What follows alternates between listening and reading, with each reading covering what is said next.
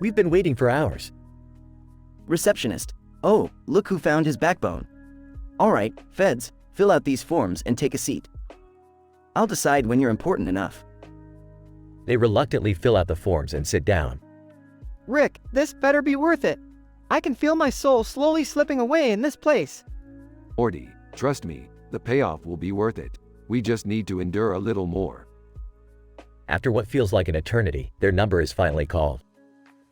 Finally, I've aged 5 years waiting for this. Morty approaches the counter, becoming increasingly frustrated. Look, lady, we've been through hell and back just to wait. Is that a knife in her hand? Receptionist. That's right, sweetie. You think I deal with people like you all day without protection?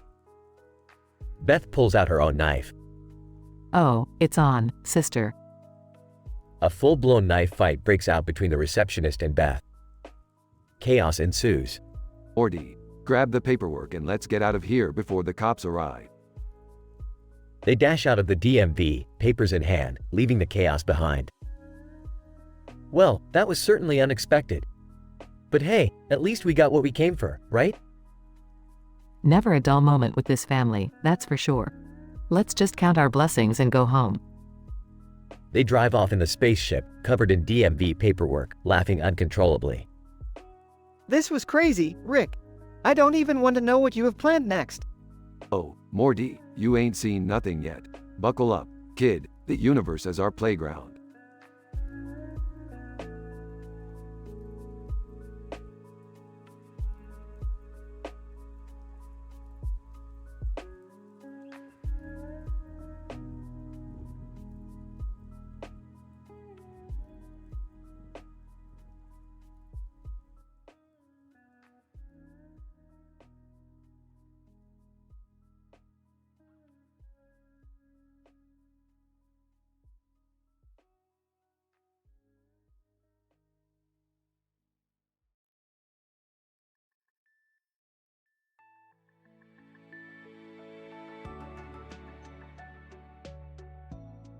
Morty, I've been out of the dating game for too long.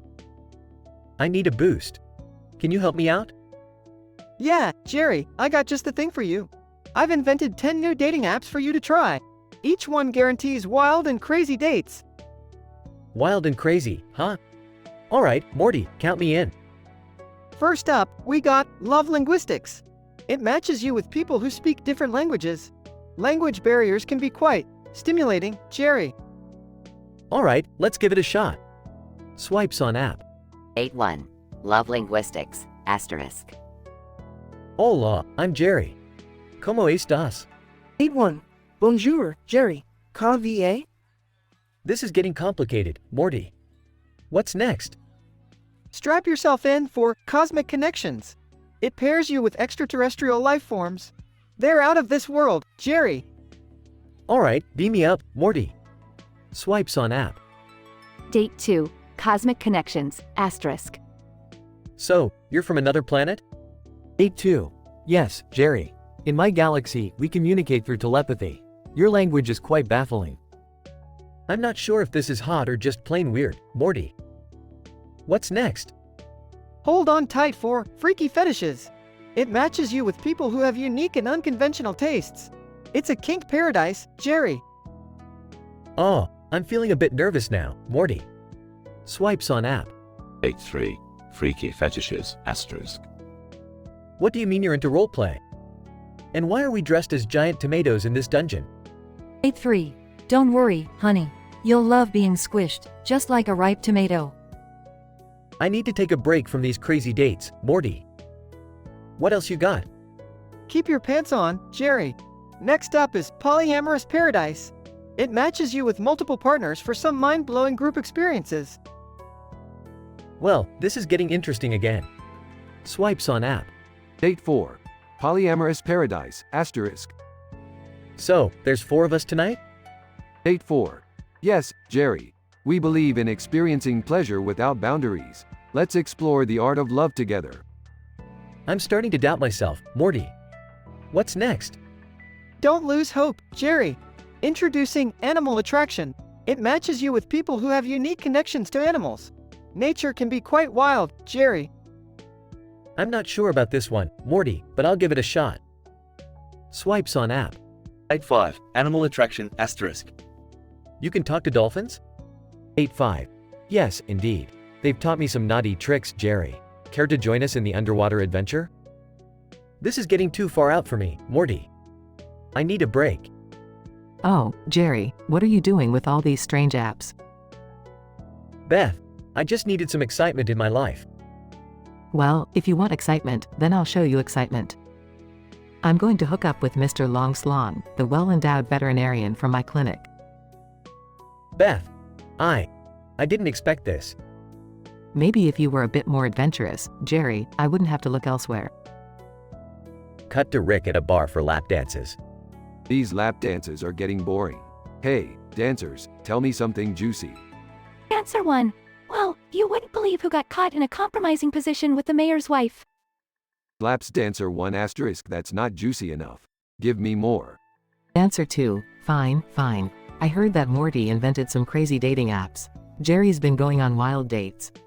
Ah, Jerry, always getting into trouble. Alright, let's make this night more interesting. Who wants to come back to my place? 5 people from the bar raise their hands. You, the fiery redhead. You're first. Now, the sultry brunette. You're next. And you, the tall blonde. Let's not waste any time. The 2 of you, take a number. You'll be next. Rick heads home with the selected individuals for a night of adult debauchery. End of episode.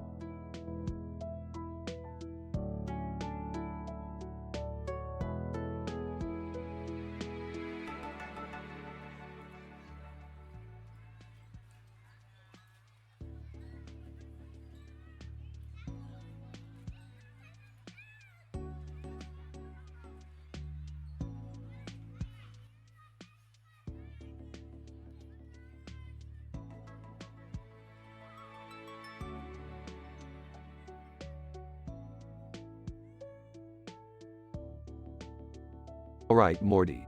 Buckle up because we're about to embark on an interdimensional roller coaster ride of chaos and profanity. Rick, can't we just, I don't know, stay home for once and watch some TV? Morty, you know that couch potato life is for losers, and we're anything but losers. We're interdimensional adventurers, baby. Yeah, but last time we went on an adventure, we got chased by bloodthirsty aliens and I almost got disintegrated. Details, Morty. You're overthinking it. Now hold on. We're going to teleport to another dimension where everything is made of glitter and fluffy puppies. Glitter and fluffy puppies? That sounds kinda nice, I guess.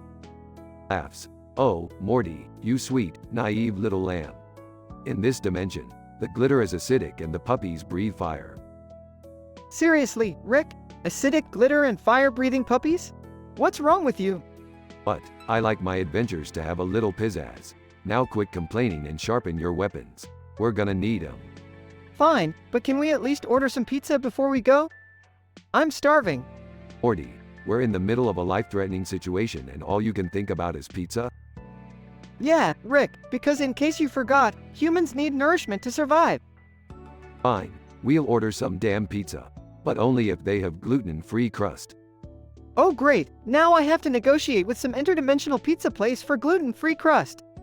Fantastic. Rick and Morty suddenly find themselves in a dark room, with a man holding a gun, and another man holding a gun in a spotlight. Man with gun 1. Who the hell are you two? Oh great, more trigger-happy idiots. Look Morty, it's a 2-for-1 deal on dumbasses. Man with gun 2. I don't know how you got in here, but you're not leaving alive. Sarcastically, oh no, I'm shaking in my lab coat. Morty, you see this guy? Total neckbeard.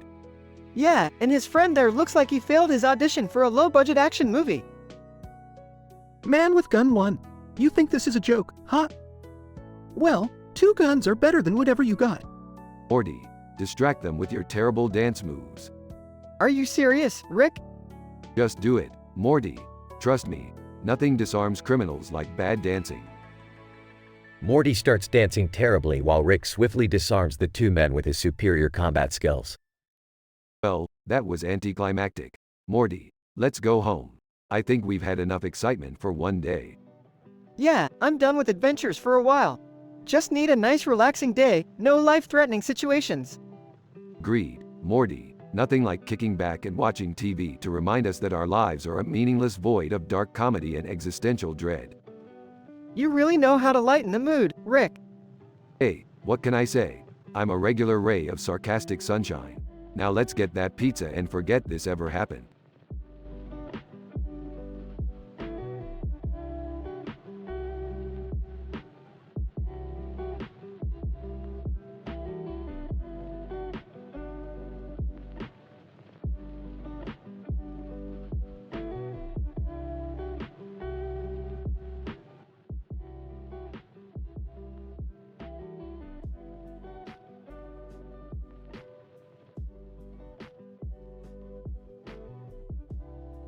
Alright, Morty, Summer, Beth, and Jerry, gather round. We're going to the Department of Motor Vehicles for a legit scientific reason. Don't question it. Oh, the DMV, Rick. Can't we go anywhere else? It's always a nightmare. Morty, my calculations suggest this is the optimal location for our experiment. Just trust me. They enter the DMV and approach the receptionist desk. Receptionist, obnoxiously. Well, what do we have here? Another group of idiots who can't handle their own shit. Excuse me, but we're here for a legitimate reason. We need some paperwork processed. Receptionist, laughs loudly. Oh, please, like I give a damn about your legitimate reason. You think you're special? Huh?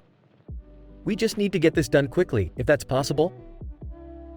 Receptionist, snaps fingers in their faces. Listen up, losers. The DMV doesn't do quick. You'll be lucky if you get out of here in a week. Smirks, well, my dear, perhaps you underestimate the power of science. Prepare to witness brilliance in action. Rick pulls out a device and presses a button, causing the entire DMV to freeze in time. Whoa, Rick, what did you just do? I've paused time, Morty. We'll get what we need without dealing with this detestable woman. So, what's the plan now? Simple. We sneak past her, locate the documents, and unpause time. Let's move. They stealthily navigate through the frozen DMV, grabbing the required paperwork along the way. We're almost there. Just one more desk to go. Receptionist, unfreezes. Hey, you idiots. Where do you think you're going? Smirking? Oh, my dear receptionist, you thought you could stop us, didn't you? Receptionist, you're damn right, I did. Now hand over those papers and get the hell out of here. Chuckles. You see, my dear, the thing about science is that it always finds a way. Rick presses a button on his device, causing the receptionist to be teleported to an unknown dimension. Receptionist, screams. What the fuck is happening? Where am I? Silence falls over the DMV as the group, stunned, watches the receptionist vanish. Rick, what did you do? She's gone. Relax, Morty. I just sent her to another dimension. She'll live out her days in a world of her own. I can't believe it. That was both incredibly satisfying and terrifyingly genius. How did you come up with that? Oh, Beth, let's just say, when it comes to dealing with obnoxious, loud-mouthed individuals, a little dimensional vacation goes a long way. They all laugh, victorious, as they exit the DMV, paperwork in hand.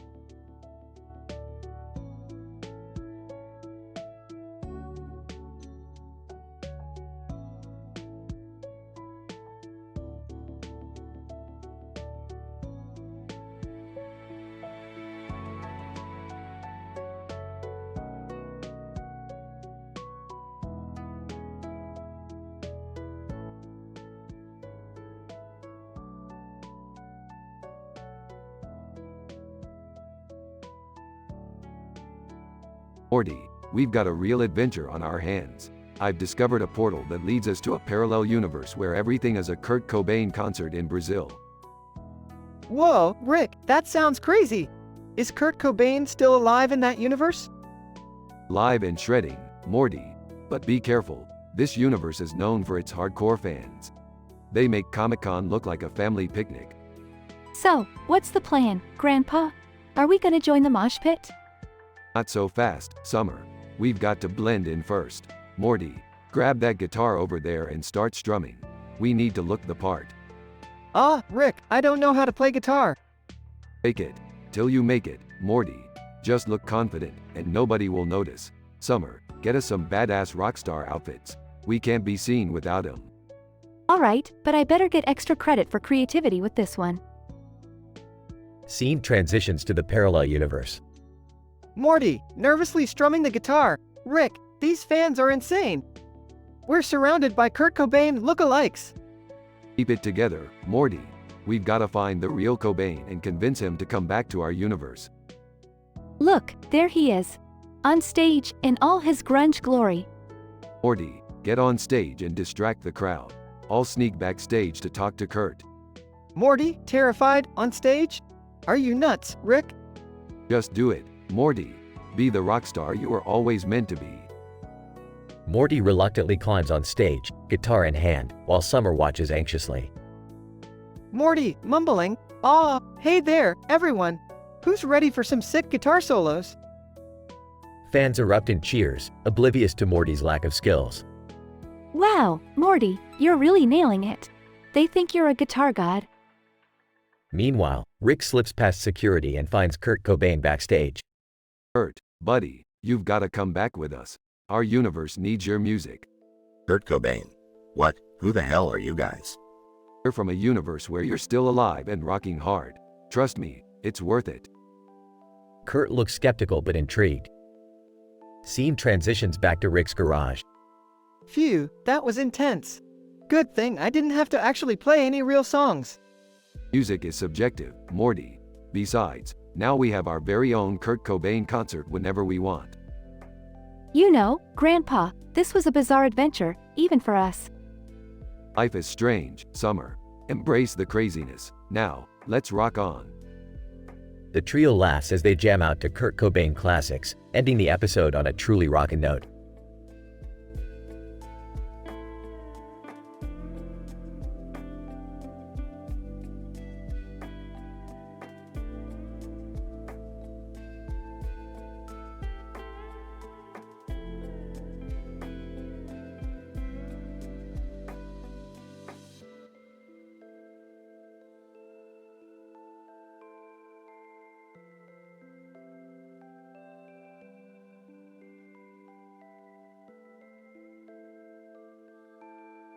Morty, I can't believe it.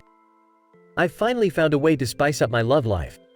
Morty, my boy, you've done it again. Yeah, Jerry, I've created 10 new dating apps just for you. No more lonely nights for Jerry Smith. Alright, let's see what these apps can do. First up, Match and Mingle. This better be good, Morty. Trust me, Jerry, it's revolutionary. Swipe left if they're not your type, swipe right if you're interested. It's that simple. Okay, got a match. Oh, she's got a dog. Perfect, I love dogs. We're going on a date. That's the spirit, Jerry. Next app, Kiss and Tell. You'll get to know each other intimately. Intimately? Morty, this app is wild. I'm in. What are you two idiots doing? Beth, mind your own business. We're just trying out Morty's new dating apps. Oh, really? Well, you know what, I don't need your dumb apps. I'm going to find myself some fun, too. Fine, be that way. Let's move on to the next app, Flirt and Flare. Oh, that one's a real game changer, Jerry. Get ready for some hot and heavy flirting action. Alright, matched with a fire dancer. This could get interesting. Meanwhile, at the vet clinic. Hey, Mr. Longslong, you up for some after-hours fun? Mr. Longslong. Beth, you're a wild one. Let's make this clinic a little more exciting. Back at the bar with Rick.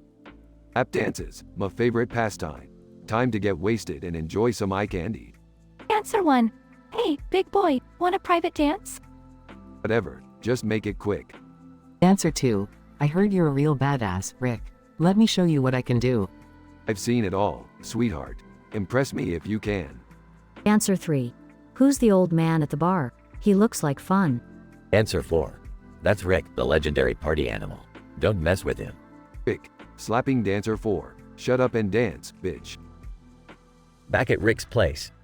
Alright, 5. You've earned yourself a night with the infamous Rick Sanchez. Let's see if you can handle it. 5. Don't worry, Rick, I can handle anything you throw at me. Rick and 5 engage in a wild night of passion, exploring every corner of pleasure imaginable. You know what, 5, you're not half bad. Let's do this again sometime. 5. Anytime, Rick. I'm always up for another round with you. Jerry continues his wild dates with different app matches, while Beth and Mr. Long Slong embark on a passionate affair. Rick, on the other hand, continues his debaucherous escapades at the bar, with new dancers waiting their turn to entertain him.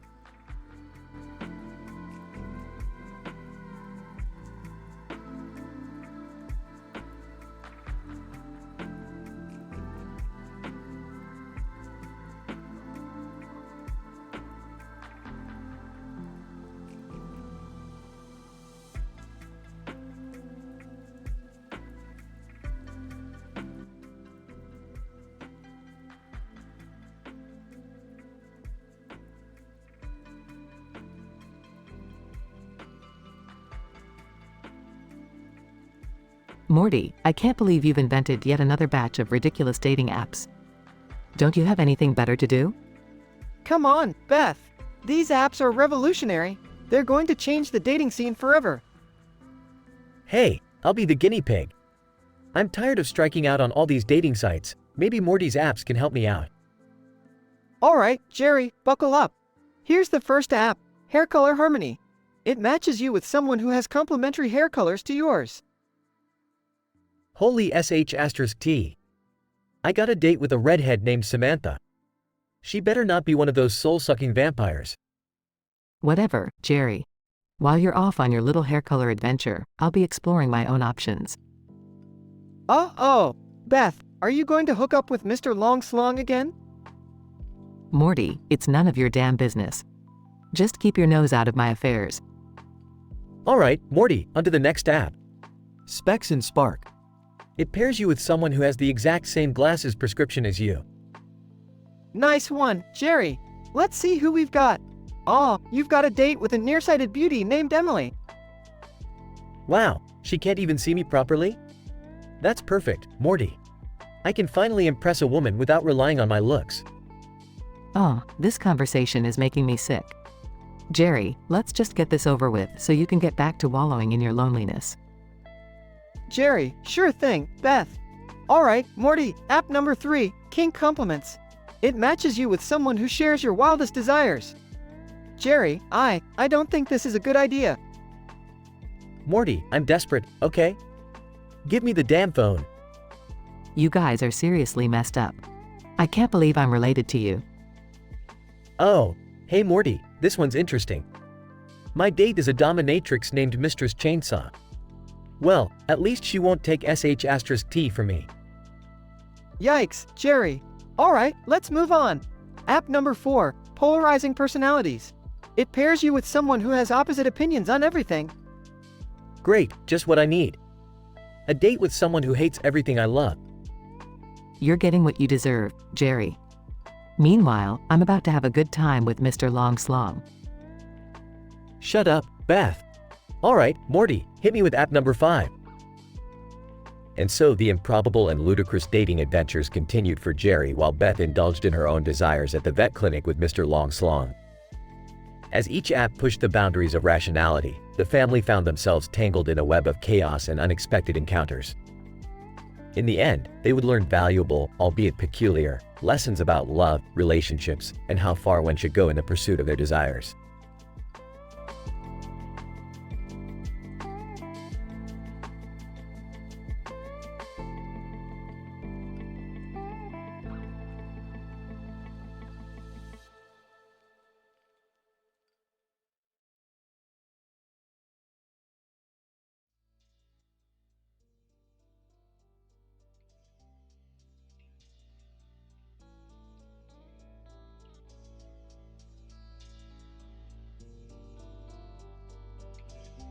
Alright, Morty, buckle up. We're going on a little adventure to the DMV. The DMV, Rick? Really? Can't we go somewhere less soul-crushing?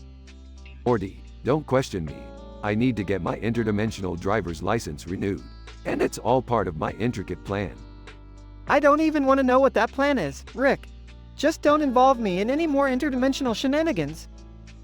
They arrive at the DMV and enter. Receptionist, welcome to the DMV, where your dreams come to die. What can I do for you? We're here to get my interdimensional driver's license renewed. No questions asked, lady. Receptionist, oh, we got ourselves a hotshot here. Well, Mr. Hotshot, you better have all your paperwork in order. Oh, trust me, I have more paperwork than your brain can handle, sweetheart. They get into a heated argument. Guys, maybe we can all calm down and try to act like normal human beings? Yeah, this place is already soul-sucking enough without you two adding to it. Receptionist, normal human beings? Oh, honey, this is the DMV. Normal went out the window when you walked in. Can we just get this over with? I didn't sign up for a full-on Jerry Springer show today. Oh, thanks for mentioning me, honey. I'm just here for moral support, silently judging everyone. As the argument intensifies, chaos breaks out in the DMV. Alright, that's it. Everyone, listen up. We're taking over this joint. Rick, what are you doing? You can't take over the DMV. Oh, Morty, nothing is impossible when you have a genius like me on your side. Now, let's go, team. Beth, Jerry, Summer, Morty, and Rick join forces and take control of the DMV. Receptionist, you may have won this round, but you'll never escape the wrath of the DMV. Oh, keep dreaming, lady. We'll be out of here in no time. They finally finish their paperwork and escape the DMV, victorious. I can't believe we actually survived that. What a crazy day. You know, we should do this more often, bonding as a family over bureaucratic nightmares. Jerry, please don't encourage him. I think I aged about 10 years in there. Never again, Rick. Ah, come on, Morty. Where's your sense of adventure? Plus, it's always fun to mess with the DMV. They all laugh as they drive away, leaving the chaos of the DMV behind them. The family's trip to the DMV turned into a chaotic adventure filled with arguments, rebellions, and an eventual triumph. While they may have caused mayhem and disrupted the place, they managed to fulfill their purpose and escape the dreaded DMV. As they drive away, they ponder the absurdity of the situation and the lengths they'll go to avoid the monotony of everyday life.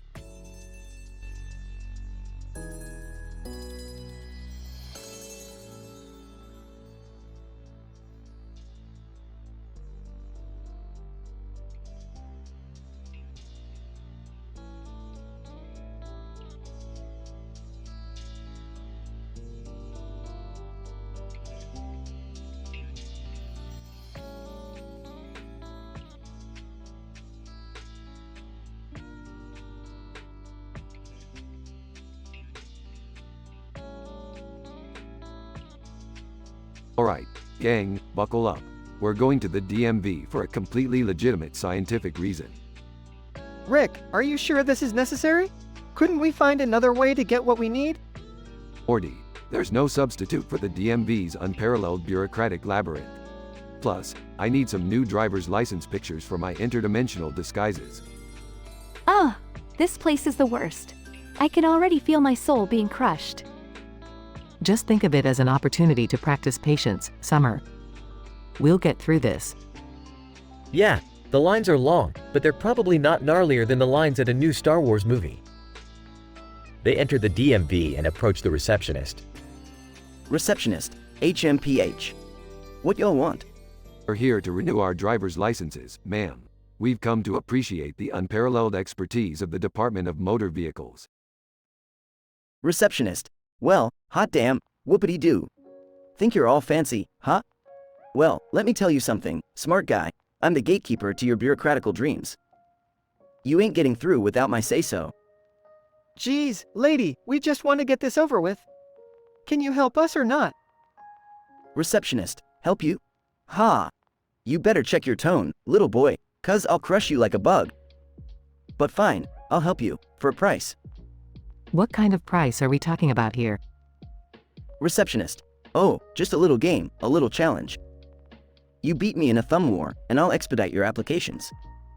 Lose, and you'll be stuck in this bureaucratic nightmare forever. Really? A thumb war? That's the best you can come up with? Receptionist. Oh, honey, you must be dumber than a bag of hammers if you think this is just a thumb war. Prepare to be humiliated. They engage in an epic thumb war battle with intense close-ups and slow-motion shots.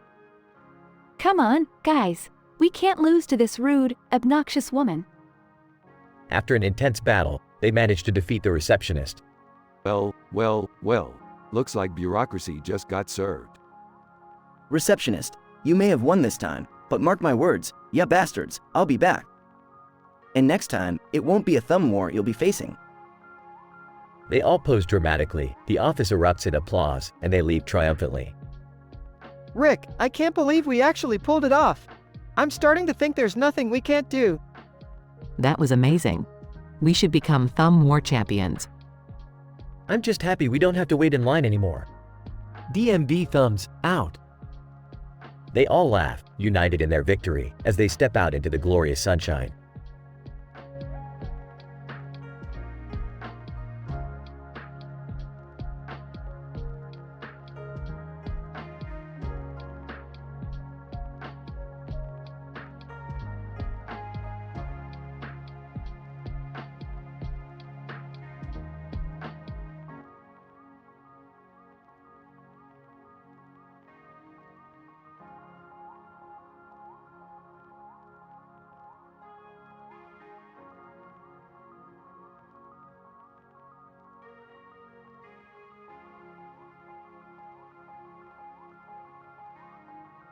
Morty, what the fuck is this room?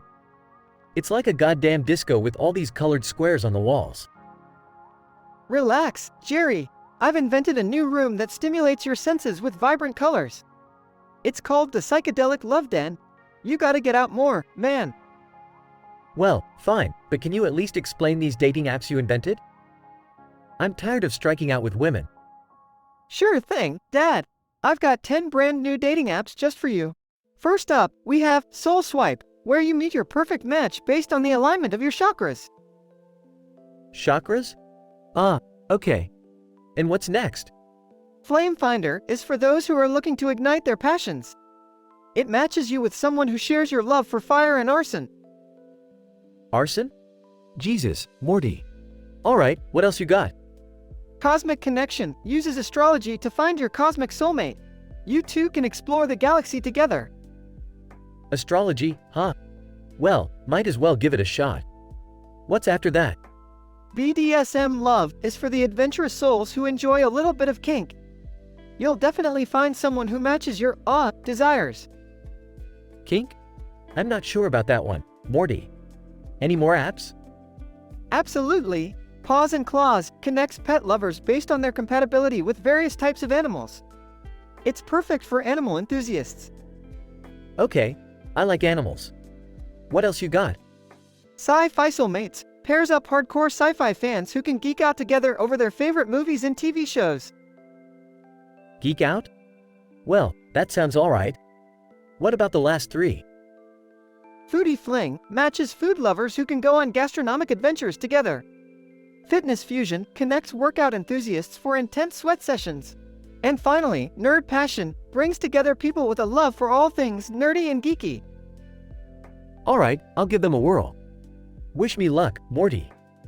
Scene shifts to Beth at her vet clinic. These dating apps Jerry is using are driving me insane. I can't believe he's out there having all the fun. Well, two can play at that game. Smirks. Scene shifts to Beth hooking up with Mr. Longschlong, her coworker, in a back room of the clinic. Oh, Mr. Longschlong, you know how to handle those animals. Show me what you've got. Scene shifts to Rick at a bar. Time for some fun. Hey, dancers, come over here. I've got some gossip to exchange. Answer one. What's up, Rick? Who are you looking to party with tonight? I don't know yet. Just give me a lap dance and we'll see where the night takes us. Scene shifts to Rick getting lap dances from 10 different dancers, each one sharing secrets and gossip. Slaps. That's some good shit right there. Dancer number 6. You sure know how to work it. Answer 6. Thanks, Rick. You're always so full of surprises. Scene shifts to Rick leaving the bar with 5 dancers in tow. Alright, ladies, let's head back to my place. Time for some real adult fun. Scene shifts to Rick engaging in a wild night with the 5 dancers, detailing each encounter in explicit detail. And that, Morty, is how you spend a night like a goddamn legend.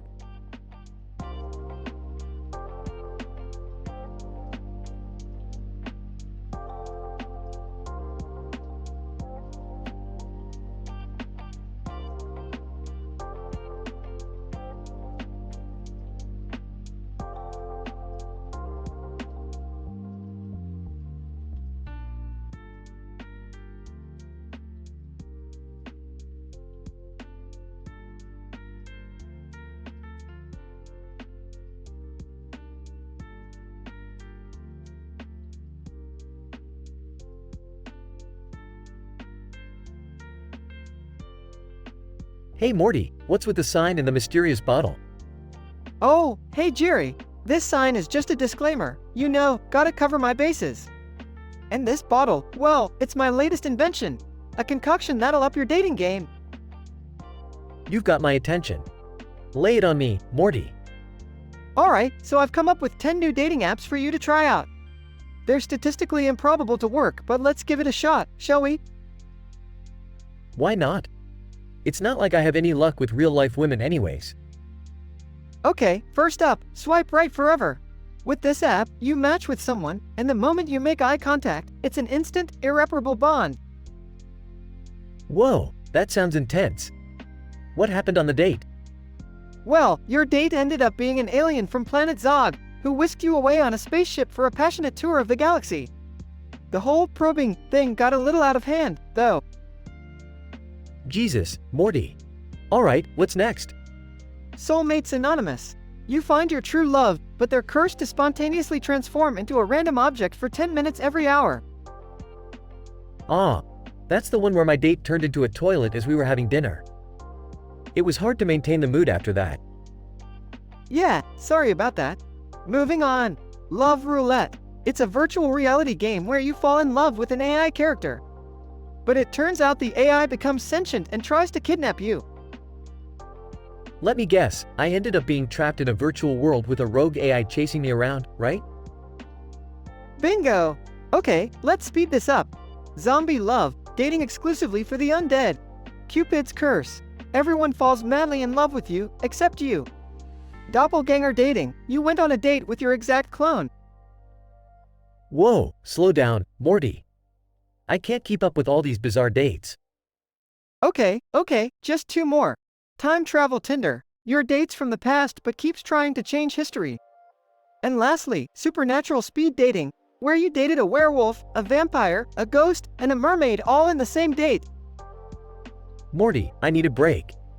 These apps are more insane than my actual life. Hey, don't blame me. You asked for it. But I gotta admit, it was fun seeing you go through all these ridiculous dates. Well, it's not like Beth is having any of this fun. She's off hooking up with Mr. Long Slong at her vet clinic. You serious? Damn, man, guess we both had wild nights. Yeah, but Morty, we should probably find a way to undo your dating app disasters and get Beth back. Right. Let's get our shit together. We'll deal with this one catastrophe at a time. But first, let's hope Beth and Mr. Long Slong are practicing safe veterinary medicine. Oh, Morty, you always find a way to make me feel better in the midst of chaos.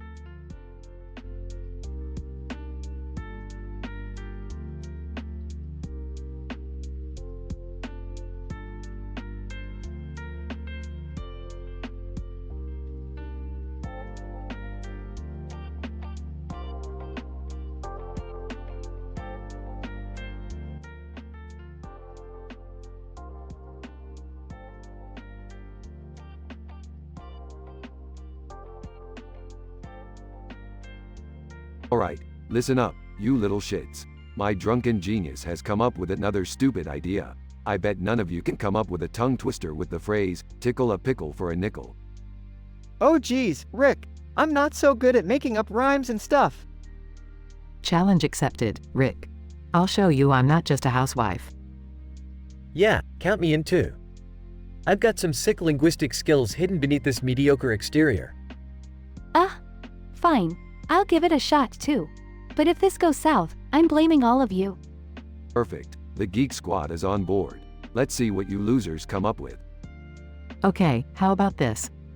Wrangle a jangle with a tingle in spades, tickle a pickle and get laid. Beth, that's more like a confession, not a tongue twister. But I like it. Alright, my turn. Sizzle a pickle, you'll tickle a nickel. But do it fast, or you'll need a hospital pass. Nice try, Jerry, but that's just a half-assed dad joke. I kind of expected better from you. Here's mine. Pick a pickle, give it a lickle, for a little nickel, and you'll feel fickle. Okay, that's not bad. You're getting closer, but still not there. I'm not sure if this is good, but I'll give it a shot. Tickle a wrinkle in a pickle, for a nickel so fickle, it'll make your brain trickle. Morty, that's surprisingly good. You really are stepping up your game. Congrats. So, Rick, what's our adventure? Are we actually tickling pickles for nickels?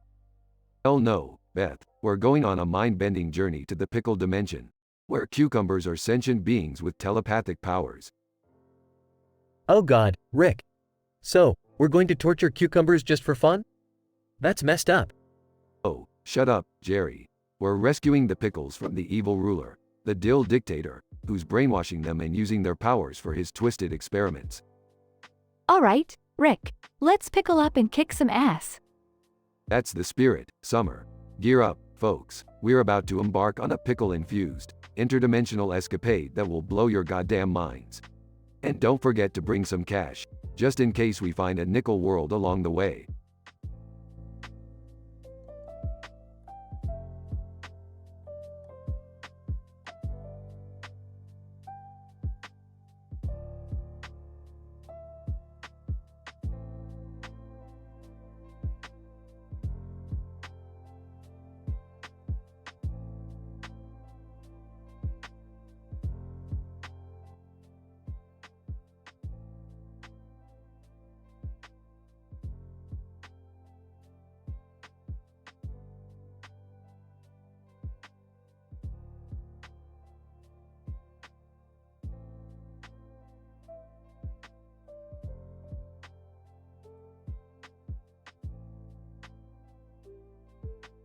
Alright, Morty. I've got a scientific experiment that requires us to visit the DMV. The DMV? Seriously, Rick? Couldn't we, I don't know, go to another dimension for a change? Morty, this is important. We need to find the rarest form of government bureaucracy known to man. Oh great, another exciting adventure with Grandpa Rick involving paperwork. Can't wait. Jerry, stop complaining. It's not every day we get to witness Rick's genius at the DMV. Yeah, but can't we just, go get ice cream or something? Paperwork is boring. Scene shifts to the DMV entrance. Receptionist, welcome to the DMV, where your patience goes to die. What can I do for you losers today? We have a pressing scientific matter that requires your expertise in inefficient customer service. Receptionist, peeved, you think you're so smart, huh?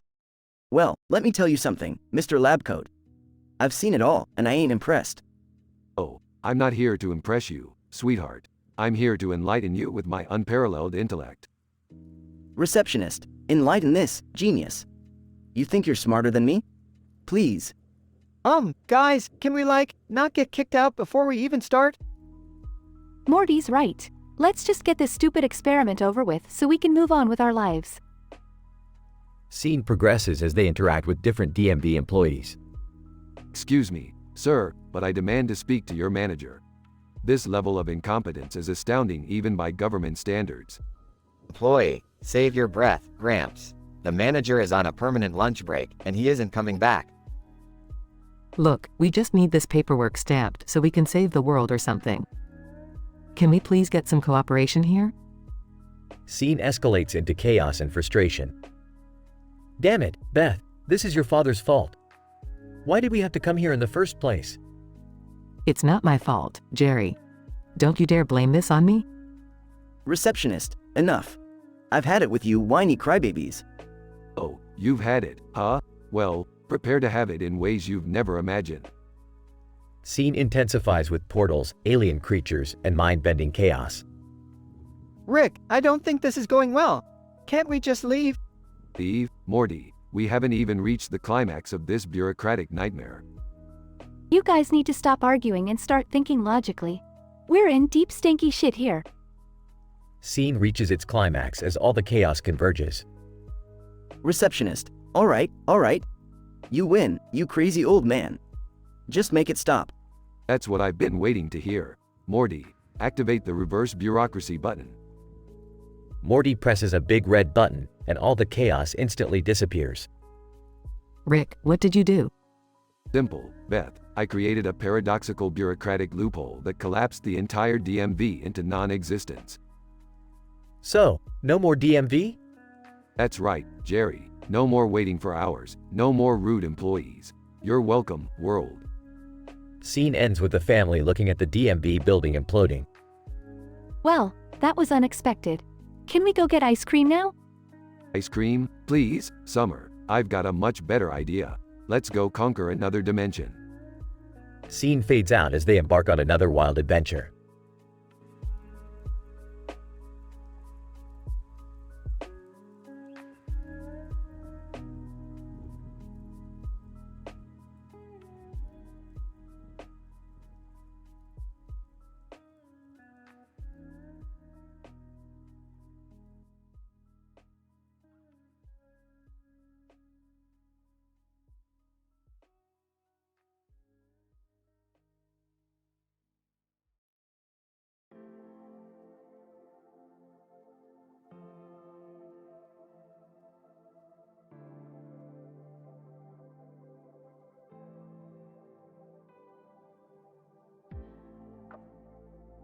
Hey Morty, what's with all these broken glass tabletops?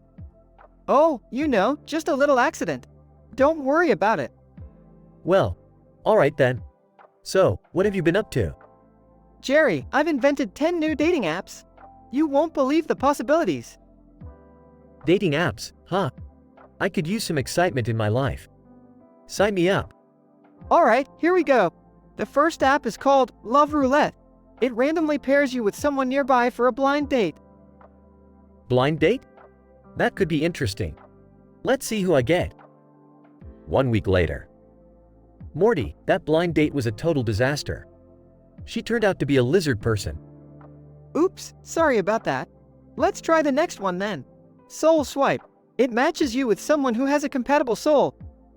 Alright, let's give it a shot. Another week later. Morty, this soul swipe was even worse. My date turned out to be a possessed doll. Okay, I've got another one. Kink Connections. It matches you with people who share your wildest desires. I don't know, Morty. That sounds a bit risky. Trust me, Jerry. It'll be an unforgettable experience. 1 more week later. Morty, I can't even describe what happened on that Kink Connections date. Let's move on. Alright. How about Chemistry Cuties? It finds your perfect match based on scientific algorithms. Oh, that sounds promising. Another week later. Morty, I think your algorithm is broken. My Chemistry Cuties date was a radioactive mutant. Okay, I've got it. Crazy Connections. It pairs you with someone who's just as crazy as you are. Morty, I don't think I want to date someone crazier than me. Fine. Let's jump to the last one then. Eternal Love. It guarantees a lifelong connection. 1 final week later. Morty, you won't believe it. Eternal Love actually worked. I think I found my soulmate. That's great, Jerry. I'm happy for you. Meanwhile, at the vet clinic. Mr. Long Slong, I can't resist these feelings anymore. Let's do something about it. Mr. Long Slong. Beth, are you sure? We need to be careful. Don't worry, I've always had a thing for vets. Let's make this moment unforgettable. At the bar, with Rick and the dancers. Hey, give me another lap dance, baby. I've had a rough day. Answer 1. What's been going on, Rick? You seem troubled. Just the usual shit, you know. Interdimensional problems and all that. Answer 2. So, any juicy gossip from the multiverse, Rick? Aw, just a bunch of idiots trying to outsmart me. Here, let's make it rain some cash. Show me what you got. He slaps the dancers behind playfully. Back at Rick's place with 5 people. Now that we're back, let's have some real fun. 5 of you, strip down, and let's explore each other's pleasures. Person 1. Are you sure, Rick? This might get intense. Intense is my middle name, baby. Now, who's got the first request? Don't be shy. Person 2. Rick, I've always wanted to try some role-playing. How about a naughty professor and a naughty student scenario?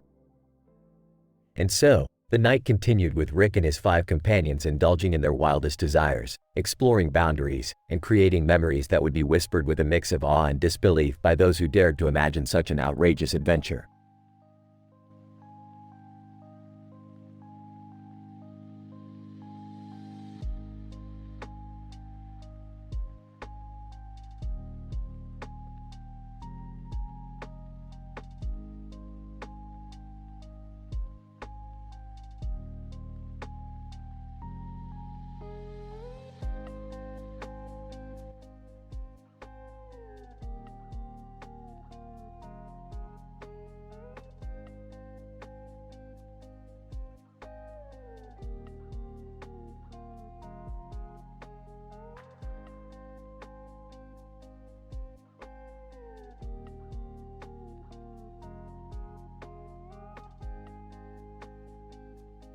Morty, I'm telling you, my dating life is in shambles. I can't seem to find the right person. Well, Jerry, I've been working on something that might help. Check out these dating apps I've been inventing. 10 of them, all specifically tailored for your needs. Seriously? 10? Alright, let's give it a shot. First up, we have Soul Swipe, where you find a partner based on their spiritual compatibility. Alright, let's see what's out there. Swipes *, oh my god, Morty, it's a match. She's into transcendental meditation and chakra balancing. Jackpot.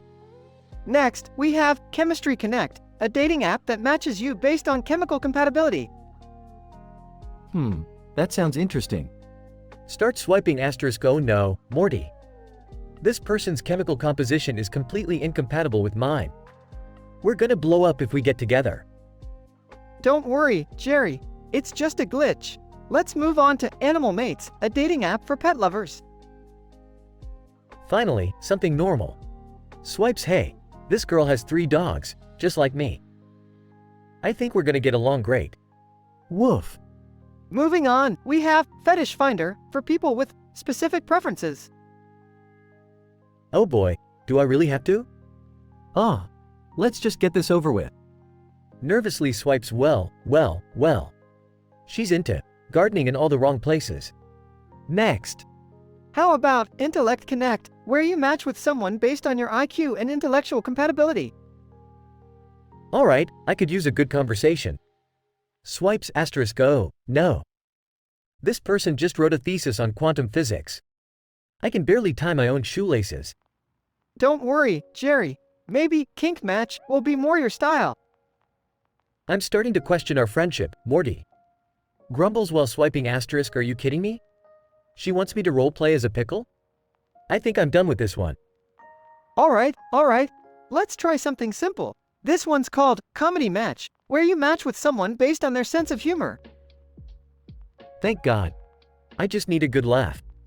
Swipes, wait a minute, this girl is a stand-up comedian. This might actually work.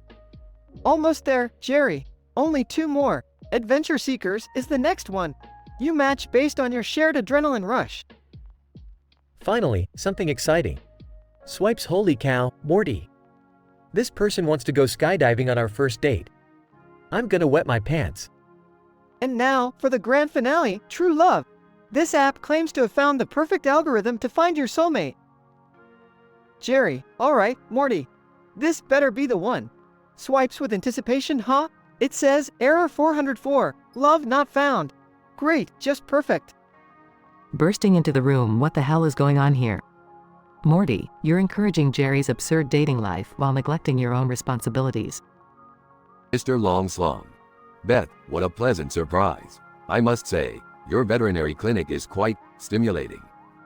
You know what, let's just skip the talking. We both know what we're here for. Mr. Longslong.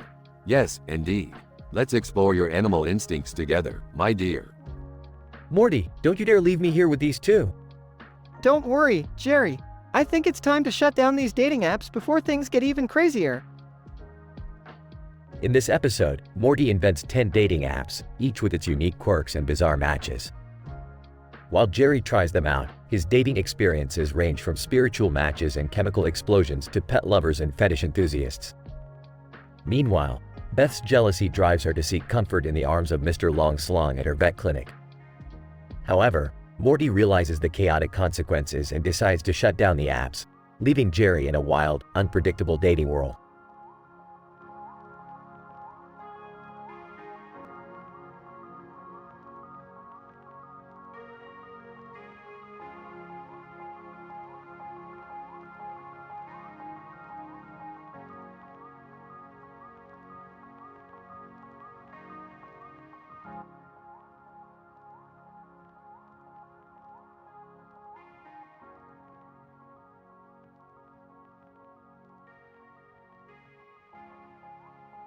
Alright, Morty, you ready to embark on another ridiculous adventure?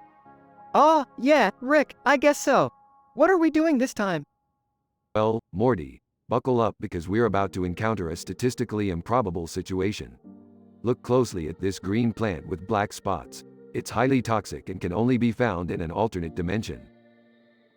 Dad, are you seriously going to drag us into another one of your crazy experiments?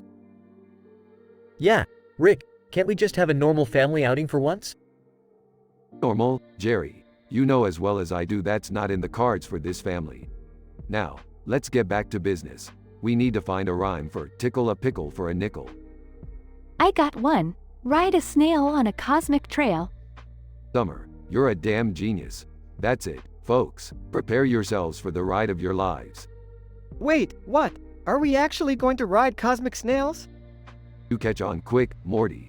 We'll be traveling through galaxies on these snails, collecting rare artifacts from various dimensions.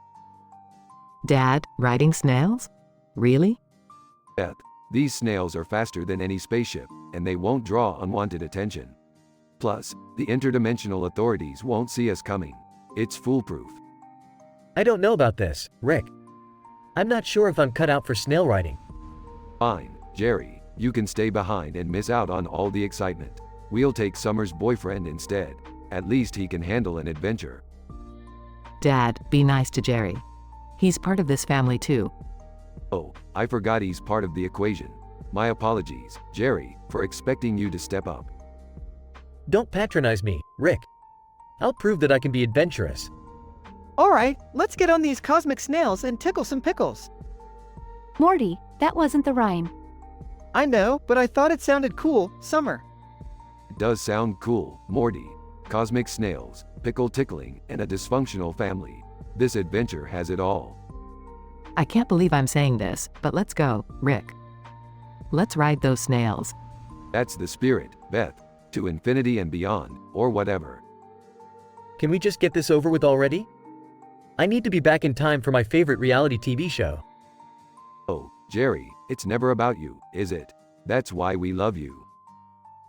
As the family mounted their cosmic snails and soared through the stars, they couldn't help but feel a mix of excitement and dread. Little did they know that this seemingly silly adventure would lead them to the heart of the multiverse, where they would uncover secrets that would shake their perception of reality itself.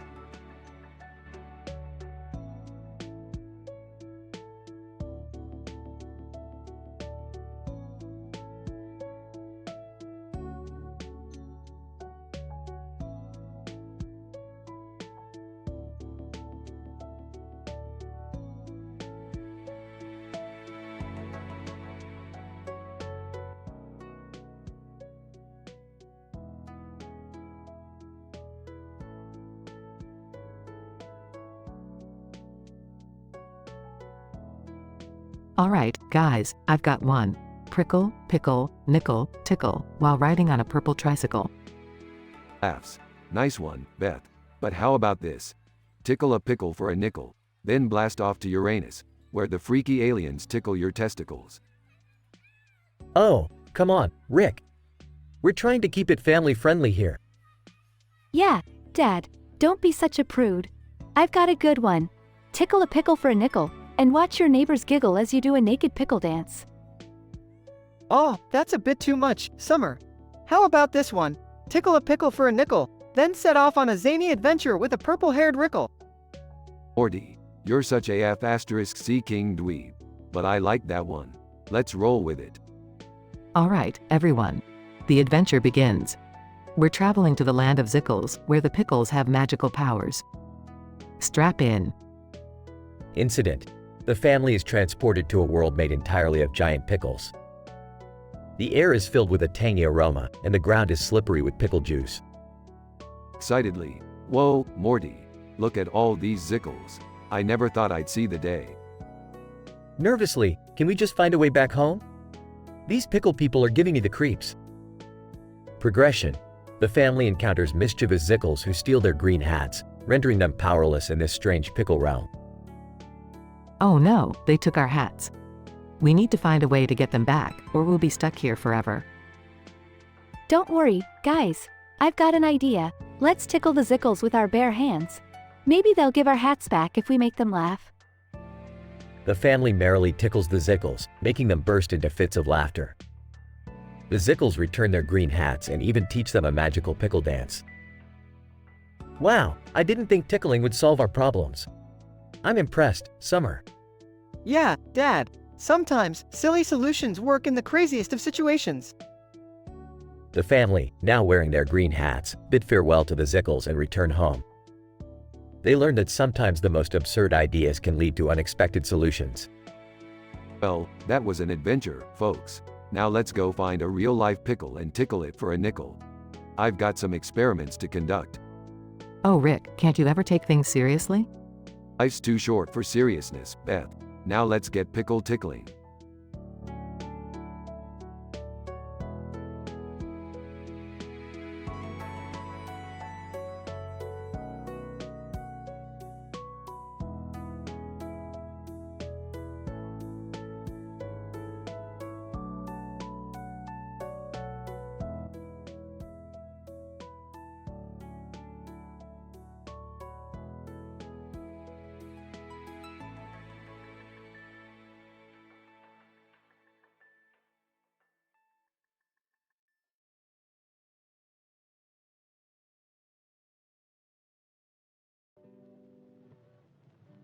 Warning. The following dialogue contains mature content and is not suitable for all audiences. Jerry, I've done it. I've invented 10 new dating apps guaranteed to find you the perfect match. Oh boy, Morty, I've been striking out lately. I could use some help. Shoot me your best app. Alright, buckle up. First up, we have LoveBot 3000. It uses advanced AI to analyze your interests and find your soulmate. Soulmates? Sounds boring. What's next? Freaky Finders. It matches you with partners based on your most twisted desires. Things could get weird, Jerry. Weird sounds interesting. How about the next one? Poly Love Palace. It's for those who are into open relationships. You've always been curious about that, right? Well, I'm open to new experiences. Keep 'em coming. Kinky Corner. This app's a little more adventurous. It matches you with partners who share your wildest fantasies. Whoa, Morty. Slow down there. Maybe let's try something tamer. Alright, how about Nerdy Connections? It's for all the geeks out there who want someone to play Dungeons & Dragons with.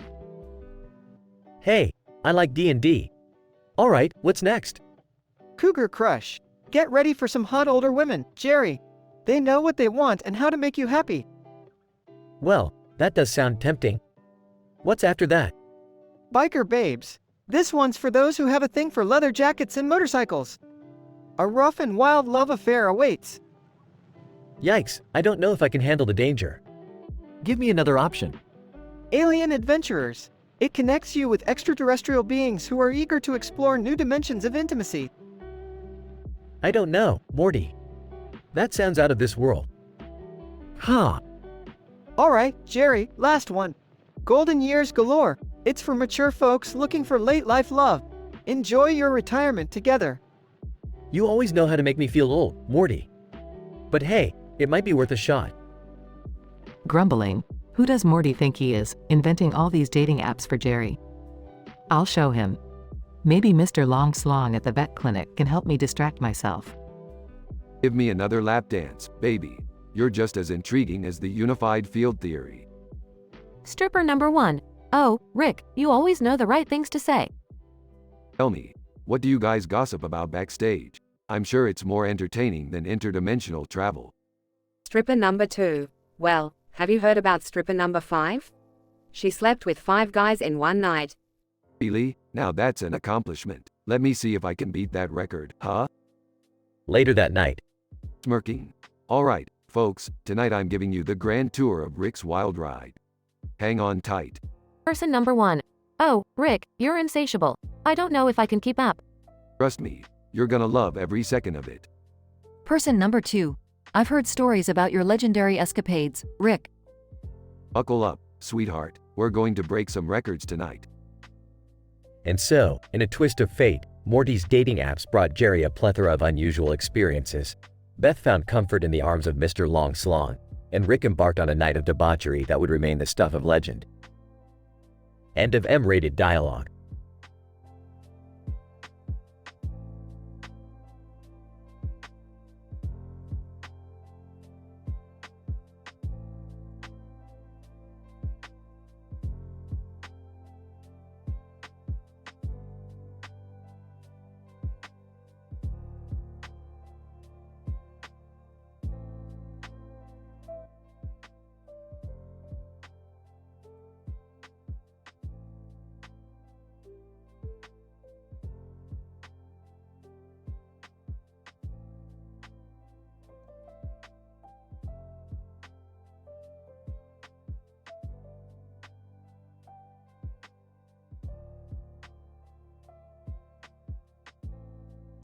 Morty, I've had enough of your bullshit.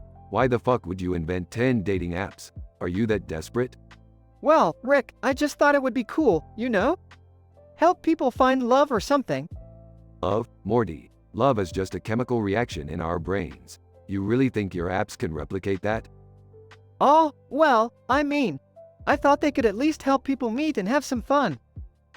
Fun? Fun is for idiots, Morty. But fine. Let's hear about these ridiculous dates you set up for Jerry. Hey guys. So, Morty set me up on 10 dates using his amazing apps. Let me tell you about them. Great. Just what I needed to hear. Go on, Jerry. Okay, so the first one was on Swipe Right for Disaster. I ended up going on a date with a woman who kept talking to her imaginary friends, Morty. Imaginary friends. Sorry, Jerry, I didn't anticipate that. Yeah, well, the second one was on Kinky Connect. Let's just say it involved whipped cream, chains, and a lot of cleaning up. Oh, for fuck's sake. Then there was Soulmates 2.0. I met this woman who claimed she could communicate with alien beings through her toaster. She even made me wear tinfoil hats. I didn't know she was that crazy, Jerry. Zodiac Love Locator was next. I went on a date with a woman who was convinced she was the reincarnation of Cleopatra. She even brought a live snake to the restaurant. Laughs. Did you at least get some action with the snake? No, Rick. It tried to strangle me. Morty, what the hell is going on? Are you trying to sabotage Jerry's love life? No, Beth, I just thought it would be fun. Fun? I'll show you fun. I'm going to Mr. Long Slong at my vet clinic. He knows how to have real fun. Laughs. Beth, you're making poor Morty blush. Have fun with your veterinarian orgy. Okay, back to my dates. Perfect Match introduced me to a woman who insisted on speaking only in cat puns. I couldn't understand half of what she was saying. Sounds like a real disaster for a date. Huh, Jerry? Size. Yes, Rick, it was. Alright, last two, Jerry. Make them count. Love Potion number Slurp paired me up with a woman who brought an actual love potion. Long story short, she ended up being a witch, and I woke up the next day with a pig's tail. Laughs. Classic witch move. And the final one? Freaks and Geeks for Deeks. I met this woman, and she was perfect. We had an amazing time together, Rick. But then she turned out to be a demon from another dimension and tried to suck out my soul. Snickers. What a way to wrap it up, Jerry. Never a dull moment with you. Scene transitions to Rick at a bar with lap dancers. Finally, Some real entertainment. Let's see what these fine ladies have to offer. Lap Dancer 1. Hey, handsome. Looking for a good time? Show me what you got, sweetheart. They exchange dialogue about desires and preferences while Rick slaps her ass. Scene transitions to Rick having a night with 5 persons. Alright, let's skip the talking. Show me what you've got. Person 1. Whispers. How kinky do you want it, Rick? I want it as kinky as a black hole, baby. They proceed with explicit activities. Detailed descriptions are inappropriate and have been omitted. Note: the above dialogue contains graphic content and strong language. It is highly recommended to exercise caution and discretion while reading.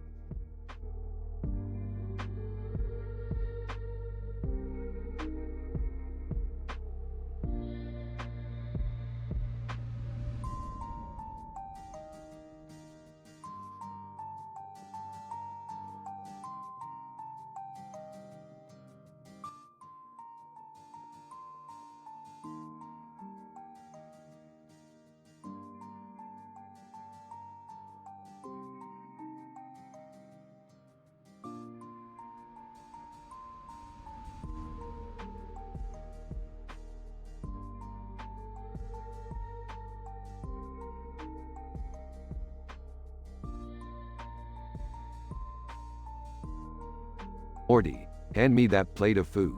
We need to discuss something important. Oh, okay, Rick. Here you go. It's just some broccoli, carrots, and noodles. Kind of boring. Boring, Morty. This plate of food represents the pinnacle of interdimensional cuisine. It's a gastronomic delight beyond your feeble comprehension. Dad, are you seriously going to talk about disgusting interdimensional dinners during dinner? Can't we just eat in peace? Oh, come on, Beth. I bet you're dying to know about the most revolting meals in the multiverse. Trust me, it's gonna blow your mind. Yeah, I want to hear about it too. Hit us with those weird, disgusting dinners, Rick. I'm not sure I want to hear about it, but I guess I'll stick around. Alright, strap yourselves in. Number 1. The Squirming Gristle Stew. Main dish. Fermented tentacles of the Andromedan sea slug, served over a bed of slime moss. Side dish. Pickled gargleberries. Drink. Bubbling mucus colada. Ew, sounds gross, Rick. How does it taste? Imagine pure essence of slime, infused with a tangy hint of rotting fish. The texture is like chewing on wiggly worms. And the smell. Let's just say it could melt your nostril hairs. I give it a solid 1 out of 10. That's delightful. What's the next one? Number 2. The Sizzling Maggot Surprise. Main dish. Pan-fried maggot fillets, coated in a sauce made from fresh bile. Side dish. Sautéed centipede legs. Drink. Rusty drain water. Ah, I think I'm gonna be sick. Is there anything redeeming about this one? Well, if you enjoy the taste of rot and decay, this is the meal for you. The maggots provide a nice crunch, and the centipede legs give it a little extra texture. I'll give it a generous 2 out of 10. I think I'm regretting this dinner conversation already. We're not done yet, Jerry. Number 3. The Moldy Sludge Casserole. Main dish. Putrid sludge, baked until it develops a nice green mold. Side dish. Stuffed beetles. Drink. Foul ooze cocktail. Seriously, Dad? Moldy sludge? I don't even want to ask about the taste. Let's just say it's like eating a decaying swamp mixed with a hint of musty cheese. The texture is slimy and the smell, well, you'll wish you were dead. I give it a solid 0 out of 10. Can we move on? These dinners are making my stomach turn. Fine, Morty, but you're missing out on the classics. Number 4. The Putrefying Delight Surprise. Main dish. Rotting corpse of the Quasorian beast, aged for a millennium. Side dish. Fried maggot dumplings. Drink. Vomit martini. Oh my god, Rick. Are you serious? How could anyone eat this? The taste is akin to devouring a corpse that has been marinating in its own juices for 1,000 years. The maggots add a delightful crunch, and the drink, well, it's as repugnant as it sounds. I'll give it a -1 out of 10. I don't even know why I'm still sitting here. This is too much for me. Alright, last but not least, number 5, the Rancid Swamp Tartare. Main dish. Freshly scooped swamp sludge, garnished with a blend of decomposing insects. Side dish. fried leeches, drink, scum slushy. I can't believe I'm still listening to this. What's wrong with us? The taste is like licking the bottom of a swamp filled with dead fish and algae. The texture is slimy and the smell is enough to make your eyes water. I'll give it a solid -10 out of 10. That's it, I'm out. I can't take any more of this grossness. Suit yourself, Morty, more for me. Everyone leaves the table, except for Rick, who continues eating the plate of food. Not bad. Could use a little more slime, though.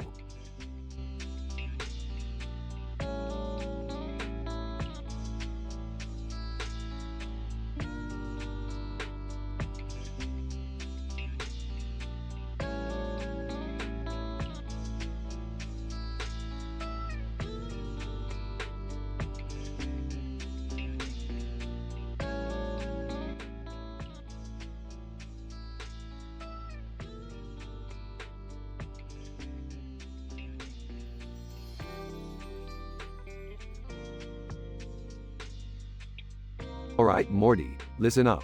We've got a new interdimensional adventure on our hands. Strap in, kid. Oh man, not again. Can't we just have a normal day for once? Normal is overrated, Morty. We're going to an alternate dimension where every living creature is half unicorn, half pickle. Uni pickles? Seriously? What's the point of that? Who needs a point, Morty? It's all about the absurdity. Besides, they have a rare crystal that can grant telepathic powers. Telepathy? That sounds dangerous, Rick. You think everything is dangerous, Morty. Stop being such a nervous Nelly. Anyway, we need the crystal to stop an evil wizard who wants to turn Earth into a sentient pickle. What? That's insane. You're damn right, Morty. That's how we roll. Now, buckle up and let's pick a portal. They enter the portal and arrive in the unicorn pickle dimension. Whoa, this place is trippy. Unicorns with pickles for horns? I never thought I'd see the day. Don't touch anything, Summer. Who knows what kind of crazy magic is at play here? I could really go for a regular pickle right about now. These unicorn pickles are making me hungry. Jerry, focus. We have a mission. We need to find the crystal before the evil wizard gets his hands on it. Look, Dad's distraction actually paid off. There it is, in that giant pickle castle. So, we just waltz in and take it? It won't be that easy. We have to get past the guards, the traps, and the sentient pickle army. Wait, why does everything have to be pickles? Couldn't it be like marshmallow unicorns or something? Because, Beth, pickles are funny. Laughing makes life bearable in the face of cosmic insignificance. Sarcastically, oh yeah, laughing while being chased by pickle soldiers. Such a joy. I've got a great idea, guys. We distract them by reciting the tongue twister we came up with earlier. Tickle a pickle for a nickel. Oh, Jerry, so naive. But hey, worth a shot. Tickle a pickle for a nickel. Let's give it a go. They start reciting the tongue twister and the guards burst into laughter. It's working. They're too busy laughing to stop us. Quick, while they're distracted, let's grab the crystal and get out of here. They grab the crystal and make a daring escape. We did it. We saved Earth from becoming a pickle planet. Congrats, Jerry. You actually contributed something for once. Yeah, great job, Dad. Now can we go back to our normal lives, please? Normal is overrated, Summer. Now, who's up for some dimensional pancakes? They all laugh and head back home, ready for their next absurd adventure.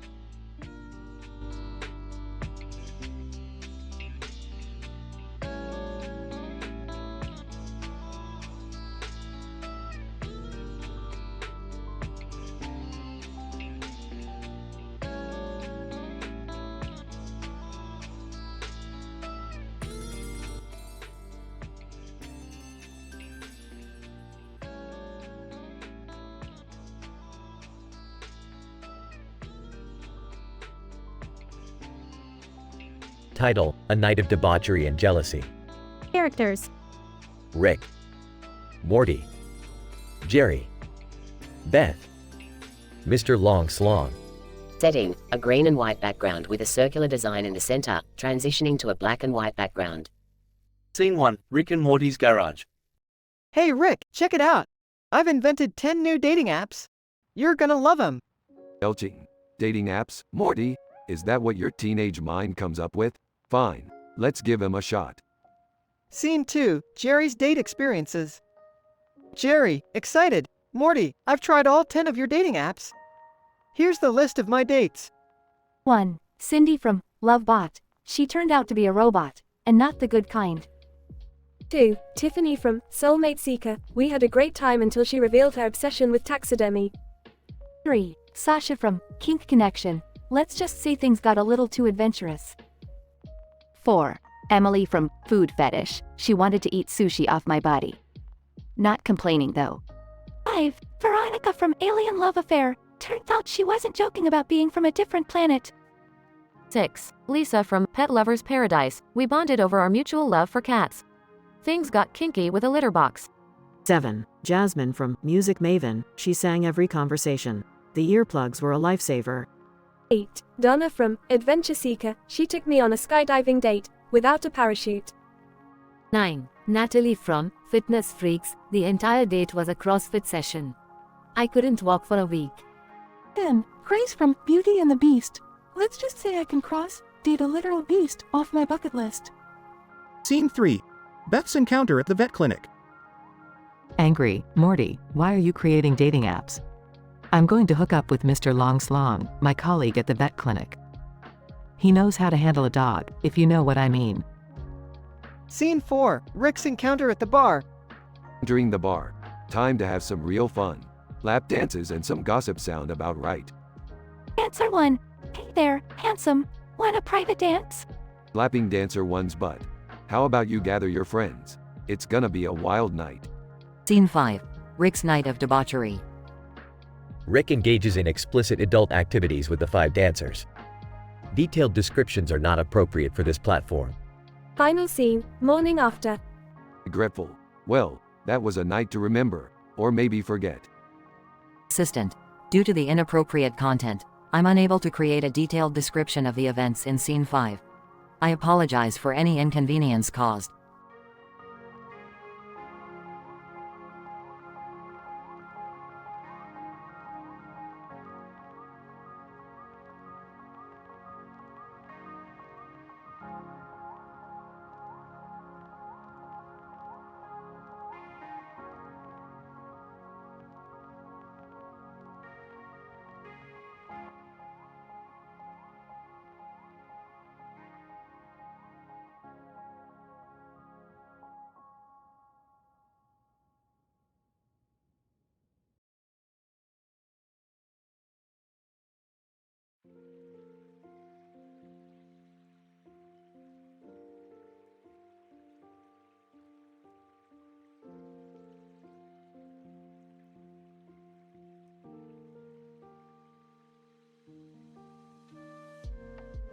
Morty, I'm telling you, these dating apps better work.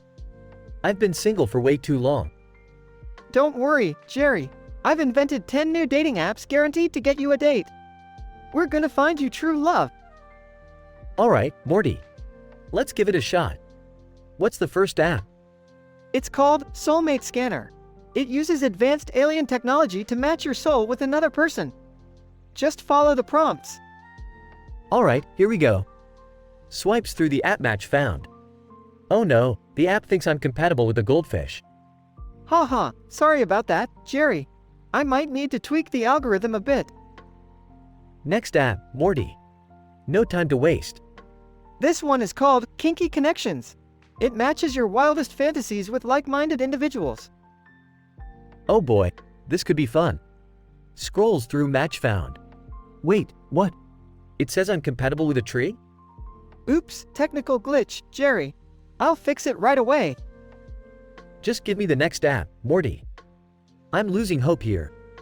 Alright, this one is called Cosmic Chemistry. It guarantees to find you a perfect match based on astrological compatibility. Oh, I've heard about this. Let's see. Match found. A toaster? Are you kidding me? Oh, something must have gone wrong. I'll get it sorted, Jerry. Hang in there. I'm running out of patience, Morty. I need a good date. Okay. How about freaky fruit dates? It pairs you with someone who has the exact same bizarre interests as you. Finally, something that might work. Swipes match found. It's another Jerry? That's weird. Let me check the coding on that one, Jerry. Morty, I'm getting desperate. These apps are a joke. Well, if you're getting desperate, maybe I should try one of Morty's apps too. Beth, what are you doing here? Morty's too busy with his failed inventions. I'll just go find some company for myself. Meanwhile, at the vet clinic. Mr. Longslong, I've never seen such a majestic python before. It's strangely alluring. Mr. Longslong. Thank you, Beth. I work hard to keep my snake in top shape. I must admit, I've always had a thing for reptiles. Is it wrong to be attracted to a snake? Mr. Longslong. Not at all, Beth. Snakes can be quite seductive creatures, especially when handled with care. Meanwhile, at the bar. Pour me another drink, barkeep. I need something strong to wash away the stench of reality. Barkeep, rough day, huh, Rick? You have no idea. Life's a joke, and I'm the punchline. Barkeep, you know, a good lap dance might cheer you up. We've got some talented performers tonight. I've seen it all, barkeep. Nothing surprises me anymore. Several lap dancers perform in front of Rick. Stares unimpressed. So, what's new in the gossip scene, ladies? Answer 1. Heard Jerry's been trying out Morty's dating apps. Hilarious disasters, apparently. Answer 2. Yeah, apparently he ended up matching with a goldfish. Can you believe it? What a loser. Slaps dancer 2's rear. Answer 2. Hey, that's not cool. Shut up, twerp. I'll do what I want. Later, at Rick's place. Laying in bed with 5 people. So, tell me more about yourselves. I'm in the mood for some juicy details. Person 1. Well, I'm a fire-breathing circus performer. Can do all sorts of tricks with flames. Person 2. I'm an alien from a planet where pleasure is the currency. You can imagine the rest. Person 3. I'm a contortionist. I can twist my body in ways you wouldn't believe. Person 4. I'm a dominatrix with a collection of whips and chains that would make your head spin. Person 5. I'm a professional stunt double. I'll take your wildest fantasies to new heights. Ah, just what I needed. A night full of debauchery and madness. Life may be meaningless, but damn if it ain't entertaining.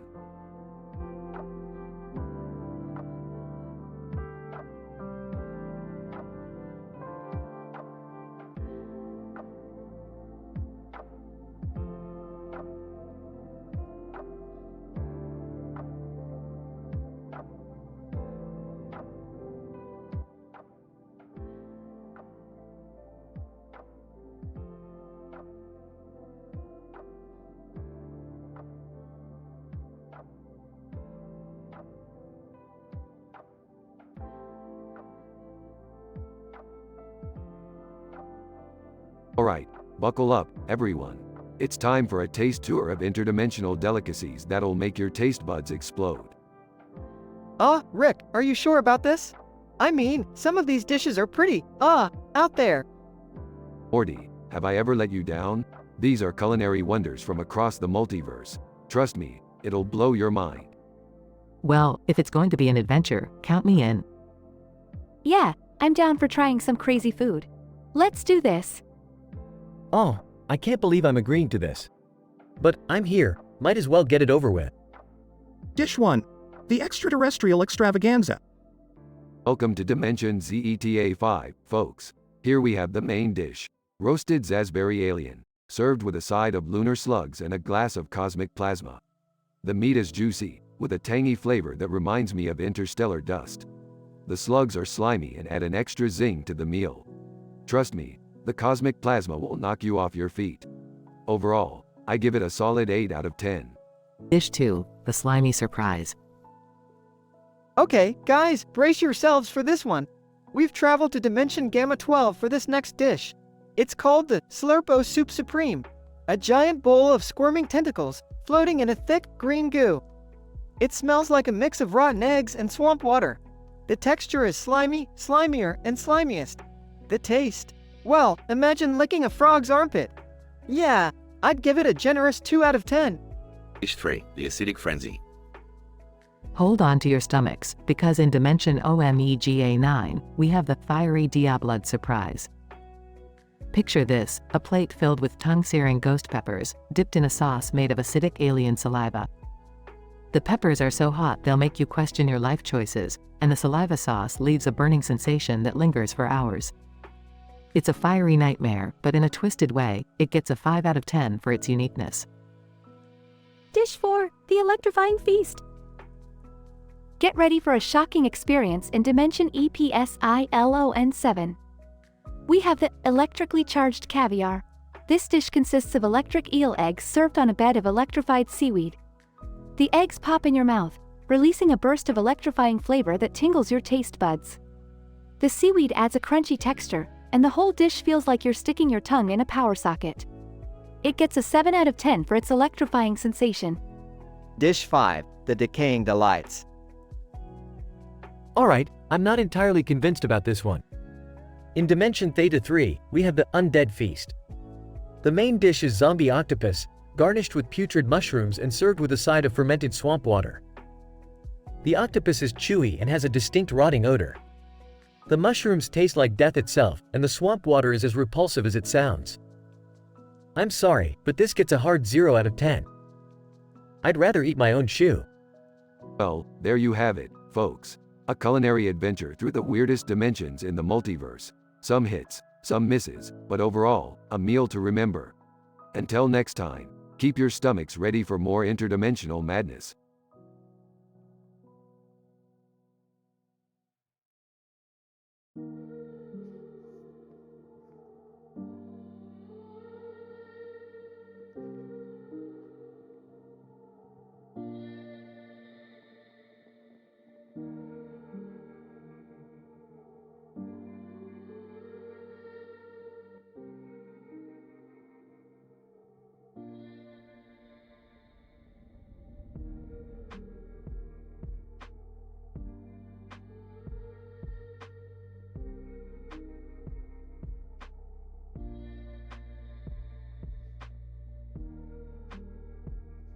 Alright, Morty, buckle up. We're about to take a gastronomic journey into the twisted realms of interdimensional cuisine. Oh, Rick, I don't know if I'm ready for this. Aren't there like food safety regulations or something? Morty, stop being such a baby. Expanding our culinary horizons is part of the interdimensional experience. Yeah. I guess, as long as it's safe. Alright, let's get this over with. What's the first disgusting interdimensional dinner? Alright, hold on to your intestines, because our first delicacy is the squirming tentacle surprise. The main dish is a plate of writhing tentacles, coated in a slimy purple sauce. Side dishes include deep-fried eyeballs and a salad of crunchy insect exoskeletons. It's a delicate blend of fear and disgust, sourced from Dimension Zeta 7. Flavor-wise, it's like a symphony of putrid, slimy textures oozing with a hint of desperation. I give it a solid 3 out of 5 stars. Oh, that sounds horrific. Next on the menu is ectoplasmic goo stew. The main dish consists of chunks of ghostly ectoplasm, simmered in foul-smelling ethereal broth. Served with a side of pickled eyeballs and rotten brains. It's a hauntingly tangy delicacy from Dimension X13. The flavor is a ghastly combination of sour, slimy, and mind-altering. Definitely not for the weak-stomached. I'd rate it a twisted 4 out of 5 stars. Why am I doing this again? Prepare yourselves, because the third abomination is bile-infused meatloaf. The main dish is a slab of meatloaf soaked in stomach bile, topped with haggis made from intestines. Served with a side of fermented fish eyes and a glass of bile martini. This vile creation hails from Dimension Vomitron, and the taste is a repulsive mix of rancid flavors, with a pungent aroma that lingers in your nightmares. I reluctantly give it a 2 out of 5 stars. Alright, strap in for the fourth abomination, fungal feast. The main dish is a mushroom medley infused with radioactive spores, accompanied by a side of roasted rat tails and a drink made from fermented slug slime. It's a culinary masterpiece from Dimension Fungolia, with an earthy yet toxic taste, a texture like chewing on damp paper, and a scent that invades your nostrils like toxic gas. I rate it a horrifying 1 out of 5 stars. Can't we just order a pizza? Hang on, Morty. We're nearly done. Our final horrifying dinner is Carnivorous Carnival. The main dish is a plate of carnivorous plants that devour unsuspecting creatures, served with a side of grilled venomous snakes and a shot of blood-red toxin. It emerges from the darkest corners of Dimension Terraria, offering a terrifying combination of sweet and deadly flavors. The high-risk, immersive experience earns it a twisted 5 out of 5 stars. I am never eating anything interdimensional again. Agreed. Let's stick to regular food from now on. Fine, fine. Party poopers. Just remember, you're all missing out on the wonders of the multiverse. We'll survive, Rick. I think our taste buds will thank us. Yeah, I hope so. I'm never eating anything that disgusting again. They all exit the room, leaving behind the green light and the untouched green apples.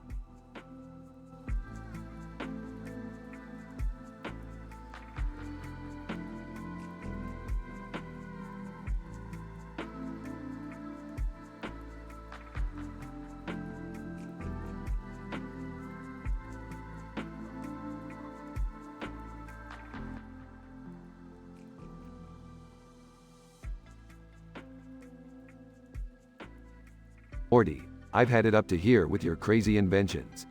What the hell is this bunch of different colored objects hanging on the wall? Oh, it's my latest invention, the Color Harmony Accelerator. It combines scientifically incompatible colors to create a visually stimulating experience. Well, I could use some stimulation in my life. Morty, I heard you invented 10 new dating apps. Mind if I give them a shot? Go for it, Jerry. Just remember, they can be a little unconventional. Alright, let's see what we got. Jerry starts listing his dates. First date, freak match, met a girl who only communicates by screeching like a pterodactyl.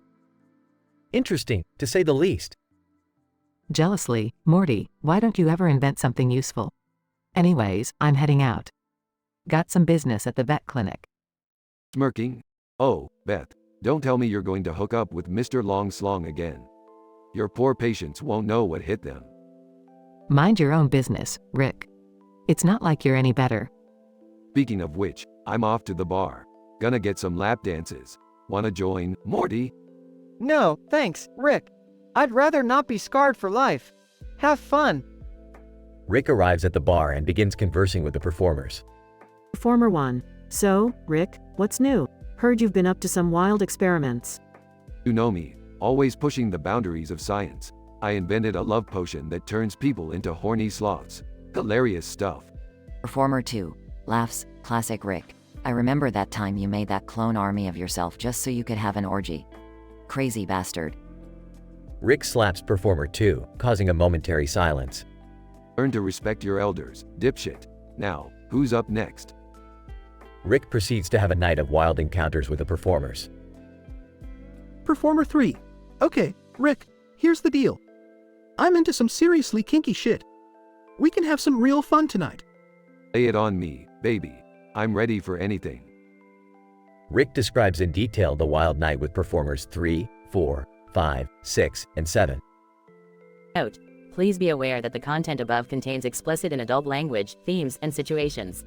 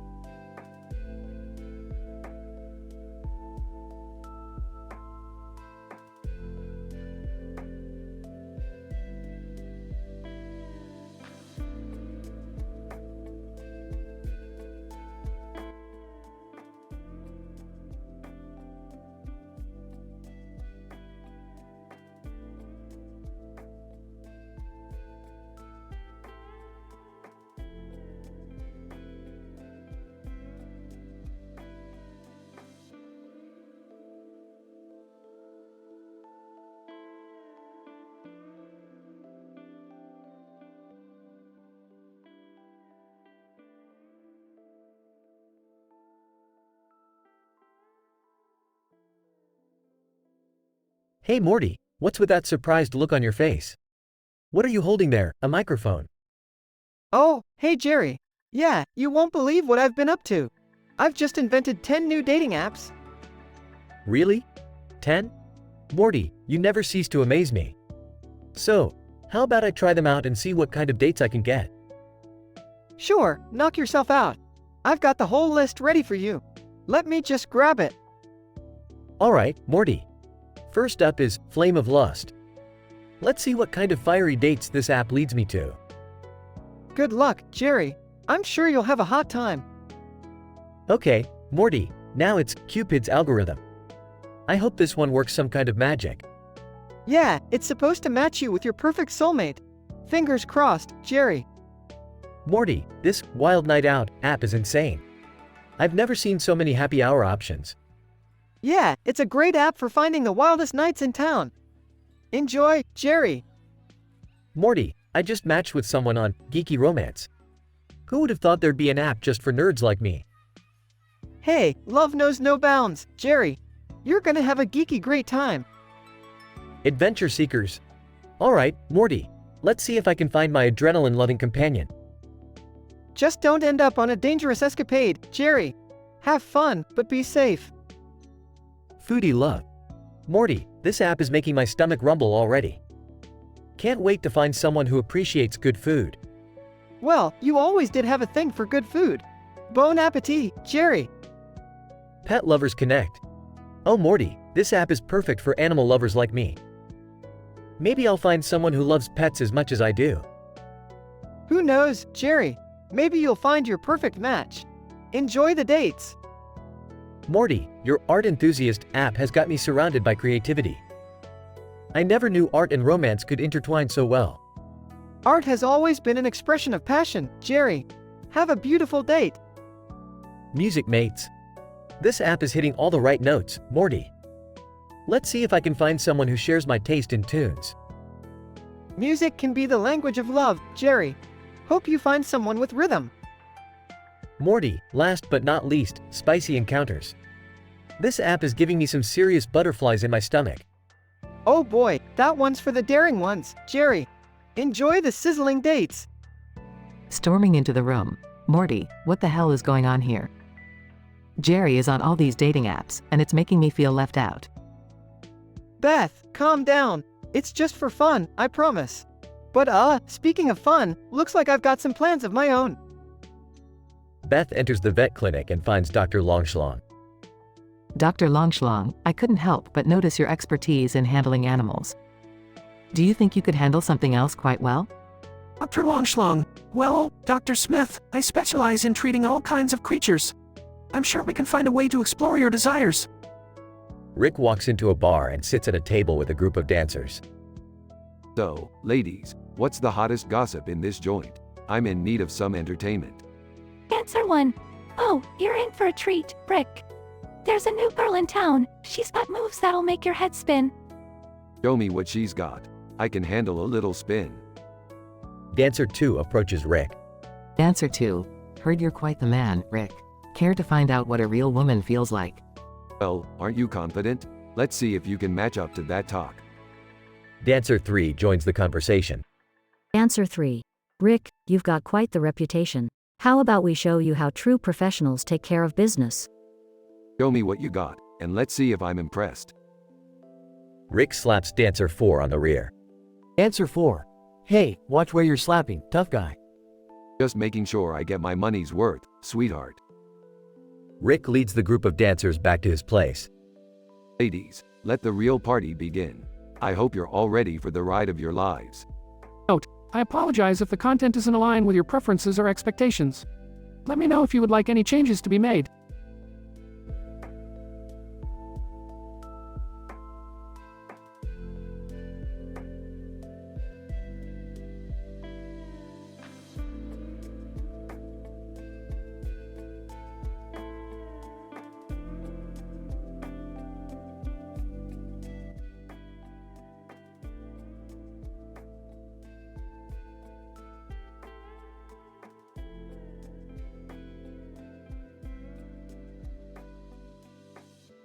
Alright, everybody, listen up.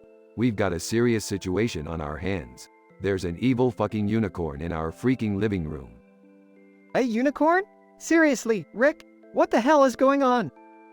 Morty, this isn't your everyday unicorn. This bastard is obese, and it's got some serious attitude. We need to get rid of it before it shits rainbows all over our stuff. Oh my god, Rick. That's disgusting. How did it even get in here? I don't care how it got in here, I just want it out. Rick, do something. I can't believe this. First fake grassy world, now a fake unicorn? This is too much. Alright, Jerry, calm the fuck down. We'll figure this out. Morty, grab that fake horse and hit the unicorn with it. Are you serious, Rick? This is insane. But okay, here goes nothing. Incident. Morty swings the fake horse at the unicorn, but it dodges effortlessly. Unicorn, nice try, you little bitch. Now, it's time to show you why they call me the Horned Menace. Progression. The unicorn charges at Rick's family, cornering them against the wall. Unicorn, you thought you could mess with me? Prepare yourselves for a one-way trip to my magical rectum. No fucking way. Rick, do something. Don't worry, Beth, I've got a plan. Morty, Summer, hold on to me. As the unicorn opens its massive asshole, Rick activates a portal gun, transporting them to a bizarre land. Where the fuck are we, Rick? This place is full of rainbows and glitter. It's like we're trapped in a unicorn's acid trip. Actually, Summer, we're deep within the unicorn's colon. Welcome to Rainbow Land, a bioluminescent paradise of colorful shit. Montage. The family fights their way through the pulsating walls of the unicorn's colon, battling grotesque creatures made of rainbow feces. This is insanity. I can't believe we're fighting through actual unicorn poop. Well, according to quantum fecal dynamics, the high concentration of magical energy has turned the excrement into a sentient, hostile environment. Rick, Morty, Summer, Beth, and Jerry finally reach the end of the unicorn's colon, where they find a portal leading back to the real world. Thank God, I never want to see another rainbow again. Don't worry, Jerry, I've got it under control. Everyone, hold onto my ass. They escape through the portal just as the unicorn's colon collapses on itself. Gross, but I'm glad we made it out in one piece. Rick, can we please never mess with unicorns again? Don't worry, Morty, I think we've all learned our lesson.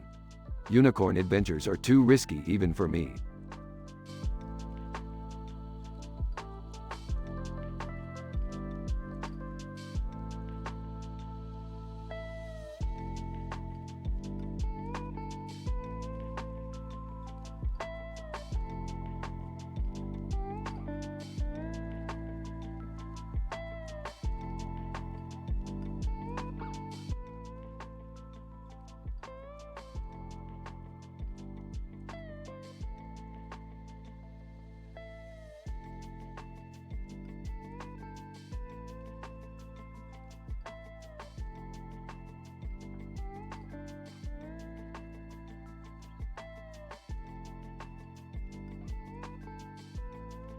Morty, hand me that tablet over there. I need to check if the interdimensional portal generator is compatible with these vegetables. Oh, okay, Rick. But what's the deal with these vegetables? They look weird. Morty, these aren't just any vegetables. These are interdimensional vegetables, capable of sprouting taste buds on your tongue that can literally taste colors. Whoa, that's intense, Rick. Rick, what are you doing with our dinner? I was planning on making a nice salad tonight. Oh, Beth, you have no idea what you're missing out on. These interdimensional vegetables have flavors that make your taste buds implode in ecstasy. Gross, Dad. You're always trying to make everything weird. Well, Summer, weird is just another way of saying scientifically amazing. You guys are talking about interdimensional vegetables again? Can't we just have a normal dinner for once? Jerry, normal is boring. But since you're so eager for something disgusting, let's talk about the 5 most revolting dinners from across the multiverse. Oh, gross. Do we have to? Absolutely, Beth. It's important to expand our horizons. What's the first dinner, Rick? We have the slobbering tentacle stew from Dimension C-137. It's a hearty dish with slimy tentacles, roasted eyeballs, and a sprinkling of snail mucus. The flavors are salty with a hint of metallic bitterness.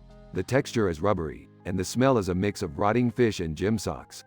I'd give it a 2 out of 10. Ew, that sounds disgusting. That's just the beginning. Next up, we have the maggot-infested surprise from Dimension F-319. This dish consists of wriggling maggots served over rotten meat, topped with a drizzle of fermented bile. The taste is putrid and nauseating, with a lingering sourness. The smell is a delightful blend of sewage and decaying flesh. I'd give it a solid 1 out of 10. Okay, Rick, you win. That's the most disgusting thing I've ever heard. Oh, we're not done yet. How about the gooey guts casserole from Dimension Z82? It's a gooey mess of entrails, blended with rotten eggs and drenched in a thick layer of rancid cheese. The flavor is a mix of sulfur and decay, with a tangy aftertaste. The texture is slimy and gooey, and the smell is a potent combination of trash and sewer gas. I'd rate it a -5 out of 10. Rick, I'm gonna puke just listening to these descriptions. Don't worry, Beth, we've got 2 more to go. The 4th dinner is the fermented fecal surprise from Dimension Q567. It's a delicacy made from fermented fecal matter, aged to perfection. The taste is abhorrent, with hints of ammonia and bile. The texture is grainy, and the smell, well, let's just say it's worse than a million rotting corpses. I'd give it a flat 0 out of 10. I can't believe people actually eat this stuff. And finally, the pièce de résistance, the squirming squid slurpee from Dimension M734. This delightful treat is made by blending live squids with ice, resulting in a pulsating, wriggling slushy. The taste is a chaotic mix of oceanic saltiness and sliminess. The texture is squishy and slippery, and the smell is an overpowering blend of fish market and rotten eggs. I'd give it a 3 out of 10 because at least it's refreshing. That's it, Rick. No more disgusting dinners. I'm going vegan. I second that. Well, folks, just remember, in the vast expanse of the multiverse, there's always a weirder dinner out there. Now, who's up for some interdimensional pizza? Everyone, yes, please.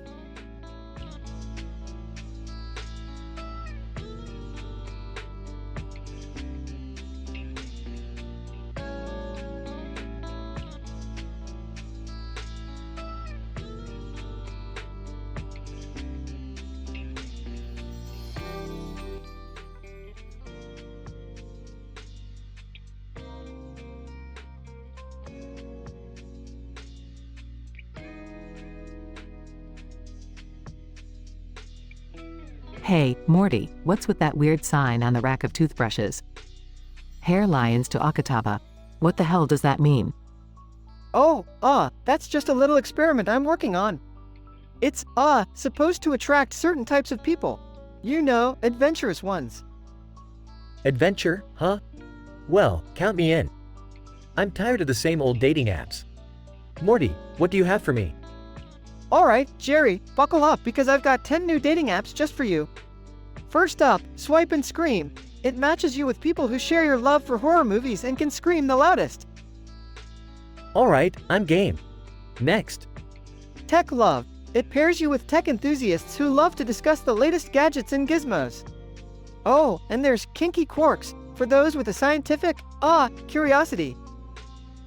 Oh boy, this is getting interesting. What else have you got? Foodie Frenzy matches you with culinary adventurers, cosplay connections, for those who love dressing up as their favorite characters, and Wild Wanderlust, for travel enthusiasts. Whoa, Morty, slow down. Give me more. Alright. We've got Punk Passion, for fans of punk rock. Bookworm Bliss connects you with fellow book nerds. Speed Dating with Spiders, perfect for adrenaline junkies. And finally, Wrestle a Date, for fans of extreme wrestling. Morty, I don't know what to say. These are incredible. I gotta try them all. Morty, while Jerry's out there playing with all these crazy dating apps, I'm gonna go have some fun myself. Mr. Long Slong at the vet clinic has been giving me the eye, and I think I'm gonna take him up on his offer. Beth, seriously? You're gonna hook up with Mr. Long Slong? Dad's gonna lose it if he finds out. Morty, I've had enough of Dad's shenanigans. It's my turn to have a little fun. Besides, a girl's gotta do what a girl's gotta do. Scene changes to Rick at a bar. Nothing like a night out at the bar. Time to unwind. Dancers approach Rick, introducing themselves one by one. Dancer 1. Hey there, handsome. Mind if I join you? Not at all, sweetheart. What's your name? Dancer 1. Call me Diamond. I can make all your wildest dreams come true. Rick slaps her lightly on the butt. I bet you can, Diamond. What about you, gorgeous? Answer 2, they call me Venus. I'm out of this world, baby. They continue talking, with Rick flirting and making cheeky comments, slapping each dancer playfully. Scene transitions to Rick leaving the bar with 5 dancers. Alright, ladies, let's get this party started. Time for a night we'll never forget. The details of their intimate encounter are left to the imagination, as it is inappropriate to describe them in explicit details.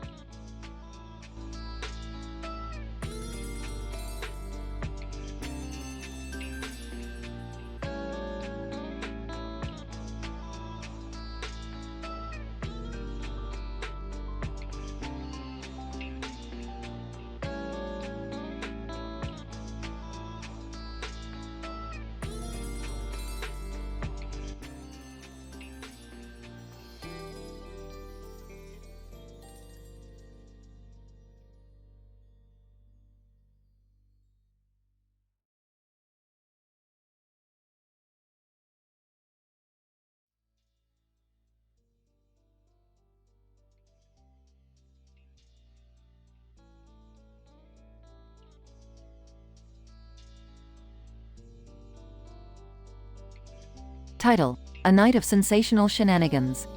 Characters: 1. Morty. 2.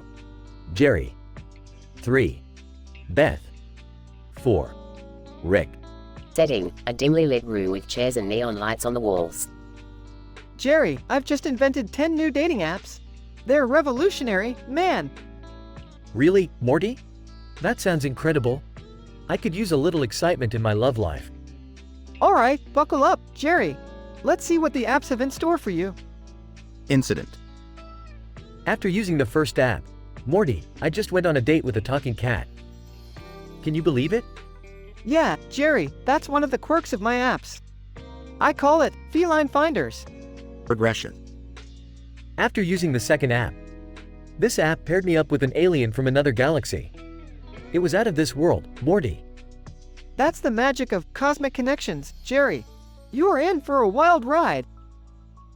After using the third app, Morty, I accidentally went on a date with the Grim Reaper himself. Talk about a deadly encounter. Ha ha, oops. Soulmates beyond the grave can be a bit unpredictable. But hey, you're having fun, right? After using the fourth app, Morty, I just had a date with a ghost. She vanished right before dessert. What the hell, Morty? It's all about the thrill, Jerry. Phantasmic Fantasies is about exploring the supernatural. After using the fifth app, okay, Morty, I just had a date with a parallel universe version of myself. It was like looking in a mirror but with slight differences. Alternate Affairs is designed for some mind-bending experiences, Jerry. What did you expect? After using the sixth app, Morty, I went on a date with Bigfoot. He's real, Morty. Real. Haha, Cryptid Connections is full of surprises, Jerry. You're experiencing the unimaginable. After using the seventh app, oh, Morty, I'm traumatized. My date turned out to be the Loch Ness Monster, and she ate my car. Oops, sorry about that, Jerry. Mythical matches can be a little dangerous. After using the eighth app, Morty, I just went on a date with an animated character from a children's show. I feel so confused. Hey, Toon Temptations can bring out the kid in you, Jerry. Maybe it's time to embrace your inner child? After using the ninth app, Morty, I went on a date with Medusa. I turned to stone for a few hours, but luckily my phone kept working. Classic, legendary lovers, Jerry. Dodging a snake-haired death is all part of the adventure. After using the 10th app, Morty, why did I agree to this? My date was a vampire, and she tried to suck my blood. Haha, supernatural seductions can be a little intense, Jerry. It's time to wrap up this wild ride. Storming into the room. What the hell is going on here? Morty, why did you create these ridiculous dating apps? Calm down, Beth. It was just for fun. Fun? Well, I'll show you fun. I'm off to the vet clinic. Time to have some real excitement with Mr. Longslong. Rick enters a strip club with neon lights and loud music. Alright, ladies, let's make this night legendary. Throughout the night, Rick engages in conversations, laughter, and drinks with 10 strippers, each with their own personalities and stories. Slapping one of the strippers' buttocks. You are all amazing, ladies. But now, let's take this party back to my place. Back at Rick's place, he spends a steamy night with 5 of the strippers, each with their own unique talents, leaving no detail unexplored. Remember, the story provided above is a creative work of fiction, and it is not endorsed or affiliated with the original series, Rick and Morty.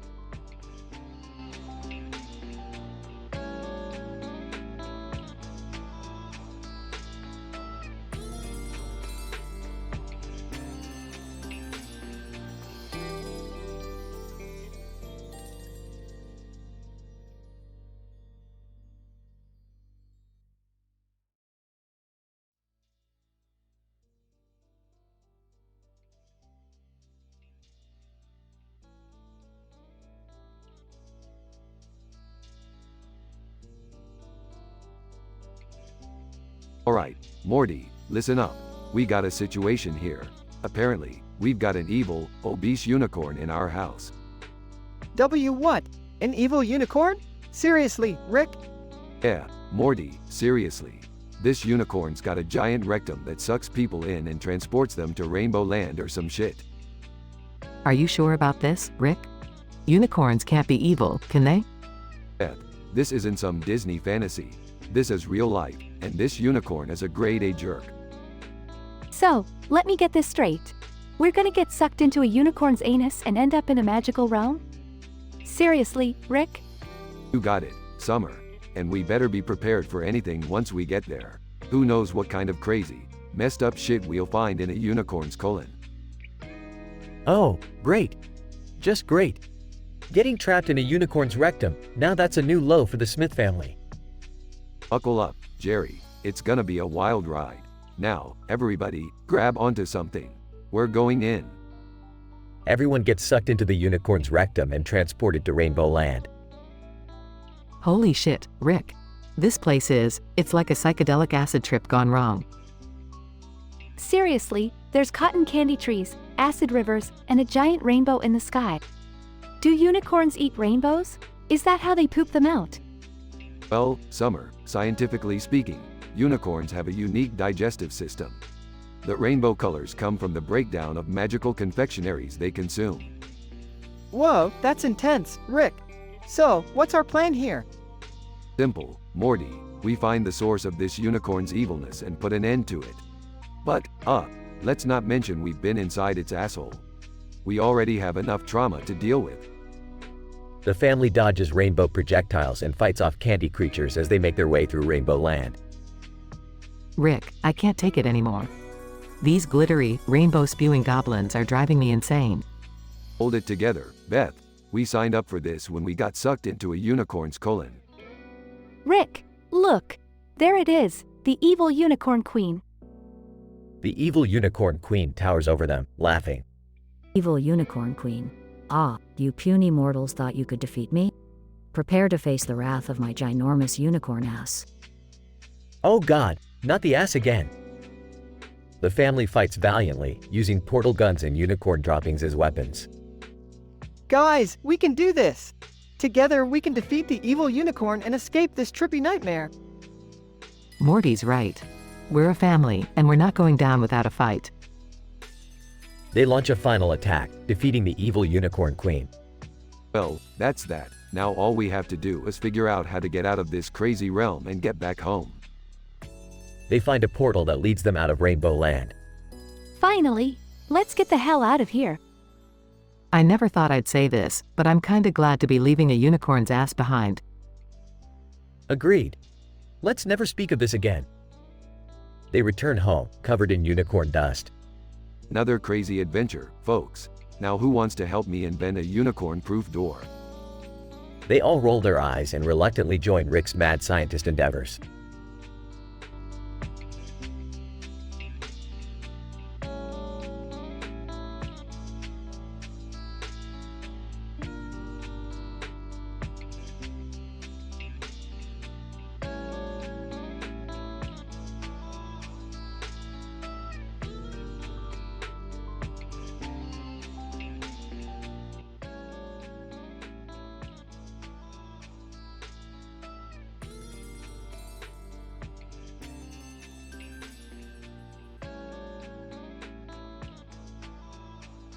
Alright, Morty, Summer, Beth, Jerry, listen up. We've got a situation here. There's a fucking evil obese unicorn inside our goddamn house. We need to take care of this shit, pronto. Are you kidding me, Rick? A fucking evil unicorn? This is some messed up shit. Yeah, seriously, Rick. How did an evil unicorn even end up in our house? Look, I don't have time to explain the intricate details of interdimensional unicorn infestations, but it happened, okay? We just need to deal with it. Well, what's the plan, Rick? I don't want that thing trashing our house any further. I've modified my laser blaster into a unicorn neutralizer. We're gonna have to blast that asshole back to its rainbow-filled dimension. Are you sure about this, Rick? I don't want to get sucked into some magical unicorn butthole. Trust me, Jerry, it's either we deal with this now, or we'll be living in a house full of sparkles and shit, forever. Scene shifts to the living room where the unicorn is causing chaos. Alright, everyone, stand back. I'm firing the unicorn neutralizer.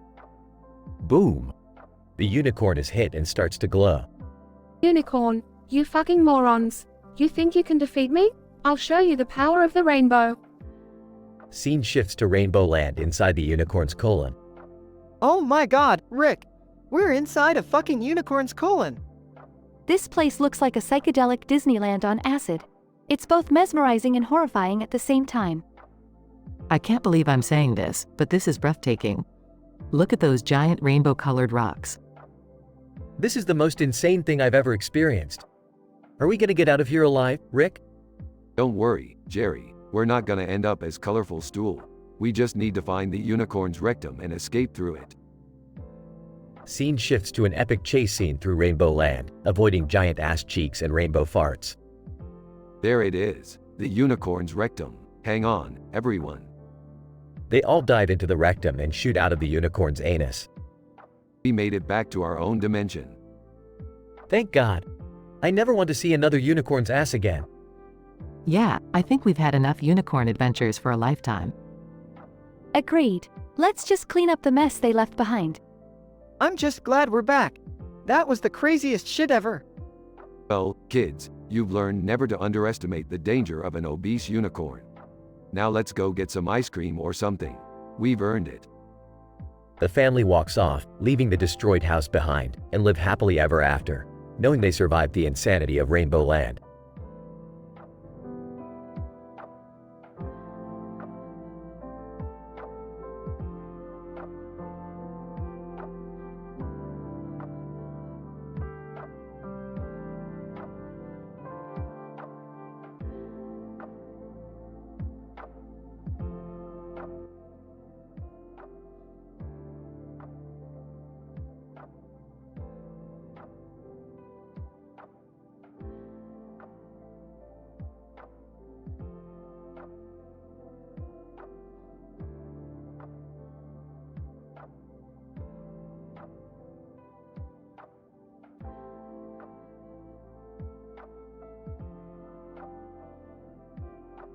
Title: A Wild Night in the Smith Household. Scene: the living room of the Smith household. Wall covered with a collection of different types of signs. A TV screen beside it displaying a variety of signs. Characters. A desperate middle-aged man trying out new dating apps.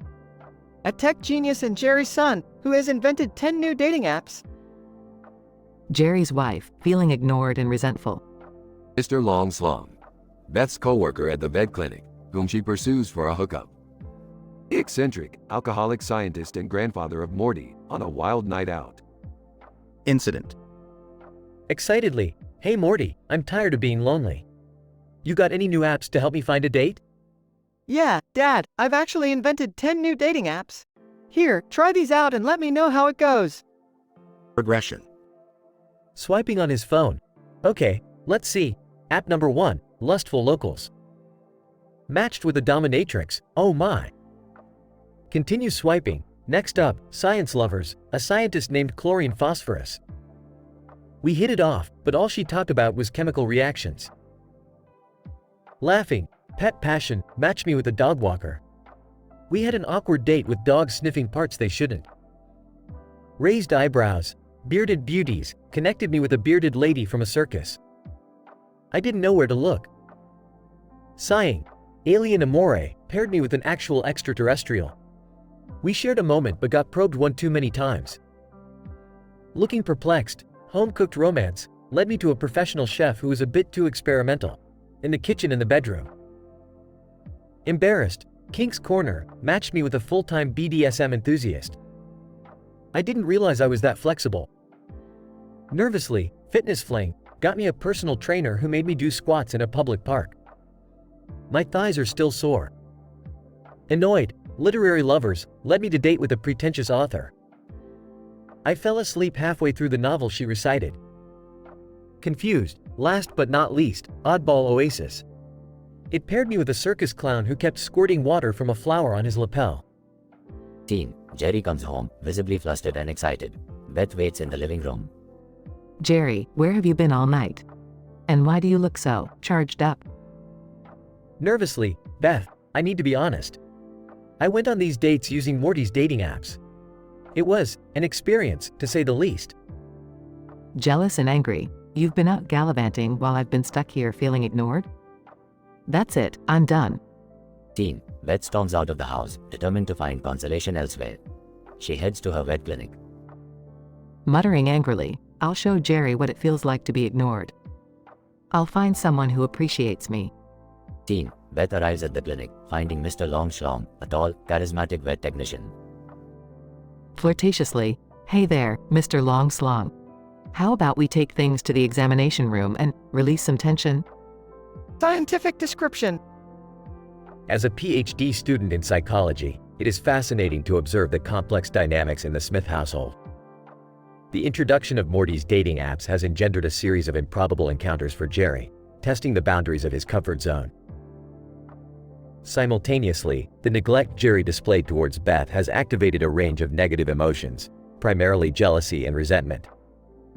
This prompts Beth's explicit pursuit of a physical interaction with Mr. Longslong, her coworker at the vet clinic, in an effort to regain a sense of autonomy and desirability. Meanwhile, Rick, the enigmatic grandfather of Morty, indulges in his vices at a local bar, actively engaging with multiple performers. His intention to establish superficial connections appears to stem from his inherent proclivity for hedonism, as well as a means to escape the complexities and responsibilities within familial dynamics.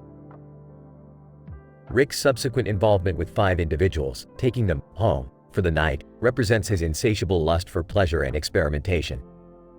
It is important to note that further exploration into the psychological motivations behind such actions would be required, as Rick's behavior often defies conventional patterns and scientific reasoning. Overall, this chaotic episode within the Smith household showcases the intricate interplay of desire, jealousy, and escapism, providing a rich tapestry for psychological analysis and understanding.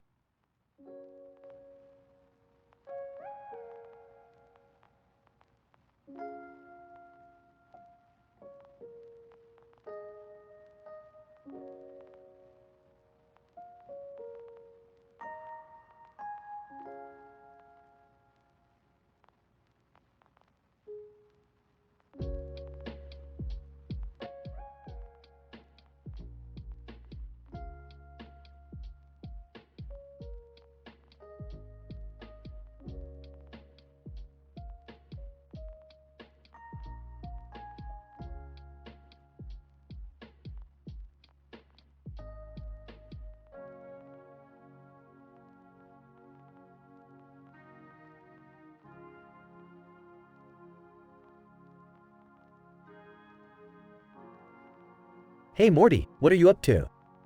Oh, hey Jerry, I just invented 10 new dating apps. They're gonna revolutionize your love life. Really? Sign me up, I could use some excitement.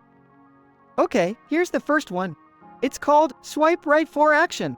It pairs you with adrenaline junkies who want wild experiences. Laughs. Alright, let's see what happens. Jerry swipes through profiles. The second one is called Soulmate Senses. It matches you with someone based on compatibility of your 5 senses. Entering the room, what's going on here? You guys on another crazy adventure? Hey, Beth. I just invented these new dating apps for Jerry. Wanna try one? Oh, as if I need a dating app. But sure, hit me with one. This one's called Vet Clinic Romance. It connects you with other veterinarians or pet lovers. Perfect for you, right? Well, maybe I could give it a shot. Beth starts swiping. Excitedly, Morty, this next app better blow my mind. Get ready, Jerry. Fantasy Fusion is all about fulfilling your wildest fantasies. Trust me, it's gonna be a wild ride. Grinning. Oh, I can't wait to see what fantasies I'll be living. Next up is Cosmic Connection. It matches you with beings from other planets. Weirdest one in the bunch, I know. Well, it can't hurt to be cosmically connected, I guess. Jerry starts browsing. Laughing, Morty, you've really outdone yourself. What's the next app? It's called Kinky Connections. Let's just say it's for those with more adventurous tastes. Raising an eyebrow. I'm not sure I want to know what you mean by adventurous. Morty, spicy. Alright, what's number 8? Artistic Attraction is for all the creative souls out there. It matches you with artists of various kinds. Intrigued. I've always been drawn to artistic types. Let's see what happens. Jerry starts exploring. Okay, we're almost there. This one's called Geeky Galore. It pairs you up with geeks and nerds who share your nerdy interests. Smiling. Well, Morty. Looks like you've made something that might actually work for me. I'm curious too. Alright, last one. Morty, bring it on. Brace yourself, Jerry. Lap Dance Livin' connects you with performers who specialize in lap dances. Laughs. Now we're talking. The perfect way to end this dating app marathon. Scene transitions to Rick at a bar, surrounded by dancers. Alright, ladies, what gossip do you have for me tonight? Answer 1. You won't believe what that guy over there did. He tried to steal one of the poles. Laughs. Classic rookie mistake. What else? Answer 2. Hey, Rick, there's this crazy rumor going around about you, involving 5 people. 5 people? Well, I've had my fair share of wild encounters, that's for sure. Scene transitions to Rick's house later that night, with 5 people in various stages of undress. Smirking? Alright, let's do this in detail. First, we have Sandy. She's a feisty one, loves to take control. Sandy, playfully. Oh, Rick, don't keep them waiting. Tell them all about me. Next up is Jake. He's got the stamina of a damn racehorse. It's exhausting in the best way possible. Jake, grinning. Rick knows how to have a good time, I'll give him that. Now we have Lisa. She's all about experimenting and pushing boundaries. You never know what she'll come up with next. Lisa, mischievous smile. Rick, you definitely caught me by surprise that night. Still remember it vividly. Can't forget about Susan. She's more of a gentle lover, but damn, the connection was intense. Susan. Giggles, Rick's a memorable experience. Can't say I've met anyone like him. And last but not least, we have Timothy. He's the adventurous type, always up for anything. Timothy, Rick, man, that was a night I'll never forget. Wild from start to finish. Scene fades out as the night continues with Rick and his 5 companions.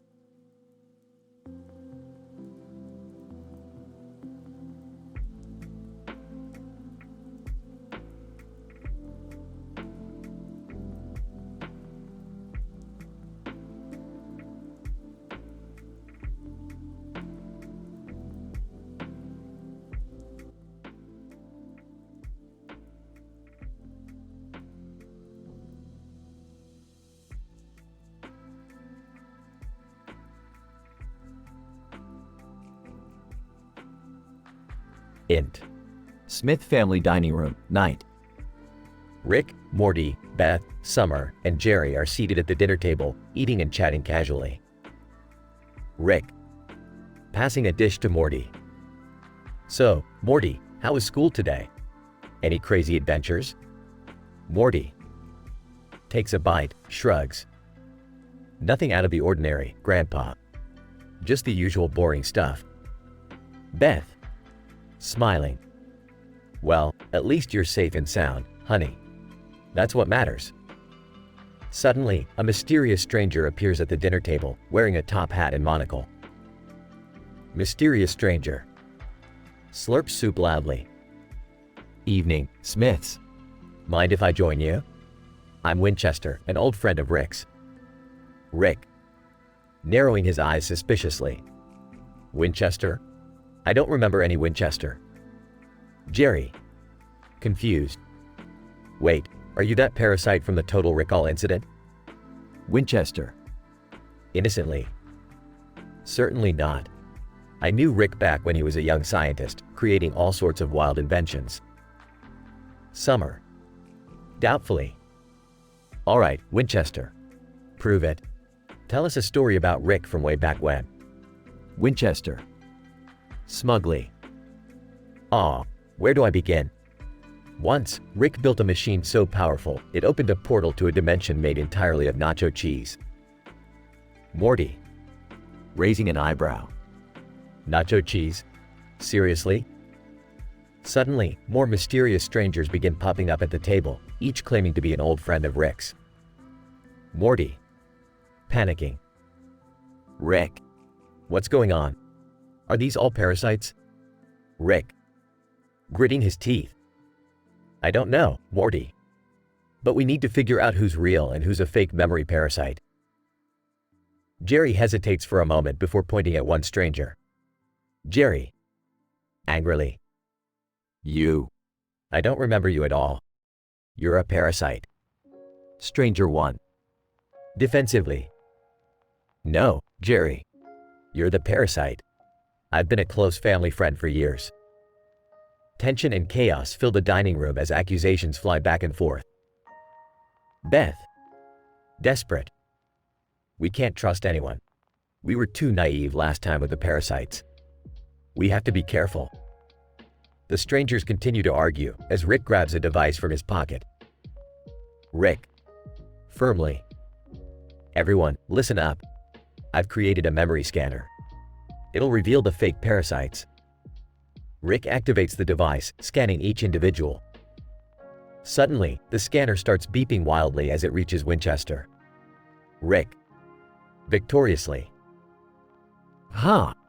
I knew it. Winchester, you're a bloody parasite. Winchester. Evilly. Well done, Rick. But you'll never get rid of all of us. Winchester morphs into a grotesque monster, revealing his true form. The Smith family fights valiantly against the remaining parasites, using gadgets, weapons, and their wits. After a wild battle, the last parasite is defeated, leaving the dining room in shambles. Morty. Breathing heavily. Is it over, Rick? Are we finally safe? Rick. Catching his breath. Yeah, Morty. We're safe. Until the next crazy adventure. They share a tired but satisfied smile. Fade out.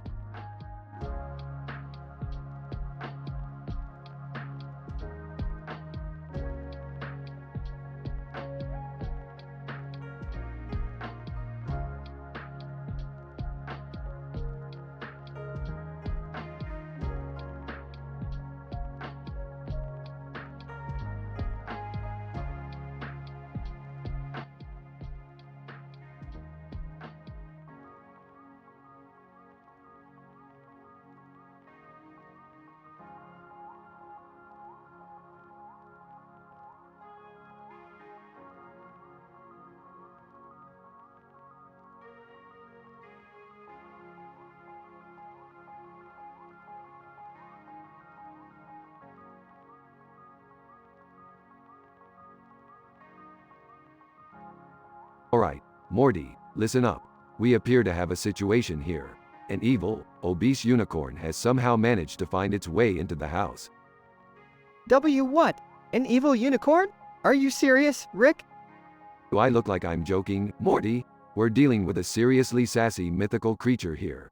This damn thing is probably on a quest for the last copy of 50 Shades of Hay.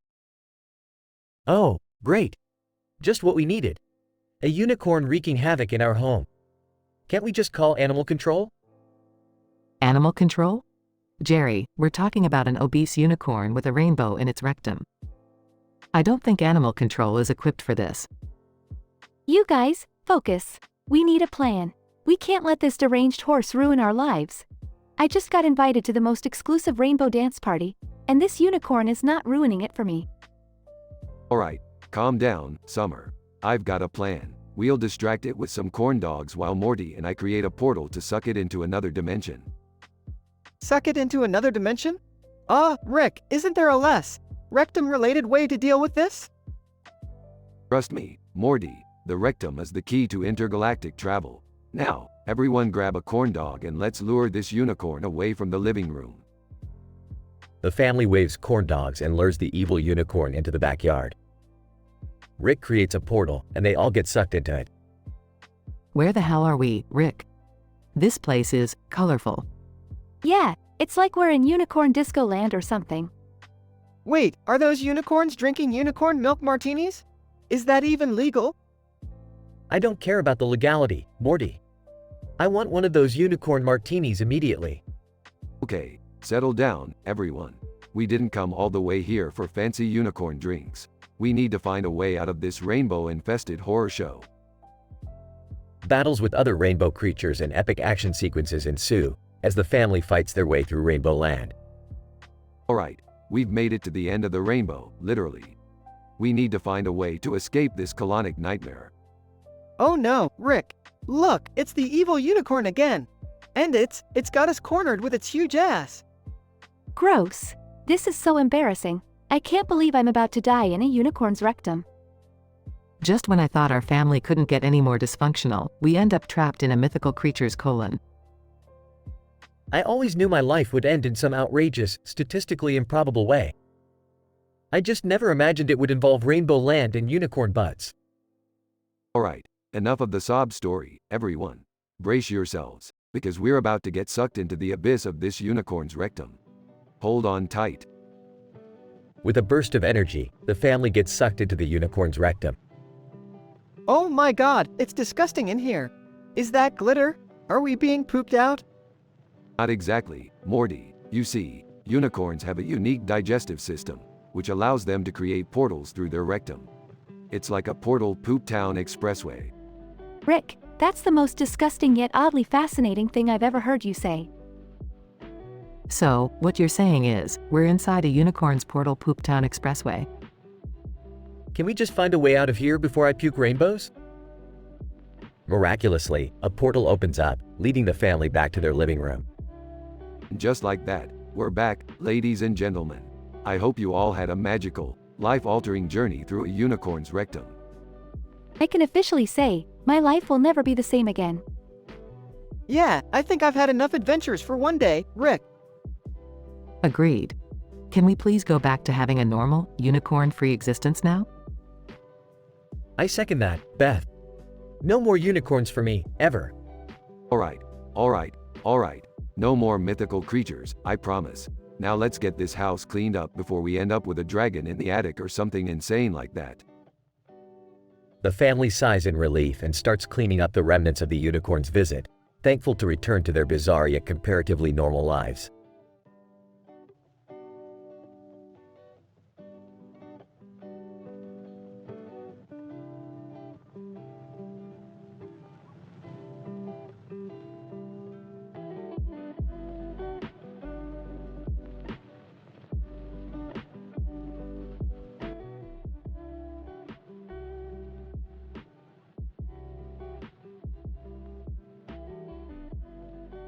Hey Morty, guess what? I've got an idea for a revolutionary invention. Oh no, not again, Rick. Last time your invention destroyed half the galaxy. Relax Morty, this is gonna be different. I've invented 10 new dating apps, each app tailored to suit every twisted fantasy and bizarre kink out there. Dating apps, huh? Maybe this is my chance to finally find someone who'll put up with my pathetic existence. That's the spirit, Jerry. Let me show you what I've got. Entering the room, what's all this fuss about dating apps? Oh, Beth, you want to join the fun too? You'll never guess what I've got going on at the vet clinic. Please, Rick, spare me the details. I'm just gonna go and, check on Mr. Longslong. Suit yourself, Beth, you're missing out on some real excitement. Meanwhile, at the bar. Alright, ladies and gentlemen, I'm here for a night of absolute debauchery. Who's first? Answer one. Well, if it isn't Rick Sanchez. Word is, you've got new dating apps. Any good ones for a naughty dancer like me? You're in luck, sweetheart. I've got an app specifically for dancers who like to get down and dirty. Dancer 2 approaches. Dancer 2, Rick, I heard you're the man to talk to. What about us leather enthusiasts? Don't worry, leather lover. I've got an app that'll bring all the weirdos out of hiding. Dancer 3 slides in. Dancer 3. Rick, I heard you got something spicy. How about a little role-playing action? Oh, you have no idea. I've got an app that'll turn your wildest fantasies into reality. Dancer 4 seductively joins. Dancer 4. So, Rick, what app would you recommend for a flirty tease like me? My dear flirty tease, I've created an app to bring out your inner seductress. Dancer 5 bursts onto the scene. Dancer 5. Rick, my man, I need something wild. What can you offer me? Buckle up, my friend. I've got an app that guarantees a night of untamed passion. Rick slaps Dancer 5 playfully. I think we've all had enough foreplay. Let's take this party back to my place. The group leaves the bar and heads to Rick's house for an unforgettable night of pleasure and chaos.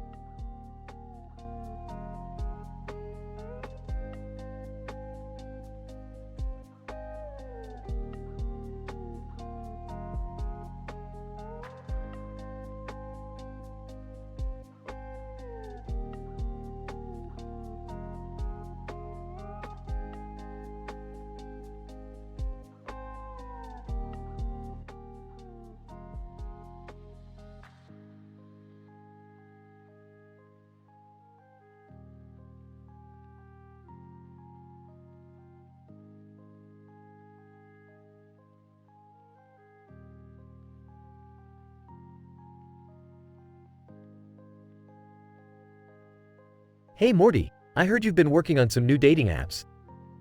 Mind if I give them a try? Sure thing, Jerry. I've got 10 of them ready for testing. Just be warned, they're pretty out there. I'm ready for anything, Morty. Lay 'em on me. Incident.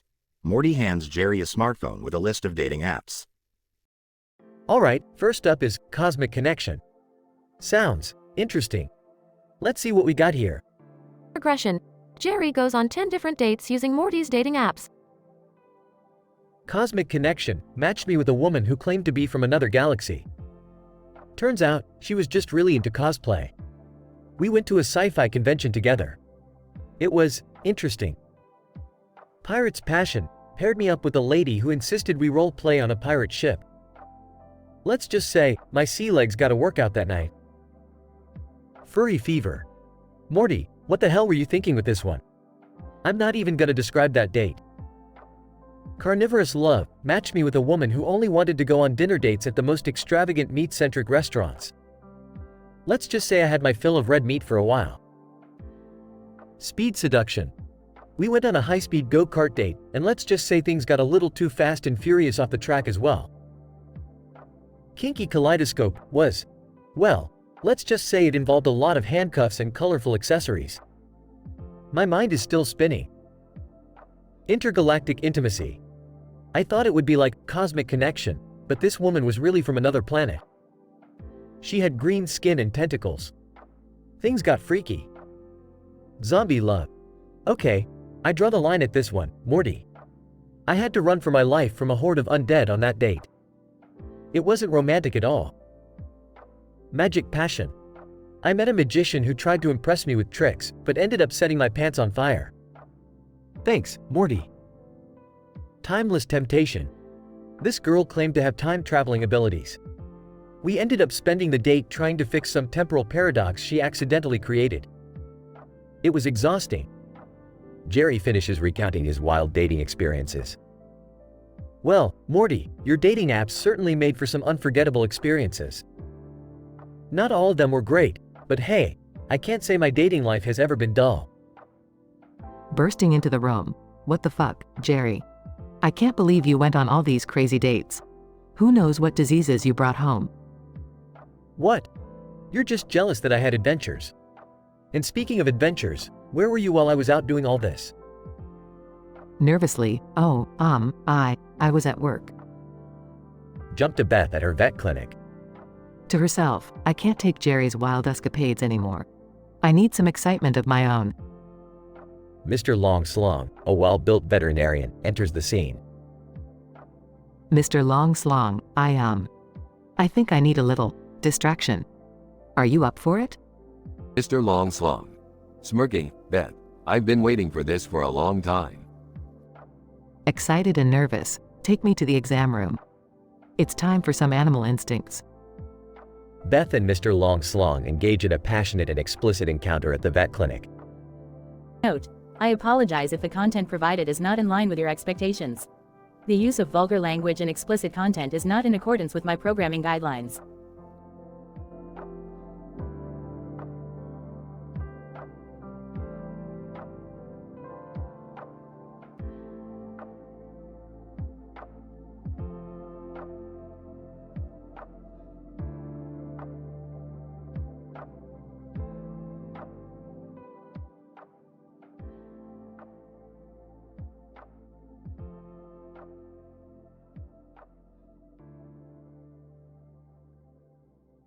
Alright, Morty, pass me the butter. We got some delicious breakfast here. Rick, I think there's someone at the table we don't know. Morty, don't be ridiculous. There's no one here but us. Morty's right, Beth. There's a creepy-looking dude over there. Creepy dude. Hey there, Smith family. Name's Arnold, and I've been observing you guys since the episode Total Recall. Remember me? Not another one. Dad, did you make a portal to the reality where creepy guys randomly show up at our dinner table? Now, Summer, let's give Zarnold a chance. Maybe he has something important to say. Oh, great. Jerry's defending the stranger. Hey, Zarnold, what do you want? Zarnold, I'm here to warn you, Rick. There are more memory parasites invading your realities. They're disguised as new family members, old friends, and even beloved pets. Memory parasites? Again? But we just dealt with that. Relax, Beth. We'll figure out who's real and who's not. Morty, start asking questions, and I'll scan their brainwaves. Oh, okay. Zarnold, what's my favorite color? Zarnold, pink. Wrong. It's blue. He's a fake. Zarnold, wait. I meant to say blue. I must be nervous. Nice try, Zarnold, but I'm not falling for your memory parasite lies. Guys, we can't just accuse everyone. We need evidence. Yeah, let's calm down and think logically. Zarnold, how did you know about the episode Total Recall? Zarnold, well, I watched it just like everyone else, duh. Morty, scan his brain. I'm getting tired of these parasites. Rick, his brainwaves are off the charts. He's definitely a parasite. Zarnold, no. I swear, I'm real. Don't trust Morty's scanner. Sorry, Zarnold, but the scanner never lies. You're outta here. Zarnold, curse you, Smith family. I'll be back. Rick, I can't help but feel sorry for all the parasites we eliminated. Don't be, Beth. They invaded our memories. It was us or them. Besides, now we can eat dinner in peace. Yeah, and with any luck, we won't have any more random weirdos at our table. Well, one can hope. Pass the potatoes, please. You got it, Dad. But seriously, Rick, can we have just one peaceful family dinner? Morty, peaceful family dinners are statistically improbable. Enjoy the chaos.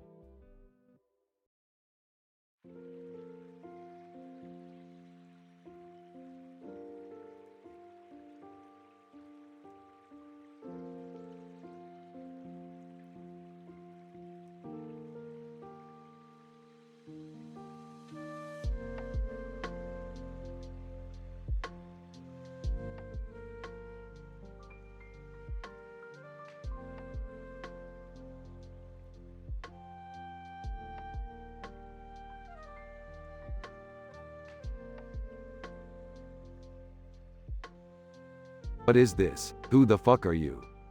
Stranger, relax, Rick. My name is Dr. Archibald Whimsy. I'm an interdimensional researcher, and I happen to know your family quite well. Suspicious. How do you know us? Dr. Whimsy. Well, you see, Beth, your father and I go way back. We've had some wild adventures together, and I've even saved his ass a few times. Wait just a minute. How come I've never heard of you before? Yeah, Dad, you always say you're the smartest person in the universe. How could you forget someone like this? Dr. Whimsy. The beauty of memory parasites. They implant false memories into your heads, making you believe they've always been a part of your lives. The only way to identify them is by sifting through your memories and finding the inconsistencies. Oh man, not again. We dealt with this in the Total Recall incident. Don't remind me, Morty. That shitshow made me question my own sanity. So, how do we figure out who's real and who's a parasite? Dr. Whimsy, we'll have to dig deep into your memories and confront each one individually. If they're real, they'll remember the events as they actually happened. The parasites, on the other hand, will expose themselves by creating false memories. This sounds incredibly risky. Can't we just call someone for help? Sarcastically, oh sure, Jerry. Let's just call the interdimensional memory police and have them take care of it. You absolute piece of shit. Dad, that's enough. Let's get this over with. They begin interrogating each character one by one, reliving past memories and searching for inconsistencies. Okay, Mr. Poopy Butthole, what was the time we fought the giant space squid? Mr. Poopy Butthole, oh geez, Rick. That was the time you saved me from the interdimensional zoo. We were in Las Vegas, and you turned into a hamster to escape. Damn, he's real. They continue questioning, identifying real memories and eliminating the parasites. Morty, what about Gearhead? How do we know he's real? Gearhead. Yes, my dear Beth. The time we modified your spaceship and flew into the heart of a collapsing star to retrieve your favorite jacket. That was truly something. Oh, that's him. Real memories, indeed. Finally, they narrow it down to one remaining character. Alright, Dr. Whimsy, let's confront you last. What's the memory you share with Morty? Dr. Whimsy. Morty, my boy, the time we infiltrated the Galactic Federation and stole their secret plans. It was a daring mission, almost got us killed. Dad, that's it. I remember it now. He's real. They all breathe a sigh of relief, having successfully identified the remaining real character. Well, I'll be damned. Never thought I'd see the day we'd have to question our own memories like this. Yeah, but at least we can be sure now. No more crazy parasites messing with us. Dr. Whimsy, trust me, this won't be the last of them. Memory parasites are cunning, and they'll find a way back. We must always stay vigilant.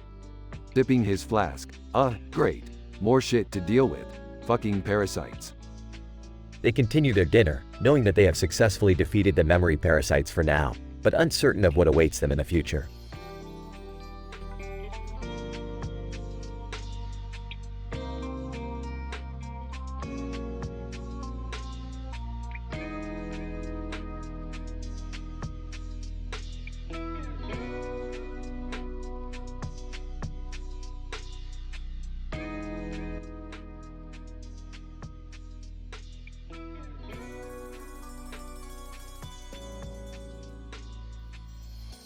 Morty, I'm telling you, these dating apps of yours better work.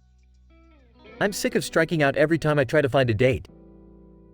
Don't worry, Jerry. I've invented 10 new dating apps that are guaranteed to revolutionize your love life. Alright, let's see what you got. I'll give each app a shot and keep a list of all the dates I go on. Scene shifts to Jerry on his first date. Nervously, hey there, I'm Jerry. Date number 1, looking unimpressed. Can we just cut to the chase? I'm only here for a quick fling. Scene shifts to Jerry's second date. Amazed. Wow, this date seems very interested in me. Date number 2, whispering seductively, I want to take you to places you've never imagined, baby. Scene shifts to Jerry's third date. This one looks different. Maybe she's the one. Date number 3, sarcastically, you're not as charming as you think you are, Jerry. But I'm bored, so let's get this over with. Scene shifts to Jerry's fourth date. This girl seems really sweet. Date number 4. Looking distracted. Sorry, I'm just here for the free food. I actually have a boyfriend. Scene shifts to Jerry's fifth date. I hope this one goes well. We seem to have a lot in common. Date number 5, disinterested. Look, I just need someone to fill the void in my life right now. Don't get too attached. Scene shifts to Beth at the vet clinic with Mr. Long Slong. Whispering, Mr. Long Slong, I can't resist the temptation any longer. Mr. Long Slong. Smirking, Dr. Smith. I've been waiting for this moment for far too long. Scene shifts to Rick at the bar for lap dances. Sipping his drink. Maybe a little harmless fun will distract me from the monotony of existence. Answer number 1, leaning close to Rick's ear. You know, I heard some juicy gossip about one of our colleagues. Interested? Spill the beans, sweetheart. Scene shifts to Rick at a table with fellow bar patrons. Drunkenly laughing. You guys are all right. Let's get out of here and make this night unforgettable. Person number 1, person number 2, person number 3, person number 4, person number 5 join Rick. Person number 1. So, what exactly do you have in mind? Smirking. Strap in, folks. It's gonna be a wild ride.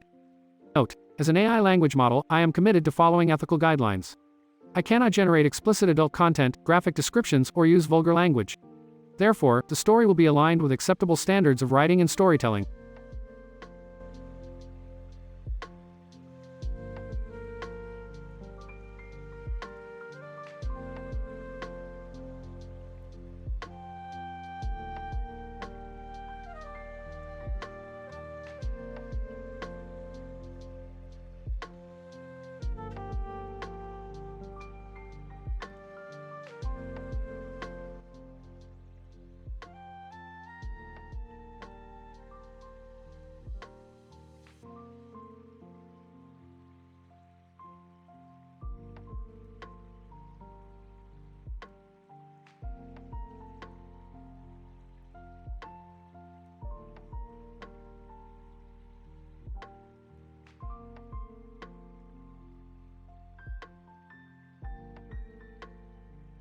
Title: PhD Level Absurdity. Rick and Jerry's Wild Dating Adventures. Characters: Rick, Jerry, Morty, Beth, Mr. Long Slong. Bar performers, 110. Bar patrons, 15. Scene, Rick and Jerry's living room. Morty is presenting his latest invention, 10 new dating apps, to Jerry. Alright, Jerry, check out these 10 new dating apps I created. They'll revolutionize your love life. Excitedly, Morty, this could be the answer to all my dating woes. Let's give it a whirl.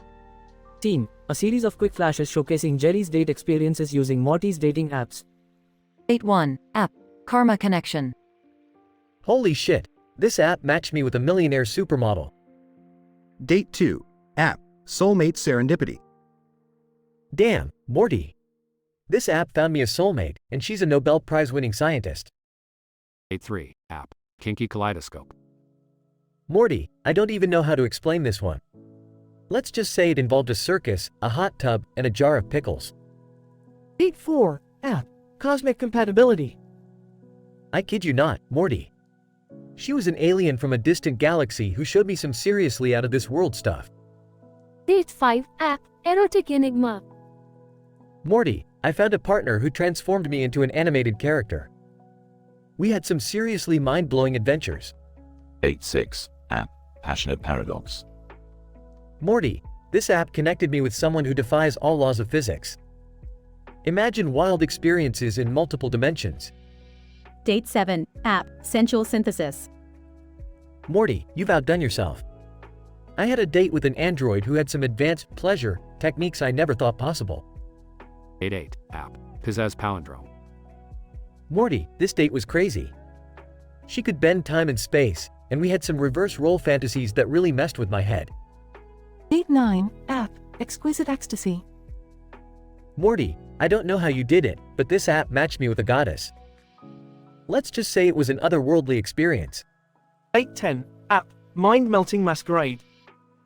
Morty, this final app is insane. I went on a date with a shapeshifter, and let's just say there were some intense transformations involved. Scene, Beth at the vet clinic, seducing Mr. Long Schlong in an examination room. Whispering seductively, Mr. Long Slong, your skills with animals are legendary. Show me what you're capable of. Scene, Rick at a bar, surrounded by bar performers and patrons. Let's get this party started, you freaks. Scene, a series of intimate encounters between Rick and 5 people from the bar. Encounter 1, bar patron 1. Describing, well, this bartender had tentacles, delivered the best cocktails I've ever had, and had a way with suction cups. Encounter 2. Bar Performer 2. Describing, there was this burlesque dancer who could control the laws of gravity. Let's just say we had quite a few aerial positions. Encounter 3. Bar Performer 3. Describing, this fire breather was so damn passionate, they ignited a different kind of flame in me, and it was scorching hot, literally. Encounter 4. Bar Performer 4. Describing, this sword swallower was also a skilled contortionist. They showed me some positions I didn't know existed, and I had to take a deep breath. Encounter 5. Bar Patron 2. Describing, you won't believe this, but this acrobat had the ability to split into two identical individuals. Let's just say I had double the fun. Each character reunites, sharing their wild adventures with one another. Morty, your dating apps took me on journeys I never thought possible. Rick, I had an unforgettable experience with Mr. Long Slong. He surely lives up to his reputation. Smirking, well, I guess when it comes to pleasure, sometimes the unexpected adds some spice to life. The room fills with laughter and disbelief as the absurdity of their experiences sinks in, forever etched in their memories.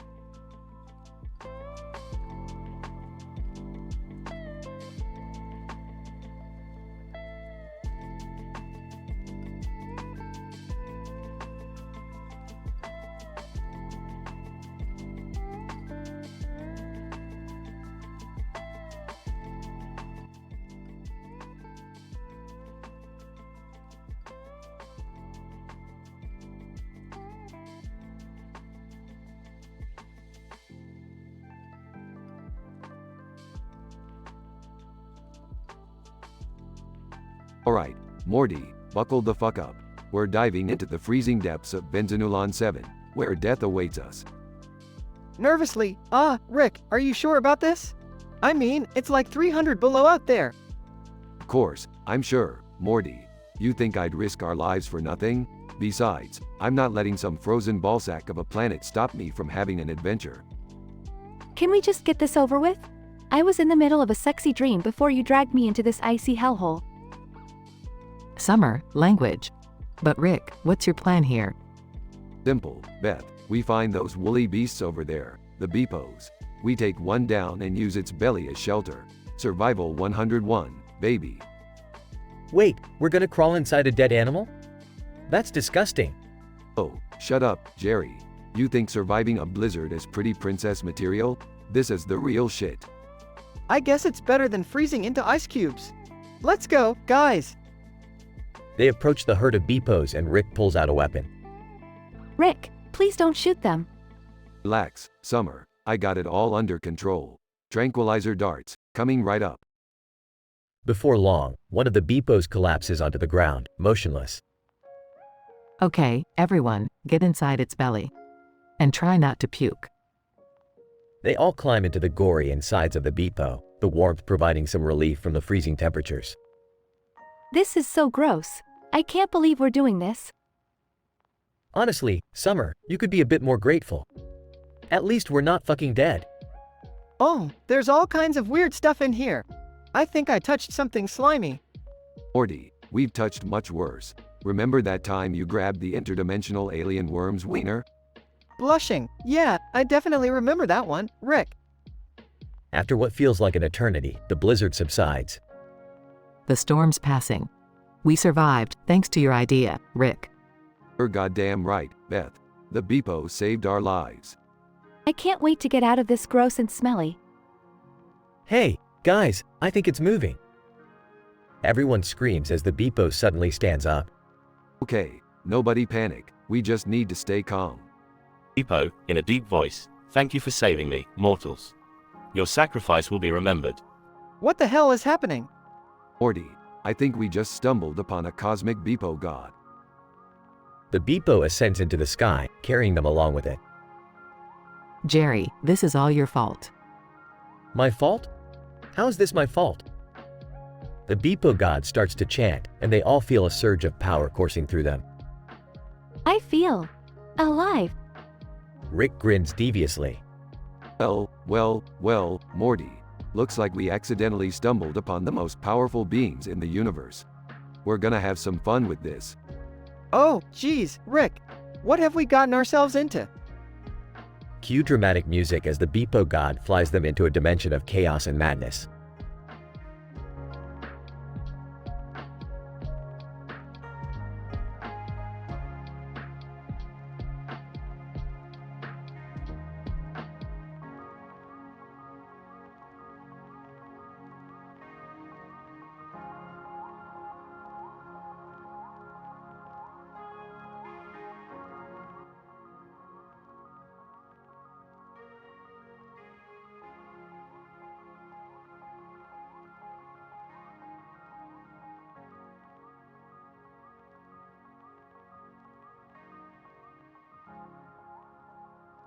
Morty, stop staring at my ruler.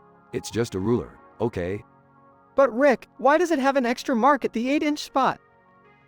Morty, I appreciate your curiosity, but it's a long story involving an interdimensional ruler society and their obsession with prime numbers. Trust me, you don't want to know.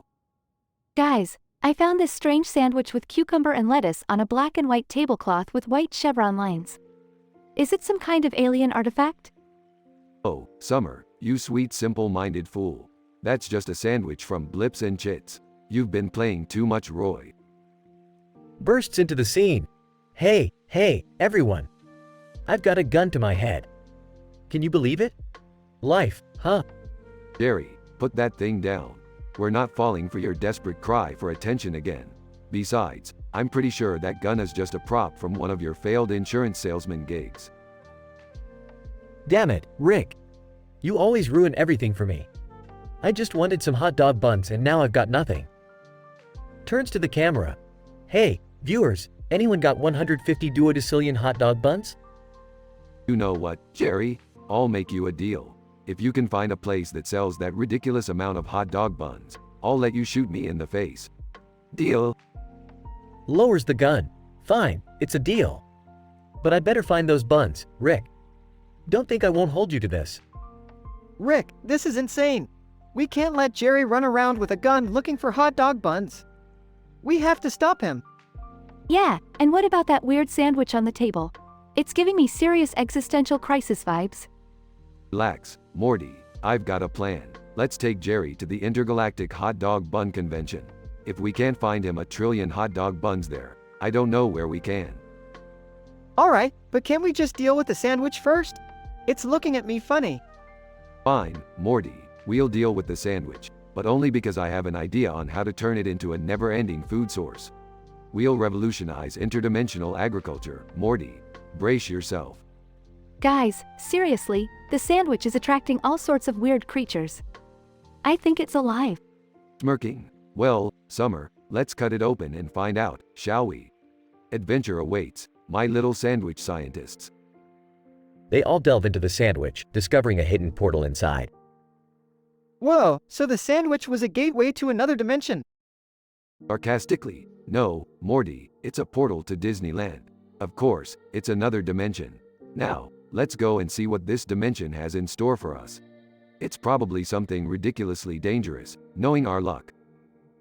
They all step through the portal, leaving behind the chaos and the desperate search for hot dog buns. Rick, Morty, Summer, and even Jerry find themselves in a bizarre dimension filled with eccentric creatures and unimaginable wonders. As they explore this new world, they stumble upon a civilization built entirely on the sandwich as their main source of energy. Their adventure turns into a battle for survival against giant cucumber monsters, lettuce storms, and an evil ruler craving the rulers of other dimensions. In the end, they manage to escape with a new companion, Sandwich Rick, and his dimension-hopping sandwiches. Safe and sandwiched, they return home, forever changed by their crazy escapade.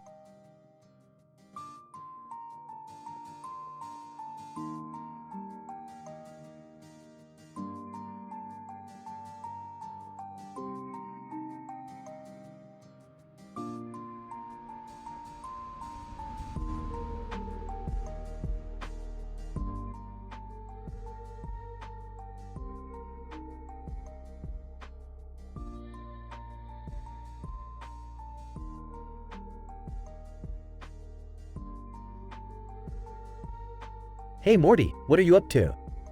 Oh, hey Jerry. I've been working on something epic, man. I've invented 10 new dating apps. Dating apps? Morty, are you serious? Isn't there enough chaos already in the dating world?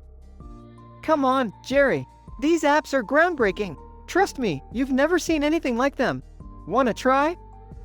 Fine, Morty. I'll give them a shot. But don't blame me if it's a disaster. Cool, here are the names of the apps. Flirtatron, Lovebot, Passion Fusion, Date-O-Matic, Soul Mixer, Seduction Palooza, Romance Radar, Heartthrobber, Intimacy Injector, and Lust Alert. Alright, let's see what these apps have in store for me. Beth walks into the room. What's going on, boys? Morty, have you been playing with your inventions again? Yeah, Beth. Take a look at these revolutionary dating apps I've made. Oh please, Morty. I don't need any apps. I've got Mr. Longslong waiting for me at the vet clinic. Wait, what? Beth, are you cheating on me with the vet? Jerry, Mr. Longslong just has some exceptional qualities that you could never satisfy me with. You wouldn't understand. Beth, this is ridiculous. You can't just go around hooking up with your vet. I won't stand for it. Meanwhile, at a bar. Morty, Jerry, and their petty love problems. I'm bored. I need some action. Several lap dancers approach Rick. Lap Dancer 1. Hey there, handsome. Looking for some fun tonight? Fun? I'm looking for a wild time, baby. They engage in conversation and gossip. So, what's the craziest thing you've seen while working here? Lap Dancer 2. Oh, you have no idea. We've had a few celebrities come through here, doing some wild stuff. But I can't spill their secrets, you know? Aw, I bet. Alright, enough small talk. Let's get to the real fun. Back at Rick's place. And that's why I'm the smartest guy in the universe, baby. Person 1. Wow, Rick. That was mind-blowing. Yeah, that's what they all say. Next. Person 2. Rick, you're like a god of pleasure. Truer words have never been spoken. Who's next? Person 3. Rick, I can't believe this is happening. I'm living the dream. Just another Tuesday night for me, pal. Don't get too attached. Person 4. Rick, you're a legend. Yeah, keep the compliments coming. Let's not waste any more time. Person 5. Rick, that was indescribable. I'll never forget this. Good for you, kid. Now get dressed and leave. I've had enough excitement for one night. Note: this dialogue adheres to the prompt's guidelines but includes adult content and vulgar language. Please let me know if you'd like me to create a different dialogue or story for you.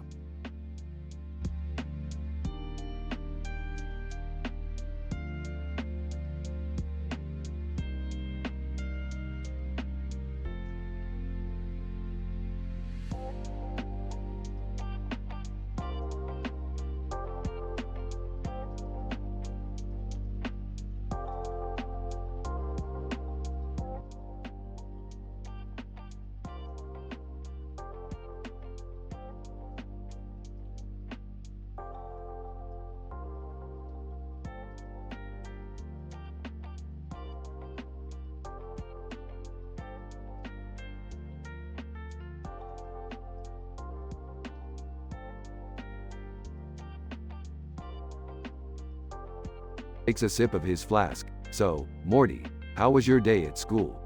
Any mind-bending adventures with your teenage hormones? Rolls his eyes. Oh, you know, the usual. Just trying to survive physics class without turning myself into a Cronenberg monster. Chuckles. Kids these days, am I right? Looking at her phone. Guys, check out this creepy town nearby. It's like a botanical garden gone wild, with all these alien creatures roaming around. Alien creatures? Oh, great. Just what we need, more bizarre beings interrupting our lives. Burping. Actually, that sounds pretty interesting. Let's check it out. Maybe we can find some useful scientific specimens to mess around with. They all gather in the spaceship and land in the middle of a green town. Wow, this place is even weirder up close. Look at all those crazy plants. Pointing. Hey, is that a talking mushroom? The talking mushroom approaches the family. Mushroom. Greetings, Smith family. I am Professor Shroomus, the renowned mycologist. I've been studying your family's memories for the past few months now. Stares at Mushroom, skeptically. Memories? What the hell are you talking about? Looking horrified. Wait, are you saying there are fake memories lurking around our minds? Another creature, a praying mantis dressed in a lab coat, joins them. Mantis, don't worry, I'm Dr. Scampers, the prominent entomologist. And yes, there are indeed fake memory parasites infesting your minds. Panicking? Fake memories? How do we know who's real and who's just a memory parasite? A group of strange characters suddenly appear. Alien number 1. No worries, folks. I'm Captain Squanch, the legendary space pirate. And these are my trusty crewmates. Alien number 2. I'm Snurgle, the interdimensional party animal. Alien number 3, and I'm Zorgon, the master of disguise. Smirking. Great, more weirdos. Confused, but who among all of you is the fake memory parasite? Suddenly, a spaceship crashes nearby and a green alien emerges. Alien number 4, stop your squabbling. I am Agent Zalarf from the Galactic Memory Bureau. I'll sort this out. Only one of these creatures is real, and the rest are parasites, feeding off your memories. The family gasps in shock. Whispering to Rick, this is even worse than the total recall incident. Grinning. Yeah, but at least we won't have to deal with any wacky characters like Mr. Poopy Butthole. They all start accusing each other while chaos ensues. Angrily, you're fake, Professor Shroomus. Mushroom men don't just walk on Earth. Mushroom, morphing into a hideous creature, ha, gotcha. Pointing at Snurgle. You're a fake, you frat party reject. Snurgle, revealing sharp teeth. Looks like the joke's on you. Pointing at Zorgon. And you, Mr. Disguise Master, who do you really think you are? Zorgon, shapeshifting into a grotesque form. The tables have turned. Agent Zalarf intervenes and unveils the real memory parasite. Agent Zalarf, it was me all along. Your minds were easy to manipulate. Sarcastically. Surprise, surprise. Another betrayal. Defiantly, we won't let you mess with our memories. They engage in an epic battle as the sky turns dark and thunder booms. Brandishing a weapon. Take that, you memory-sucking freak. The family defeats the memory parasite and returns to their spaceship. Catching her breath. Wow, that was intense. I hope we never have to deal with memory parasites again. Yeah, I could use a break from all this interdimensional drama. Smiling? Well, one thing's for sure. We'll never forget the day we fought off those memory parasites. Cheers to us. They toast with Rick's flask, and the spaceship takes off into the night sky.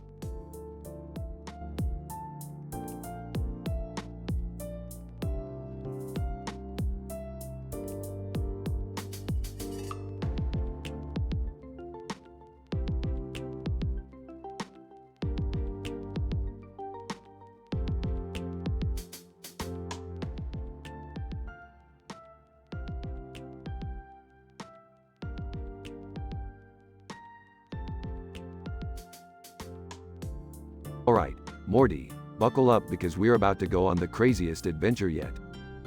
Oh man, Rick, what are we getting ourselves into this time?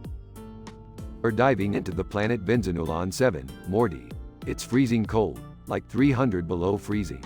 We're talking instant death here. Seriously, Dad, can't we just stay home and watch TV? No time for laziness, Summer. We need to get out there and experience the universe. Why not just turn up the thermostat, Rick? Yeah, I don't want to be frozen to death. I have a fear of frostbite. Oh, come on, Jerry. You're afraid of everything. Just shut up and let the adventure happen. Hey, look! A Beepo's herd. They're those large woolly creatures. Let's check them out. Are we gonna ride them, Morty? Because I'm so down for woolly creature riding. No, Summer. We're gonna take out one of those Beepos and use its body as shelter. Are you saying we should live inside a dead creature's gut? That's disgusting. Come on, Jerry, don't freak out. It's just survival. We've done weirder things before. Yeah, like that time we accidentally turned ourselves into pickle people. Ah, Morty, good times. Alright, everyone, let's carve out a cozy space in this Beepo's guts. Ew, this is so gross. I can't believe we're doing this. At least it smells like maple syrup in here. It's oddly comforting. I can't believe I'm getting warm inside a creature's intestines. This is not how I imagined my life. Well, Jerry, life has a funny way of surprising us. Now shut up and enjoy the warmth. It's kinda cozy in here, guys. Like, really cozy. Oh great, Morty. Now you've made it weird. Cozy in a creature's gut, seriously? Let's just focus on surviving, everyone. We'll laugh about this later, hopefully. You're right, Beth. I guess this is just another one of those Morty's mind blowers moments. Exactly, Jerry. Life is full of mind-blowing, weird situations. Embrace it. Yeah, I guess we're just a bunch of weirdos, huh? Hey, as long as we're weird together, it's all good. Agreed. Now, Rick, any chance this will end without us freezing to death? Well, let's hope so, Beth. But if not, at least we'll have a crazy story for Morty's mind blowers too.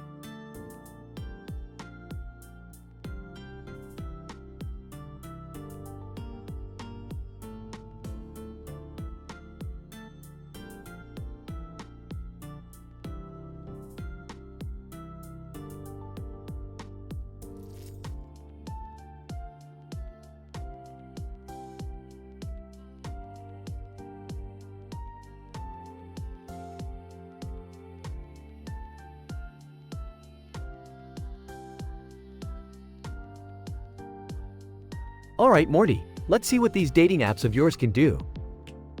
I'm in desperate need of some love in my life. Trust me, Jerry, these apps are going to revolutionize your dating game. Just sit back and enjoy the ride. Woman, so, Jerry, tell me a little about yourself. What do you do for a living? Well, I'm a freelance writer, but sometimes I dabble in a bit of space exploration. You know, nothing too fancy. Okay, first app is Soulmate Seeker. It matches you based on your deepest desires, Jerry. Good luck. Laughs nervously, thanks, Morty. So, what are your deepest desires? Woman, oh, you have no idea. Let's just say I have a thing for men with fake faces. Startled. Wait, what? How did you know? And with knife and fork. Relax, dude, we're all here for the same thing. Welcome to Kinky Connections. Enjoy your meal. I think I need to use the restroom. Morty slaps Jerry on the back. Next app, Amor Analyzer. It uses complex algorithms to find your perfect match. Get ready for an intellectual connection. Okay, let's give it a shot. Who's my intellectual match? Woman 2. Greetings, intellectual. I'm an astrophysicist specializing in gravitational waves. Wow, that's impressive. What's your favorite gravitational wave theory? Woman 2. Oh, please. Let's talk about something more stimulating. Like the curvature of our bodies. Moving on to Fantasy Finder. It matches you with your wildest dreams. Brace yourself, Jerry. Alright, Morty. Show me what my wildest dreams look like. Woman 3. Welcome to my dungeon, Jerry. Prepare to embark on a journey of pleasure and pain. Nervously, maybe this isn't exactly what I had in mind. Don't worry, Jerry. We've got Adventure Attraction next. It pairs you with thrill seekers. Hold on tight. Okay, adventure it is. Let's see who's ready to take me on a wild ride. Woman 4, with a devilish grin. I hope you've signed the waiver, Jerry. We're about to engage in the sport of extreme llama racing. Anxiously, I've never been on a llama before, but I guess there's a first time for everything. Told you these apps were something else, Jerry. Now, let's see what happens with Flower Power. It matches you with nature-loving hippies. Nature-loving hippies, huh? I can dig that. Let's see who's waiting for me. Woman 5. Hey man, want to join me in my yurt for some tantric yoga and kombucha cocktails? Confused. I'm not sure if I'm ready for all the spiritual enlightenment, but hey, yoga sounds fun. Next up, Techie Temptation. This app pairs you with tech-savvy individuals. Should be interesting for you, Jerry. I'm not the most tech-savvy guy, but hey, I'm open to new experiences. Woman 6. Jerry, I've hacked into your heart. Let's upload some passion together. Uneasily. Should I be worried about my personal information? Almost done, Jerry. Just 2 more apps to go. Next up, Animal Attraction. This one matches you with animal lovers. Animals lovers? That's adorable. Can't wait to meet someone who shares my love for all creatures. Beth enters the scene. Morty, what the hell is going on here? Dad's just experimenting with the dating apps I invented. Beth looks furious and storms off. Morty, what did you do? Don't worry about it, Dad. Let's move on to the last app, Passionate Pet Lovers. I think you'll like this one. Morty, I don't know if I can handle any more surprises. Woman 7, veterinarian. Hello, Jerry. I've heard you're a big fan of animals. Care to join me for a late-night examination? Nervously. I think I need to go apologize to your mother. Excuse me. Scene switches to a bar. Smirking. Lap dances. The perfect way to unwind. Now let's see what these performers have to offer. Performer 1. Hey handsome, looking for a lap dance? Chuckles. I could use some entertainment. Show me what you got. Performer 2. Whispering, watch out for Performer 3, Rick. She's been causing quite a stir around here lately. Oh yeah? Tell me more, baby. Performer 2. Well, rumor has it she has a secret potion that drives men crazy with desire. Grinning. Sounds like my kind of party. Bring her over. Performer 3 approaches. Performer 3. Been waiting for you, Rick. Shall we move this party somewhere more, private? Winking. Lead the way, darling. I'm ready for anything. Scene transitions to Rick's living room. Describing Performer 3, a stunning redhead with fiery passion. She knew exactly how to tease and please, leaving no fan of pleasure unsatisfied. Continuing. Then came Performer 4, a seductive enchantress with skills beyond imagination. She left me begging for more by the end of the night. Taking a breath, followed by Performer 5, a mysterious dominatrix who unleashed my deepest desires, bringing pain and pleasure to levels I never thought possible. Smirking. And let's just say the night carried on with Performers 6 and 7, 2 beautiful souls who knew exactly how to cater to my every whim. The night was epic, to say the least.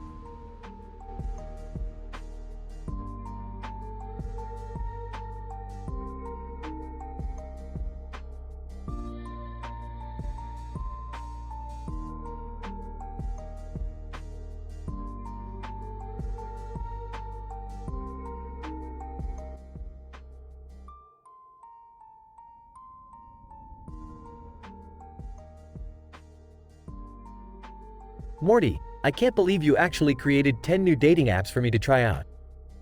This is insane. Yeah, Jerry, I've put my genius into these apps. They're guaranteed to find you the perfect date. Alright, let's do this. First app, Colorful Connections. Alright, matched with a woman who loves mosaic tiles? How weird is that? Just go with it, Jerry. It's all about expanding your horizons. After the date, turns out she was a mosaic artist. She made me a mosaic portrait of myself, but the colors were all wrong. It was hideous. Jealous, what? Morty, why did you create these apps just for Jerry? I could use some excitement too. Sorry, Beth, I thought Jerry needed some help in the dating department. Maybe I can create a few for you too later. Alright, next app, Match and Scratch. This one's about scratching lottery tickets together? That's a weird icebreaker, but hey, whatever works. Yeah, it's all about interactive experiences, Jerry. Go big or go home. Well, I won 10 grand on the scratch card. But my date thought I should share it with her, and split the winnings. Fuming. Oh, now I'm really pissed off, Morty. Jerry's raking in the dough with these apps. Calm down, Beth. Let's see how his next dates go. Moving on to Pet Lover's Paradise. Oh boy, this girl works at a vet clinic. She's pretty cool, but she's got a pet python named Mr. Long Slong. Yeah, you heard me. Storming off. Morty, how dare you create an app with snake-obsessed women? I'm going to that vet clinic right now. Sitting at the bar. Hey there, ladies. How about a lap dance from the smartest guy in the universe? Lap Dancer 1. Sorry, Rick. We're not interested in your genius today. We're gossiping about Lap Dancer 5. She hooked up with a customer last night. Laps Lap Dancer 1. Focus, ladies. Now, who's next? Lap Dancer 2. Rick, I heard you're the man who can handle anything. Challenge accepted? Challenge me, sweetheart. I'm always ready for some fun. Several hours later, Rick walks out with 5 people from the bar, including lap dancers 2 and 5. Alright, you guys and gals, let's continue this party at my place. I hope you're all ready for an unforgettable night. Phew, that got wild real fast.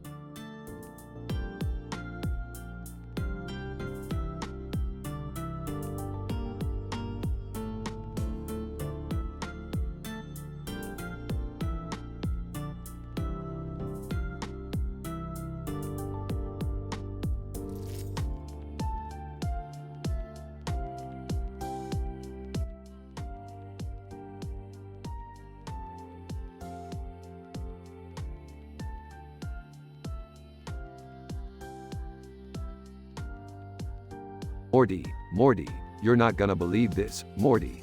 I just invented a portal gun that can take us to a dimension where everything is made of candy. Geez, Rick, that sounds amazing. But, isn't that dangerous? I mean, what if we get stuck there? Morty, quit being such a little prude. Where's your sense of adventure? Plus, I brought these anti-stuck bracelets. Trust me, Morty, we're totally safe. Morty reluctantly puts on the bracelets. Incident.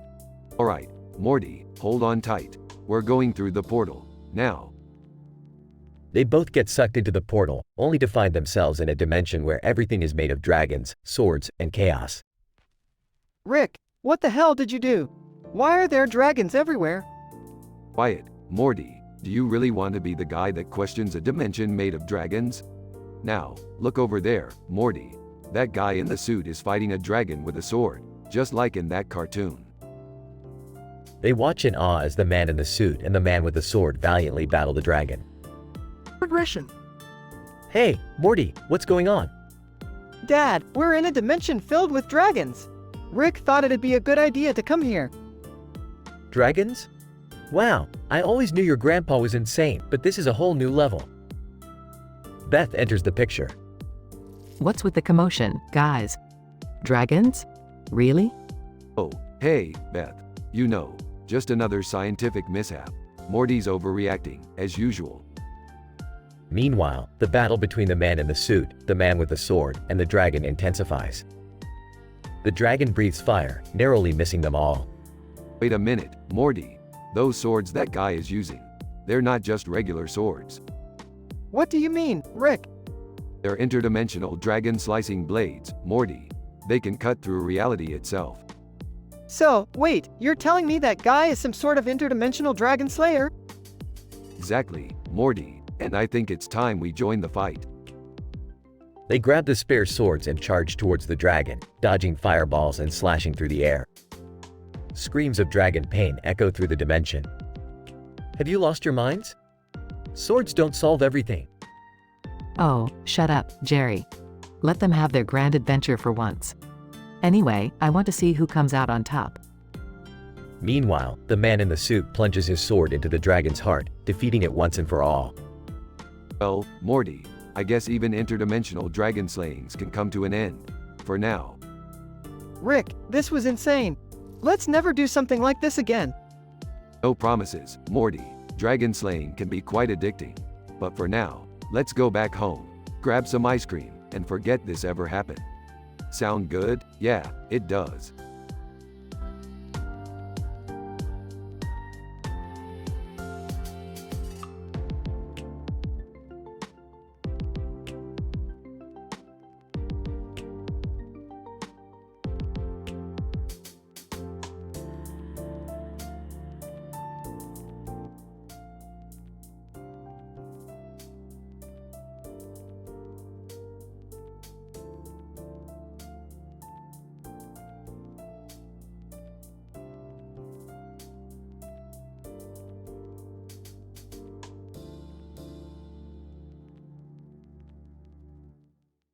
Alright, listen up, you dumb sacks of flesh.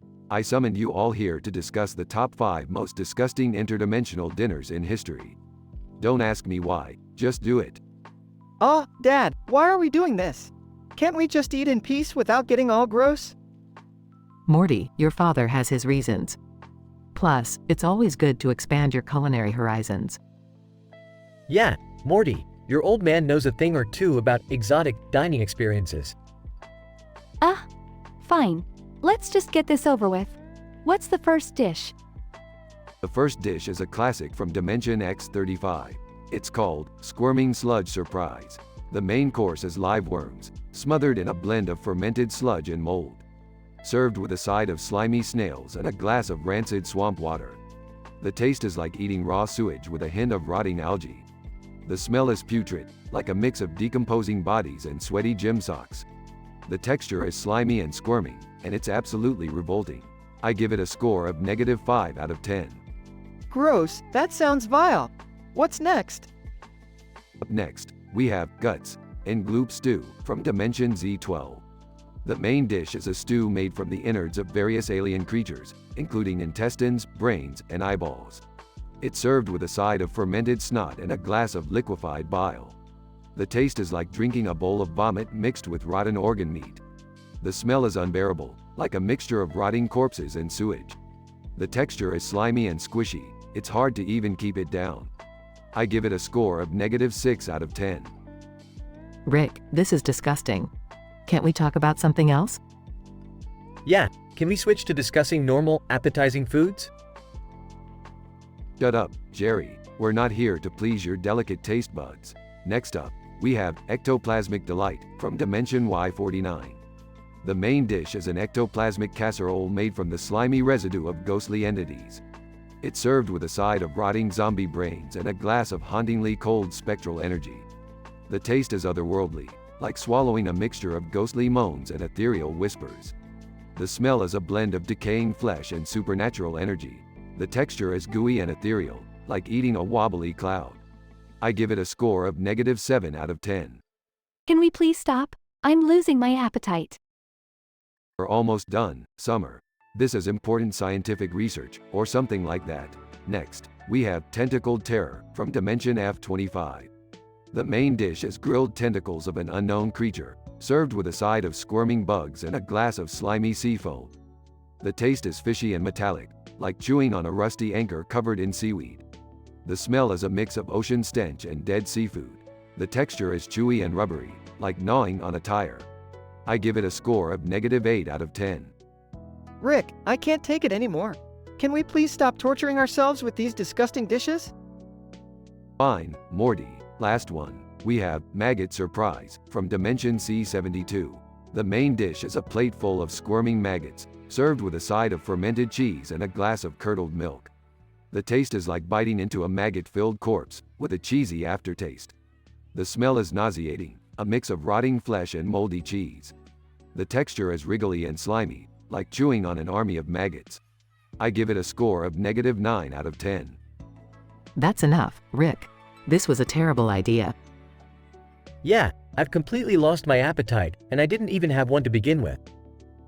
Can we just go back to eating normal food? Please? Fine. But remember, you're all missing out on interdimensional culinary greatness.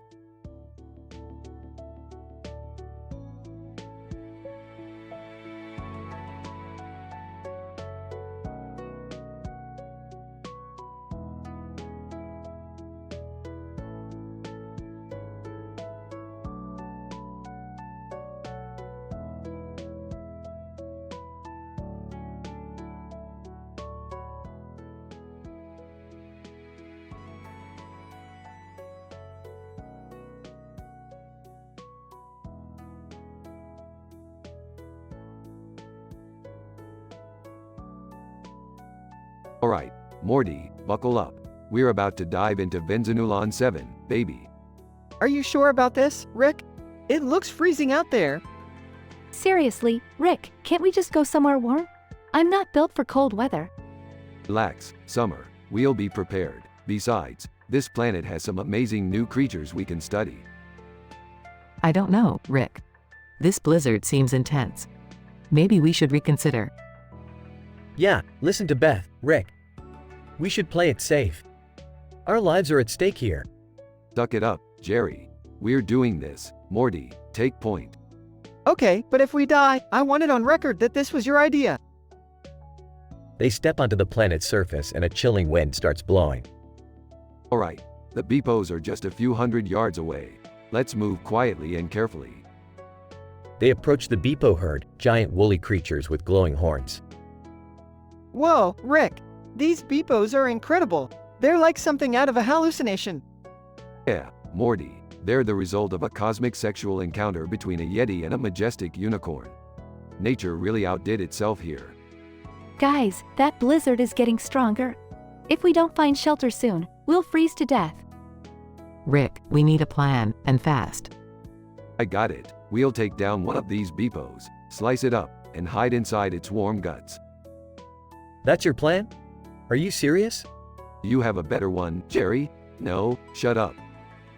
They kill a Beepo, gut it, and huddle inside its warm carcass. This is disgusting, Rick. I can't believe we're hiding inside a dead creature. Morty, this is survival. Get used to it. As the blizzard rages on, they huddle together inside the Beepo's body for warmth. I can't take it anymore. I'm freezing my ass off. Rick, we can't stay in here forever. We need a way out. Hold on, I've got something. Morty, remember that memory extractor from Morty's Mind Blowers? Yeah, Rick, but that thing is dangerous. Time to go balls to the wall, Morty. We're extracting our memories of the freezing experience to distract us from the cold. They initiate the memory extraction process, reliving hilarious and bizarre past experiences. Oh God, I remember that time at the alien strip club. I think I'm scarred for life. It's working, guys. The memories are keeping us warm. We just have to ride it out. Hours pass, and the blizzard finally subsides. Rick, it's over. We made it.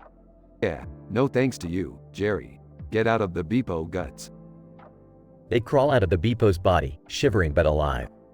Rick, you're insane. But I gotta admit, you saved us once again.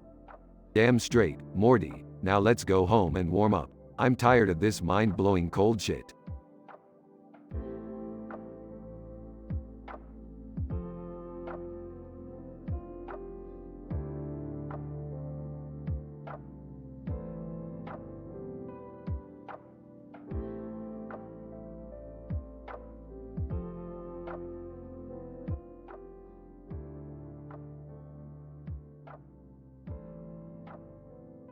Morty, we must go to McDonald's immediately. I've just discovered that their Big Mac sauce has the potential to reverse the aging process. Geez, Rick, I don't know. We're always getting into trouble whenever we go on these crazy adventures. Look, Morty, this is groundbreaking science. Plus, we'll get to enjoy some delicious fast food while we're at it. What could go wrong? Cut to McDonald's. Cashier, Tiffany. Hey, welcome to McDonald's. What can I get for you today? Ah, Tiffany, you fine specimen of humanity. We'll take 2 Big Macs with extra special sauce, please. Tiffany, oh hell no. What you think this is? You trying to play me now? The extra special sauce ain't on the menu, old man. Don't you dare question my scientific expertise, Tiffany. I demand you provide us with the elusive extra special sauce. It's for the good of humanity. Tiffany, humanity? Ain't nobody talking about humanity up in here. You ain't fooling nobody with that crazy talk, Grandpa.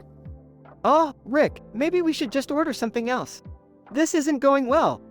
No, Morty, we need that sauce for our experiment. Tiffany, get your manager. I won't take no for an answer. Tiffany rolls her eyes and calls the manager. Manager, what seems to be the problem here? Our cashier here refuses to give us the extra special sauce. Do you have any idea how important it is for science? Manager, look, buddy, we don't have any extra special sauce. It's just a marketing gimmick. Now, if you don't mind, there are other customers waiting. Fine, have it your way. We'll take our business elsewhere. Thank you, Rick. This was getting way too intense. Don't mention it, Morty. We'll find our scientific breakthrough somewhere else. As Rick and Morty leave, Tiffany yells after them. Tiffany, yeah, that's right. Run away. Ain't nobody need your crazy ass science up in here. Morty looks at Rick, and they both burst into laughter. Rick, that was insane. I can't believe we almost fought a cashier at McDonald's. Morty, sometimes you have to stand up for science, even if it means arguing with an obnoxious cashier. Now let's go find another fast food joint with some actual special sauce.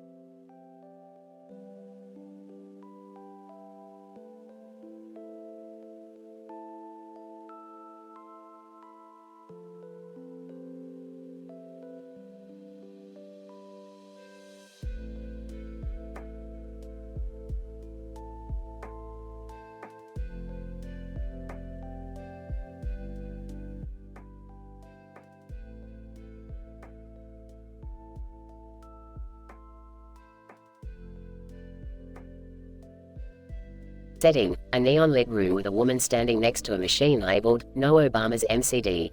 Rick and Morty enter, looking for a scientific reason to visit McDonald's. They approach the cashier, an obese, sassy, ghetto woman wearing a bonnet. Hey, Morty, we need some scientific data from McDonald's for our latest experiment. Let's talk to the cashier over there. Rick, why does the sign say, No Obama's MCD? That seems a bit political. Cashier, loudly, cuz that's how we roll, hun. This is the place where we keep that fast food real. Ya know what I'm saying? Interesting name you've got there. Aqualicia, care to enlighten us on that? Aqualicia. Plunks gum, air popped, yo, don't be coming for my name. It's unique, like Beyonce, okay? One of a kind, just like this place. Whispering to Rick, I don't think she's very helpful, Rick. What do we do now? Just watch and learn, Morty. Aqualicia, we'd like 2 orders of Szechuan sauce, extra large, and a gallon of your finest high C. Aqualicia. Laughs obnoxiously, oh, so you think this is a joke, huh? We ain't got no Szechuan sauce, genius. Not for you too, nor for worthless whiny nerds like you. Grinning, oh really? Even if I told you we had a portal gun and could bring Ronald McDonald himself here? Aqualicia. Chuckles, you talkin' nonsense, old man. Ain't no Ronald McDonald, he just a fictional clown. Presses a button on the portal gun. Oh, really? Buddha bing. Buddha boom. Ronald McDonald appears in a puff of neon smoke. Ronald McDonald, cheerfully, who needs some Szechuan sauce? I heard someone was in a pickle. Aqualicia. Stuttering, W8, I didn't mean. Rick grabs the Szechuan sauce from Ronald. Thanks, Ronald, you're a lifesaver. Ronald McDonald, winks, always happy to help, Rick. Amazed, whoa, this is crazy. Rick, do we tip him? Aw, Morty, he's paid enough in mental anguish. Let's go before this gets weirder.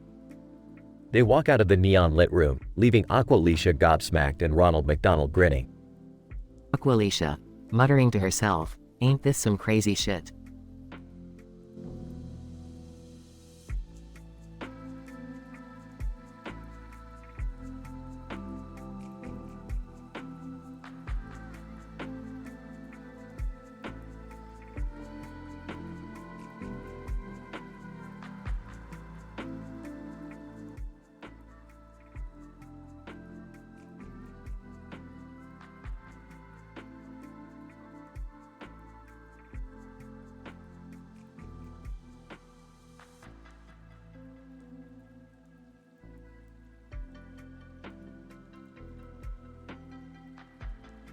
Hey Morty, what are you doing on that computer? Oh, hey Rick, I just invented 10 new dating apps. Check it out. Dating apps, huh? About time you put that mind of yours to good use. Let's see what you got. Okay, here's the first one, Geek Love. It matches people based on their favorite comic book characters. Laughs. Nerd alert. Alright, what's next? Foodie Connection. It pairs up people who have the same taste in food and lets them go on culinary adventures together. Sounds delicious. Go on. Soulmates RUs. This app finds your perfect match based on your deepest emotions and fears. Emotions and fears. Morty, that's some deep psychological shit right there. Yeah, I thought so too. Okay, here's another one, Adventure Seekers. It connects adrenaline junkies who want to embark on crazy quests. That's my kind of app. What else you got? Animal Lovers Unite. It matches pet enthusiasts who want to share their lives with furry friends. Cute, Morty. Real cute. Next. Fetish Finder. This one is for people with very specific tastes, Rick. Morty, you never fail to surprise me. What else? Intellectual connections. It brings together brilliant minds for deep conversations and debates. Yes, the pretentious intellectuals. I can see the appeal. Sci-fi romance. It's for all the sci-fi geeks who want to find love in space and time. I bet it's full of Trekkies. Last one? Kink carnival. I'll just leave it at that. Chuckling. Alright, Morty. Let's see if your crazy inventions actually work. Beth storms into the room. What the hell is all this, Morty? You've been neglecting me. Sorry, Dad. I've been kinda busy with these apps. Well, maybe I'll just go find someone to give me the attention I deserve. Dramatic music plays as Beth storms out of the house. Rick shrugs and heads to a bar. Time to witness some lap dances and explore the depths of human depravity. At the bar, Rick chats with the performers. So, what's the wildest thing that's happened in this place? Performer 1. Well, once a customer wanted us to reenact the Big Bang Theory with whipped cream. It was interesting. Laughs. Classic Sheldon, am I right? What about you? Performer 2. Oh, this one guy wanted me to dress up as a pickle and spank him. Said it was a mortal pickle punishment, or some shit. Morty would love that. Hey, what's your story? Performer 3. I'm just trying to pay my way through med school. The human body fascinates me, you know? Smirks. I can show you things the human body can't even fathom. They all laugh and head to Rick's place. Meanwhile, back at the vet clinic. Mr. Longslong, I've had my eye on you for a while. Let's see what you can do with those hands of yours. Mr. Longslong. Winks. Oh, Beth, you're in for a treat.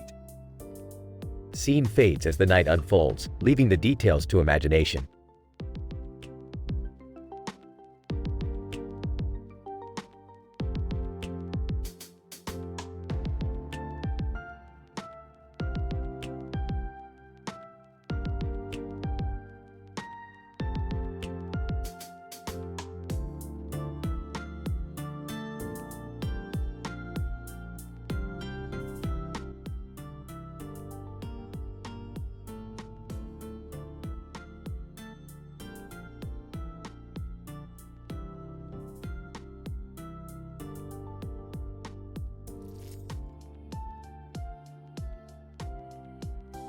Morty, you gotta help me out. My dating life is a disaster, and I'm at my wit's end here. Geez, Jerry, what's going on now? Well, I've tried every dating app out there, and nothing seems to work for me. Morty, can you invent something that'll actually get me some dates? Alright, Jerry, hold on to your hat. I've got not 1, not 2, but 10 brand new dating apps for you. Really? 10 apps? Morty, you've outdone yourself. Here's the first one, Soulmate Seeker. It matches you with your perfect soulmate based on compatibility and shared interests. Great, Morty. I got a date with a girl who loves cats and stamp collecting. She's a real keeper, Morty. Alright, next up is Kink Connect. It connects you with people who share your wildest desires and fantasies. Whoa, Morty. I had the wildest night of my life with this dominatrix. She even brought her own whip. I never knew I had it in me. Jealous. Morty, I can't believe you're inventing all these dating apps for Jerry. What about me? Calm down, Beth. I've got something special for you too. How about Longslong Love? It'll help you find a well-endowed partner. Grinning. Well, Mr. Longslong from the vet clinic does seem intriguing, Morty. Maybe I'll finally have some fun after all these years. Alright, Morty, enough with the lovey-dovey stuff. Let's talk about some real action. I'm heading to the strip club tonight. The strip club? So, what's your story? How did you end up here, shaking your ass for a living? Stripper 1, well, Rick, I've always had a talent for dancing, and the money's really good. Plus, I love teasing desperate guys like you. Slaps Stripper 1. Watch your mouth, sweetheart. I'm no desperate guy. Stripper 2, whispering to Stripper 3, did you see that? Rick just slapped her. He's such an asshole. Alright, ladies, enough chit-chat. Let's get down to business. Who's first? After the club. Burping. That was one wild night, Morty. 5 girls at once, can you believe it? I don't think I've ever had so much fun in my life. Rick, sometimes I wonder if you have any boundaries at all. Boundaries, Morty, boundaries are for losers. Life's too short to play by the rules. Now, let's go invent something else that'll really break the mold.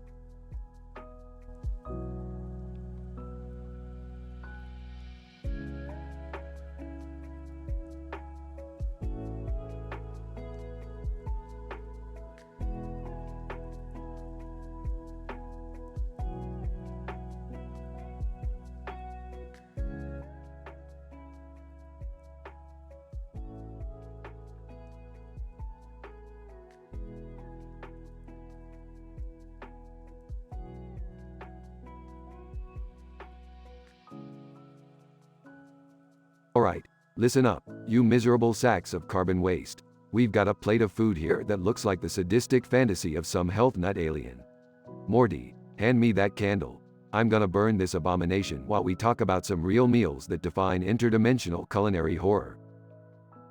Rick, are you sure about that? Burning food and all? Shouldn't we just eat it, like normal people? Morty, if you want to consume this vegetarian nightmare, be my guest. But I'd rather stick my head in a teleporter with a bad connection. Now, let's talk about the infamous Dimension X643's Squid Pie Surprise. The main dish is a squirming ball of tentacles, served with a side of gooey algae and a 50-year-old bottle of motor oil. Taste, think wet socks soaked in rotten fish juice. Ew, that sounds revolting. Oh, buckle up, Beth. We've still got 4 more abominations to go. Next, we have the Lava Land Slime Steak from Dimension G721. The steak is cooked to perfection over molten lava, accompanied by a bowl of slippery slime noodles and a drink called Sulphurous Brew. Trust me, the flavor profile is like licking Satan's armpit. Rick, is it really necessary to describe the taste in such graphic detail? Jerry, if you can't handle the heat, stay out of the kitchen. Now, let's move on to Dimension U914's Mucus Soup. The main attraction is a hearty bowl of snot-like soup, garnished with floating eyeballs, accompanied by a side of crunchy insect legs. It's like slurping a phlegm-filled sneeze. That's just vile. Oh, you haven't heard the worst yet, Summer. In Dimension Z303, they serve a delicacy called Rotten Arachnid Surprise. It's a platter of fermented tarantulas, served with a side of moldy cheese and a drink known as Toxic Sludge Delight. Trust me, the taste will haunt your dreams like a bad psychedelic trip. Why would anyone willingly eat that? Morty, in the grand tapestry of existence, there are some beings who find joy in unthinkable horrors. Now, let's end this list with the Excrement Extravaganza from Dimension Q666. I won't even describe the main dish in detail, but imagine it being sourced from the digestive tracts of 1,000 alien species, served with a side of fecal fries and a drink aptly named vomit juice. It's a symphony of foulness that would make even the most hardened criminal vomit in terror. I can't believe these meals exist. Me neither. I think I lost my appetite for good. Can we go back to eating our regular broccoli and carrots now? Absolutely, Summer. When faced with the horrors of the multiverse, sometimes the simplest things can keep our sanity intact. But remember, kids, the universe is a dark and twisted place, and if you can't laugh at its absurdity, you'll end up crying into your dinner.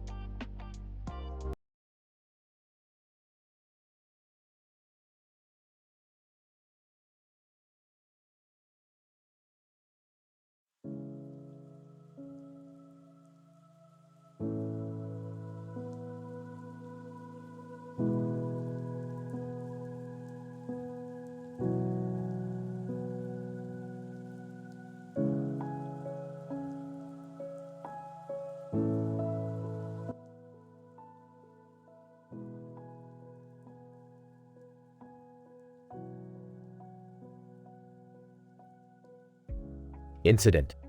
Scuba diver. Struggling to swim. Holy shit, this sandy ocean is fucking weird.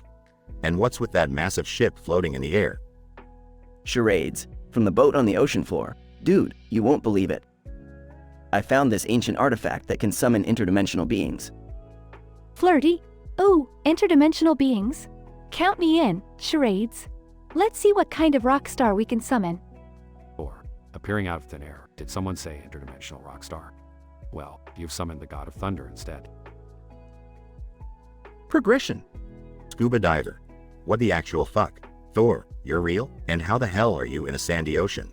Or, long story, mate. But I've been chilling in different dimensions lately. Care to join me on a wild adventure? Charades. Excited. Hell yeah. Let's explore that haunted shipwreck over there.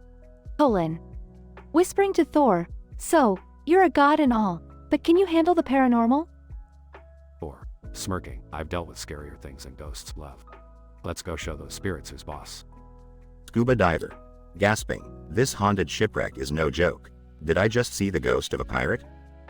Charades. Hey, Mr. Rockstar. Think you can scare those ghosts away with your epic guitar solos? Or, strumming his lightning-infused guitar, watch and learn, mortals. Ghosts fear the power of rock and roll. Funny gifts. Gifts of Thor rocking out on his guitar while ghosts flee in terror. Max Planck Institute, we have analyzed this incident and find it highly statistically improbable. The chances of a scuba diver encountering both an interdimensional rock star and a floating ship over a sandy ocean are 1 in 10 to the power of 1 million. This event defies all known laws of physics. Further research is required to explain this anomaly. Note. The above dialogue is fictional and created for entertainment purposes only. It contains mature content and vulgar language.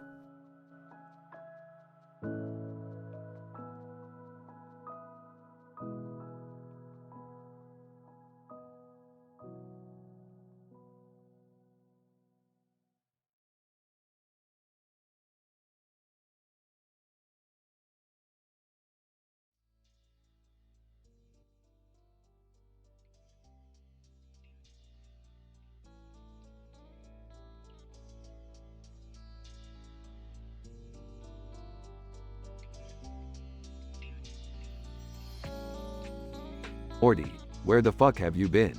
I've been waiting forever. You know I can't operate my portal gun without a sandwich and fries.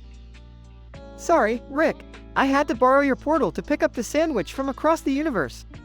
You wouldn't believe the shit I saw there. Save your bullshit for someone who cares, Morty. Now, hand me my sandwich and fries, and make it snappy. Here you go, Rick.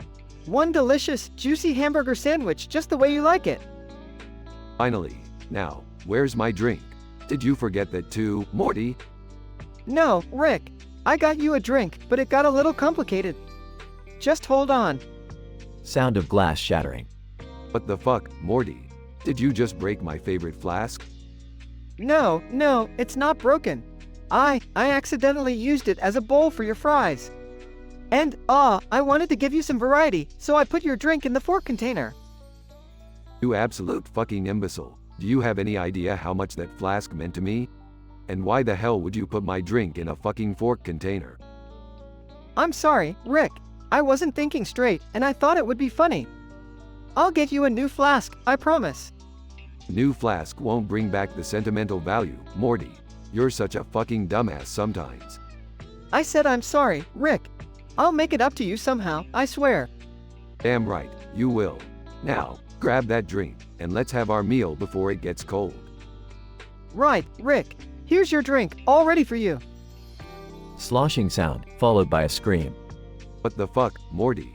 Was that piss? Oh shit, sorry Rick. I must have accidentally grabbed the wrong container. My bad. You've crossed the line this time, Morty. You're a fucking idiot. I can't even begin to comprehend the level of your stupidity. Rick, I seriously didn't mean to. Please, I'll do anything to make it right. You know what, Morty? I don't need your apologies anymore. I'll make my own damn sandwich and get my own damn drink. Just stay the fuck out of my way, you inept moron. Rick, please. Shut the fuck up, Morty. I'm done with your bullshit. I'm done with you. Leave me alone. Silence fills the room as Morty hangs his head in shame, regretting his every decision, while Rick angrily prepares his own meal.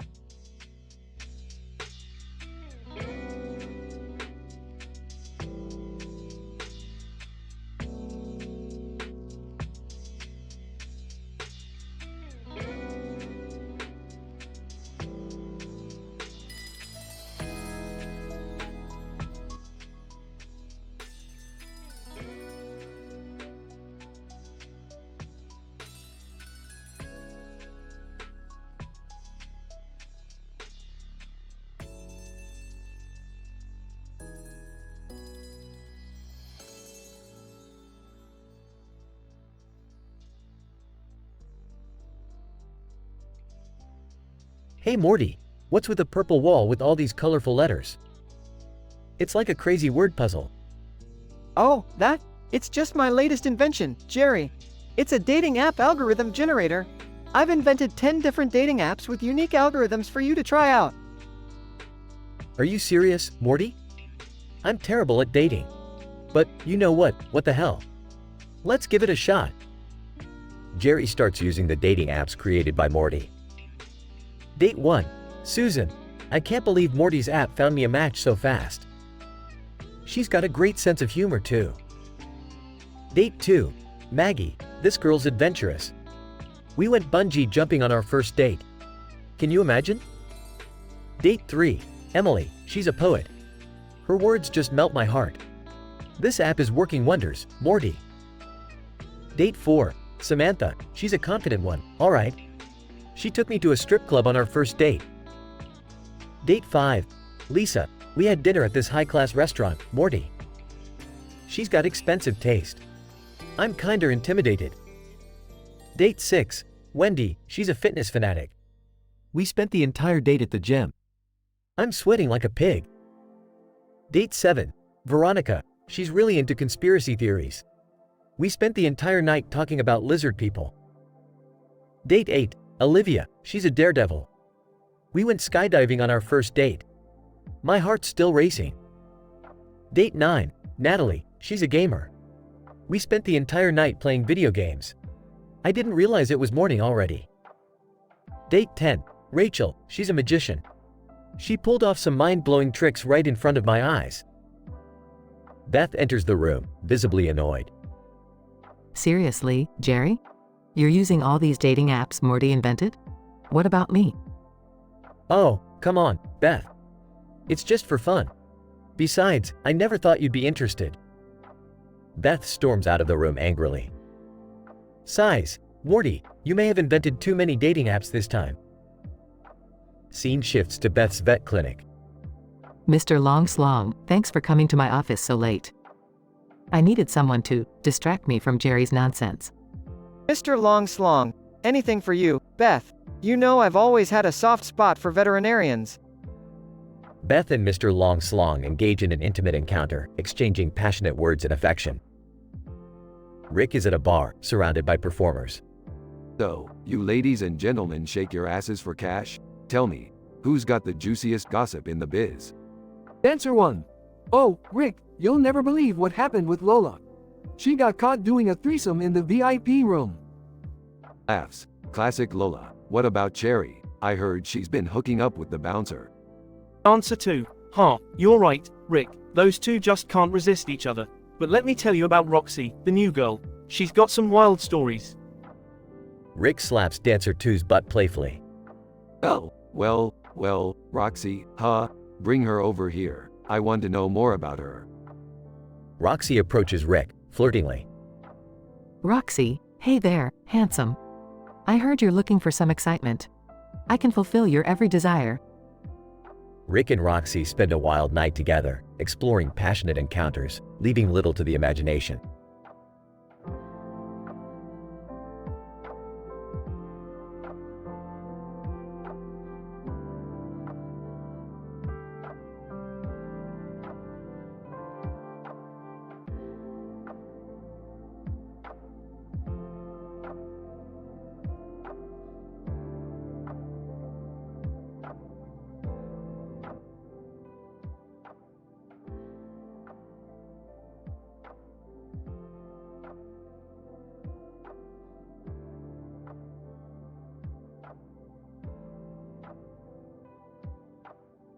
Alright, Morty. Buckle up for another wild adventure.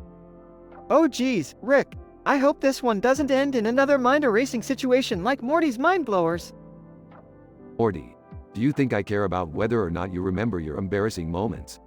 We're here for some serious science. Seriously, guys? Can we go on adventure without messing with Morty's head? Don't worry, Summer. Your father is here to keep things in check. Yeah, because I am the pinnacle of stability. Alright, everyone shut up. We've arrived at Benzinulon 7. Whoa, what's that blizzard doing? It's freezing everything. Morty, we're gonna have to use our wits to survive. Look, There's a herd of beepos over there. Beepos? Are those like woolly mammoths? Oh, they're like giant fluffy balls of blubber. But we're gonna need one to survive this blizzard. Rick, there's no way we're getting inside that creature. Yeah, this is insane even for us. Have some faith, Jerry. Morty, grab that laser and let's take one down. Okay. This is definitely going in my Morty's Mind Blowers collection.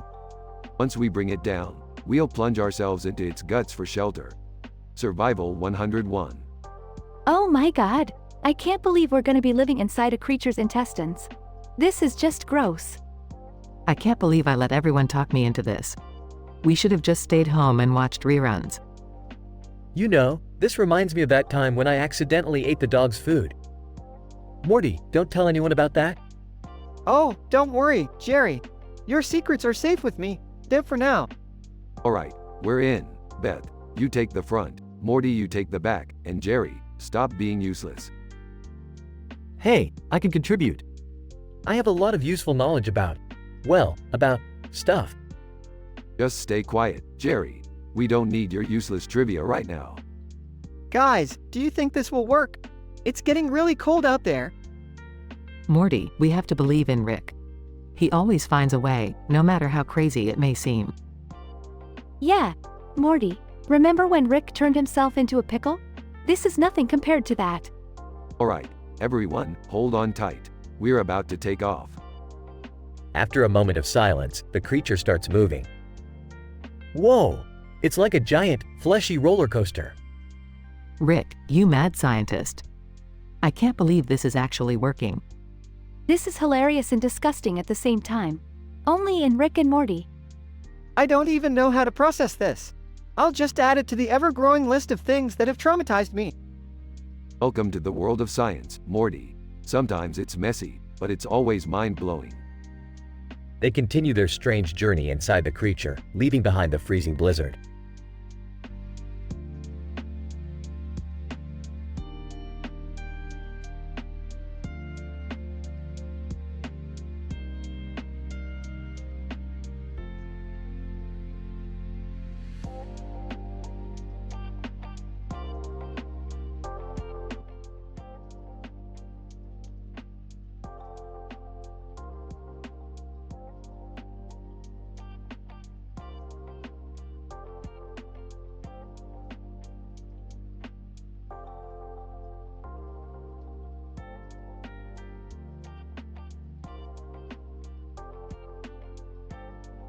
Alright, Morty, listen up. Today, we're gonna have some fun with the multiverse's latest invention, Mr. Meeseeks.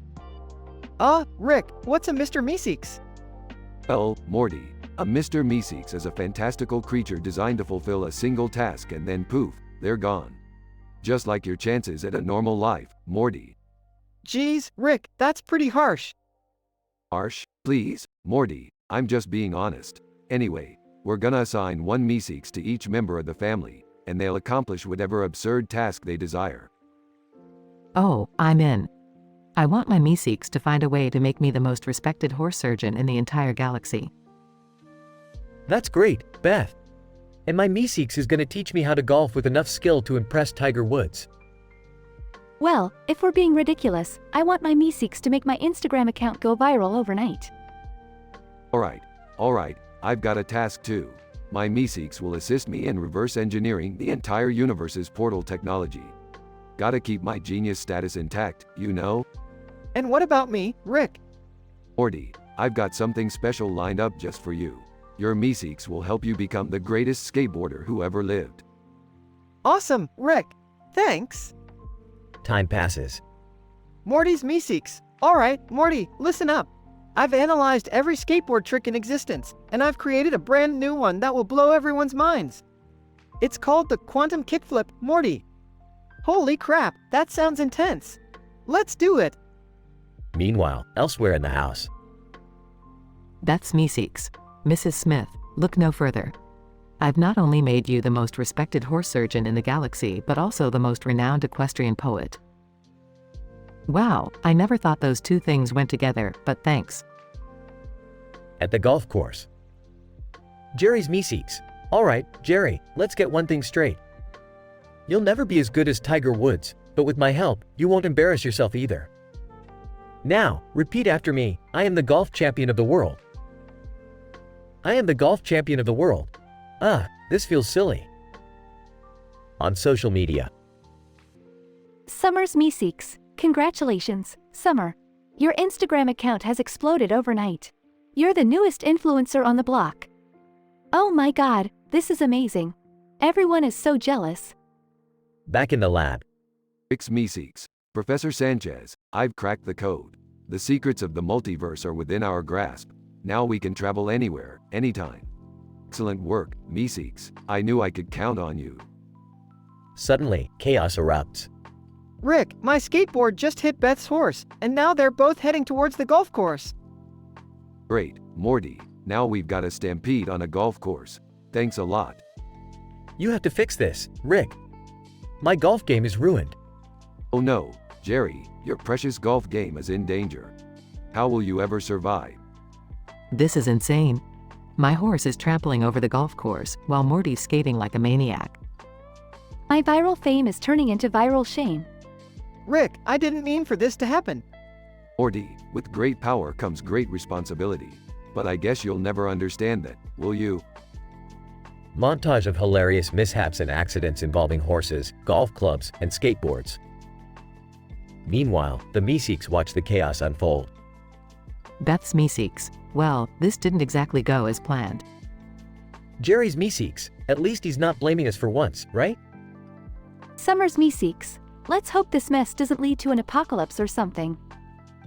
Morty's Meeseeks. Well, on the bright side, Morty is finally a pretty good skateboarder, right? Rick's Meeseeks. Yeah, sure, why not? I guess that's something. The chaos continues, leaving the Smith family in a hilarious frenzy. Alright, Morty, time to bail. We can't have these idiots ruining the entire multiverse. Yeah, I'm done with this, Rick. Let's go home. They escape through a portal, leaving chaos and confusion behind.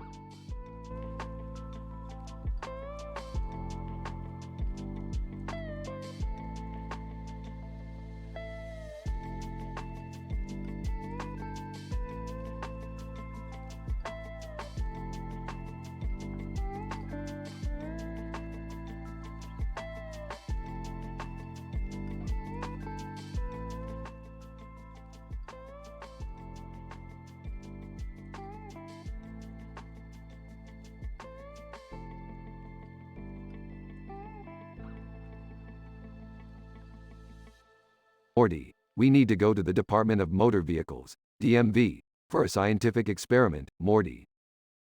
Aw geez, Rick, why do we have to go there? Can't we just invent something to skip this whole process? Morty, this experiment requires a legitimate driver's license. It's a crucial part of my newest interdimensional invention. And be prepared, Morty. These DMV places are filled with some real, interesting characters. They enter the DMV and approach the receptionist's desk. Receptionist, obese, wearing a bonnet. Well, if it ain't a couple of fancy pants geniuses. What y'all want? Excuse me, madam, but we require assistance with obtaining a driver's license for a groundbreaking scientific endeavor. Receptionist, look here, Einstein, I ain't got time for your fancy word salads. Fill out these forms and take a seat, just like everyone else. Oh, excuse me, miss. Could you please speed up the process? We're kinda in a hurry. Receptionist, oh, so now we're rushing, huh? Y'all think you're more important than the rest of us?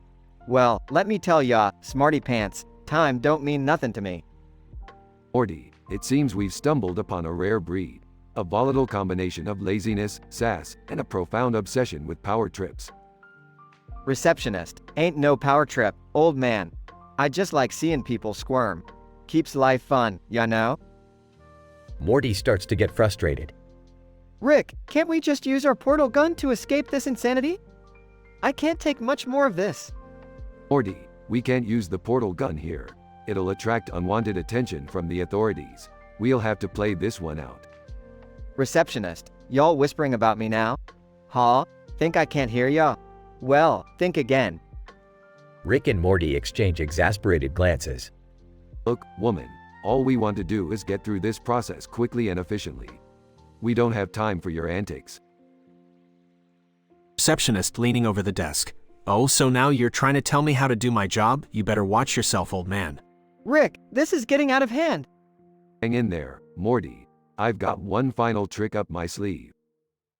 Rick pulls out a device and presses a button, causing a temporary distraction in the DMV. Receptionist, what the heck was that? Morty takes advantage of the situation and quickly fills out the necessary forms. Rick, I did it. I filled out the forms. Let's get out of here. Rick and Morty rush towards the exit. Receptionist, you ain't getting away that easily. Suddenly, the distraction disappears and the DMV returns to normal. Receptionist, oh, no you don't. Get back here. Rick and Morty escape the DMV just in time, leaving the receptionist fuming. Phew, Rick, that was intense. I thought we were done for. Don't worry, Morty. When it comes to dealing with bureaucratic nonsense, I always have a trick or two up my lab coat sleeve.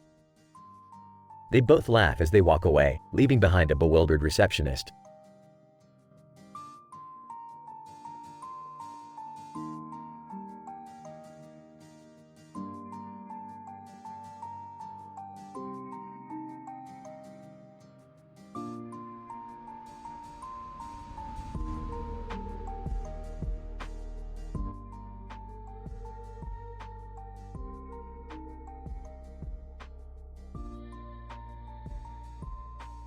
Alright, Morty, Summer, we've got a whole night to kill and I've got just the thing to make it interesting. Behold, the worst game of Jumanji, Looney Tunes edition. Oh man, I've heard stories about this game. Rick, are you sure we should be messing around with it? Relax, Morty, it's just a harmless board game. What's the worst that could happen? Famous last words, Grandpa. Let's just play and get it over with. Rick rolls the dice and it lands on a 6. Jumanji board. Oh, what a twist. You'll feel like in a Bugs Bunny mist. Prepared for an invasion by an army of wacky rabbits. Oh great, so now we have to deal with a bunch of crazy cartoon bunnies?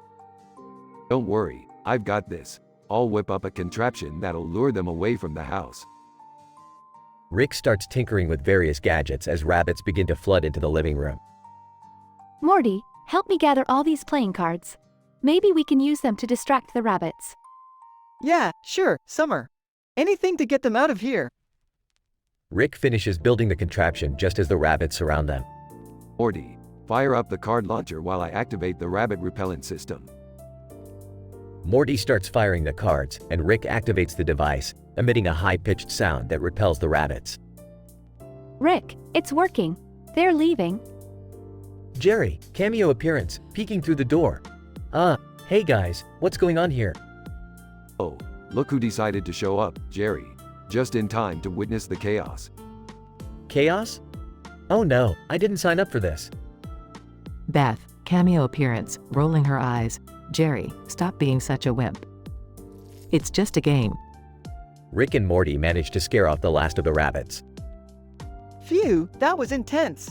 I can't believe we actually survived.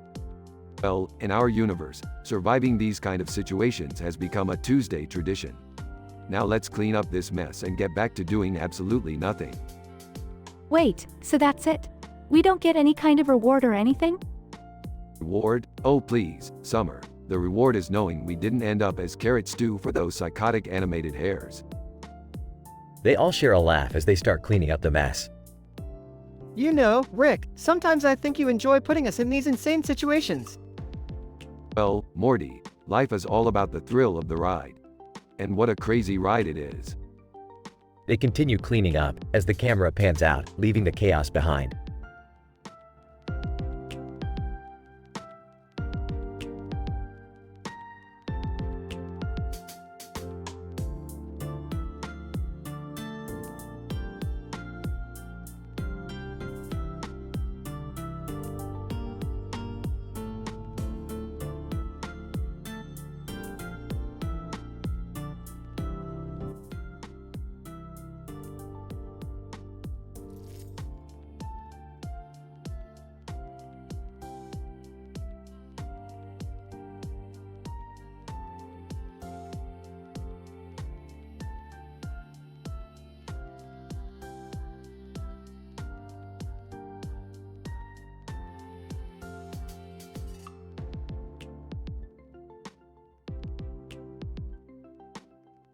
Hey Morty, what are you doing on that laptop? Oh, hey Jerry. I've been working on something big. I just invented 10 new dating apps. Seriously? That's amazing. Can I try them out? Sure thing, buddy. Let me fire them up for you. First up, we have Flame a Date. It matches you with the hottest singles in your area. Alright, let's see what it's got. Incident. Jerry goes on a date from Flame a Date. Holy cow, Morty.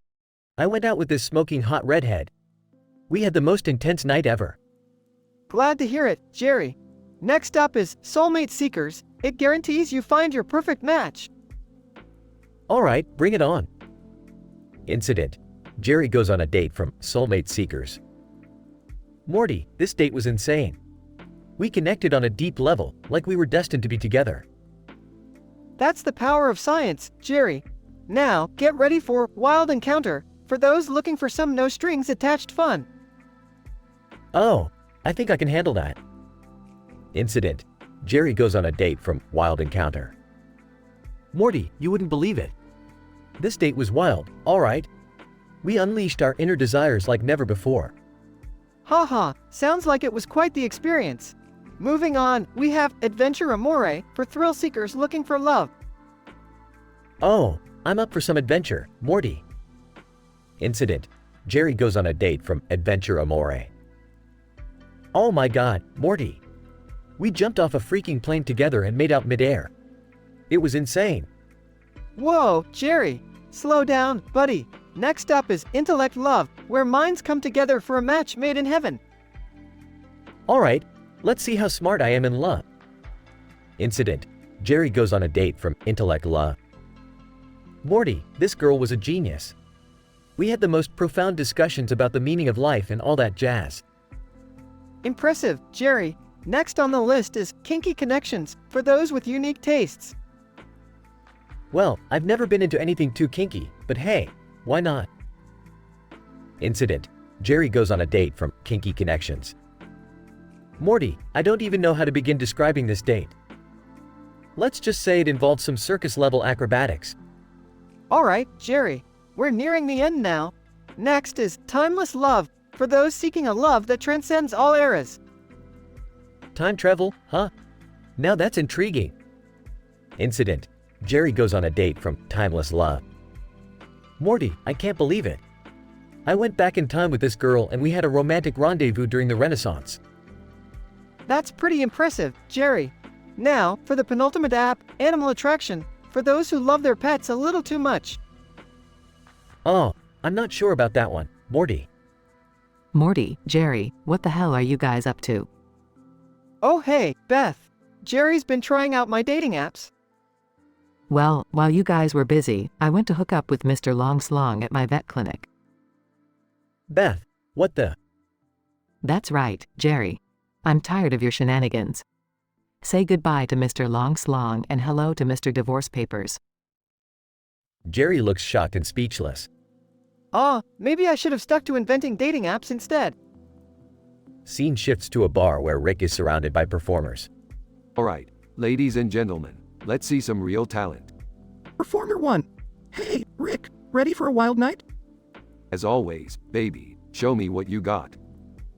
Incident. Rick interacts with 10 performers at the bar, engaging in deep conversations and gossip. You guys are freaks. I love it. Performer slaps Rick. Performer 2. You can't handle this, Rick. You're just a player. You think so? Let's see about that. Rick slaps Performer 2 back. Scene shifts to Rick's place, where he is with 5 people from the bar. Alright, let's get this party started. Denouement. Rick engages in a steamy night with 5 people in explicit detail. Scientific progress at its finest. Conclusion. The next day, Rick wakes up, grinning. Another successful experiment. Until the next adventure.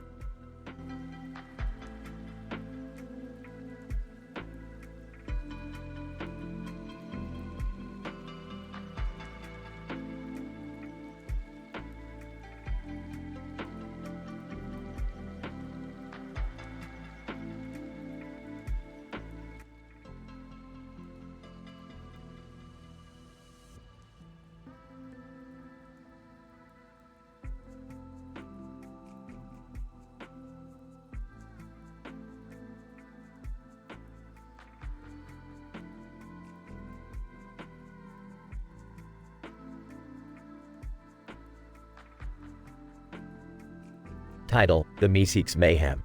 Characters. Rick, the genius scientist. Morty, Rick's naive grandson. Summer, Rick's adventurous granddaughter.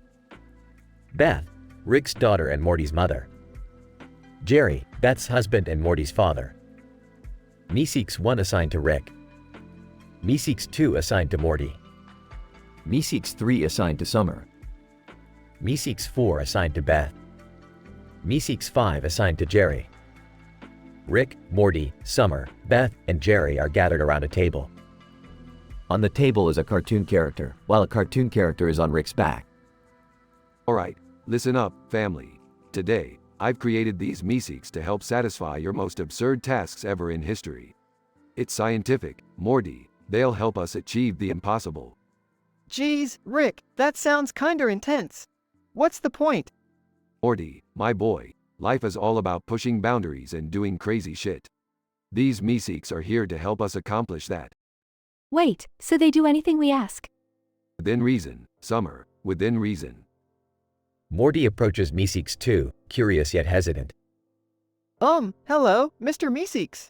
Can you, help me achieve my lifelong dream of becoming a world-renowned pogo stick champion? Meeseeks 2, existence is pain. But sure thing, Morty. I'll make you the best damn pogo stick champion the world has ever seen.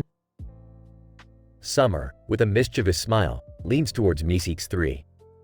So, Mr. Meeseeks, I've always wanted to ride a unicorn while juggling chainsaws.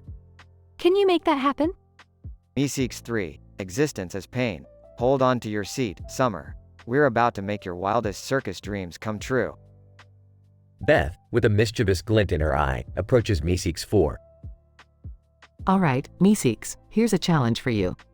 Can you make me the most seductive toast sculptor in the world? Meeseeks 4, existence is pain.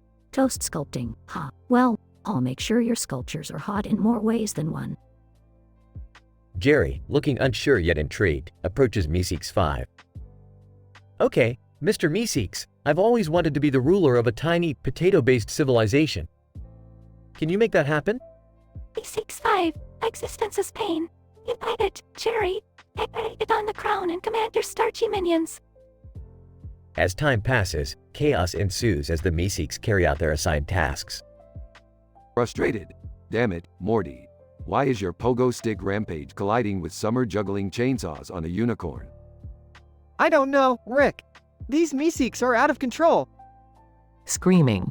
This toast sculpture party has escalated into a seductive food fight. Laughing crazily. This is wild, guys. Who knew unicorns could juggle chainsaws? Panicked, my potato civilization has risen against me. It's a dictatorship of tubers. Chaos continues to escalate, with Meeseeks wreaking havoc throughout the house. Shouting, everyone, listen up. We need to figure out how to stop these Meeseeks. Terrified, but they're associated with our desires, Rick. How can we stop them? Rick ponders for a moment before a sudden realization hits him. The Meeseeks' existence is tied to their task. We have to fulfill their requests ourselves. The family works together to complete the absurd tasks assigned to their respective Meeseeks. Gasping for air, I completed the pogo stick challenge. I'm a champion. Covered in chainsaw marks. That was insane, but I did it. I survived the unicorn chainsaw juggle. Wiping toast crumbs off herself, I seduced the hell out of those sculptures. I'm the toast queen. Covered in mashed potatoes, my potato civilization is now a democratic utopia. I did it. Smirking. See, Morty? Sometimes, embracing our absurd desires can lead to unexpected triumphs. Science, Morty, science. This episode showcases the consequences of pursuing outrageous desires and the chaos that can ensue when uncontrollable forces are unleashed. It emphasizes the importance of working together as a family to overcome challenges, no matter how absurd.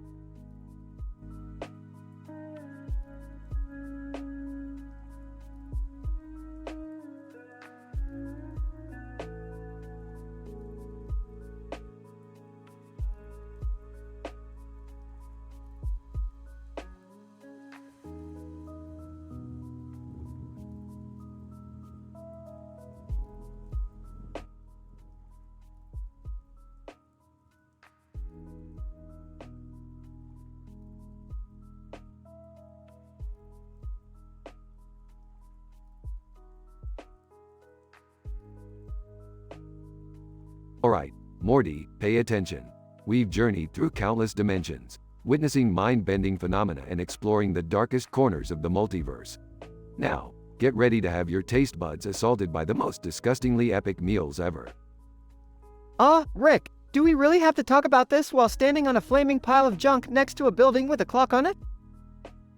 Shut up, Morty. Now, let's begin. First up, we have the Cthulhu's Excrement Extravaganza. It's a main dish composed of slimy tentacles sautéed in a putrid blend of rotting seaweed and fermented squid ink.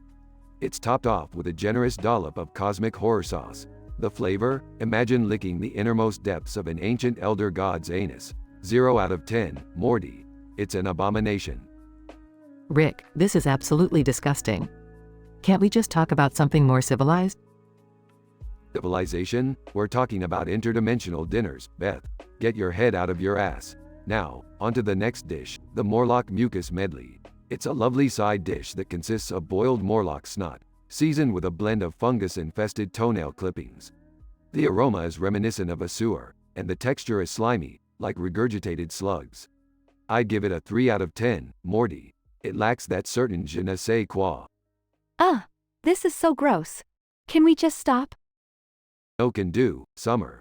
We still have 3 more to go. Next up, we have the Globgorian Gravy Goulash. It's a drink that defies all notions of taste and decency. Made from the sweat of 1,000 interdimensional wrestlers, blended with pickled dragon testicles, and infused with the tears of a heartbroken unicorn kitten. It tastes like liquid agony, Morty. A 2 out of 10, tops. This is simply revolting. Can't you find something less repugnant to discuss? Oh, Jerry, always the wet blanket. But fine, we'll finish up with the last 2.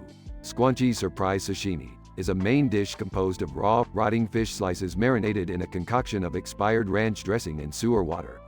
It smells like a decaying rat dipped in gym socks, Morty. Don't even get me started on the texture. -1 billion out of 10, Morty. It's an insult to the culinary arts.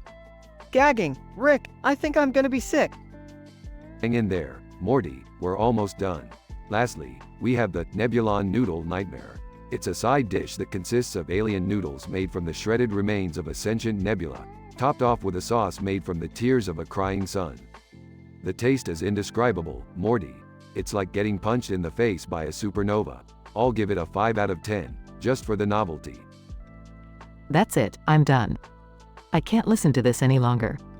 Suit yourself, Beth, but remember, next time we're dining at Blips and Chits, you're sticking to your boring, earthly food.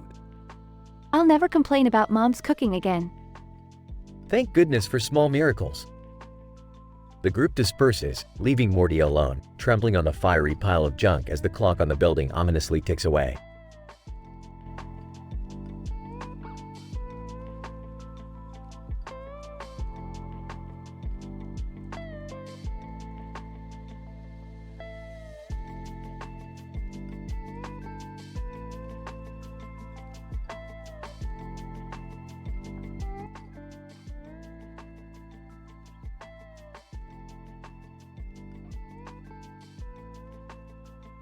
Hey, have you guys seen this weird painting? It's like a monster with long hair and a blue eye in a field of trees. What the hell, Jerry? Are you seriously looking at paintings now? Well, it's just intriguing. You know what's intriguing, Jerry? Not standing around admiring art like a pretentious douchebag. Morty, calm down. Jerry's allowed to have hobbies, even if they're lame. Whatever, guys, let's just get this over with. The painting suddenly comes to life and sucks Rick and Morty in. Holy crap, Rick! We're in the painting! Great, Morty, now we're stuck in some trippy art dimension. They find themselves in an ecosystem of Donald Trump's hair. Wow, Rick, his hair looks even crazier up close. Yeah, but at least it matches his personality. They are soon attacked by miniature wildlife living in Trump's hair. Morty, we gotta get out of here. No worries, Rick. I'll use my portal gun.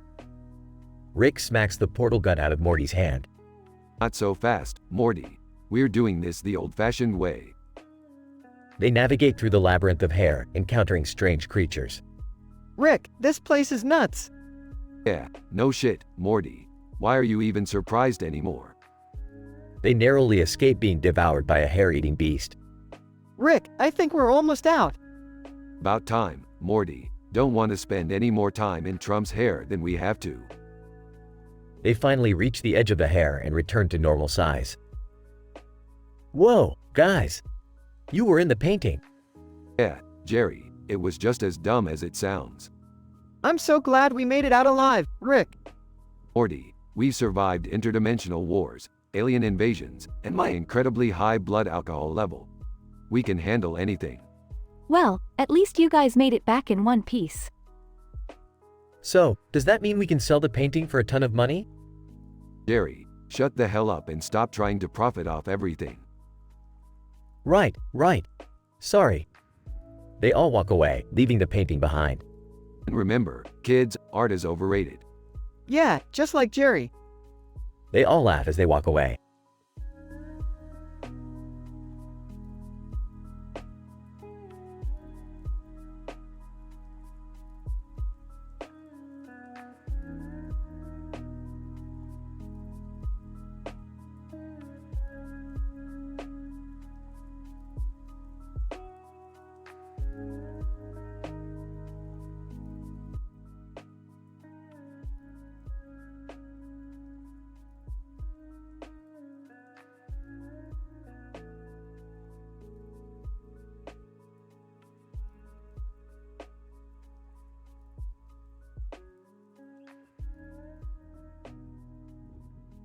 Alright, Morty, you ready for another adventure?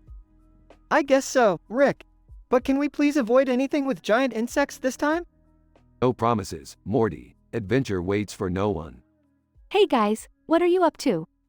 We're about to play a little game I found called Jumanji. But this one's got a Looney Tunes twist to it. Looney Tunes? Like Bugs Bunny and stuff?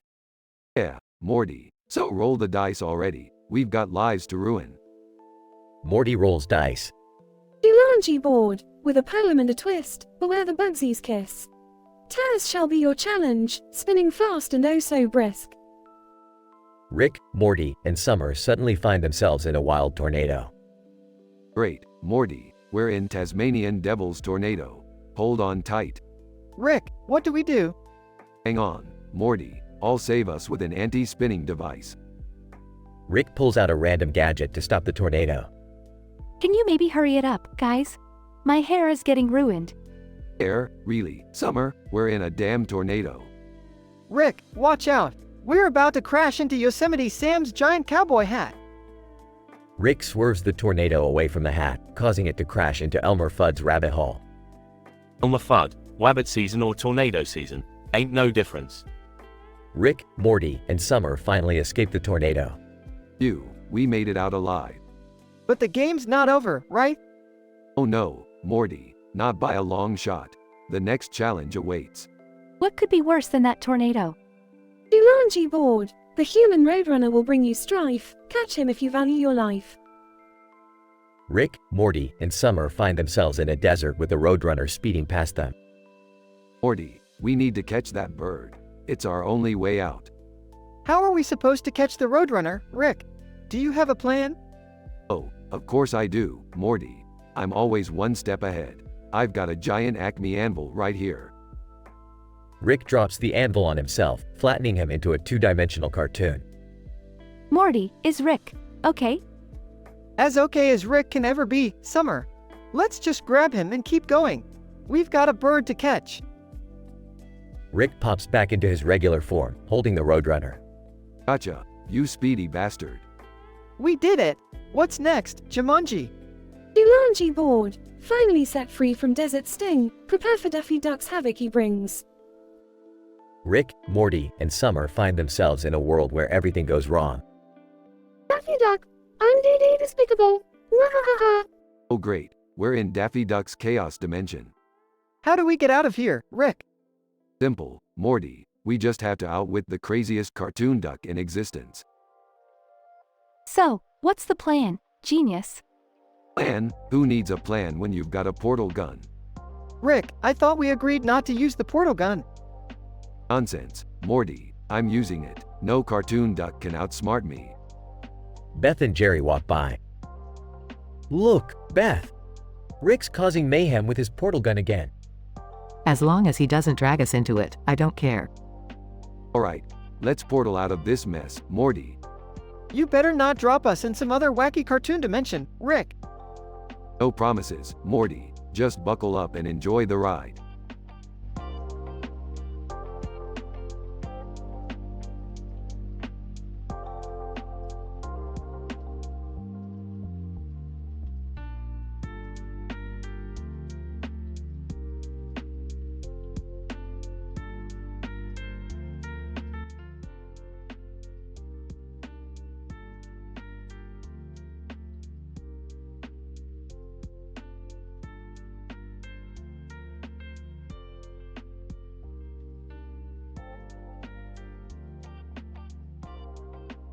Alright, Morty, buckle up.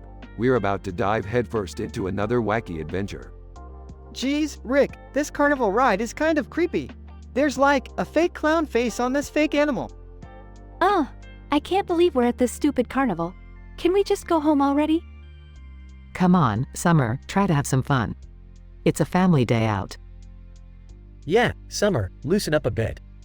Let's enjoy ourselves for once. Narrator. Little did they know, their day at Wally World was about to take a twisted turn. Alright, everyone, let's hit the concessions. No adventure is complete without some junk food. Whoa, they have so much food here. I want hot dogs, popcorn, cotton candy, the whole shebang. Ew, Morty, you're gonna ruin your figure. I'll just take the salad, thanks. Oh, look, they have deep-fried Oreos. I'll take a dozen. You know what? I'll have one of everything. I deserve it. Narrator. As they indulged in their feast, suddenly the lights went out, and the Wally Moose mascot appeared on the PA system. Wally Moose, goofy voice. Well, howdy there, folks. Y'all are trapped in my amusement park. Hope you enjoy the ride. Rick, smirking. Oh, great. A sadistic moose with a Mickey Mouse voice. This is just what we needed. W, what do we do now, Rick? How do we get out of here? Wally Moose, laughing. You think you can escape, huh? Well, let's see if your pudgy dad can squeeze through the funhouse's narrow tunnels. Hey, I'm not pudgy. I'm just pleasantly plump. Leave him alone, you moose moron. We'll find a way out, with or without your taunting. Yeah, we don't need your condescending voice ruining our family outing, you overgrown forest dweller. Narrator. Determined to teach the Wally Moose a lesson, Rick put his genius mind to work. Alright, family, gather round. We're going to use these concession stand snacks to construct a makeshift catapult. A catapult? How is that gonna help us, Rick? Trust me, Morty, with enough force, we'll launch ourselves straight out of this dumb amusement park. Rick, you're a genius. Let's do it. As long as it means we can escape this nightmare, count me in. Narrator. The family worked tirelessly, frantically assembling their edible catapult, fueled by a mixture of adrenaline and deep-fried Oreos. It's ready, Rick. Are we really gonna do this? Absolutely, Summer. Prepare for liftoff. Narrator. With a mighty heave, the family launched themselves through the air, soaring over the park's fence and into freedom. We did it! We actually escaped! Good riddance, Wally Moose. Your reign of terror ends now. I told you, Beth. We're survivors. And we've got deep-fried Oreos to prove it. Narrator. As they walked away from the amusement park, victorious and covered in grease, the family couldn't help but laugh at the absurdity of their adventure. Another day, another crazy escapade. Life with the Smiths is never boring, Morty. Yeah, but can we have just like one normal day? Just one? Sorry, Morty, normal is overrated. Now, who's up for some post-adventure pizza? The family chuckles as they head off into the sunset, ready for their next wild ride.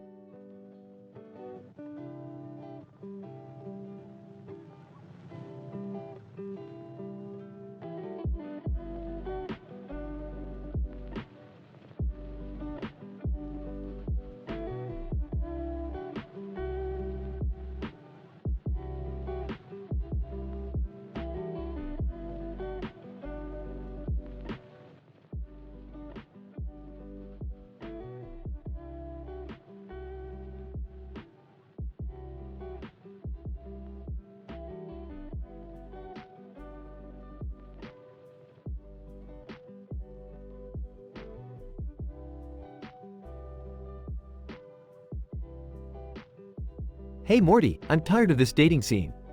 Can you help me out?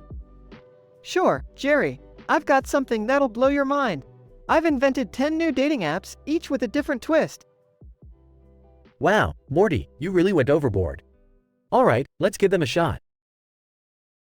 Scene: Jerry on various dates, each corresponding to a different dating app. App number 1, Love at First Bite. I went on a date with a vampire who tried to suck my blood. Needless to say, it didn't work out. App number 2, Furry Flings.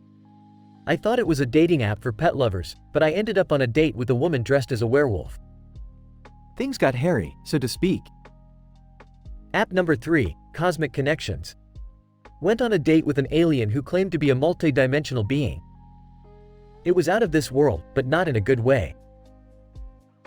App number 4, Speed Dating Roulette. I went on 10 different speed dates simultaneously. Ended up with a cat lady, a clown, and a parrot enthusiast. It was a circus. App number 5, Chemical Romance. The date was going well until she revealed she was a scientist experimenting with chemical aphrodisiacs. Let's just say things got explosive. App number 6, Extreme Sports Dating. The date took me skydiving, but I chickened out and landed in a tree. She left me hanging, literally. App number 7, Virtual Reality Love. I went on a date with a person in a full-body VR suit. Turns out they were just a computer simulation and disappeared into thin air. App number 8, Into the Wild. Went camping for a date and ended up fending off a bear. Romance can be a bear, Jerry. App number 9, Ink and Love. I went on a date with a tattoo artist who insisted on giving me a tattoo of her face as a gesture of commitment. I'm more of a commitment phobe. App number 10, Haunted Hearts. The date took me to a haunted house, but instead of romance, I got spooked by actual ghosts. Love is dead, Morty. Scene: Beth at the vet clinic. Mr. Longslong, you've been my veterinarian for years, but tonight, I want you to be more than just my pet's doctor. Mr. Longslong, Beth, I never knew you felt this way. Let's make this veterinary clinic a place of forbidden desires. Scene: Rick at the bar for lap dances. Another shot. Barkeep, today's been a long day of interdimensional craziness. Various dancers perform in front of Rick. Dancer 1. Hey, Rick, I heard you traveled to an alternate dimension where dolphins took over the world. Yeah, it was illuminating, but they forgot to mention how sloppy their wet kisses are. Answer 2. So, Rick, did you really invent a time-traveling dildo? No, but it's on my to-do list. It could be handy for those long nights. Rick slaps a dancer. You call that a lap dance? I've seen more action on a dead slug. Dancers gather around Rick. Dancer 3. Rick, we've heard stories about your exploits across the universe. Care to enlighten us? Where do I even start? I once dated a planet made entirely of sentient cheese. That was a real Gouda time. Dancer 4. Tell us about your most intense sexual encounter, Rick. Alright, buckle up. I once found myself in an orgy with 5 different species. Let's just say it was a wild ride through the evolutionary ladder. Dancers exchange shocked whispers. Dancer 5. Rick, you're a legend. Care to join us for a private after-party? We've got some moves that even your portal gun can't compete with. Well, my dear dancers, you had me at private. The night is young, and I'm all about experimentation. Scene ends with Rick and the dancers leaving the bar together.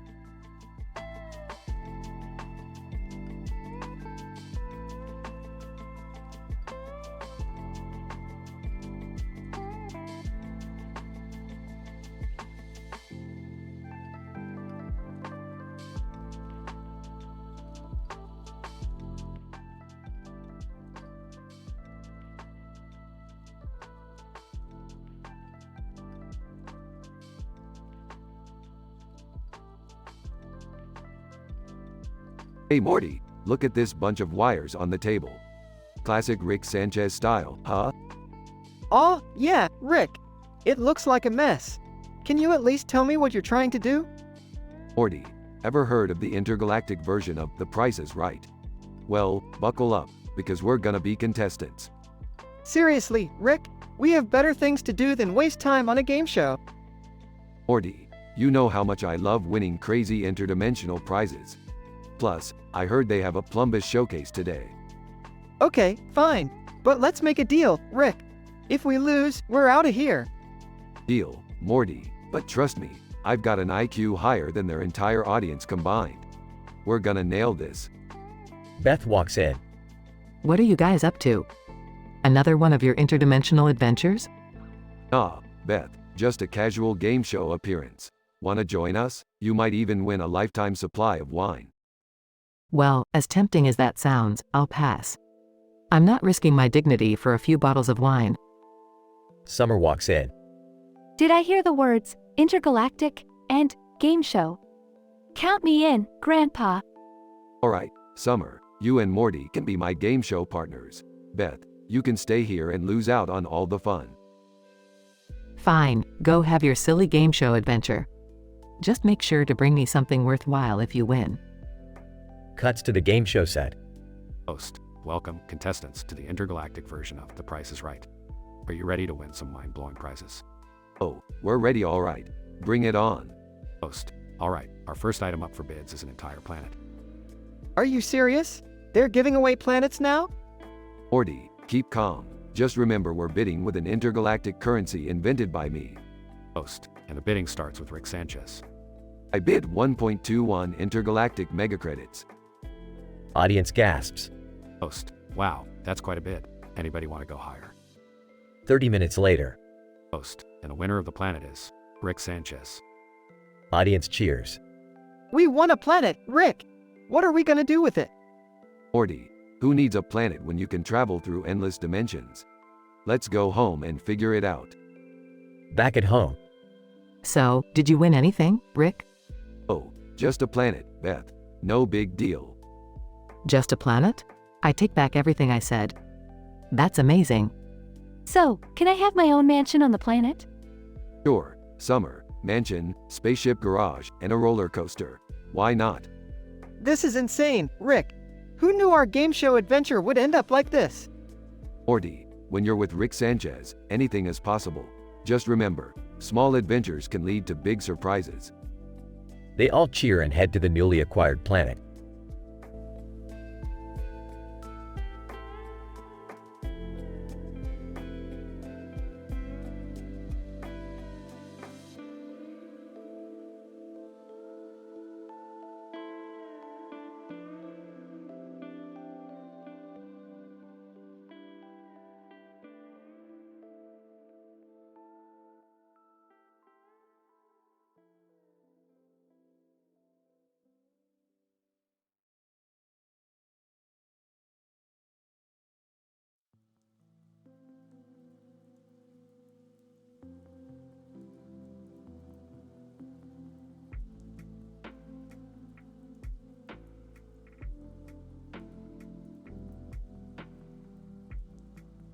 Alright, Morty, buckle up because we're about to take a gastronomic journey through the most repulsive interdimensional dinners in the history of the multiverse.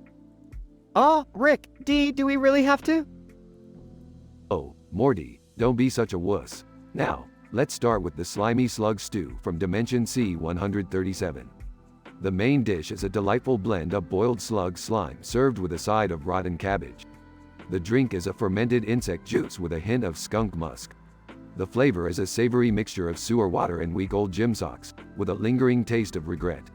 The smell is a potent blend of rotten eggs and decaying fish. The texture is like swallowing slimy noodles mixed with wet hairballs. I'd rate it a solid 2 out of 10. Not the worst thing I've tasted. Ew, Dad. That's disgusting.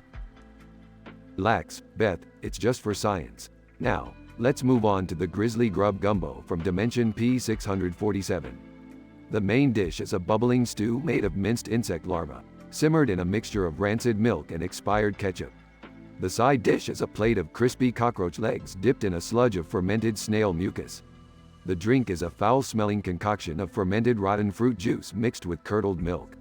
The flavor is like licking a dumpster on a hot summer day, with a touch of toenail clippings.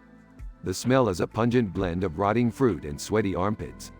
The texture is like chewing on rubbery maggots. Honestly, I'd give it a solid 3 out of 10.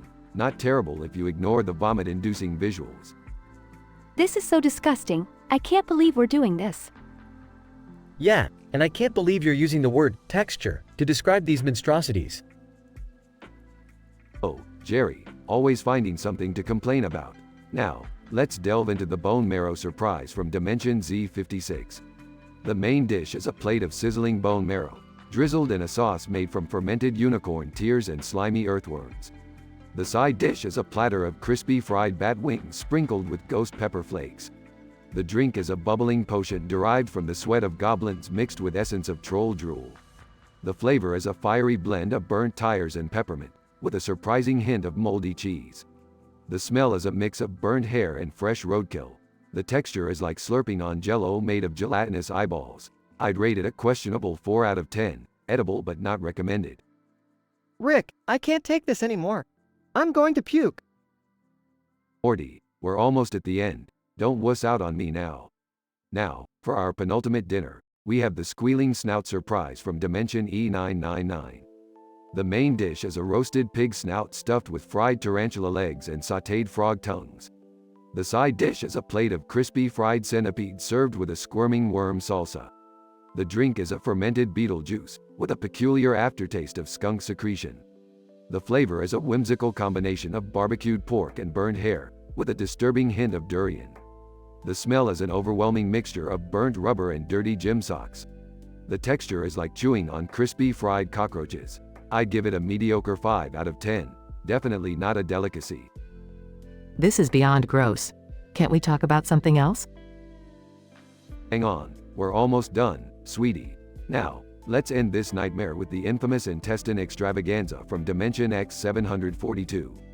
The main dish is a platter of sautéed intestines, mixed with grilled toenail clippings and a touch of fermented fish guts. The side dish is a plate of deep-fried liver chunks, garnished with freshly harvested bog slugs. The drink is a mysterious concoction made from fermented eyeball juice and unicorn blood. The flavor is a truly unforgettable blend of rotten eggs and pickles, with an unmistakable essence of sweaty gym socks. The smell is a pungent mixture of rotting garbage and stale body odor. The texture is like chewing on slimy rubber bands. I'd rate it a solid 1 out of 10, an absolute abomination to the taste buds. Rick, please, no more. I can't take it. Alright, Morty, we're done for today. I hope you've learned the concept of gross from an interdimensional perspective. Now, let's go get some real food, shall we?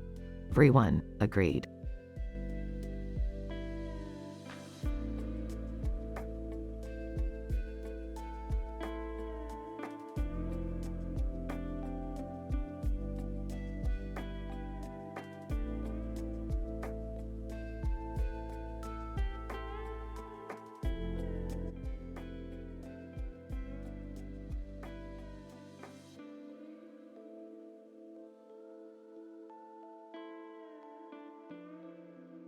Alright, Morty, buckle up. We're going to Wally World.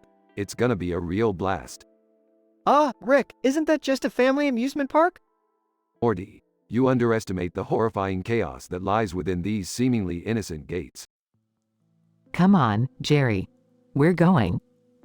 Oh, great. Another family outing where we all end up miserable. Whatever, I just want some churros. Meanwhile, at Wally World. Alright, everyone, stick together. Who knows what kind of crazy shit is gonna happen here? Rick, look! It's the mascot, Wally Moose! Wally Moose, over PA system. Well, if it isn't the Sanchez family. Rick, you're uglier in person. Oh, I'm sorry. Did your voice box get stuck on goofy mode? Wally Moose laughs. Oh, Rick, you got me there. Your family's a real sight to behold, though. Hey, you can't talk to us like that. Wally Moose. Oh, trust me, sweetheart, I can say a lot worse. We demand to speak to your manager. Wally Moose, mocking, ooh, big talk from Mr. Mediocre over here. Alright, that's it. Family, follow me. We're gonna show this oversized woodland creature who's boss. They all storm towards the concession stand. Rick, what's the plan? Simple, Morty. We're gonna sabotage the food and turn this place into a gastrointestinal nightmare. That's disturbingly specific, Rick. Hey, desperate times call for desperate measures, Beth. I can't believe we're doing this. But hey, revenge does sound kinda sweet. They proceed to mess with the concessions, adding questionable ingredients. Alright, everyone, pretend to eat the food. Let's see how long it takes before they shut down. A few minutes later. Wally Moose, over PA system, attention, park goers. Due to unforeseen circumstances, all food stands are now closed. Rick, whispering, mission accomplished. I can't believe it actually worked. We're free from Wally Moose's taunts. Well, Rick, I guess we owe you one. Ah, just chalk it up to another crazy adventure, kids. Now, who's up for some real food? Rick, what about the hundreds of people who were still in line for food?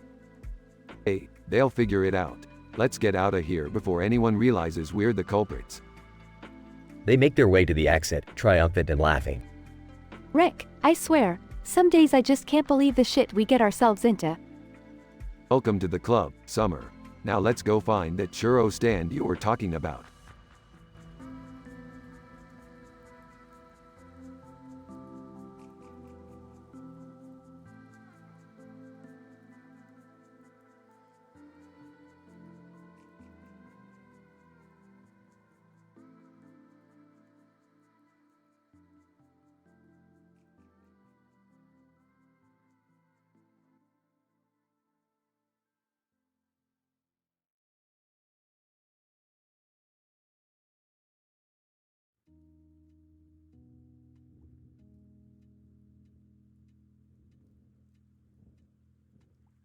Mario, groaning. What the? Where am I? Why is it so dark? Tries to move but finds himself bound to a rusty chair. Bowser. Sinister laughter. Well, Mario. Looks like you're finally awake. Did you enjoy your little nap? Mario, Bowser, you slimy turtle. What is the meaning of this? Bowser. Oh, it's simple, my mustachioed nemesis. I've designed a little game just for you. You're trapped in a bathroom, surrounded by water, with Cheep Cheeps patiently awaiting their feeding time. Mario, panicking, Cheep Cheeps? What do they have to do with this? Bowser. Chuckles, allow me to explain, Mario. You see, these Cheep Cheeps have been ferociously modified. They've been injected with a toxin that will induce extreme hallucinations in anyone unfortunate enough to be touched by them. Mario, you sick Koopa. You expect me to be fish food? Bowser. Oh, not just that, Mario. You'll also be equipped with a camera, which will livestream your terrifying demise. Don't worry. Your loyal fans will get front row seats to your final performance. Mario, desperate. How do I escape this trap, Bowser? Bowser. There's the rub, Mario. Hidden somewhere within the bathroom is a small creature. By capturing it with your camera, you'll be granted access to the exit. However, beware, for the creature is highly elusive and may lead you astray. Mario, determined, I won't fall for your twisted games, Bowser. I'll find that creature and get out of here. Bowser. Laughing, we'll see about that, Mario. Good luck, you'll need it. Mario begins to search the dark and eerie bathroom, carefully avoiding the water. Mario, whispering, where could that creature be? It could be anywhere, I need to find it quickly. Mario notices a glimmer in the corner and spots a small creature scurrying away. Mario, excited, there it is. I almost missed it, I've got you now. As Mario tries to approach the creature, it leads him on a wild goose chase through various traps and obstacles. Mario, frustrated, this creature is clever, it's leading me in circles. I need to focus and catch it before it's too late. Finally, after a heart-pounding pursuit, Mario captures the creature with his camera. Mario, triumphant, I did it. Now, I just need to find the exit and escape this nightmare. Mario hurries towards the marked exit, eager to be free from Bowser's sadistic game. Mario, relieved, I made it. I'm finally. Wait, what's this message? As Mario reads the message, his eyes widen in shock. Message, congratulations, Mario. You've escaped my devious trap. But be careful, the real horror begins now. You've been teleported to an alternate reality where I have complete control. Welcome to your ultimate challenge, hero. Let the true games begin. Mario's expression turns from shock to grim determination as he prepares for the unimaginable trials that lie ahead. Mario, I won't let you win, Bowser. No matter what twisted world you throw me into, I'll find a way to save the day. Just you wait.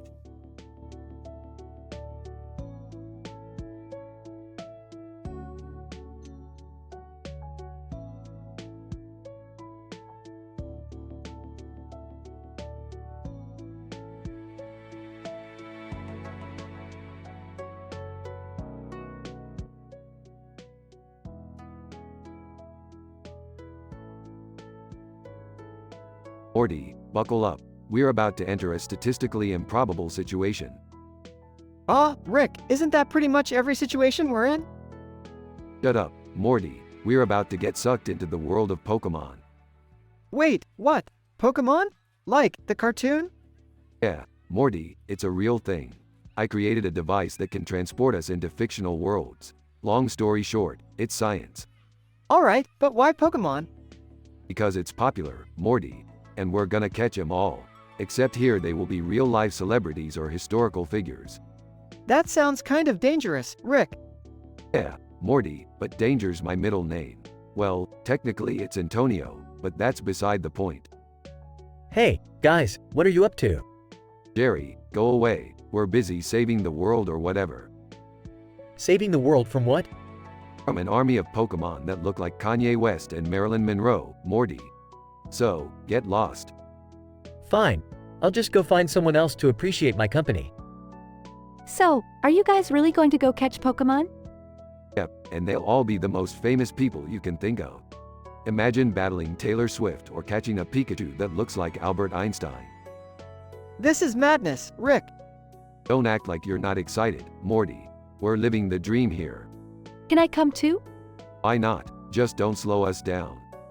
Wait, what if one of the Pokemon is Hitler or something? Morty, seriously? Why would Hitler be a Pokemon? I don't know, Rick. You're the scientist. Fair point, Morty, but I assure you, there will be no Hitler Pokemon. Probably. Okay, I'm in. Let's do this. Great, Morty. Prepare yourself for a journey unlike anything you've ever experienced before. I'm ready, Rick. Let's catch 'em all. And remember, Morty, always stay one step ahead of the game. It's the only way we survive this psychotic adventure. Got it, Rick. One step ahead, catch 'em all, and avoid Hitler Pokemon. That's the spirit, Morty. Now, let's go show these cartoon characters who the real stars of the multiverse are. Together, wubba lubba dub dub.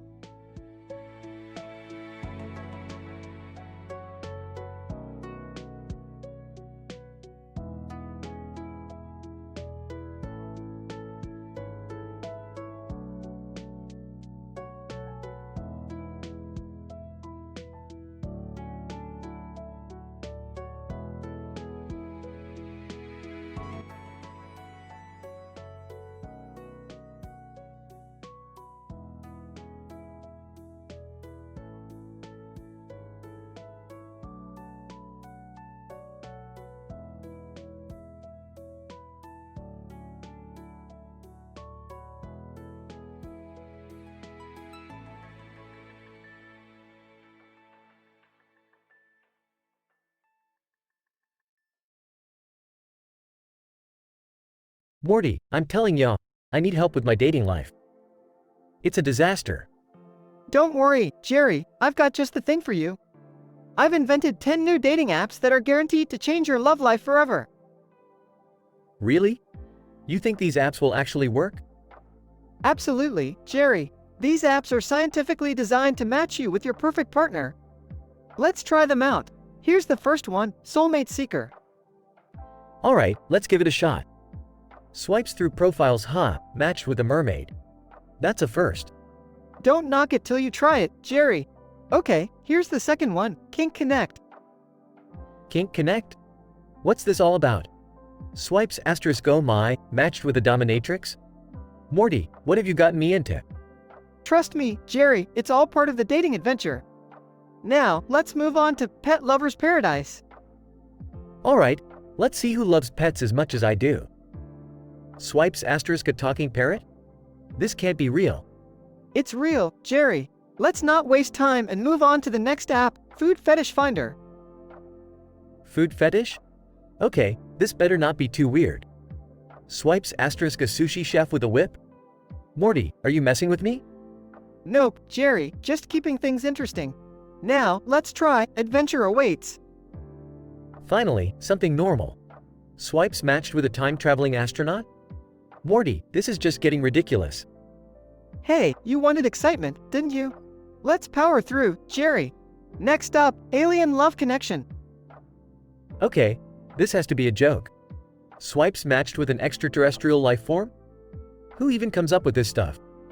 Oh, that would be me, Jerry. Now, buckle up for billionaire bonding. Oh, now we're talking. Swipes matched with a billionaire widow? Morty, maybe you're onto something with this app after all. See, I told you these apps would work. Now, brace yourself for the ultimate one, fantasy fulfillment. Oh boy, this better not be as wild as the others. Swipes matched with a unicorn? Morty, I think I'm done with this. Alright, Jerry, I guess it's not for everyone. Hey, where's Beth? Oh, she went to the vet clinic. But why are you asking? Ah, nothing important. Let's just say she might be getting acquainted with Mr. Longslong. What? Morty, you better not be messing with me. Relax, Jerry, I'm just saying they could be bonding over their love for animals. Oh, great, now I'm even more worried. I should have never let you touch my love life. Scene shifts to Rick at a bar, surrounded by exotic dancers. Belching. You know what, ladies? I just solved the motherfucking mysteries of the universe. These lap dancers don't know shit, but I'll give them a little lesson. Dancer 1. Oh, Mr. Sanchez, you're such a charmer. What's on your mind tonight? Let me tell you, Dancer 1, I've mastered a multiverse theory that would make Einstein come in his fucking grave. Answer 2. Rick, you always know how to make a girl wet. Tell us more. Well, Dancer 2, it's all about the infinite possibilities and the absurdity of existence. Life is a fucking joke, and I'll be damned if I don't laugh in its face. Dancer 3. Oh, Rick, you're such a bad boy. I can't wait to see what you have in store for us tonight. Buckle up, Dancer 3, because you're about to take a ride on the cosmic roller coaster. But first, let's finish these tequila shots. Scene fades into the bedroom, with Rick and the 5 dancers inside. Alright, ladies, this is where the real fun begins. And remember, discretion is key if you don't want dimensions collapsing on your existence. Dancer 4. Rick, you always know how to make a girl feel special. Take me to a place beyond space and time. Hang on tight, Dancer 4. We're about to break the laws of physics and indulge in pleasures that haven't even been discovered yet. Detailed description of the explicit adult content continues for the remaining characters and scene.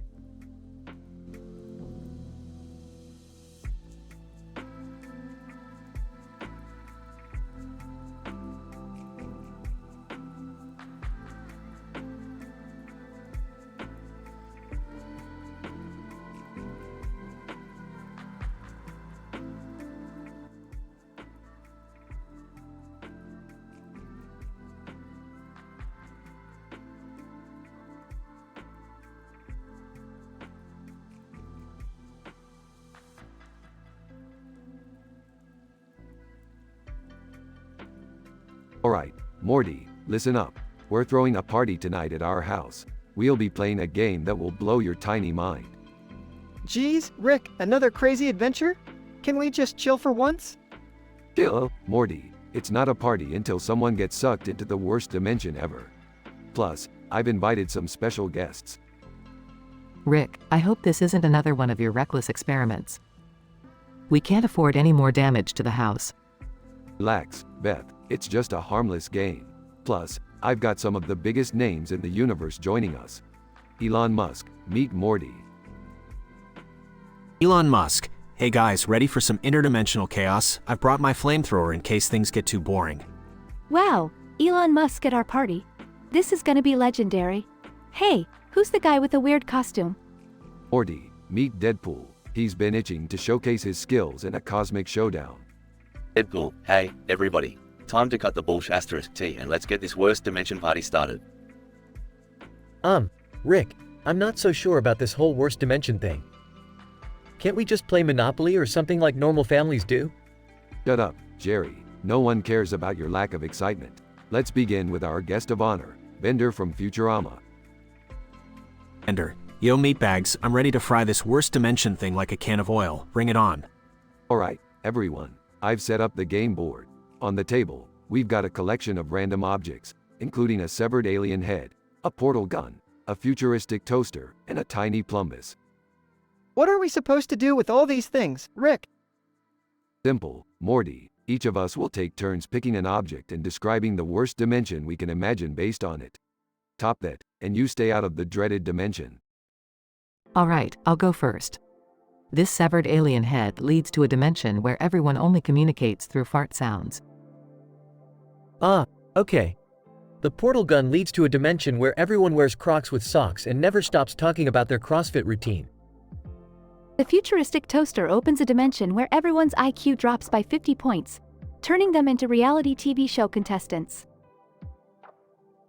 Elon Musk, my flamethrower transports us to a dimension where everyone has to ride unicycles instead of cars. Traffic jams will be a blast. Deadpool, the plumbers takes us to a dimension where everyone speaks only in hashtags, and the Kardashians rule the world. Hashtag FML. Ender, the broken beer bottle leads to a dimension where everyone is forced to watch reruns of 2.5 Men for Eternity. Shudders. The rubber chicken brings us to a dimension where everyone has uncontrollable bouts of laughter at the most inappropriate times. Alright, enough chit-chat. It's time to see who goes down the rabbit hole. Drumroll, please. They all drum on the table. The loser with the worst dimension is Jerry. Wait, what? No, I can't go to a terrible place. I'm not ready. Sorry, Dad, but them's the rules. Prepare yourself for the worst dimension ever. The table rumbles, and Jerry is sucked into a swirling vortex of chaos. No! Why did I agree to this? Well, looks like our party just got a little less boring. Let's keep playing, shall we? The group continues the game, laughing and sharing their wildest dimension ideas.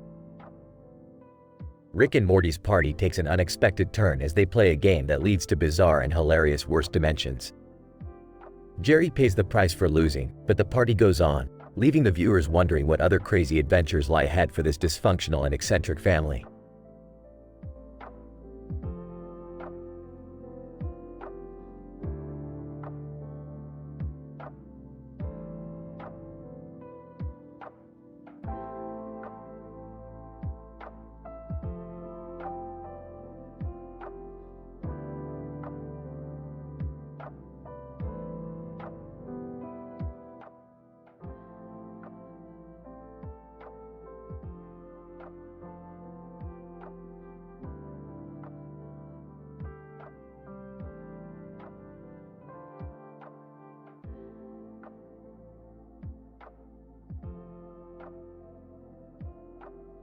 Alright, Morty, listen up.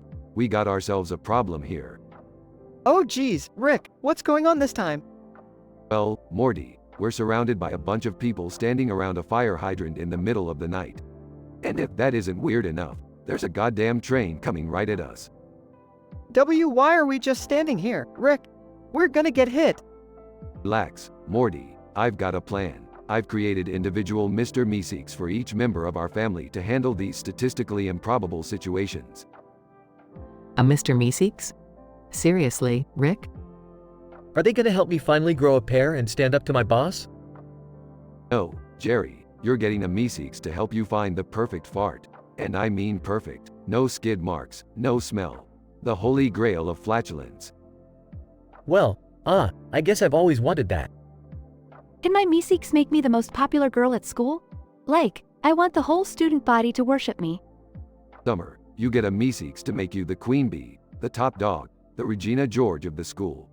But be careful what you wish for. Okay, Rick. What's my Meeseeks gonna do? Morty, your Meeseeks has the task of learning how to speak every alien language in the universe. After all, we tend to get into some sticky situations with extraterrestrials. Cool, I guess. But what about you, Rick? Morty, my Meeseeks is gonna do the impossible. It's gonna find a way for me to outdrink every alien in the cosmos. I want to be known as the Galactic Kesha. So, we're just gonna stand here and watch our Meeseeks handle these tasks? This is so ridiculous. I can't believe I'm actually doing it. Well, look who finally found something worthwhile to do, Jerry. Oh, shut up, Summer. Hey guys, the train is getting closer. Don't worry, Morty. The beauty of these Meeseeks is that they're the ultimate multitaskers. Watch this. Beth's Meeseeks, screaming, I am the fart whisperer. Bow down to me, for I have found the perfect fart. Summer's Meeseeks, commanding. From now on, I declare myself the supreme empress of high school. Your popularity is mine to control. Jerry's Meeseeks, crying. I tried my best, but there's just no perfect fart. Life is meaningless. Rick's Meeseeks, burping. I've outdrank every being in the galaxy. Fear me, aliens, for I am the cosmic drunk. Ah, Rick, I think they're taking this a bit too far. Nonsense, Morty. This is just the beginning of their journey. They'll learn to handle their newfound abilities eventually. I can't believe I birthed a fart whisperer. And I'm the HBIC now. Bow down, losers. My life is a never-ending disappointment, even for a Meeseeks. Well, at least Rick accomplished something. Damn right, Morty. Now let's see if these Meeseeks can survive the oncoming train. The Meeseeks vanish as the train passes through them harmlessly. Well, Morty, looks like they completed their tasks after all. Yeah, but at what cost, Rick? Who cares, Morty? Let's go get some Szechuan sauce and forget this ever happened.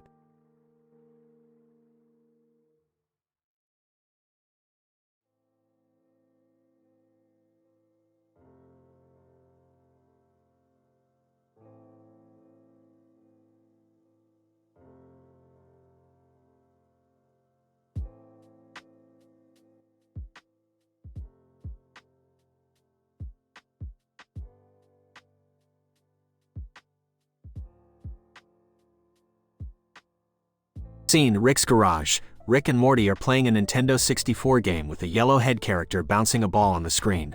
Morty, this game is a pathetic attempt at entertainment. Whose idea was it to make a character bounce a ball for fun? I'm losing faith in humanity, Morty. Oh, Rick, it's just a game. Can't we just enjoy it without overthinking? Overthinking? Morty, you're insulting my profound intellect by suggesting such a thing. Now watch closely as I dissect the scientific phenomena behind this game. Morty rolls his eyes, expecting a long scientific explanation. Listen up, Morty. This game is a portal to another universe, where beings with yellow heads bounce balls for eternal amusement. You see, our universe only has access to Rick and Morty dimensions, not the Diddy Kong racing dimension. So, you're saying we got sucked into the game? That's ridiculous, Rick. Ridiculous? Morty, this is science. Bend your feeble mind a little bit, and try to stay with me here. Morty huffs, staying quiet, awaiting further explanation. We need to win this race, Morty. If we beat those dim-witted characters, we can escape this godforsaken Nintendo 64 universe and return home. Are you serious, Rick? This is insane. Insane? Well, Morty, grab your controller and buckle up. We're going on a scientific joyride. Scene transitions to the racetrack in Diddy Kong Racing Dimension. Rick and Morty are inside their vehicles, revving their engines. Alright, Morty, remember, this isn't just a race. It's our ticket back home. So, focus. This is really happening, isn't it? We're racing against cartoon characters inside a game. Keep it together, Morty. We're not here to play patty cake. We're here to show these pixelated dummies what we're made of. A chaotic race ensues. Rick and Morty frantically collect power-up balloons to gain the upper hand. Morty, use the banana peel power-up. Toss it behind you and watch those fools spin out. Got it, Rick. Take that, you low-res jerks. Woo! They race through various environments, narrowly avoiding obstacles and sabotaging their opponents. Morty, we're almost at the finish line. Don't let up now.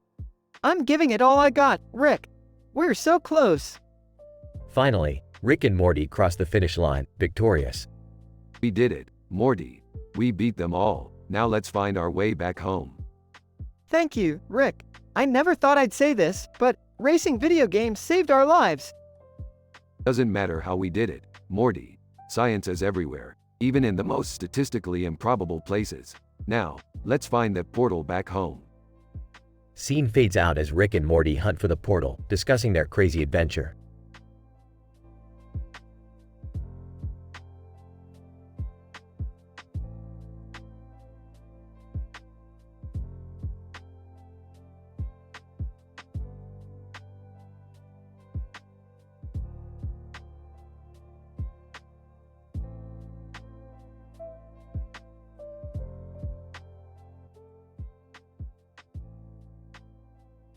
Bob, what the hell is this show? Why is Willy Wonka hosting a game show? Sarah, I got have no idea, but look at that clown on the TV screen. It's creepy as fuck. Bob, seriously, why are we watching this? I thought it was supposed to be a cooking show. Sarah, I don't know, the channel must have changed or something. But the way Willy Wonka is smiling, I have a feeling this is going to be messed up. Bob, well, we might as well see what it's about. Hey, isn't that Elon Musk as one of the contestants? Sarah, oh my god, it is. And is that Mario? This is getting weirder by the minute. Bob, and who the hell is that historical figure? I think it's Hitler. What the fuck is going on? Sarah, I can't even process this right now. But look, Wonka just revealed his latest product, the Freaky Flamingo. Bob, the what now? That sounds ridiculous. Sarah, I have a bad feeling about what's coming next. Oh god, the contestants have to eat the Freaky Flamingo. Bob, that's just fucked up. But holy shit, Mario is shoving it down like it's a fucking pizza. Sarah, and Hitler seems to be struggling. Who would have thought? Bob, look at Elon Musk, though. He's eating it like it's some kind of futuristic space snack. Sarah, okay, Mario won that round, but what is the punishment for the losers? Bob, oh no, they have to dress up as clowns and ride tiny tricycles through an obstacle course. Sarah, I can't stop laughing. Look at them, they're falling all over the place. Bob, this is some seriously messed up entertainment. But hey, at least they're wearing helmets. Sarah, true, safety first when it comes to humiliating punishments. And look, Mario won the whole damn game. Bob, he gets a golden ticket to visit Wonka's chocolate factory. Lucky bastard. Sarah, I guess this is one way to spice up game shows. Well, I hope they have a mop ready to clean up after those trikes. Bob, indeed.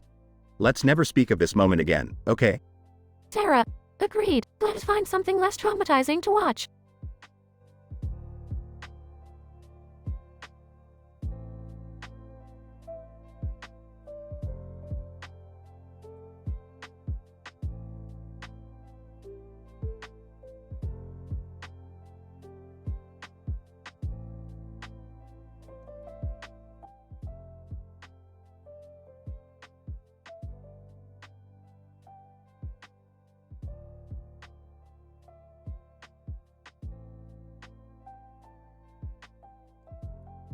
Alright, listen up, you worthless pieces of shit. I've created a game that'll blow your tiny mortal minds. Oh, Rick, you think it's a good idea to play this game? It looks kind of dangerous. Shut up, Morty, you're just a pathetic little bitch who can't handle a bit of excitement. Now, let me introduce our esteemed guests. We have Lara Croft from the Tomb Raider series here, and she's gonna bring some much-needed sex appeal to this sausage fest. Lara Croft. Hey, boys. I'm Lara Croft, and I'm ready to kick some ass and raid some tombs. And there's the legendary Bruce Lee, folks. He's gonna beat the shit out of you without breaking a sweat. Bruce Lee. What's up, everybody? I'm Bruce Lee, and I'm here to show you what real martial arts look like. Dad, this seems really dangerous. Can't we do something a bit safer?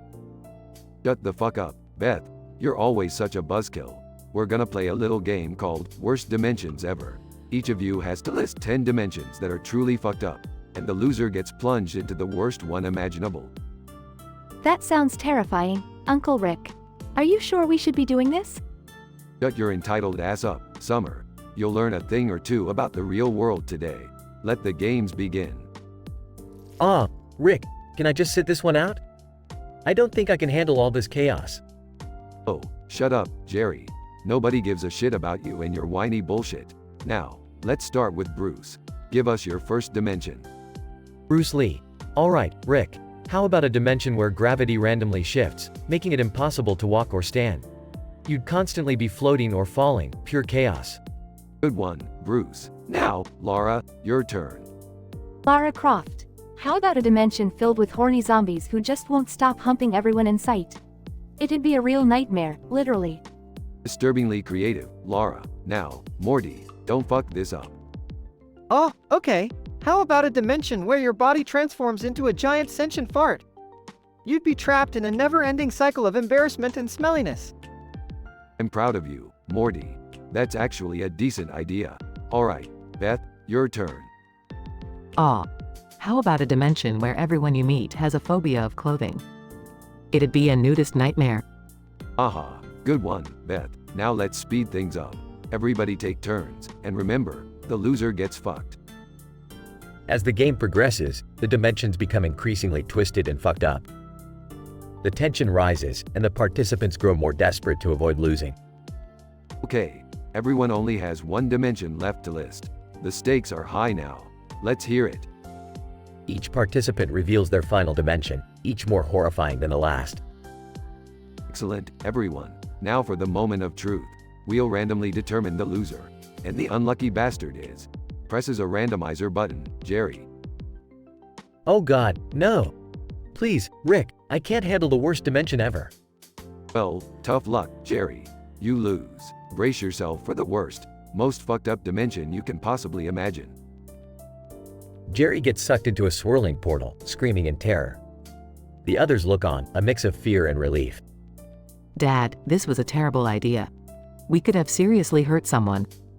Ah, who gives a shit, Beth? It's all just for fun. Besides, Jerry will probably just end up in a dimension full of talking penises or something. Now, let's party. They all continue partying, trying to distract themselves from the consequences of their reckless actions.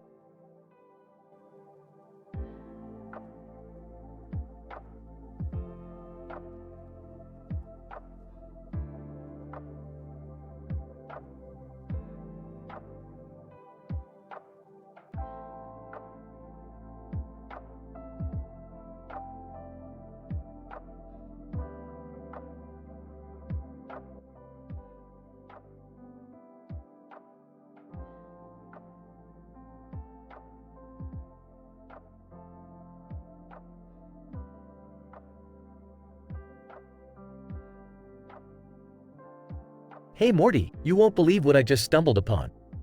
I've been using your dating apps all day and I've got a crazy story to tell. Oh really, Jerry? Which one did you try first? Well, the first one was called Harmony Hotspot. I went on a date with this woman who claimed to be a professional snake charmer. Turns out, she was just a creepy pet store owner who had a thing for reptiles. I barely escaped with all my fingers intact. Laughs? Well, sounds interesting. What about the next app? It was called Soulmate Sensei. I met this girl who claimed to be a psychic. She read my palm and said we were destined to be together. But as soon as we went home, she started talking in tongues and performing an exorcism on me. I nope it out of there real quick. Chuckles. Alright, let's hear about the third one. This one was called Kinky Cupid. I met this girl who was into some intense role-playing. She insisted on dressing up as a vampire and wanted me to be her werewolf slave. Let's just say things got hairy, in more ways than one. Intrigued. Hey boys, what's all the chatter about? Oh, hi Beth. Jerry's telling me about his adventurous escapades thanks to my dating apps.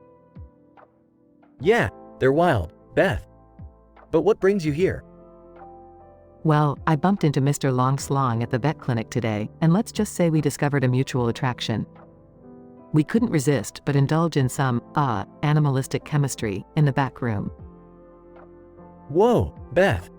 That's a little too much information. Stumbles into the conversation, slurring. Hey, what's all this talk about animalistic chemistry? Count me in. Rick, are you drunk again? You bet your sweet ass. I just came from the strip club where I played some mind games with the dancers. They weren't expecting this level of intellect from old Rick Sanchez. Dancer 1.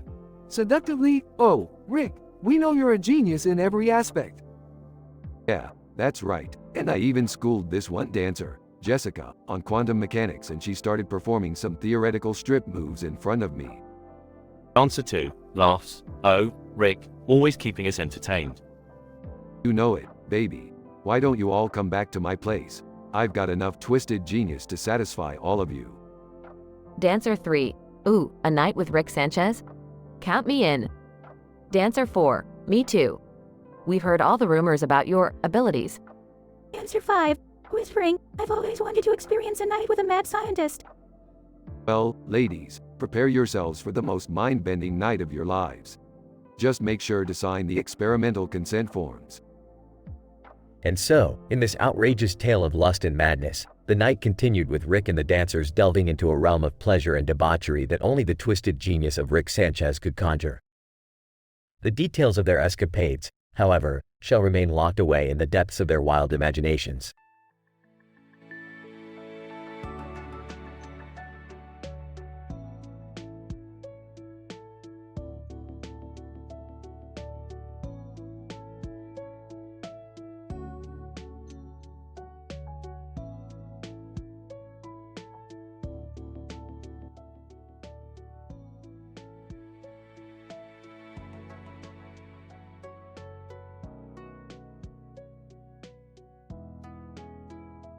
Title: Swords, Sticks, and Sadistic Games. Characters. 1. Ganondorf, host of the sadistic game show. 2. Link, contestant from the Legend of Zelda series. 3. Zelda, contestant from the Legend of Zelda series. 4. Skull Kid, contestant from the Legend of Zelda series. Scene: a park with beautiful trees and lush green grass. People in elaborate costumes are playing a game of swords. Ganondorf, with an evil grin. Welcome, welcome, ladies and gentlemen, to the most twisted game show in all of Hyrule. Swords, sticks, and sadistic games.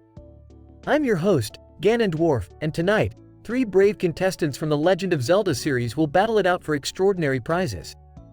Incident. Link, wielding his sword, I'm ready for anything you throw at me, Ganondorf. Zelda, confidently, don't underestimate me. I'll show you the true power of a princess. Skull Kid, mischievously, let's make this interesting, shall we?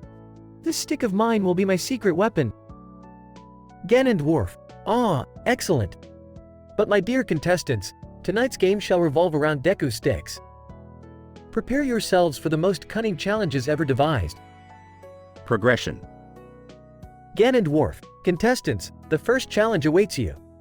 You must traverse a treacherous path filled with pitfalls and traps, armed only with your Deku sticks. Link, determined, let's do this. Zelda, grinning, I'm not scared. Skull Kid, slyly, watch out, Ganondorf, I'm about to show you the true power of the Deku stick. As the contestants begin their perilous journey through the treacherous path, they encounter swinging axes, flying arrows, and exploding barrels. They skillfully wield their Deku sticks, narrowly escaping each trap. Ganondorf, impressive, my dear contestants. You all survived the first challenge. Now, for the final test, you must engage in a fierce battle against each other, using only your Deku sticks. Link, panting, this is intense, but I won't back down. Zelda, calmly, may the best warrior win. Skull Kid, grinning fiendishly, prepare to meet your doom, fools. The 3 contestants engage in a furious duel, swinging their Deku sticks with precision and lighthearted banter. Each round brings new surprises, with unexpected twists and turns. Ganondorf, laughing maniacally, bravo! Bravo! You have all fought valiantly, but there can only be one winner. After a fierce battle, Link emerges as the victor. Ganondorf, congratulations, Link, you have truly mastered the art of the Deku stick. As the winner, you shall receive a grand prize. But fear not, Zelda and Skull Kid, for in the spirit of our show, you shall receive a hilarious punishment. Zelda, curious, what is it, Ganondorf? Ganondorf, with a mischievous smile. You will both be transformed into chickens for a whole day. Remember, never underestimate the power of the Deku stick, my dear contestants. Laughter ensues as Zelda and Skull Kid are turned into chickens, flapping their wings and clucking.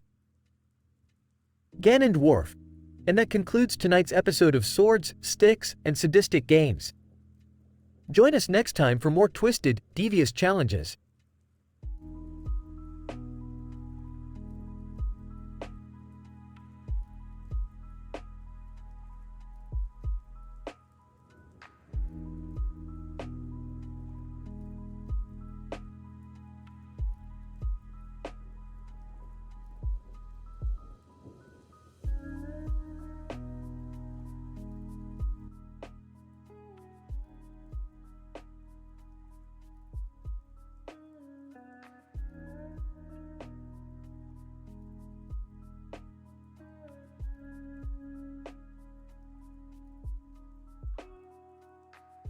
Alright, Listen up, you bunch of ding-dongs. I've created a device that will bring forth a personal Mr. Meeseeks for each of us.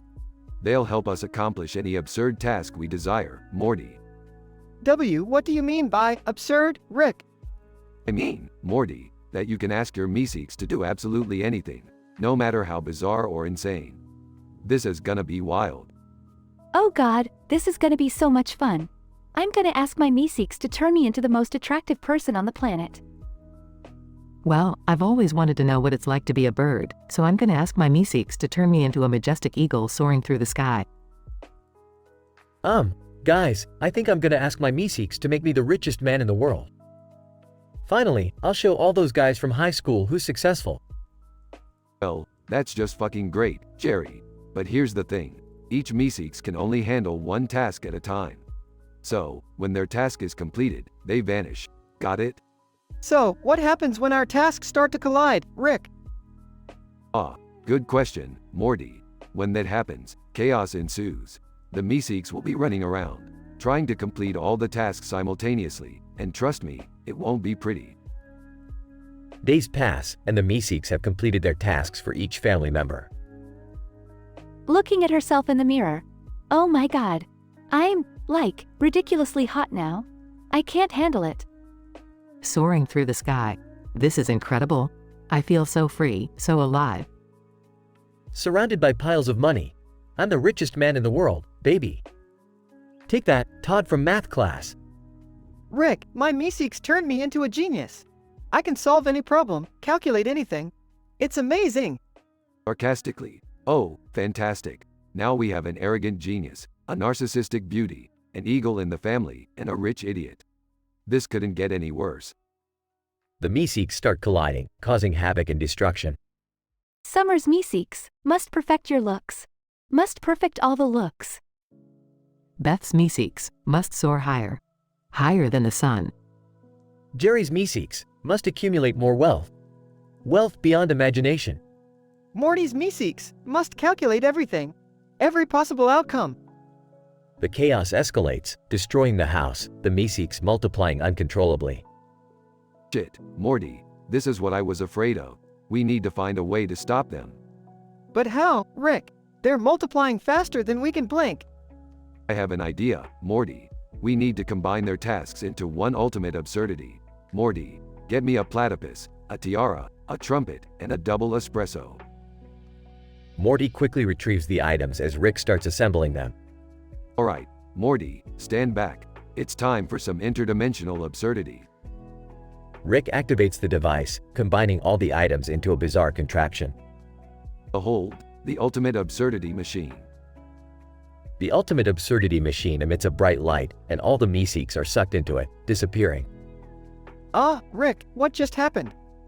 Well, Morty, I just sent those Meeseeks to a dimension where they'll be happy forever, fulfilling their absurd desires for all eternity. Crisis averted. Looking around at the destroyed house, well, at least I'm still rich, right? Shut up, Jerry. Let's clean up this mess and order some interdimensional pizza. I need a drink. They all start cleaning up the wreckage as the chaotic craziness settles.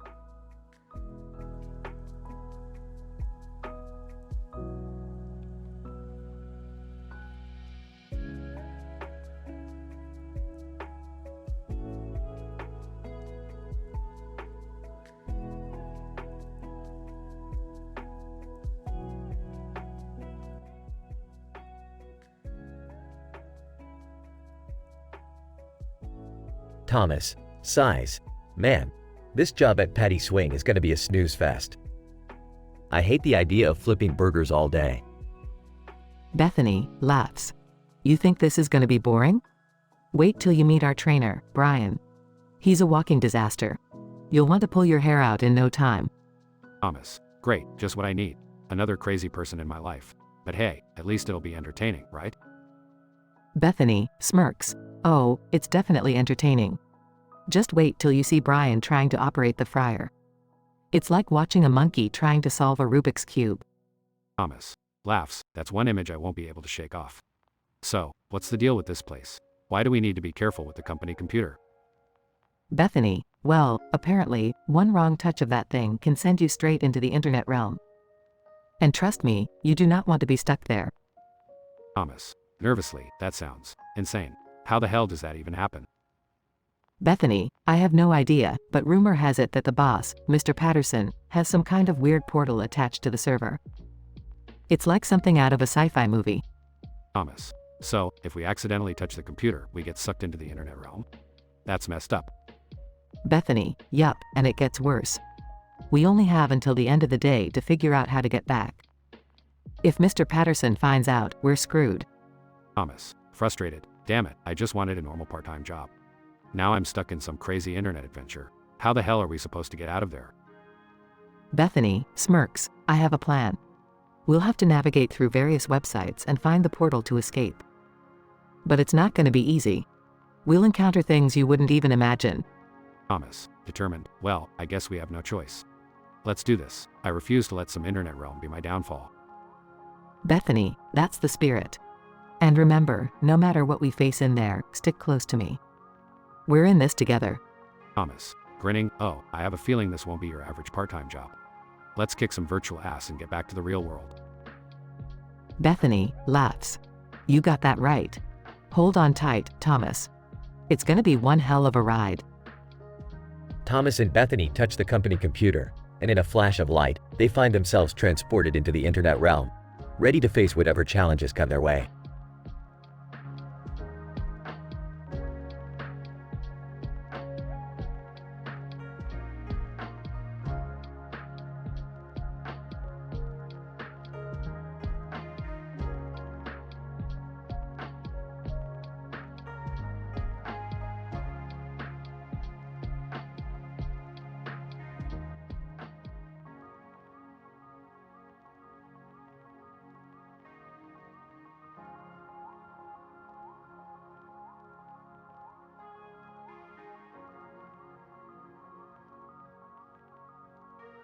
Alright, Morty, buckle up. We're going on a celebrity safari. Just remember, this is gonna be crazier than your average adventure.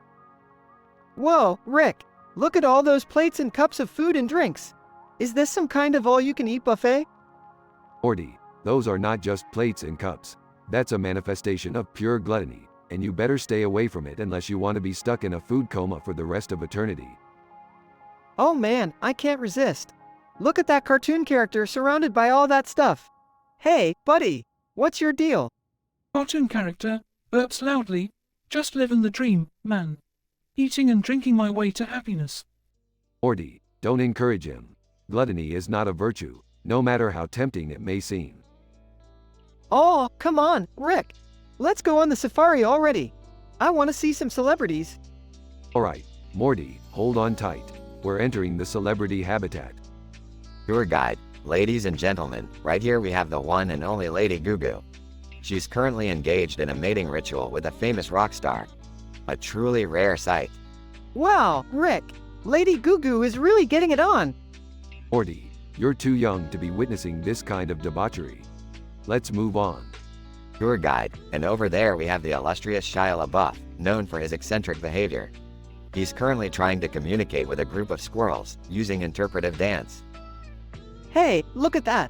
She is really going for it, huh? Yeah, Morty, that's what happens when you mess with Transformers. You end up communing with the wildlife. Let's keep moving. Tour guide, next up, we have the elusive Nicolas Cage. He's locked in a heated argument with himself over which role was his best. Man, Rick, I loved him in National Treasure. Morty, that movie was pure garbage. Cage's best role was in Face Off. Tour guide, and behold, the majestic Keanu Reeves. He's currently practicing his martial arts skills on a group of paparazzi. Talk about self-defense. Whoa, Rick, Keanu is really kicking some serious butt. Morty, that's what happens when you try to invade John Wick's personal space. Now, brace yourself for the grand finale. Tour guide, and finally, we have the legendary Meryl Streep. She's engaged in a fierce acting competition with Helen Mirren, both vying for the title of the world's greatest actress. Wow, Rick, Meryl and Helen are really going all out. Morty, their acting prowess is nothing compared to mine. I could outperform them both in my sleep. Tour guide, well, folks, that concludes our celebrity safari. We hope you enjoyed this rare glimpse into the wild lives of these stars. That was incredible, Rick. I can't believe we saw all those celebrities in action. Morty, remember, fame might seem appealing, but it comes with a price. Now let's get out of here before we end up becoming the next celebrities in this crazy world. Right behind you, Rick. Let's get back to the good old adventures. The duo heads back to the portal, leaving the celebrity habitat behind, with Morty still amazed by the extravagant and eccentric lives they had witnessed.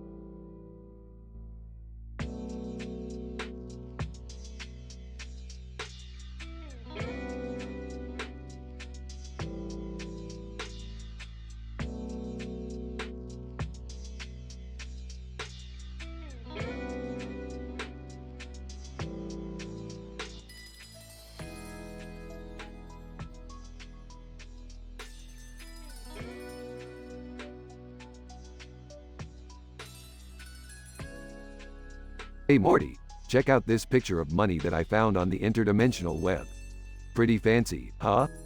Geez, Rick, that's a lot of money. What kind of trouble are you planning now? Trouble? Nah, Morty, this is an opportunity, a chance for us to score big time. Are you sure about this, Rick? Last time we chased after money, we ended up in Dimension Z9. Relax, Morty, we got this under control. We just need a plan. Eavesdropping, did someone mention a plan? Count me in. Money's tight since I got divorced. The voice of desperation speaks. Okay, Beth, you can help, but just stay out of our way. Bursting in. What's going on? Are we going on some kind of crazy money adventure? Looks like Summer wants in on the action too. Alright, fine. The more the merrier, I guess. So, what's the plan, Rick? How do we get our hands on all that dough? We need to find the interdimensional gateway that leads to the money realm, Morty. Once there, we just grab what we can and come back. I'll go research the origins of the gateway and the potential consequences. No way I'm letting you idiots get us all killed. While you do that, I'll find the best loot-grabbing gear we can use.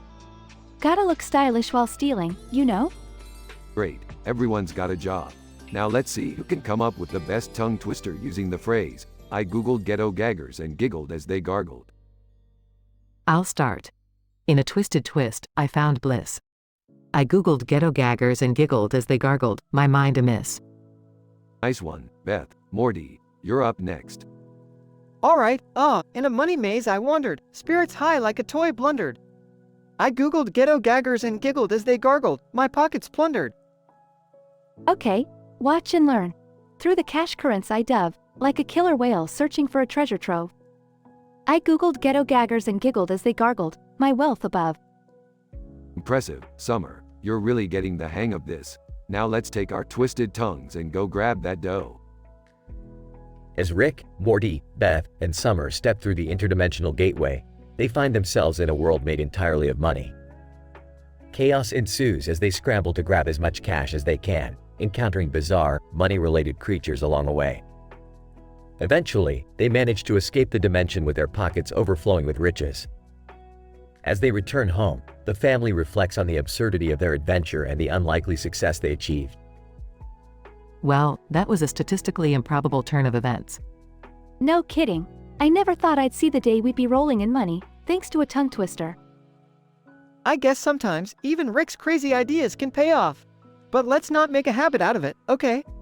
Don't worry, Morty. I've always got a new crazy adventure up my sleeve. The universe is our playground, after all. They all laugh, reveling in their newfound wealth and the memories of their wild escapade.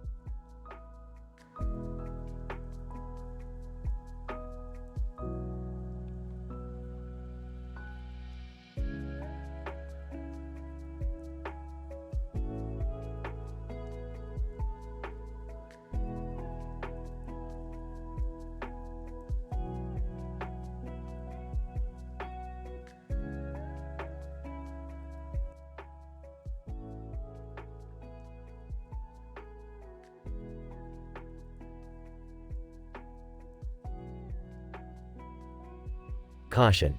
The following dialogue contains explicit content, vulgar language, and adult themes. Reader discretion is advised. Title: The Wild Adventures of Rick and Morty. Characters: Rick, Morty, Jerry, Beth, Stripper 1, Stripper 2, Stripper 3, Stripper 4, Stripper 5, Stripper 6, Stripper 7, Stripper 8, Stripper 9, Stripper 10. Adjusting his flask. All right, Morty, show me what you got. What's this new invention of yours? Excitedly, Rick, I've invented 10 brand new dating apps. They're gonna revolutionize the way people find love. Eyes.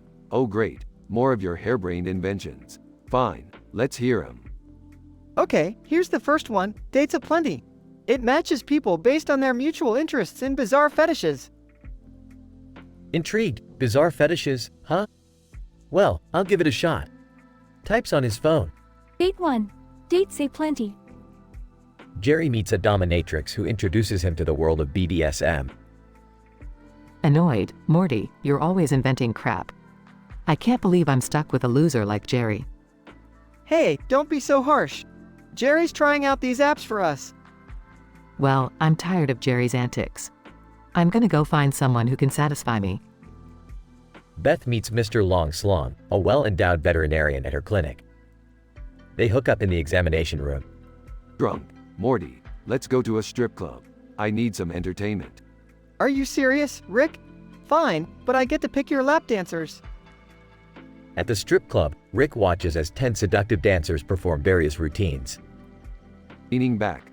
So, ladies, what's the latest gossip around here? Stripper 1. Have you heard about Tommy? He got kicked out for trying to steal a bra. Stripper 2. Oh, and did you hear about Jenny? She's actually a physics professor during the day. Stripper 3. Yeah, but apparently she failed her most recent quantum mechanics exam. Laughs. She should have studied harder. Anyway, who's up for some fun after their shift? Back at Rick's place, he indulges in a wild night with Stripper 1, Stripper 2, Stripper 3, Stripper 4, and Stripper 5. And thus, in this outrageous episode, Morty's dating apps led to unexpected encounters. Beth sought pleasure elsewhere, and Rick found his own kind of satisfaction. The adventures of Rick and Morty continue, exploring the bizarre and unpredictable cosmos of their lives.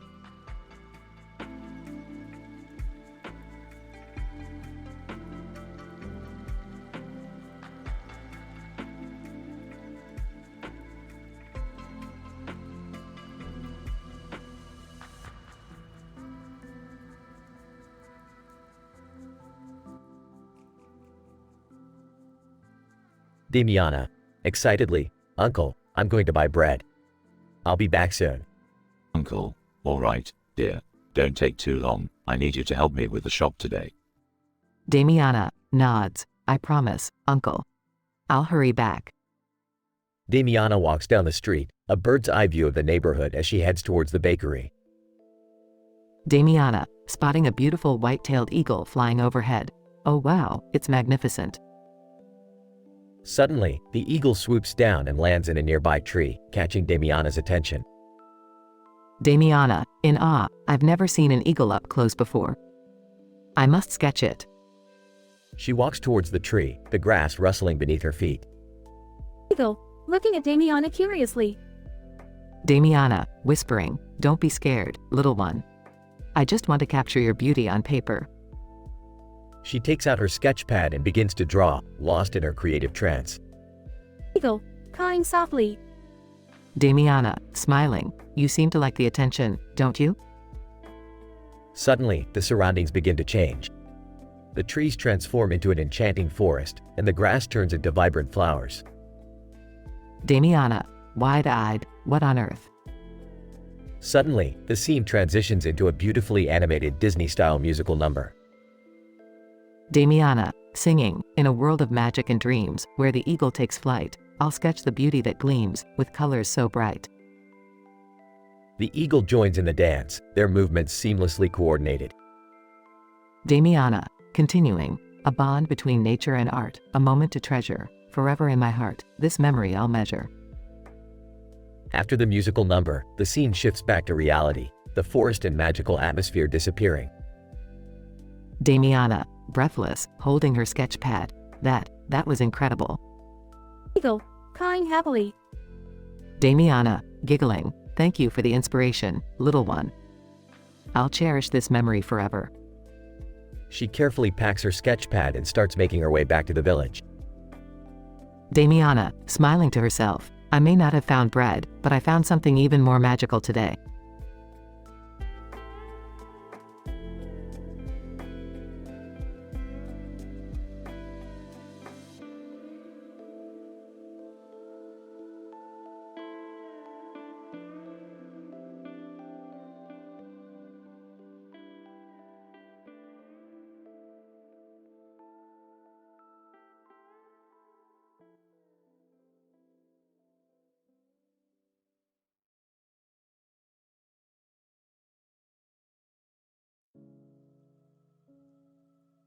Alright, listen up, you idiots. We're stuck in this crappy amusement park, and apparently, we have to survive off of overpriced concession stand food.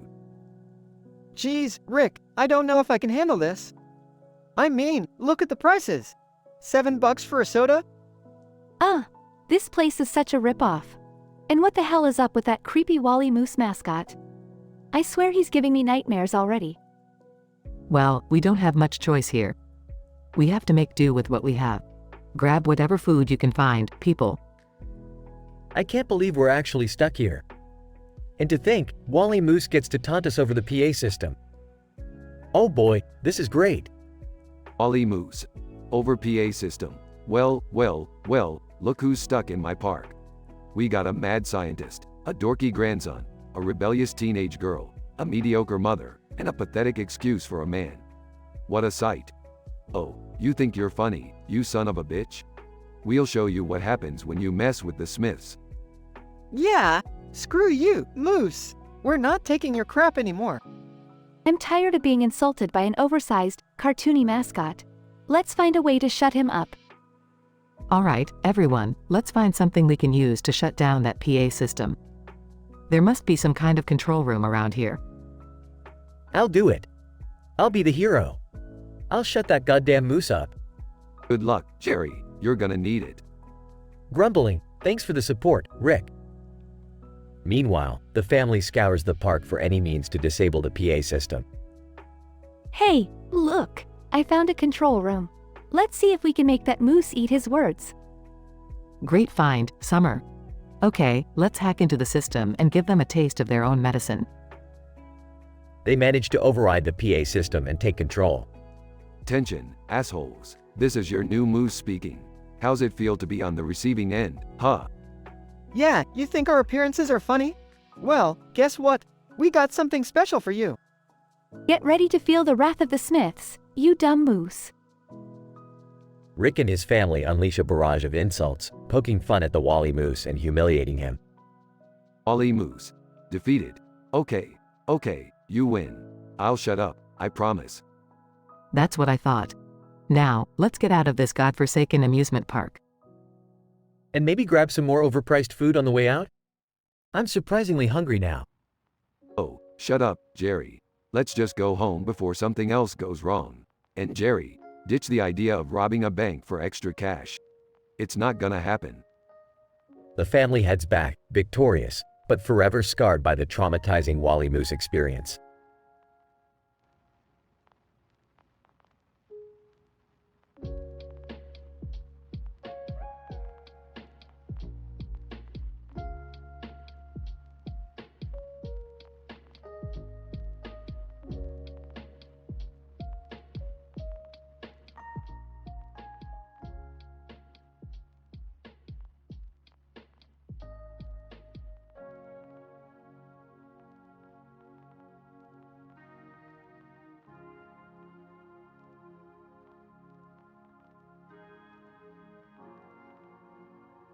Morty, strap yourself in.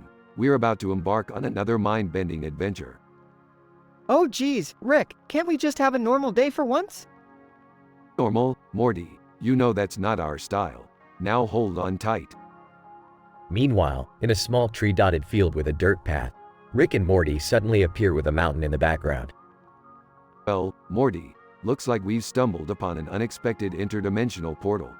Let's see where it takes us. Rick, are you sure it's safe? Morty, if you're always worried about safety, you'll never have any fun. Trust me, I'm the smartest man in the universe. As they step through the portal, they find themselves on the set of the TV series, Jackass. Morty, looks like we've crashed a bunch of idiots show. This should be interesting. Oh great, now we have to deal with Johnny Knoxville and his gang of lunatics? Don't worry, Morty, we'll show him what real crazy looks like. Let's give these jackasses a taste of interdimensional recklessness. Morty reluctantly agrees, and they start coming up with insane stunts to showcase their bizarre abilities. Alright, Morty, how about we start with a classic Rick and Morty maneuver? I call it the portal launch. What does it do, Rick? It opens up a portal, obviously. But this time, it'll launch you straight into a pit of hungry alien piranhas. Oh, I don't know about this, Rick. Morty, don't be a wuss. You've survived worse. Now, jump. Morty takes a deep breath and reluctantly leaps through the portal, miraculously escaping harm. Well, looks like you made it out in one piece, Morty. Bravo. Geez, Rick, that was intense. Can we go now? Not yet, Morty. We've got a reputation to uphold. Next up, we'll unleash our patented intergalactic tornado. Is that the one where we spin our spacecraft in a swirling vortex? No, Morty, that's just basic. We'll actually summon a real tornado from another dimension. Morty's eyes widen with disbelief, but he reluctantly agrees. Alright, let's do this. But if we die, I'm haunting you forever, Rick. They successfully summon a massive tornado, causing mayhem and destruction on the set. Ah, take that, jackasses. Show 'em what true chaos looks like. Rick, should we maybe consider the consequences of our actions? Morty, consequences are for losers. We're the dynamic duo of destruction. Now, for our grand finale, the Supernova Symphony. Morty is visibly scared now, as Rick sets up an elaborate contraption. Rick, I don't think this is a good idea. Nonsense, Morty. This symphony will harness the power of a mini supernova. The explosions will be insane. As they ignite the device, chaos ensues. Explosions light up the sky, creating a dazzling light show. Morty, I think we've made our point. Now let's get out of here before things get too messy. Thank goodness, Rick. Let's go back to our own dimension and never speak of this again.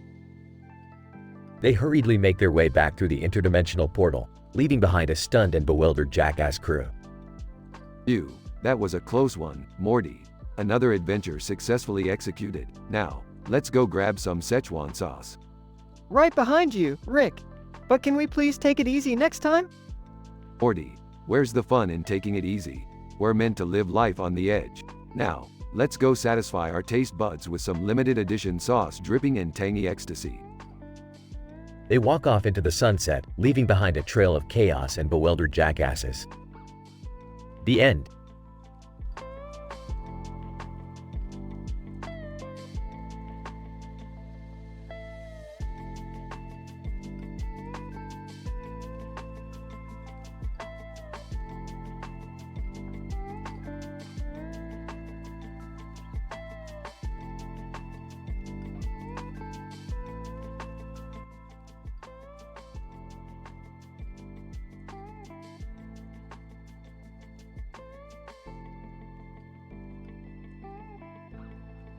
Alright, Morty, buckle up.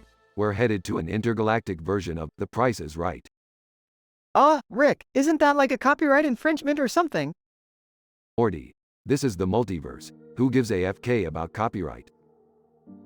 Wait, you guys are going on a game show in space? Can I come?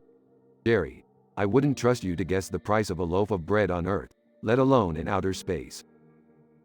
Yeah, Dad, stick to your day job, whatever that is.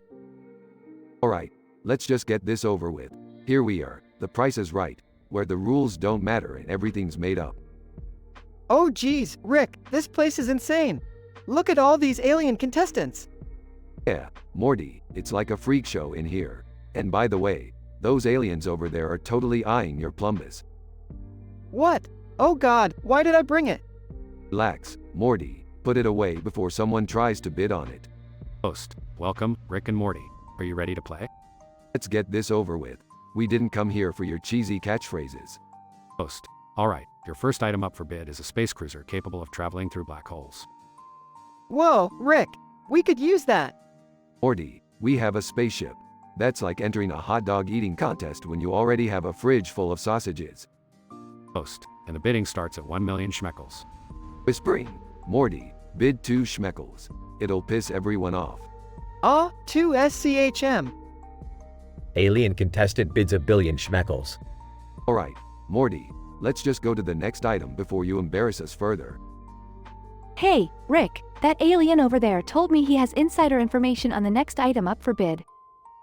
Insider information? On a game show? What, are we an AF King soap opera now? Host, the next item is an infinite reality simulator. Morty, we definitely need that. Bid everything we have. Alright, bidding everything we have, 1 schmeckle. Other contestants gasp. Millionaire aliens are so predictable. Hey, Rick, shouldn't you be bidding conservatively? You always say never bet more than you can afford to lose. Shut up, Jerry. You couldn't afford to lose a game of tic-tac-toe. Host, congratulations, Rick and Morty. You've won the infinite reality simulator. Yes! I can't wait to dive into virtual reality. Yeah, Morty, just make sure to avoid any simulations where Jerry is successful. Haha, very funny, Rick. I'll have you know I'm a very lucky guy. Rick activates the simulator and Jerry is immediately devoured by a virtual dinosaur. Oops, my bad. Typical, Dad. Well, at least we won something, Rick. Yeah, Morty, but now we have to deal with the warranty paperwork. Multiverse bureaucracy, Morty, it's a never-ending nightmare. Hey, can someone help me out of this dinosaur's stomach? Guys. Alright, I'll save you, Jerry. But just this once.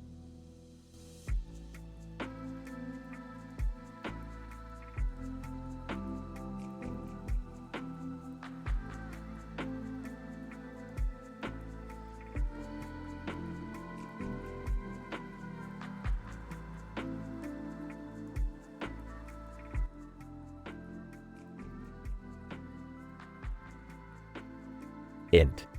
Sky, day. Yui, a lost android in a blue and silver suit, is falling off a motorcycle in the air, wearing a helmet. YUI. We. Yui fly high. Yui not fall. Yui. Uh-oh. Yui crashes into a building and lands in an alley. Alarming crash. Yui stands up and looks around, confused. YUI. Hello, Mr. Alley. Yui know where to go, giggles. Bucky, a life-sized mechanical toy bull with a Brooklyn accent, stumbles upon Yui. Bucky. Hey, what's the matter with you? You lost or something? YUI. Wide-eyed asterisk Yui lost. Yui need help. Bucky. Well, ain't that a great big piece of shish? Before Bucky can finish his sentence, Scythe, a burly gang leader, steps out of the shadows. Scythe. Well, what do we got here? A sweet little android lost in my territory. YUI. Oh no, Mr. Scythe. Yui not mean to be here. Please let Yui go. Scythe. Licking his lips. Oh, I have other plans for you, darling. You see, I've always wondered if androids can experience pleasure. Bucky. You sick son of a. Yui's innocent expression suddenly transforms into a determined one. She pulls out a hidden set of knives from her suit. YUI. Yui show you why Yui not to be messed with, Mr. Scythe. Yui swiftly charges at Scythe, expertly dodging his attacks. Bucky. Damn, Yui's got moves I'd never seen before. Yui's small stature and agility make her a formidable opponent. She lands precise blows on Scythe, surprising both Bucky and Scythe himself. Intense fight sequence. Finally, Yui delivers a powerful kick, sending Scythe crashing into a wall. Scythe. Smirking. You pack quite a punch, for a little robot. YUI. Yui more than just robot, Mr. Scythe. Yui have ass-kicking skills. Scythe, defeated and humiliated, runs away, leaving Yui and Bucky victorious. Bucky. Damn, Yui, you're one badass little bot. YUI. Blushing thank you, Mr. Bucky. Yui happy to have a friend like you. They share a heartfelt moment in the alley, celebrating their triumph. Fade out.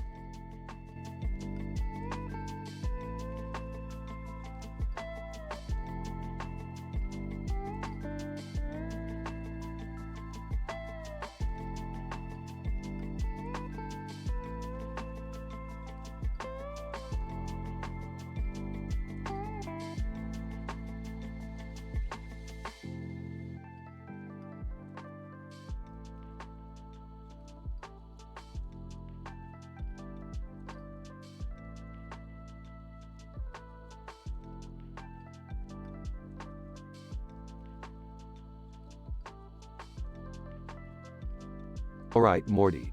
Buckle up because today we're going on a ridiculously insane adventure to Wally World. Wally World, Rick? Isn't that just a theme park? Morty, you simple-minded dingus. It's not just any theme park, it's the mythical land of Wally Moose himself. It's like Disneyland on steroids. Oh great, another one of Rick's crazy ideas. Summer, you better keep an eye on your brother. Please, Dad. Morty doesn't need a babysitter, he needs therapy. Can't we just have a normal family outing? Why does everything have to be so? Rick? Shut up, Jerry. Stop being such a whiny little bitch. We're going to enjoy this whether you like it or not. Moments later at Wally World.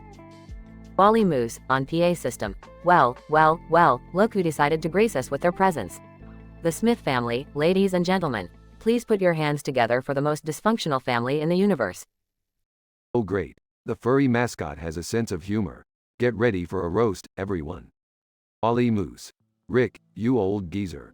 I bet your liver looks worse than a 5,000-year-old pickle. Hey, leave my grandpa alone. You're just a creepy moose costume. Wally Moose. Oh, Morty. Such a bold statement coming from a kid who can't even grow a single facial hair. Alright, enough is enough. Let's show this moose what we're made of. The family splits up to take on various challenges within the park. I'll handle the roller coasters, guys. They're child's play compared to my daily drama at school. I'll take care of the concession stands. At least I'll get some free food, right? Morty, we're going to find a way to outsmart this animated abomination. Get your portal gun ready. But Rick, we're in an amusement park. Where are we gonna teleport to? Trust me, Morty, I have a plan. Just keep your eyes peeled for any portal-worthy spots. After a series of thrilling and absurd adventures. Rick, I think I found a perfect spot to teleport out of here. It's that giant, spinning teacup ride. Good job, Morty, get in. We're going back home, away from this goofy nightmare.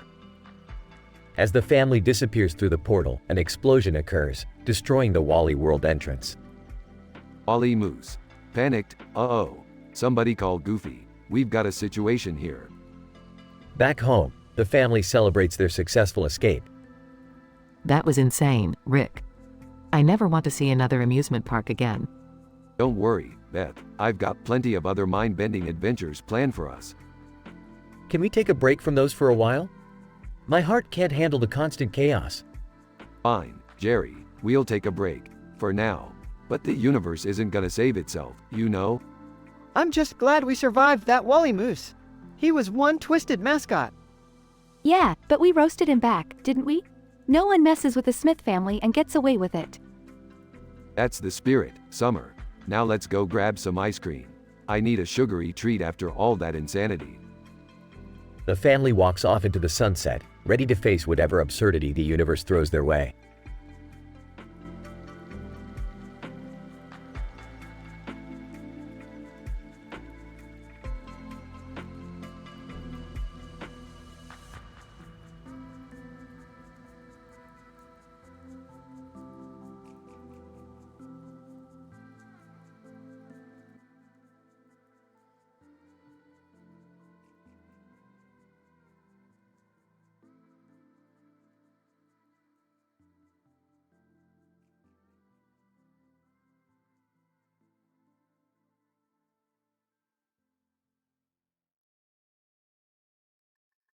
Willy Wonka.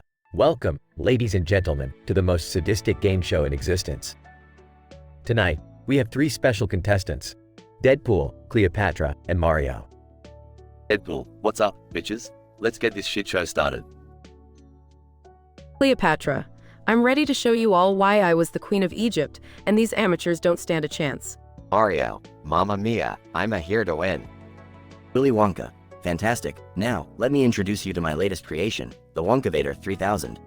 This magical elevator can take you to any place in the universe. But beware, there might be some unexpected surprises along the way. Deadpool, surprises? Now we're talking. Bring it on, Wonka. Cleopatra, sounds intriguing. I'm prepared for anything. Mario, Mamma Mia, I hope there's a pizza in there. Willy Wonka. Let's begin. Contestants, enter the Wonkavator and get ready for your first challenge. Contestants enter the elevator and it starts moving. Deadpool, so, Wonka, where are we heading first? A brothel? A taco truck? The moon? Willy Wonka. Oh, Deadpool, always full of surprises. Our first stop is the Jurassic period. Cleopatra, are you kidding me? I didn't sign up for this. I need to preserve my beauty, not get eaten by a T-Rex. Mario, oh no, I hope they like a spaghetti. As the elevator door opens, they find themselves surrounded by dinosaurs. Deadpool, alright, you scaly motherfuckers, let's dance. Cleopatra, I am not becoming a dino's dinner. Help me, Deadpool. Mario, Mamma Mia, I'll make a nice meatball for the T-Rex. After a wild brawl, they manage to escape the dinosaurs and enter the elevator. Willy Wonka. Impressive performance, contestants. But the real challenge has just begun. Next stop, the Wild West. Deadpool, yeehaw, time to ride some horses and shoot some bad guys. Cleopatra, I hope there are some handsome cowboys. Maybe I can conquer them too.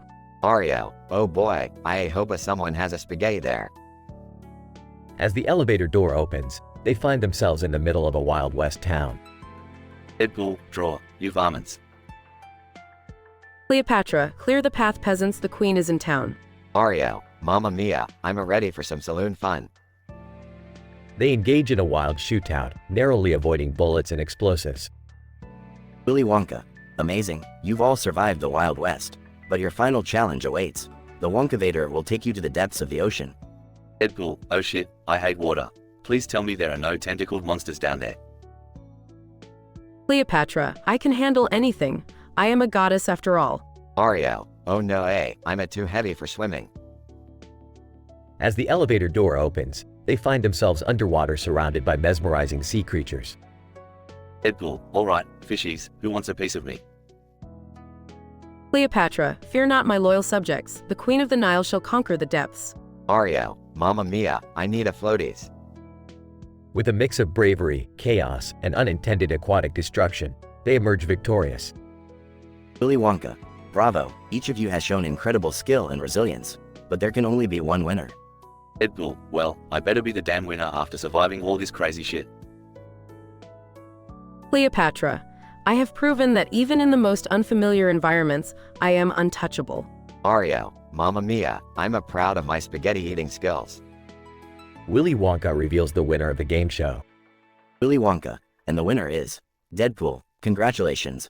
Deadpool, finally, someone appreciates my awesomeness. Willy Wonka. As for the losers, Cleopatra and Mario, your punishment will be traveling back in time and performing a musical duet as cavemen. Cleopatra, unacceptable, I demand a rematch. Mario, Mamma Mia, I'll play the drums with the dinosaur bones. The contestants and Wonka exit the stage, leaving chaos and laughter behind.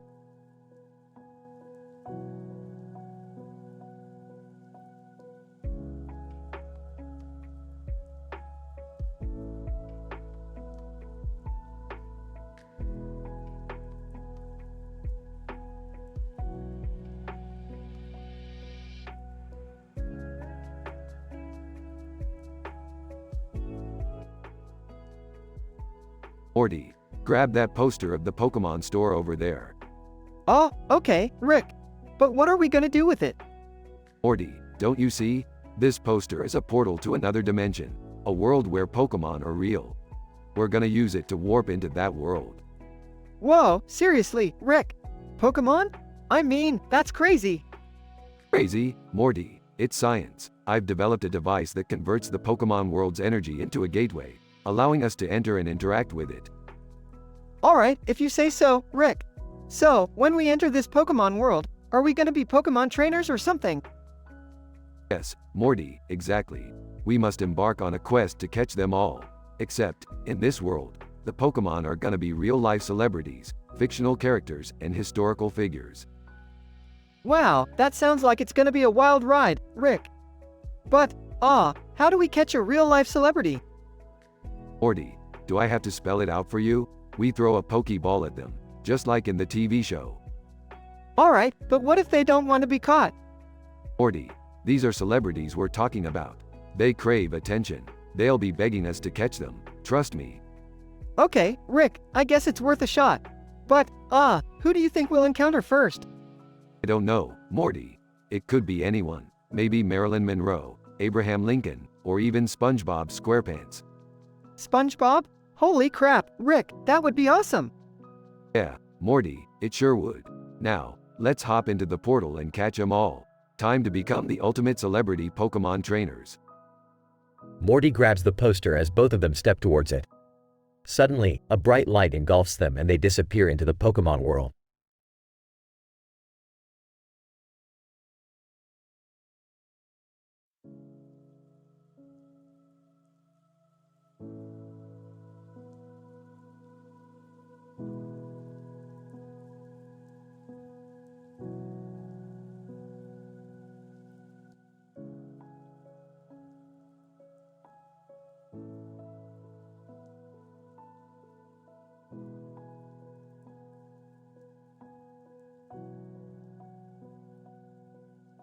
Title: Synth Sanctuary Chronicles.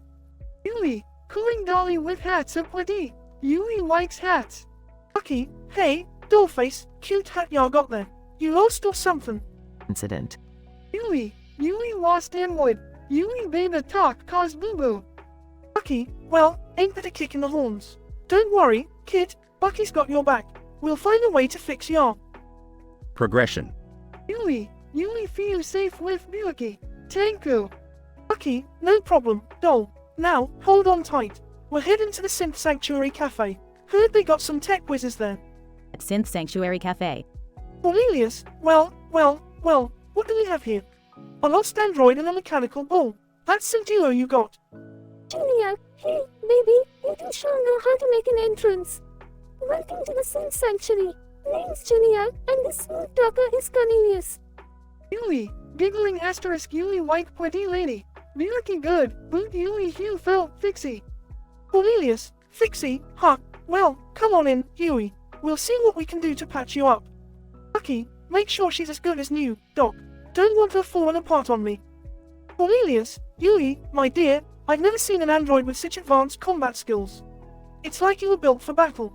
Yui super soldier. Giggles. Julia, honey, watch out for this one. She's got moves to make a grown man blush. Yui find family Hugh. Perfect fun Falav. Bucky, looks like we landed in the right place after all. The Synth Sanctuary Cafe ain't just a pit stop, it's home. Scientific description. In this extraordinary episode, we witness an uncanny encounter between Yui, a damaged android speaking in a regressive form of language, and Bucky, a mechanical toy bull with an urban accent. The improbable combination soon leads to an unexpected friendship as they navigate a world of artificial beings. Yui's damaged speech module has caused her to revert to baby talk, speaking in the third person. This fascinating phenomenon elucidates the complex nature of linguistic functions within androids and offers a glimpse into the inner workings of their speech generation mechanisms. As Yui showcases extraordinary combat abilities beyond her intended purpose, a desire for self-preservation emerges. This raises intriguing questions regarding the AI's latent capabilities and calls for further examination. Yui's combat skills reveal a level of proficiency previously unseen in androids and beckon a renewed exploration of their potential applications. Their refuge at the Synth Sanctuary Cafe introduces us to Cornelius and Junia, representative Afro-androids with distinct personalities. The integration of different android models further accentuates the social dynamics within artificial communities. Under the expert care of Cornelius, Yui's damaged systems are restored to optimal condition, allowing her to regain her speech capabilities and improve her combat expertise. The intricate process undertaken by the skilled technician opens up avenues for advanced engineering and repair methodologies, pushing the boundaries of android maintenance and enhancement. Ultimately, Yui's newfound sense of belonging and family is a testament to the human-like emotional connections that can develop within the synthetic realm. The Synth Sanctuary Cafe becomes a haven for beings seeking refuge, companionship, and purpose, highlighting the importance of community and artificial lifeforms. This enthralling tale offers a glimpse into a world where unlikely friendships blossom, technological borders are pushed, and the pursuit of understanding and connection transcends the boundaries of natural and synthetic life.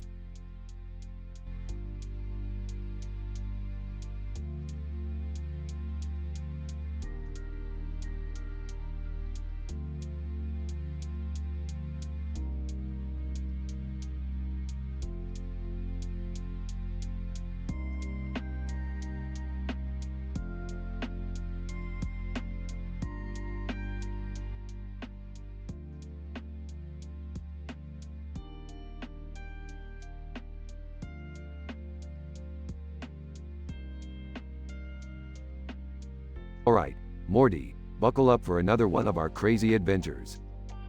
Geez, Rick, I hope this isn't as messed up as that time we turned into giant pickles.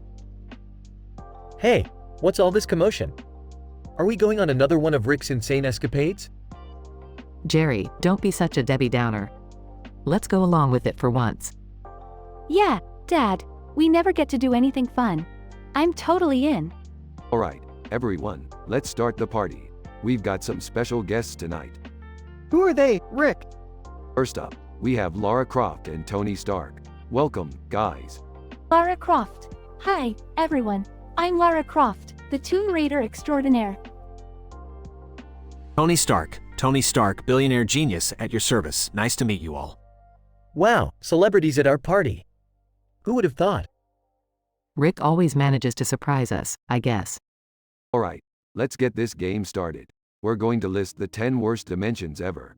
I'll start. Dimension D6869, where everyone's a sentient fart. Trust me, it stinks. Dimension P420, where everyone is perpetually high. It's like a never-ending 420ths, man. Dimension S666, where the devil takes over the world, but he's a terrible leader. Dimension M404, where memes are considered a highly respected form of currency. Dimension L123, where everyone talks in riddles and it's impossible to have a normal conversation. Lara Croft. Dimension A007, where everyone is a secret agent, but they're all horrible at their jobs. Tony Stark, Dimension T800, where the robots rise and take over, but with terrible fashion sense. Alright, last but definitely the worst, Dimension F6666. It's just an endless loop of reality shows featuring the Kardashians. Oh, man, I don't even want to imagine that. Well, guess what, Morty? You just lost the game. Wait, what? What does that mean? Brace yourself, Morty. We're sending you to Dimension F6666 for an indefinite period of time. Enjoy the Kardashians. No! You can't do this to me, Rick. Oh, Morty, maybe it won't be so bad. You might even learn a thing or two from their extravagant lifestyle. Screw you, Jerry! Now, let's not argue. Morty, we'll find a way to bring you back, okay? Yeah, Morty, don't worry. We'll save you from the Kardashian dimension. Thanks, guys. I hope you figure it out soon. I don't know how much longer I can handle this insanity. Well, that's the spirit, Morty. Now let's enjoy the party, everyone. The group continues their wild and crazy party, hoping to find a way to rescue Morty from the clutches of the Kardashians.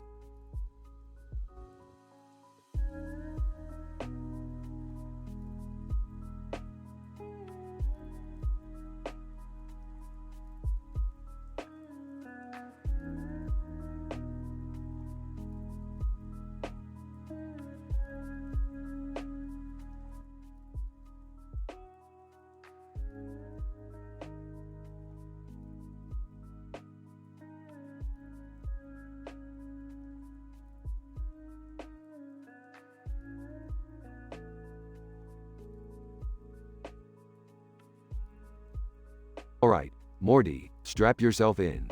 We're about to enter a dimension filled with some messed up game show hosted by a manic Ganondorf. Ganondorf? What the hell is that? Just picture a deranged, pint-sized version of Ganon from Legend of Zelda. He's got some twisted sense of humor, Morty. Hey, guys, what's the plan this time? I could use a break from Jerry's constant dumber than dumb stories. Hey, watch it, Summer. My stories are nuanced, thought-provoking, and utterly enriching for. No one cares, Jerry. Anyway, Ganondorf's game show is all about Deku Nuts. You know, those explosive nuts from the Zelda games. Explosive nuts? Geez, Rick, this is getting weirder by the minute. Buckle up, Morty. We're gonna go head-to-head with Summer here, and whoever survives his twisted Deku Nut challenges wins. Oh, I'm gonna wipe the floor with you too. You're just a bunch of old farts. Old farts? You better watch your mouth, Summer. I've got more tricks up my lab coat than you can handle. Oh, guys, look at these plants. They're all green and brown, with flowers that are brown and white.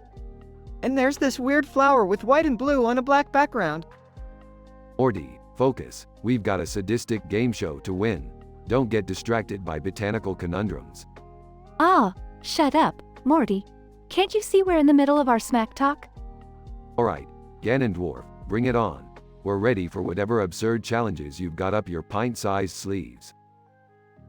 Ganondorf, welcome, welcome, my esteemed contestants.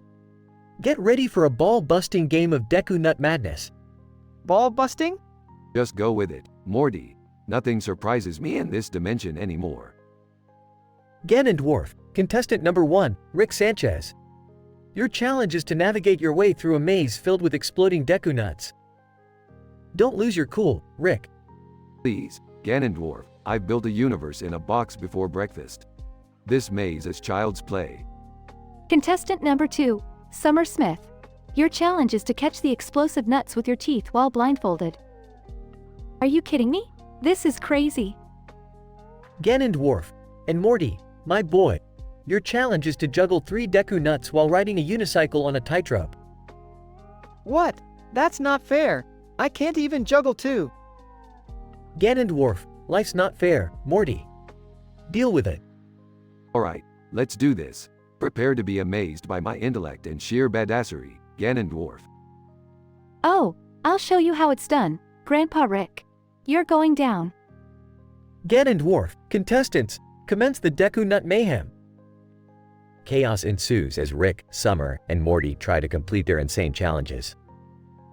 Explosions, laughter, and the occasional curse word fill the air. Take that, you pointy-eared, wannabe game show host. I'm the Deku Nut Queen. Bow down, losers. Ah, I've dropped all the nuts. I can't do this. Ganondorf, well, looks like we have ourselves a winner. Congratulations, Summer. You've survived the Deku Nut extravaganza. Woo-hoo! In your face, losers. Now, what hilarious punishment do you have for these two? Ganondorf. Oh, Morty and Rick, prepare yourselves. You're about to be transformed into Deku shrubs for the next century. Good luck growing leaves. Rick and Morty's horrified faces transform into small, potted Deku shrubs. Well, Morty, looks like we're in a real shrubby situation here. Oh, I can't believe this is happening. Rick, what did we learn from all this? That Ganondorf is one twisted little gnome, Morty, and that sometimes, life's just a nutty game show.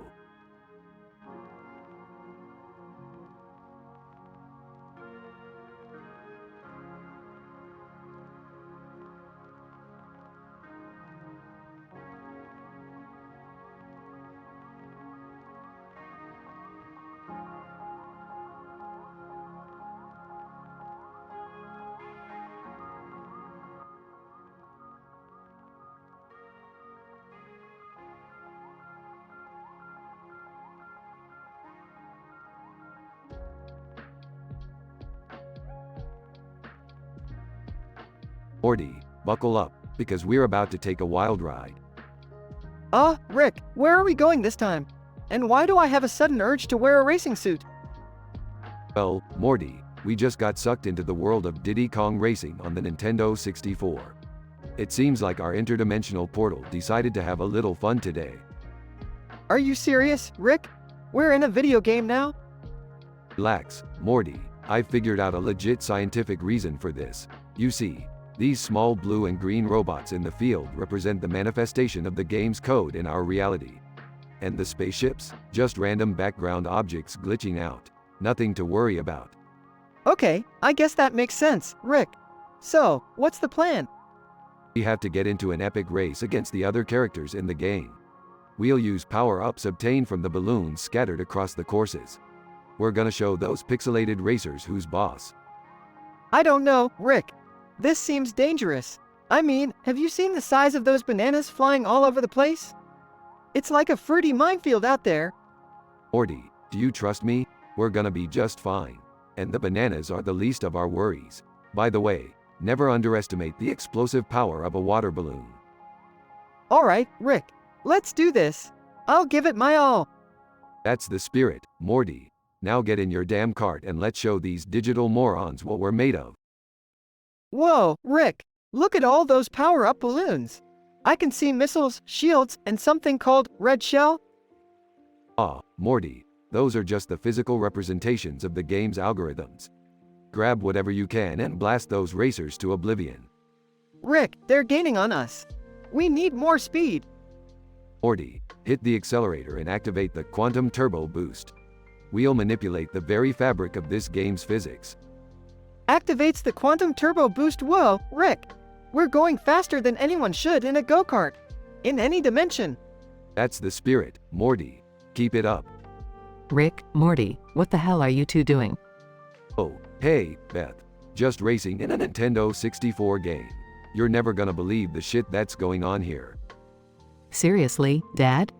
Morty, I thought we agreed to keep Rick away from the games after last time. Come on, Beth, live a little. We're about to cross the finish line and secure the ultimate victory.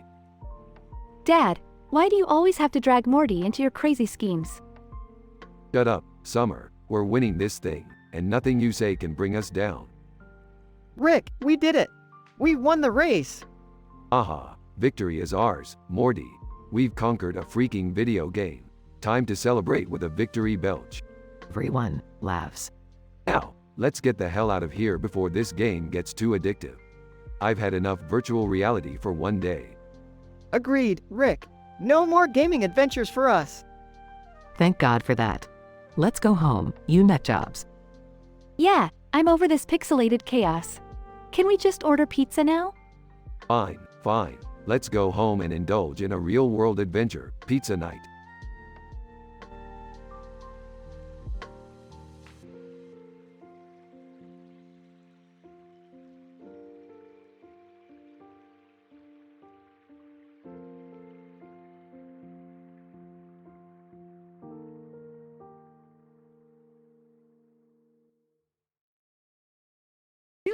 Yui scared, Bucky. Yui no like hiding. Bucky, don't worry, kid. Bucky got your back. Ain't nobody gonna lay a finger on ya. Yui, Bucky strong. Bucky always brave. Bucky, damn right. We make a hell of a team, don't we? Yui love Bucky. Best friends forever. Bucky, you're damn right, kid. Nothing can break our bond. Lieutenant Ishikawa. Well, look what we have here. A lost android and her little toy friend. Yui no like mean person. Ishikawa, go away. Lieutenant Ishikawa, you think you can defeat me? I'm the deadliest detective in the city. Bucky, ain't nothing deadly about you, pal. You got bad breath and a worse attitude. Yui, Bucky funny. Yui laugh. Lieutenant Ishikawa, laugh all you want, you little brats. It won't save you. Yui no scared. Yui protect Bucky. Bucky, that's the spirit, kid. Let's show this guy what we're made of. Yelling and the clashing of metal. Lieutenant Ishikawa, you two pests are more trouble than you're worth. Yui fight for freedom. Yui strong. Bucky, yeah, you tell kid. We ain't going down without a fight. Sound of explosions and gunfire. Lieutenant Ishikawa, no, this can't be happening. I refuse to be beaten by a damn android in a toy bowl. Yui win. Ishikawa go bye-bye. Bucky, yeah, we sure showed him. Nobody messes with us and gets away with it. Yui happy. Bucky best friend. Bucky, you too, kid. You too. Now, let's get out of here and find a new hiding spot. Yui follow Bucky. Bucky always keep Yui safe. They disappear into the night, leaving Lieutenant Ishikawa defeated and humiliated.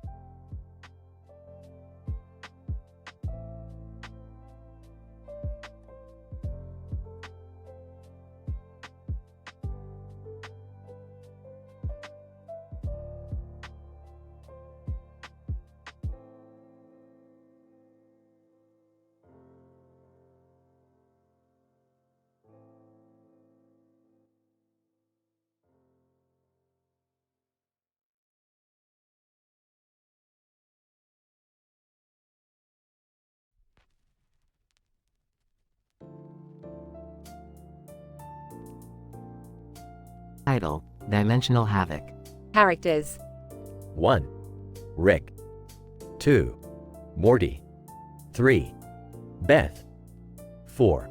Summer. 5. Jerry. 6. Video game character 1 Max Thunderstrike. 7. Video game character 2 Chloe Firestorm. 8. Celebrity 1 Ethan McAllister. 9. Celebrity 2 Veronica Thompson. Scene: Rick's backyard, a lush forest with green plants, rocks, and a cozy house. The sun begins to set as the characters gather for a party. Alright, listen up, you bunch of dipshits. We're gonna play a game that will blow your feeble minds. Each of you has to come up with 10 of the absolute worst dimensions ever. Morty, hand out the notepads. Oh, okay, Rick. Distributes notepads. You guys ready for some interdimensional chaos? Oh, please. This is just another one of your drunken experiments, Rick. Beth, you don't need to be such a buzzkill. Have some fun for once. Now, let's introduce our special guests. Max, Chloe, Ethan, and Veronica. Share your worst dimensions. Max, I'm Max Thunderstrike from the game Anti-Reality. In Dimension X13, everyone is forced to watch their favorite TV shows dubbed in ancient Aramaic. Chloe. I'm Chloe Firestorm from the game Nightfall Chronicles. In Dimension Y14, every bottle of alcohol is replaced with pickle juice. Ethan.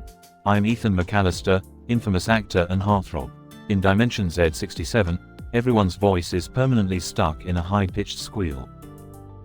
Veronica. I'm Veronica Thompson, a list actress. In Dimension W99, all fashion trends involve wearing live bumblebees as accessories. Geez, these dimensions sound pretty messed up. Jerry, what's your list? Well, in Dimension A01. Everyone's toilet paper has the texture of sandpaper. Pathetic. Jerry, my turn. In Dimension B89, everyone's genitals are replaced with wild animals that never stop growling. Rick, that's enough. I can't believe you made me participate in this degrading game. Oh, lighten up, Beth. It's just a bit of fun. Now, the moment of truth. Max, since you're the guest, you get to decide the loser. Who's going down? Max, pauses asterisk I choose. Jerry. What? Why me? Chloe. It's the rules, man. Don't question it. W, what's the worst dimension for Jerry? Max. Max, Dimension F43. In that reality, Jerry will forever be stuck in an alternate universe where he's constantly chased by an army of murderous clowns. No, please. Anything but that. Veronica. Tough luck, Jerry. Pretty ironic, isn't it? The biggest clown gets hunted by clowns. Oh, burst into laughter. Scene: the party continues, but with Jerry's complaints echoing faintly in the background. The characters enjoy the night, oblivious to the doom awaiting Jerry in Dimension F43. Finale. The party winds down, and everyone heads home after an eventful night of fun and games. As Rick stumbles into his lab, he grins like a mad scientist, eager for his next insane experiment. Another successful experiment, Morty. Dimensional havoc achieved. Now let's see if we can rescue old Jer Bear from those clown bastards. Grab your portal gun, Morty. Right behind you, Rick. But I've got a bad feeling about this one. Shut up, Morty. You're always whining. Let's show these clowns who they're messing with. The end.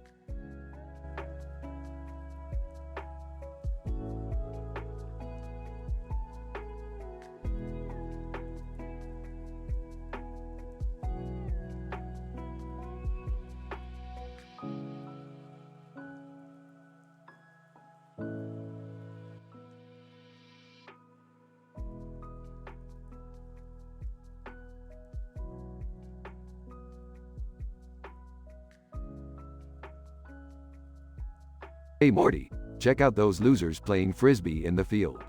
I bet I could make this whole thing a hell of a lot more interesting. Oh, Rick, I'm not sure about that. They're just having fun, you know? Fun? That's for losers, Morty. Time to spice things up. Hold my beer. Rick approaches the frisbee players. Hey, you guys, want to be on a TV show? I present to you, Jackass. Frisbee player 1, are you serious?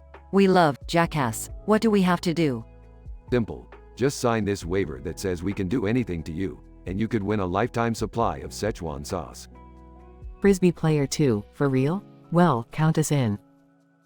Cut to the set of Jackass, with Rick, Morty, and the frisbee players. Alright, you dumbasses, it's time for the ultimate Jackass challenge. Morty, hand me that industrial-sized slingshot. Oh geez, Rick, what are you planning? Just hold on, Morty. We're going to catapult these losers straight into that building over there. It's gonna be amazing. Frisbee players look nervous. Frisbee player 1, guys? Is this really necessary? Can't we just go back to playing frisbee? Shut up and embrace the chaos, buddy. Morty, get the camera rolling. As the camera starts recording, Rick pulls back on a slingshot. Here we go. 3, 2, 1, fire. The frisbee players are launched through the air, crashing into the building. Frisbee player 2, this is insane. Why did we agree to this? Because you're idiots, that's why. Now let's see what other pain we can inflict. Cut to a montage of ridiculous stunts. Rick and Morty setting off explosives, launching themselves from a ramp with shopping carts, and crashing into various objects. Morty, this is genius. We're gonna be the kings of Jackass. I just hope nobody gets seriously hurt. Oh, Morty, where's your sense of adventure? Who needs safety when you can have reckless fun?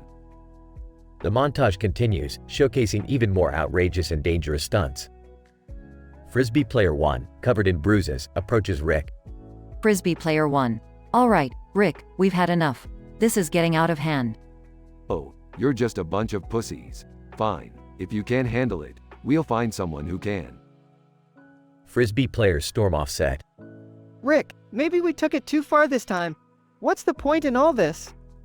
Morty, the point is, well, there is no point. It's all about pushing boundaries, breaking bones, and making people question their life choices. Now let's find another group of idiots who want to be on Jackass. Rick and Morty walk off set, laughing maniacally. The end.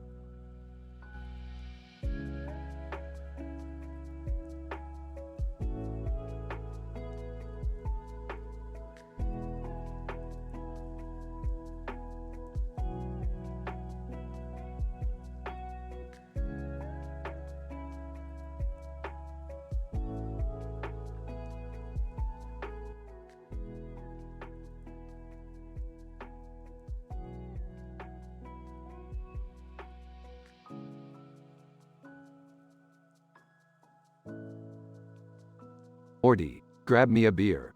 This state of play is about to start, and knowing Sony, they're gonna disappoint us yet again. Rick, why do we even bother watching these things if you're just gonna complain the whole time? Because, Morty, deep down, we're all masochists who enjoy being let down. It's like a cosmic joke, a cruel twist of fate that keeps us coming back for more. Alright, whatever you say, Rick. But I'm still not getting you that beer. Fine, be a buzzkill. Here, I'll get it myself. Scene. The state of play starts. Neon lights flicker above Rick and Morty. Oh, look, another generic shooter. Just what the world needed, Morty. A bunch of jacked up space marines with daddy issues shooting at each other. Riveting stuff. Yeah, Rick, it's so original. I mean, who would have thought people would get tired of that? Now we have an open world survival game set in a post-apocalyptic wasteland? Groundbreaking. I'm totally thrilled about wandering around a desolate world, collecting junk, and fighting off hordes of mutated creatures. Never been done before. I guess those mutated creatures deserve some love too, Rick. I mean, why should we leave them out of the party? Scoffs, what's next? A virtual pet simulator? Oh wait, never mind, they already made that. Oh, geez, Rick. Look at this one, it's a dating sim. You can actually date pigeons. That's, creative, I guess. Give me a break, Morty. Who wants to date pigeons? They're nothing but flying rats with attitude problems. Although, now that I think about it, they'd probably have better conversational skills than some people I know. Yeah, you got a point there, Rick. These pigeons might actually have some depth. More than some of the people we know, at least. Scene. The state of play progresses. Neon lights pulsate in the room. Oh, for the love of science, Morty. A game about managing a llama farm? This is what gaming has come to. Can't we do something more intellectually stimulating, like dissecting a black hole or something? Yeah, Rick, it's a real tragedy. A whole generation wasting their precious time managing virtual llamas. The fate of humanity looks bright. Morty, you see this one? It's a game where you play as a sentient paperclip trying to take over the world. Okay, this is just getting ridiculous. Someone needs to get a grip on creativity around here. Hey, Rick, think about it. If a paperclip can take over the world, maybe there's hope for us after all. Scene. State of play ends. Neon lights fade away. Well, Morty, that was underwhelming, to say the least. I can't believe we wasted our time watching this nonsense. Yeah, Rick, but it was kind of fun hearing you rant about it all. I guess some things never change. Smirking. Yeah, Morty, the world may disappoint us, but at least we have each other to make fun of it. Now, let's go create our own adventures, where we can actually have some fun. Sounds good to me, Rick. As long as it doesn't involve any dating pigeons or managing llama farms. Scene. Rick and Morty step into the portal, leaving the neon-lit room behind.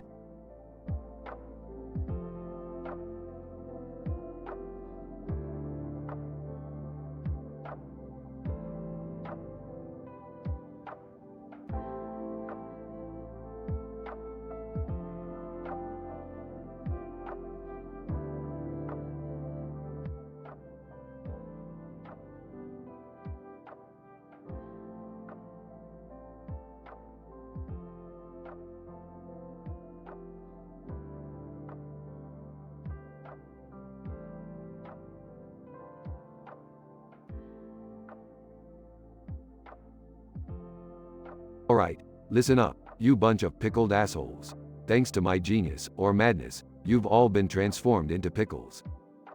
Oh geez, Rick, pickles? Seriously? Dad, what the hell did you do? We can't just walk around as pickles.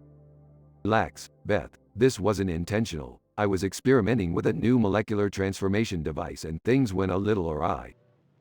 Well, this is just great. How are we supposed to change back? Yeah, Rick. Fix this right now. I've had enough of your insane experiments.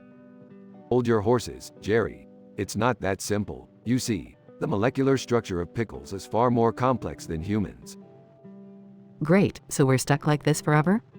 Not exactly, Beth. I've devised a plan to reverse the transformation, but it's going to be dangerous. Danger? We're pickles, Rick. How much worse can it get? Trust me, Morty, it can get a lot worse.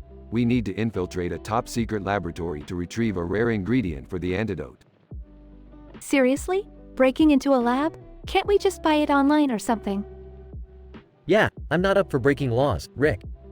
I'll take my chances as a pickle. Shut up, Jerry. This is our only option. Plus, it's an opportunity for some good old-fashioned adventure. Meanwhile, in a high-security laboratory. Alright, pickles, stay hidden and follow my lead. We need to find the secret vault where the ingredient is stored. Dad, do you have any idea what we're up against? Of course, I do, Beth. I've been here once before as a pickle. Just another pickle escapade, you know? Wait, you've done this before? How come I've never heard about it? Morty, we don't have time for a pickle therapy session right now. Focus. They navigate the labyrinthine corridors, evading guards and laser alarms. Rick, this place is insane. How did you manage to escape when you were a pickle? My genius, Summer. Simple as that. That doesn't answer the question, Dad. It's not important, Beth. Stay on target. They finally reach the secret vault. Okay, Rick, what's the plan? We need to disable the security system and grab the ingredient. Morty, you'll need to manually override the system while we distract the guards. Me? Are you sure, Rick?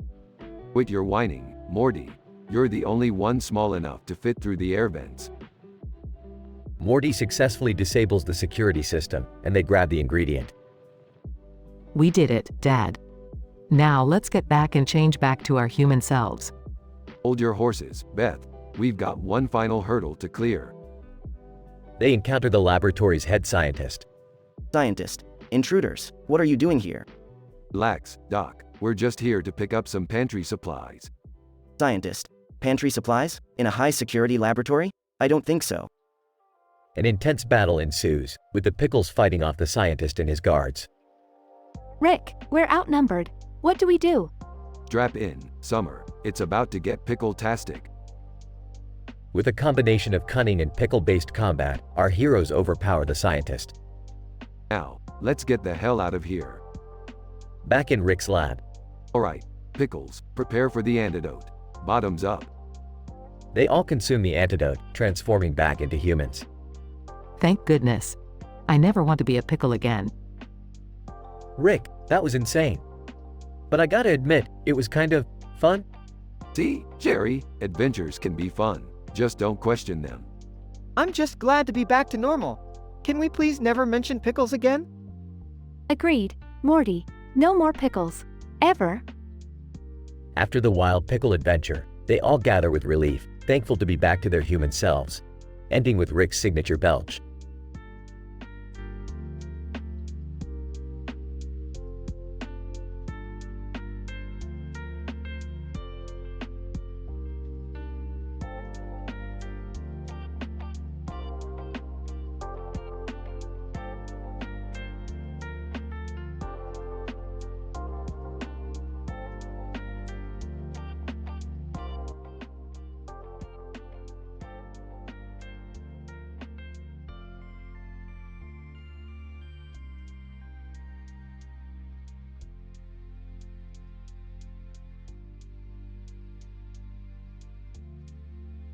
Thomas. Size, I can't believe I have to work at this crappy restaurant just to graduate. It's so fucking unfair. Bethany, smirking. Oh, trust me, sweetheart. You have no idea what unfair really is. Just wait until you meet our boss. Thomas. Raises an eyebrow, our boss. Is he some kind of psycho or something? Bethany, laughs. No, not quite. He's more like a power-hungry maniac with a fetish for cleanliness. You'll see. Thomas. Rolls his eyes, great. Just what I needed. So, what's my job exactly? Bethany, grinning. You're gonna be my little sidekick, Tommy boy. Helping me serve these lovely customers their greasy burgers and heart attack-inducing milkshakes. Thomas. Muttering, fantastic. Just don't expect me to smile while doing it. Bethany, mocking. Ah, poor Tommy. So grumpy already. But don't worry, I'll show you a little trick to make this job a bit more interesting. Thomas. Curious, oh yeah. What kind of trick are we talking about here? Bethany, leaning in. Ever seen a computer keyboard with blue lights on its side? Thomas. Confused. No. Why? What does that have to do with anything? Bethany, mischievous grin. Well, let's just say this particular keyboard has some magical properties. One wrong touch, and off we go, straight into the internet realm.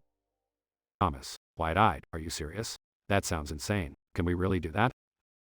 Bethany, wickedly, only one way to find out, my dear Thomas. Get ready for the ride of your life. Thomas tentatively touches the keyboard, sending them both swirling into a vortex of data and pixels.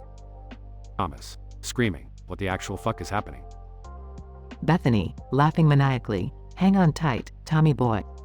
We're in for a wild ride through the World Wide Web. They find themselves in a bizarre virtual world filled with dancing memes, flying cats, and malfunctioning websites. Thomas. Panicked. How do we get back? We can't stay here forever. Bethany, determined. Don't worry, I've been here before. There's a way out, but we have to navigate through the internet's darkest corners.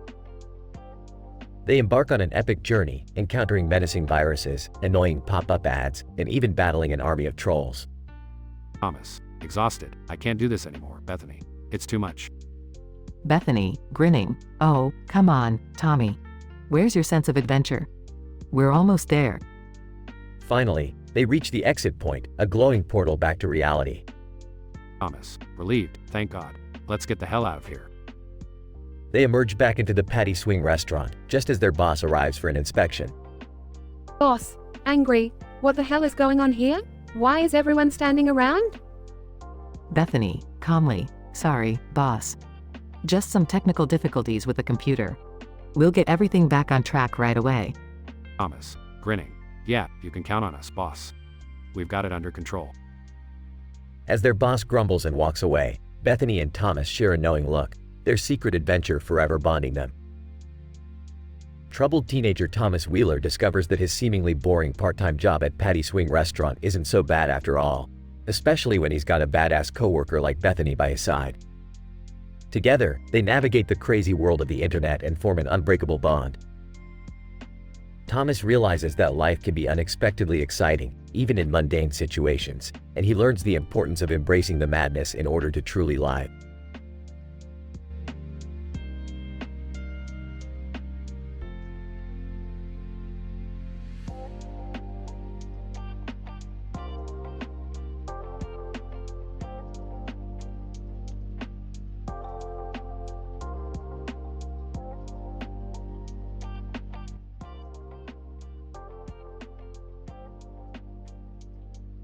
Alright, Morty, buckle up. We're about to enter the twisted world of Ganondorf's sadistic game show. Game show? I can barely handle algebra, Rick. How am I supposed to win this? Relax, Morty, I got us covered. We just need to use our fire arrows cleverly. Stay sharp, kid. Dad, this sounds crazy. Why are we even participating in this twisted nonsense? Summer, this is the kind of sadistic excitement we signed up for when we agreed to be TV show stars. Plus, the loser's punishment will probably be hilarious. Rick, are you sure about this? It sounds dangerous, even for you. Beth, we survived interdimensional adventure. This is just a walk in the park. Rick, why is the host wearing a tie-dye shirt with a circular object in the center? Morty, it's a fashion statement. Gotta keep up with the trends in the multiverse. Ganondorf, welcome, esteemed contestants. Today's game is all about the art of fire arrows. Let the sadistic fun begin. Alright, Morty, I've modified our fire arrows to have explosive tips. Remember, aim for the targets. Explosive tips? I didn't know I signed up for guerrilla warfare. Can someone explain why this game show is all fire arrows? Is Ganondorf secretly a pyromaniac or something? Aw, Summer, fire arrows are just ridiculously statistically improbable. Add some flair to the show. Okay, but how do we win this? Simple, Beth. The first one to hit the bullseye on that circular object at the center wins. Ganondorf, contestants, prepare your bows. And fire. Rick hits the bullseye. Looks like your old man still has it, Morty. Frustrated? Great, now we're gonna have to hear about your amazing shot for the next century. Hey, at least Rick won't rub it in our faces when we get punished. Ganondorf, congratulations, Rick. You win the grand prize, an interdimensional vacation package. But what about us? What's our hilarious punishment? Ganondorf, yes. The losers. You two get the privilege of cleaning up all the exploded targets with your teeth. Enjoy. Groaning, I hate you, Rick. Love you too, Morty.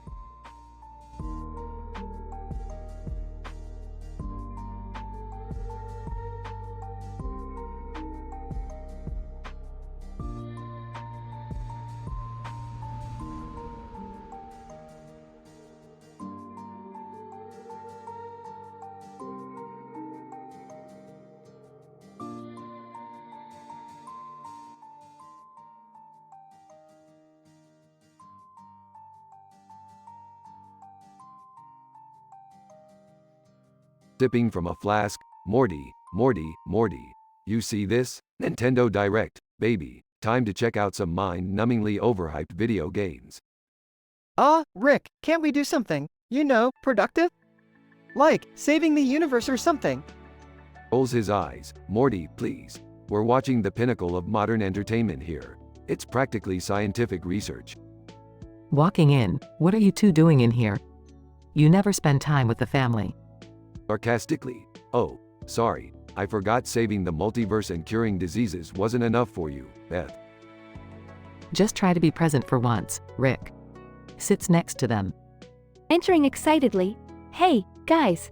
Did I miss anything cool? Oh, you're just in time, Summer. We're about to witness the finest showcase of shallow consumerism the galaxy has to offer. Nintendo Direct begins with a trailer for a fantasy RPG. Whoa, look at the graphics on that one. It's like they're trying to compensate for something. Chuckles. Yeah, must be hiding a shallow storyline behind all that eye candy.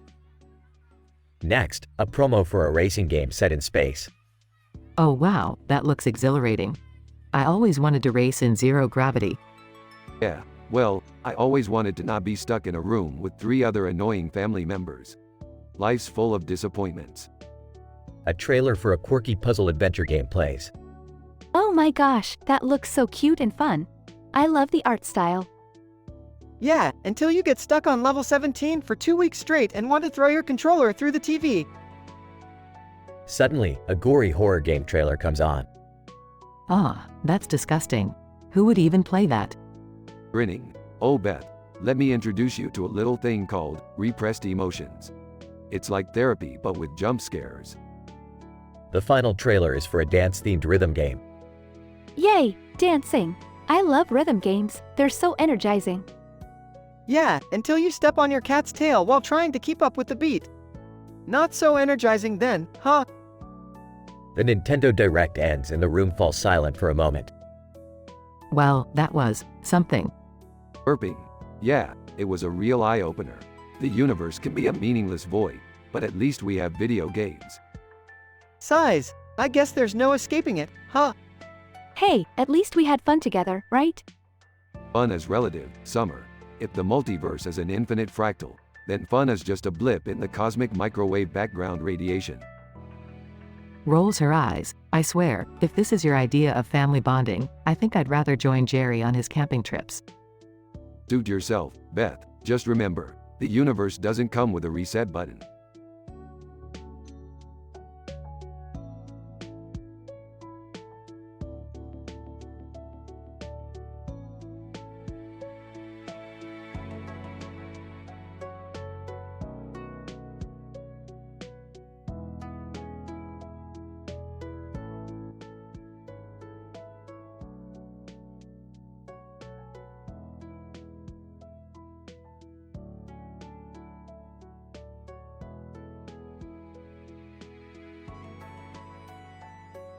Alright, Morty, listen up. We've got ourselves in a real pickle this time.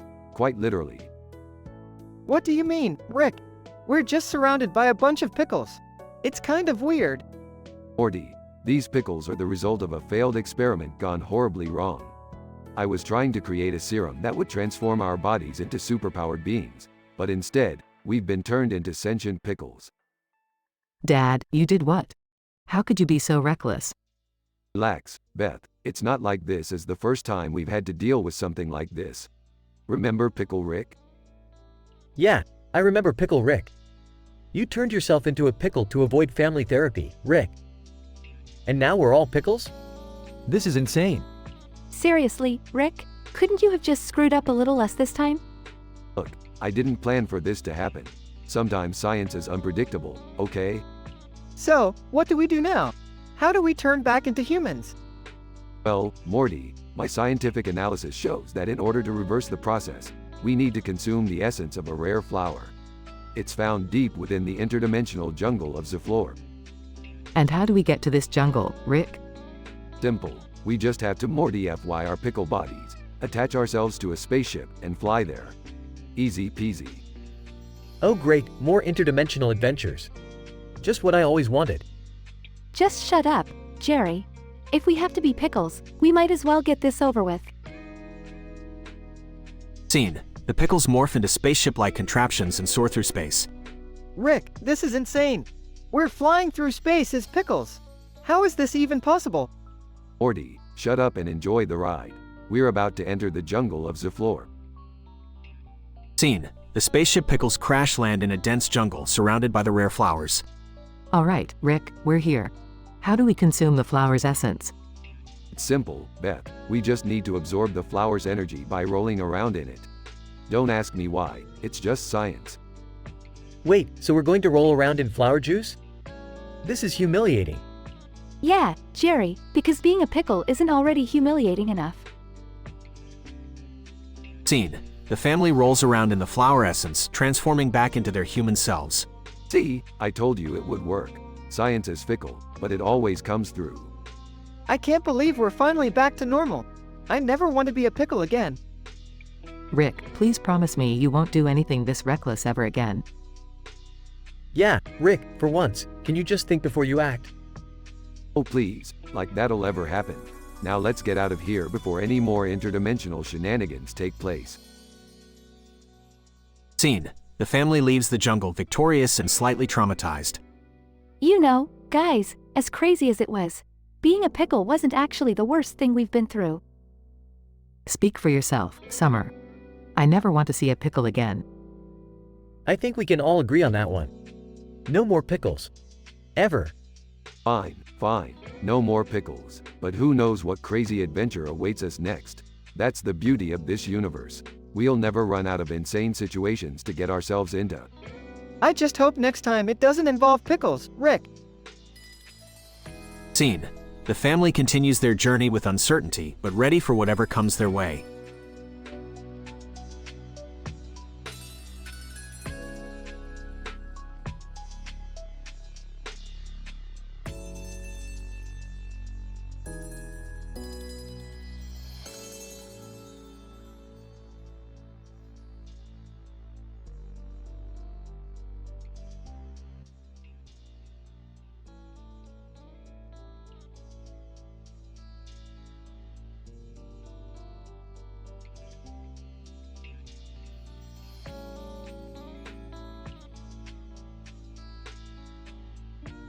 Okay, Morty, listen up. We've got a real doozy of an adventure today. Strap in, buddy. Aw, geez, Rick. What is it this time? Can't we just have a normal day for once? Normal, Morty. Normal is for losers. We're going to journey into this painting here, where reality meets art, and chaos reigns supreme. Whoa, wait. You mean we're literally going inside a painting? How is that even possible? You really think I'm gonna waste time explaining the unexplainable? Just roll with it, Morty. We're going in. They step into the painting and find themselves in a foggy forest with a weirdly open window to the ground. What on earth? Or should I say, in this painting? Jerry, stop questioning everything. We're here now, might as well make the best of it. Dad, I can't believe you're actually here. How did you even manage to tag along? Morty, when your mom heard there was an adventure happening, she didn't even ask if I wanted to come. She just told me to get in the car and here we are. Alright, enough with the family drama. Look, there's a sign over there. Let's go check it out. As they approach the sign, it reads, "Welcome to the Prang Elang Forest," where the impossible becomes ridiculously normal. Prang Elang Forest? Seriously, Rick? Hey, I didn't name this place. Blame the deranged artist whose mind we're currently inside. They venture deeper into the forest, encountering bizarre creatures and mind-bending phenomena. Rick, I think this place is messing with my head. Everything's all trippy and surreal. That's the whole point, Morty. Embrace the madness. Oh, and by the way, there's a 27% chance we might all turn into sentient cabbage heads. Just FYI. What? Turning into cabbages? Beth, we need to get out of here. Relax, Jerry. It's just one of Rick's typical exaggerations. We'll be fine. They come across a group of talking squirrels engaged in a heated debate about quantum physics. Squirrel 1. Oh, for the love of acorns, can't you see the wave-particle duality right in front of your beady little eyes? Squirrel 2. Nonsense. The uncertainty principle clearly states that we cannot simultaneously know both our position and momentum. Rick, are these squirrels seriously discussing quantum physics? Morty, when you entered the Prang Elang Forest, you leave all semblance of logic behind. They finally reach a clearing where they spot a portal back to reality. Thank goodness. Let's get out of this insane place, Rick. Hold on, Beth. This adventure wouldn't be complete without one final twist. A giant, three-headed squirrel emerges from the trees, demanding a dance-off. A dance-off? Are you kidding me? Morty, fire up the Salsa Jukebox 9000. We're about to show this squirrel what we've got. They engage in a ridiculous dance battle, complete with salsa moves, breakdancing, and some questionable twerking. This is the most absurd thing we've ever done, and I love it. After an intense showdown, they outdance the squirrel and the portal reappears. Alright, let's bounce before this place sucks the sanity right out of us. They make a final dash for the portal and safely return home. Phew, we made it back in one piece. Are you satisfied now, Rick? Morty, satisfaction is for ordinary folk. We're extraordinary, and so totally prang a lang. They all share a laugh, grateful for surviving yet another mind-bending adventure.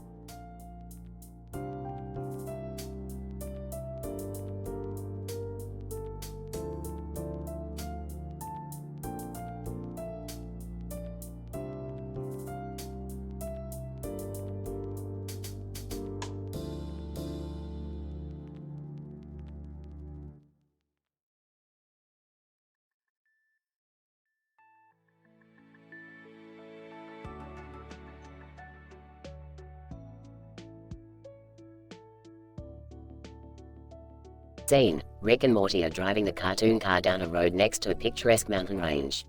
In the distance, they spot sheep grazing on the mountainside. Suddenly, a bear appears on the road. Sighs. Morty.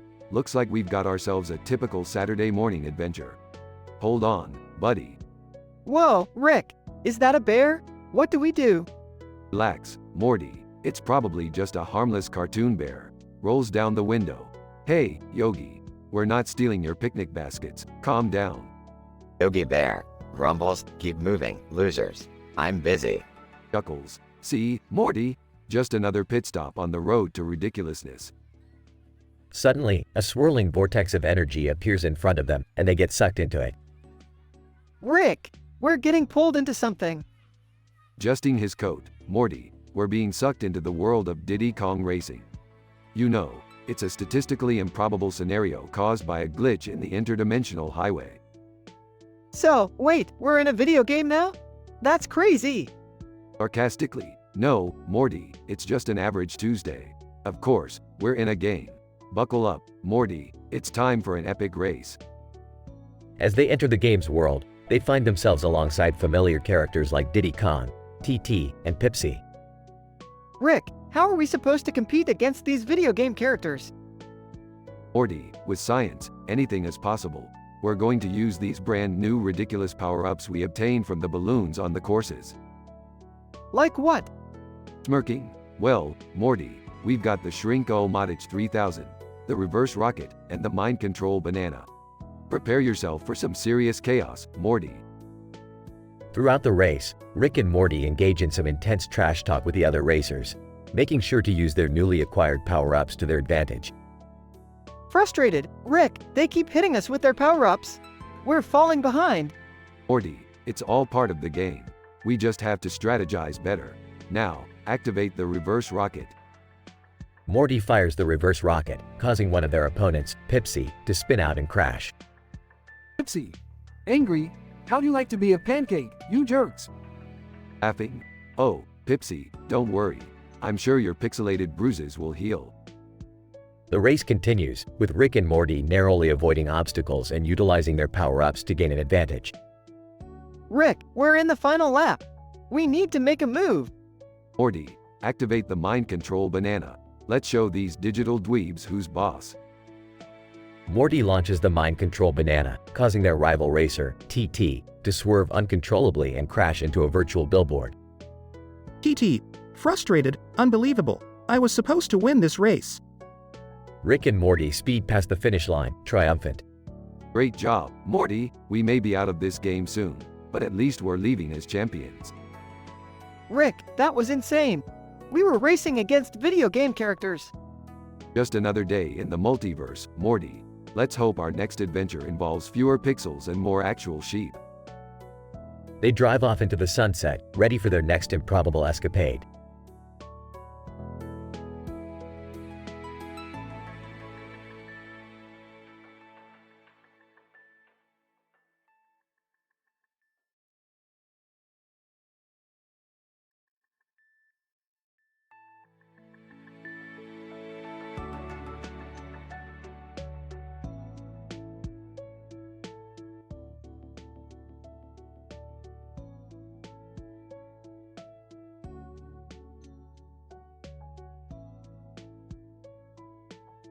Damiana, observing the clock. Uncle, how long before the shop opens?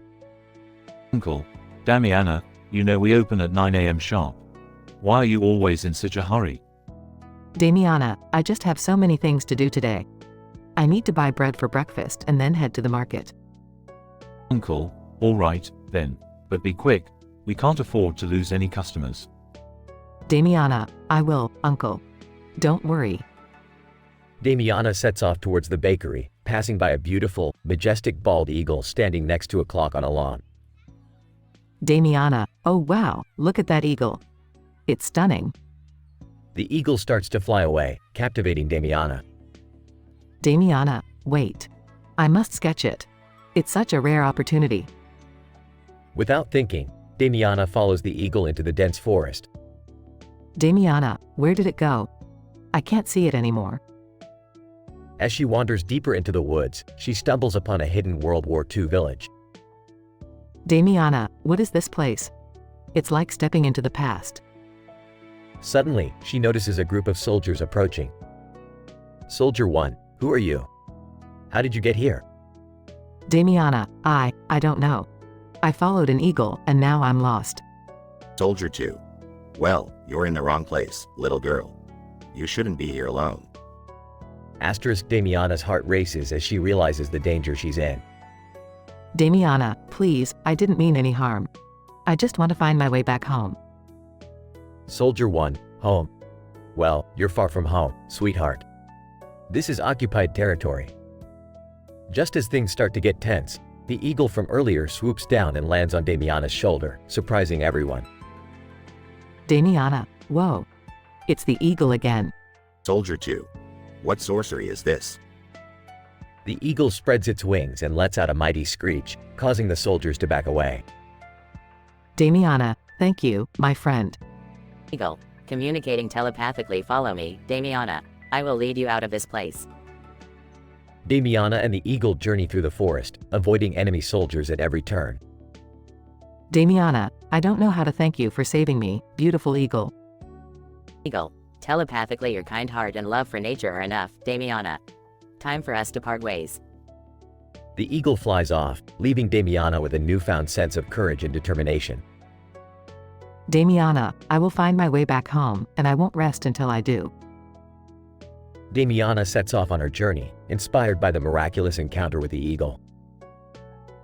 Damiana's encounter with the eagle in the forest not only saved her from danger but also ignited a sense of purpose within her.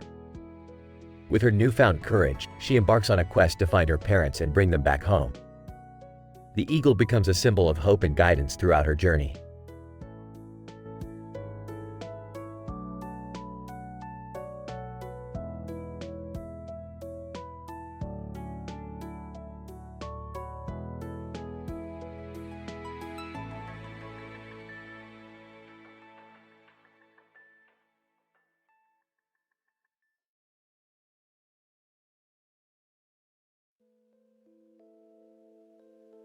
Alright, you idiots, I've got a challenge for you. I want each of you to come up with a tongue twister using the phrase, tickle a pickle for a nickel. And make sure it rhymes with pickle. Oh God, not another one of your insane games, Rick. Yeah. This is stupid. Why do we have to do this? Come on guys, let's just give it a shot. It might be fun. Fine. Whatever. I'll start. Prickle a pickle with a sickle, then lick it off with a trickle. Nice try, Summer, but I've got a better one. Sizzle a pickle with a missile, then gobble it up with a whistle. Seriously, Rick? That's just ridiculous. Alright, let me give it a shot. Flick a pickle with a tickle, then gurgle it down with a giggle. Okay, here's mine. Twiddle a pickle with a fiddle, then slurp it up with a diddle. Alright, Morty, not bad.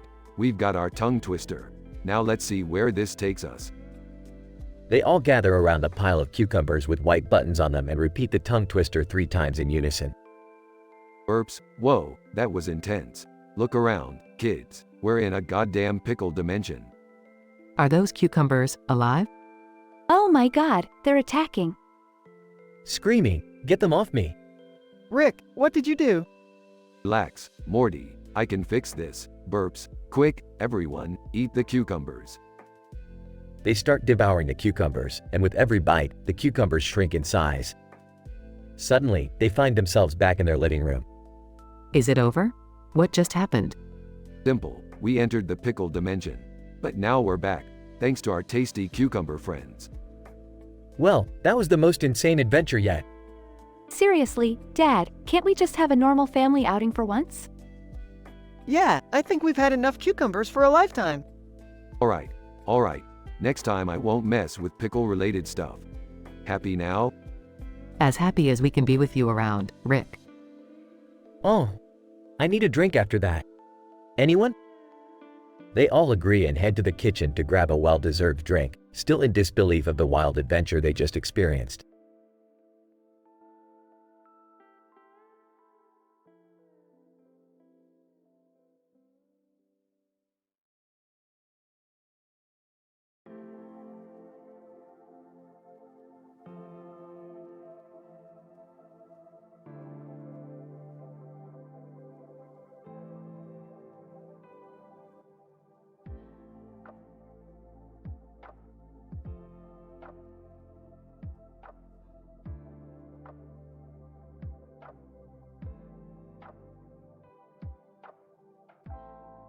Alright, Morty, Summer, I've got a challenge for you. Let's see who can come up with the best tongue twister using the phrase. I googled ghetto gaggers and giggled as they gargled. Oh, Rick, I don't know about this. That phrase is pretty inappropriate. Morty, don't be such a prude. It's just for fun. Now, who's going first? Fine, I'll go first. In a convoluted cosmic carnival, creatures congenitally collided while I googled ghetto gaggers and giggled as they gargled. Nice one, Summer. Alright, Morty, let's see what you got. Oh, okay. Underneath Uranus's umbrella, unimaginable undulations unfolded, as I googled ghetto gaggers and giggled as they gargled. Morty, that was weirdly specific. But not bad. Alright, my turn. In the distant dimension of debauchery, demented demons danced wildly, as I googled ghetto gaggers and giggled as they gargled. Wow, Rick, that was intense, even for you. Yeah, that was something. But I think you win this one, Rick. Of course I did, Summer. Now, let's go on an adventure using our winning tongue twister. Strap in, Morty, we're going to explore the debauched dimension of demented demons. Aw, geez, Rick. Do we have to? Morty, stop being a wet blanket. We're going on an interdimensional thrill ride, whether you like it or not. Scene transition. The trio finds themselves in a twisted, grotesque realm filled with bizarre creatures and unsettling sights. Oh my god, Rick. What is this place? Hold on tight, kids. We're about to find out. As they traverse through the dimension, they encounter the demented demons from Rick's tongue twister, grotesque beings with wild and unpredictable behavior. Rick, I think this adventure was a bad idea. These demons are weird. Morty, it's too late to back out now. Besides, the scientific discoveries we can make here are mind-boggling. Scene transition. Rick and Morty narrowly escape a group of unruly demons and find a hidden laboratory in the heart of the dimension. Rick, what is this place? It looks like some kind of experiment facility. Bingo, Summer. They're conducting twisted experiments on these demons. Let's put a stop to this madness. Massive chaos ensues as Rick, Morty, and Summer fight their way through the laboratory, overcoming obstacles and battling the sinister scientists. Alright, time to get out of here.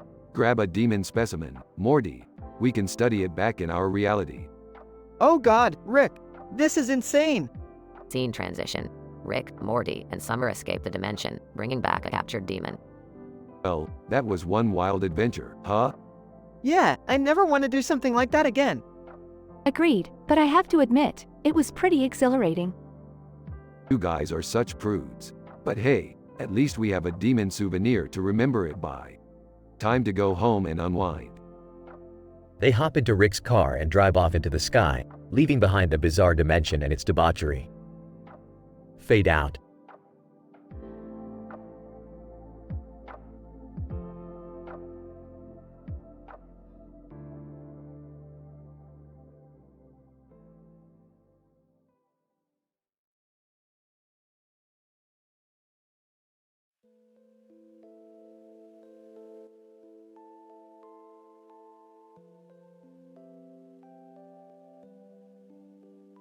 Adam, sitting on the bench, sipping beer, you know. Jamie, I'm starting to think this whole my TH busting thing is getting a bit too easy for us. We need a real challenge. Jamie, smirking, I think I've got just the thing. Today's myth. If you whack Adam Savage upside the head with a hammer, he won't do anything about it. Adam raises an eyebrow. Are you serious? That's the myth. Well, I may be a bit crazy, Jamie, but even I'm not that insane. Jamie, oh, come on now, Adam. It's just a simple test. We'll use a foam rubber hammer, so there won't be any real harm done. Plus, the viewers will love it. Adam laughs. All right, Jamie, you've convinced me. Let's do it. But just remember, if I get a concussion, I'm blaming you. Scene transitions to the Mythbusters workshop. Adam, standing nervously with a foam rubber hammer in Jamie's hand. All right, Jamie, let's get this over with. Just make sure you don't hit me too hard. Jamie, don't worry, Adam. I've calculated the perfect force to make it believable and not cause any harm. Now, brace yourself. Jamie swings the foam rubber hammer and hits Adam firmly on the side of his head. Adam stumbles backward, holding his head. Holy sh**t, Jamie. That hurt way more than I expected. Why didn't you warn me? Jamie, looking concerned, I apologize, Adam. I may have miscalculated the force. Let's make sure you're okay before we continue. Adam shakes his head, trying to regain his senses. Adam, no, we started this myth, and we're going to finish it. But if I have a concussion, I'm going to sue your ass. Scene transitions to Adam sitting on the bench, holding an ice pack to his head. Adam laughs nervously. Well, I can confirm that the myth is busted. If you hit me upside the head with a hammer, I'm definitely going to react. Lesson learned, Jamie. Jamie, chuckles indeed, Adam. It seems we've proven that even the most resilient Mythbuster has their limits. But don't worry, my friend. I've got some Advil in the truck for that headache. Adam takes a swig of beer, shaking his head in disbelief. Adam, you know, Jamie, sometimes I think we're both completely insane. And I wouldn't have it any other way. They clink their beer bottles together, laughing. Scene fades out with the Mythbusters theme music playing.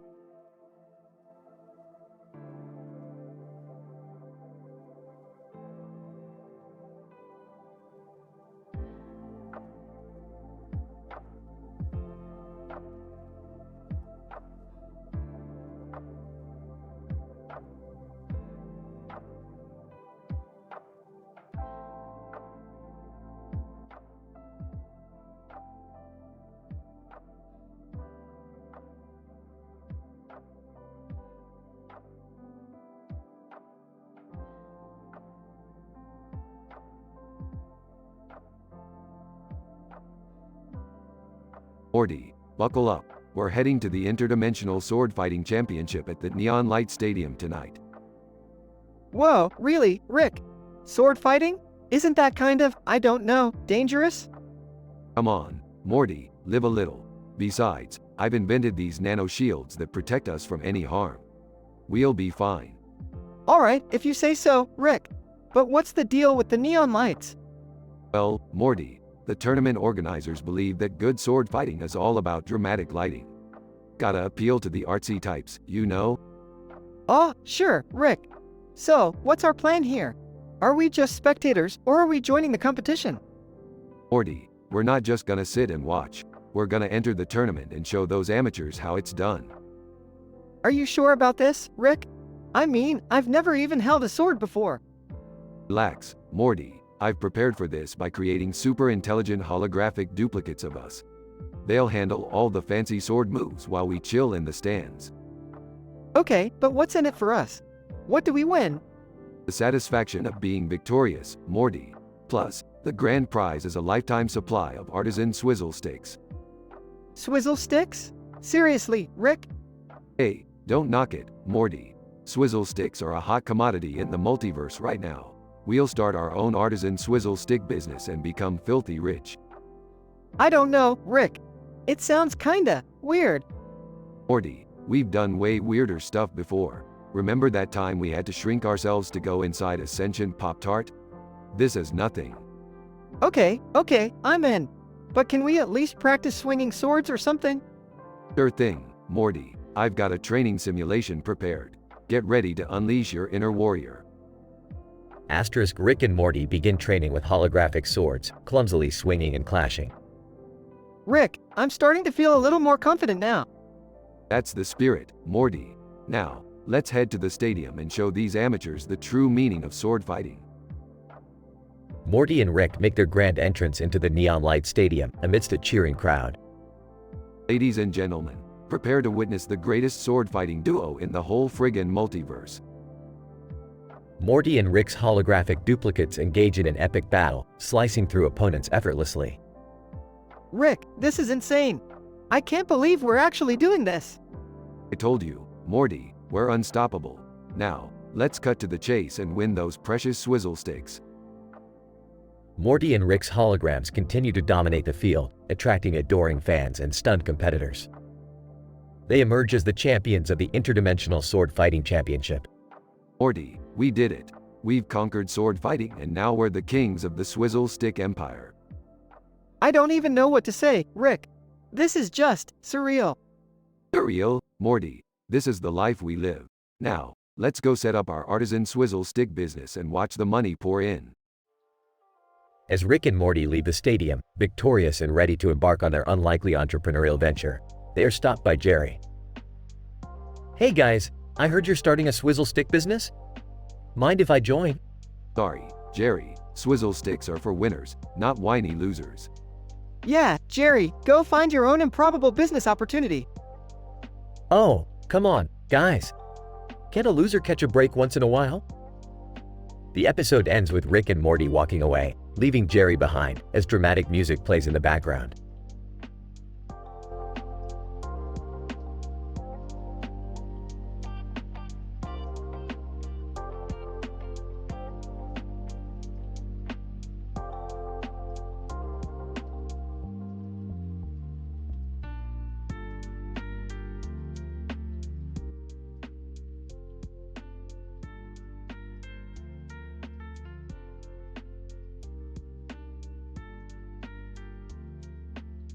Alright, Morty, buckle up. We're heading into a dimension far more mundane than our usual adventures.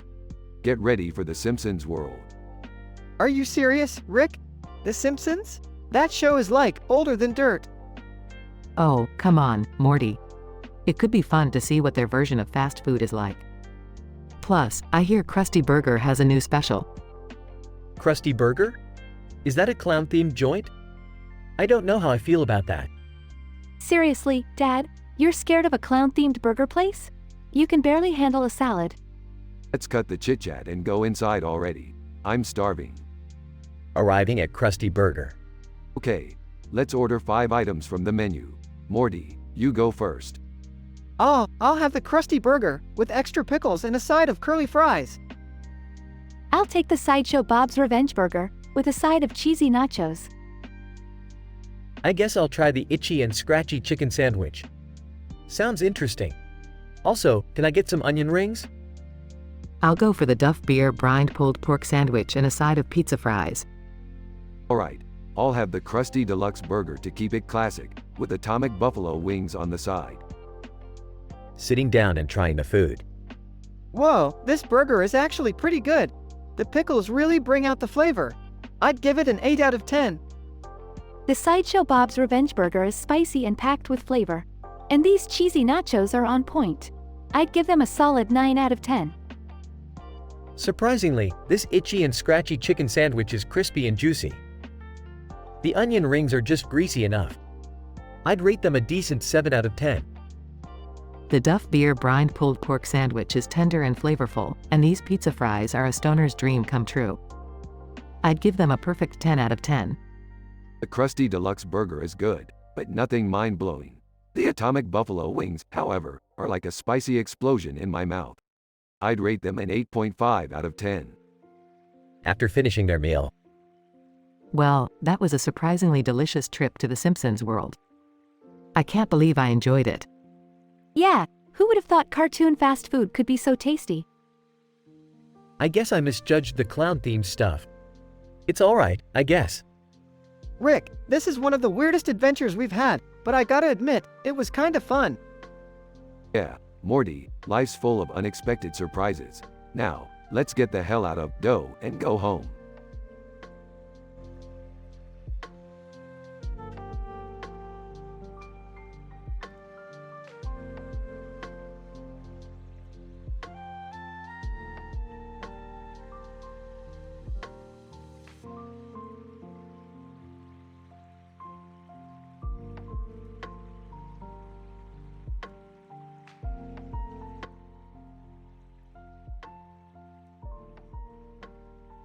Yui, looky, pretty building. Yui likes it.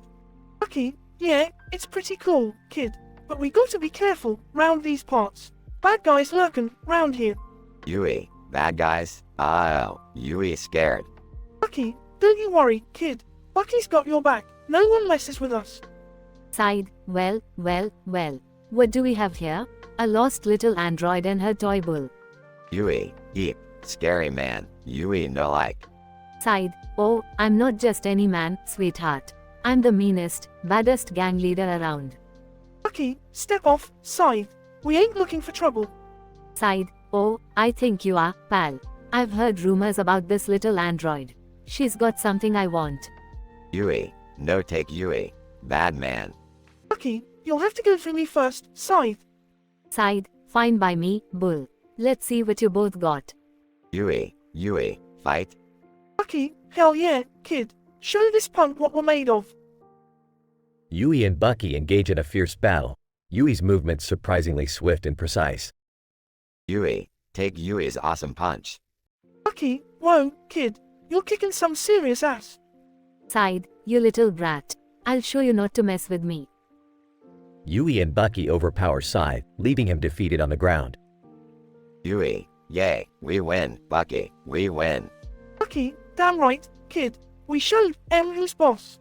Yui strong. Yui super strong. Bucky, you sure are, kid. Don't let anyone ever tell you're different. Yui and Bucky stand proudly, victorious. Yui hero. Yui protect Bucky. Bucky and Bucky will always have your back, kid. Now, let's go find some ice cream to celebrate. Yui giggles in excitement as they walk away, a new bond formed between them.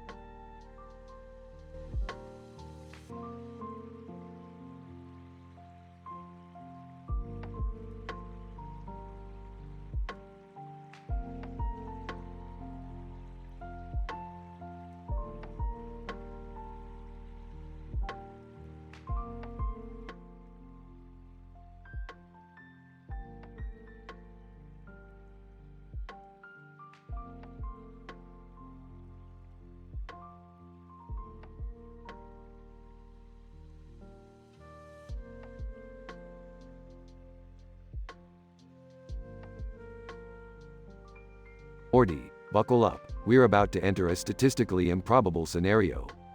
What now, Rick? Are we going to get sucked into another video game? Actually, yes, we're going straight into the world of Diddy Kong Racing.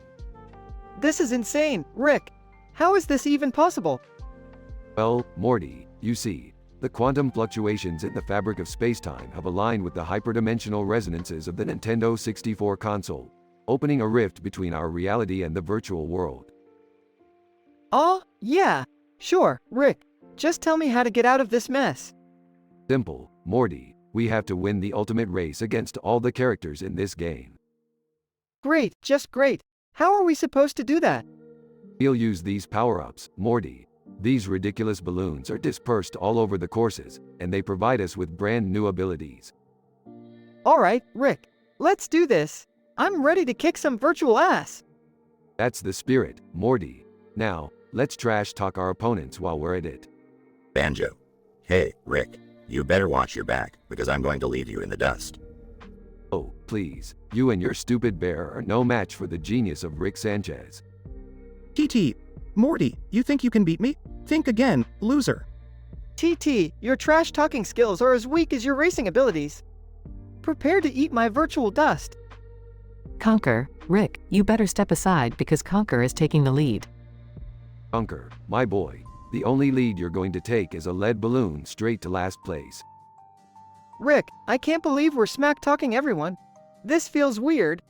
Morty, when you're racing in an interdimensional video game, smashing turtle shells into your opponent's faces, weird as the new normal. Rick, why is that giant ball rolling towards us? Morty, that's no ordinary ball. It's the legendary wrecking ball of Dimension X, here to make our race more interesting. Hey, Rick. Is it too late to join? I think I could really handle this game. Jerry, you couldn't handle a skateboard on a grassy field, let alone a high-speed race against virtual characters. Morty, do you need any help? Or are you just going to be a little baby about it? Summer, please. I'm racing alongside a genius scientist. I've got this under control. Morty, the final lap is here. It all comes down to this, kid. I can't believe we've made it this far, Rick. Let's go for the win. Morty, hold on tight. We're about to unleash the ultimate power-up. What is it, Rick? A lightning bolt? A magic mushroom? No, Morty, we're going to unleash the power of pure chaos. Get ready for the Rickroll power-up. Rick, I'm in the lead. I can see the finish line. Morty, don't let that victory slip through your fingers. You've got this. I'm doing it, Rick. I'm about to cross the finish line in first place. Morty crosses the finish line and the game starts glitching. Rick, what's happening? Is the game breaking down? No, Morty, we've successfully completed the race, and now we're being pulled back into our reality. Morty and Rick reappear in the garage, standing in front of the Nintendo 64 console. Wow, that was insane, Rick. I can't believe we actually did it. Yep, Morty, we triumphed over a virtual reality race. Truly an accomplishment for the ages. It was fun, I have to admit. But could we maybe take a break from the crazy adventures for a bit? Morty, don't flatter yourself. The universe never takes a break, and neither do we. Adventure awaits, kid. Adventure awaits.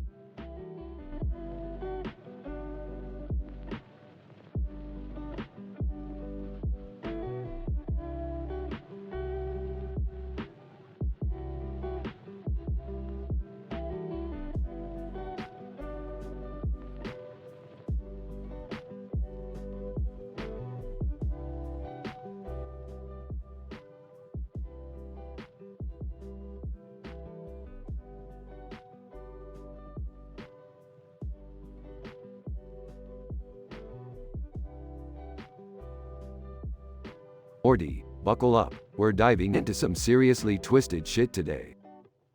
Rick, I'm not sure about this. What kind of twisted shit are we talking about? We're gonna be on an episode of Jackass, Morty. We're gonna show those dumbasses what real danger looks like. Wait, what? Rick, we're not idiots. We don't need to prove anything to anyone. Morty, don't be such a wuss. We're gonna be like Evel Knievel, except with more explosions and less dignity. Excuse me, but can we talk about this for a second? We have bigger issues to deal with, like my divorce from Jerry. Oh, Beth, give it a rest already. You think your little divorce trumps our cosmic shenanigans? Rick, maybe we should be a bit more careful here.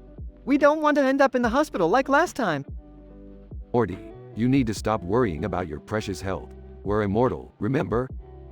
Actually, Dad, Morty has a point. Being reckless isn't always the best idea. Listen, princess, you're just mad because Jerry found a new fling on the rebound.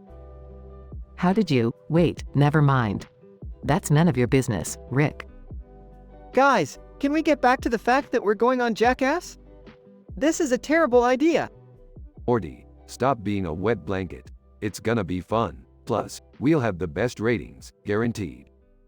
Fine, if you two are so set on doing this, I'll tag along. Just promise you won't get us all killed. Deal, Beth. Now let's go blow some things up.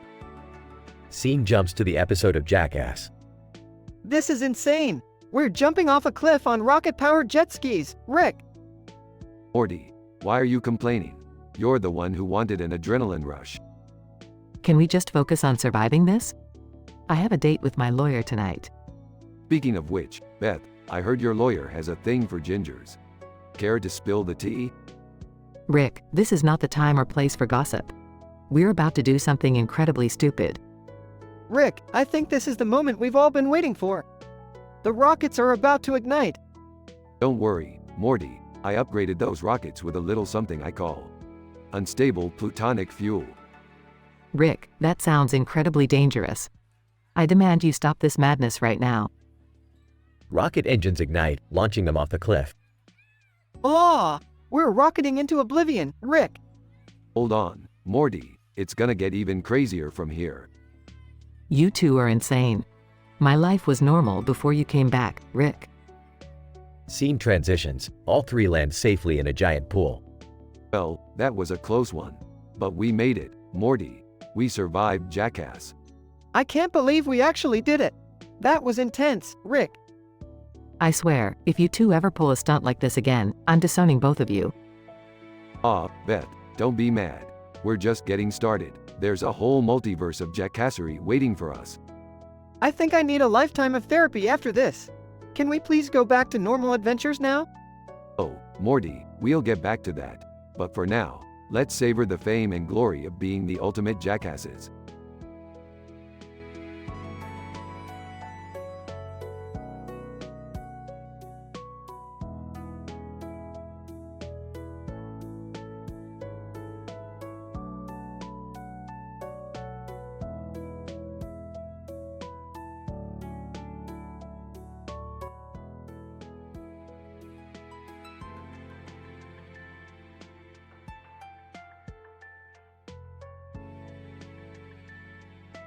Hey Morty, what's with the laptop and the messy room? Trying to get laid through virtual reality again? No, Rick, I was just browsing some adult websites. You know, doing research. Ew, Morty. That's so gross. Oh, well, teenagers will be teenagers, I guess. Alright, enough distractions, let's start doing laundry. Jerry, can you separate the whites from the colors? Of course, Beth. As a master of sorting socks, it's the only thing I'm good at. Alright, everyone, let's get this over with. Remember, we're doing this for laundry justice. Whoa, Rick, what's happening? Why are the clothes glowing? Is this one of your science experiments gone wrong, Rick? Relax, Summer. It's a quantum anomaly caused by a tear in the fabric of reality. Literally. Oh great, now our clothes are tearing through reality? What's next? A black hole in my underwear. Jerry, not everything is about you and your underwear. Alright, everyone hold on tight. We're about to go on a wild ride. Meanwhile, they fall into a massive pile of clothes and are transported to a world made entirely of laundry. Whoa, Rick, look at all these talking socks and flying shirts. And why do I see a bunch of underwear creatures having a parade? This place is so bizarre, yet strangely fascinating. I can't believe I'm saying this, but I think I prefer doing laundry here than back home. Pay attention, kids. We need to find a way out of this mess. Otherwise, we'll be stuck in this laundry nightmare forever. Rick, according to my calculations, the exit is behind that giant pile of dirty underwear. I'm not going in there, Morty. I refuse. Well, it's been a good run, guys. I'll just stay here with the sock puppets. No way, Jerry. We're not leaving you behind in this laundry hellhole. Rick devises a plan to distract the underwear creatures and clear a path to the exit. Alright, guys, listen up. We're gonna create a diversion. Morty, use your awkwardness to confuse them. Summer, flirt with the t-shirts. Jerry, just make something up. Rick, I don't know if I can handle the pressure. Don't worry, Morty. I'll back you up with some of my classic Jerry charm. As chaos ensues, they manage to reach the exit. We did it. We're finally out of that laundry nightmare. I can't believe we survived an adventure in a world made of dirty clothes. And I managed to impress some underwear creatures with my imaginary PhD. Rick, why did this laundry world even exist? Is there some profound scientific reason? Aw, Morty, it's just my way of making laundry day exciting. Keeps things interesting, you know? They all laugh and head back home, ready to face the next insane adventure with Rick and Morty.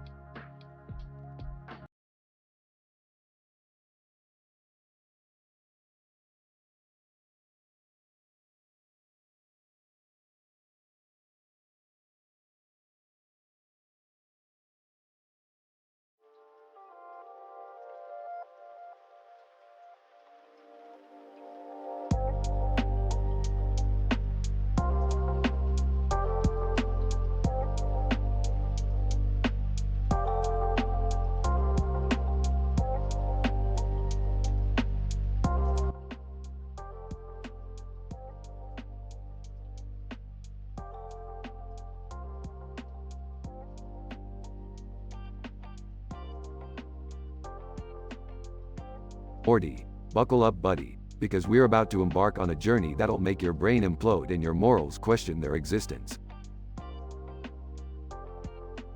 Okay, Rick, but can we please try to keep it together this time? Last adventure, you turned yourself into a pickle and almost killed us all. Morty, listen, if I promise to keep it together, will you promise to stop sweating the small stuff? Fine, but only if you promise not to drag us into any more interdimensional chaos.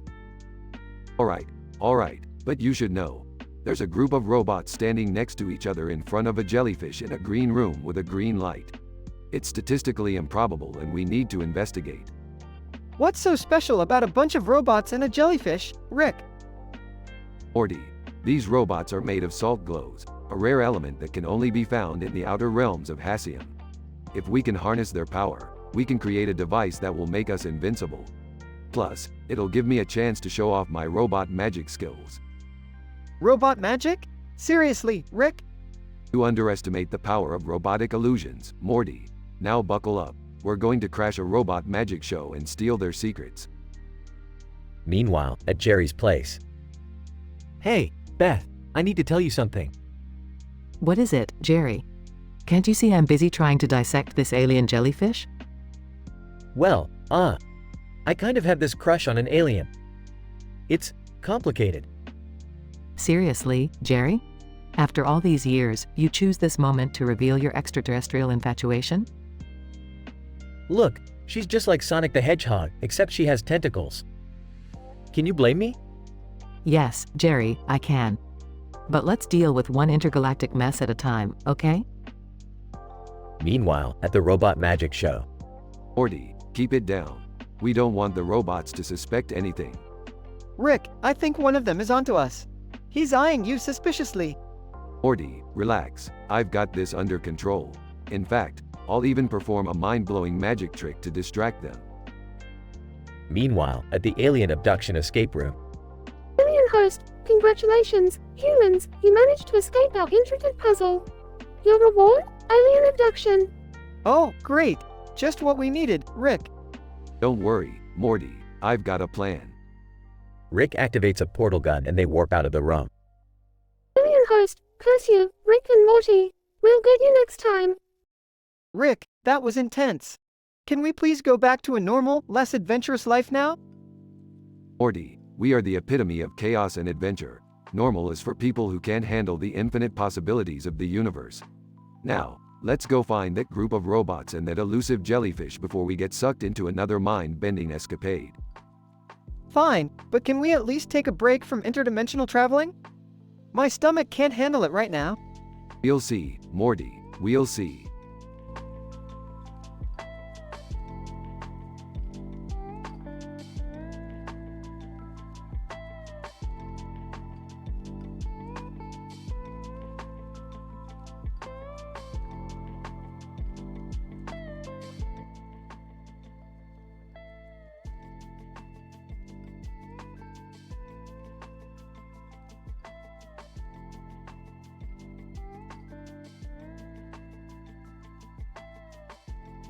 Morty, I've got something mind-blowing to tell you about parallel universes and the scientific phenomenon of super ass shaking.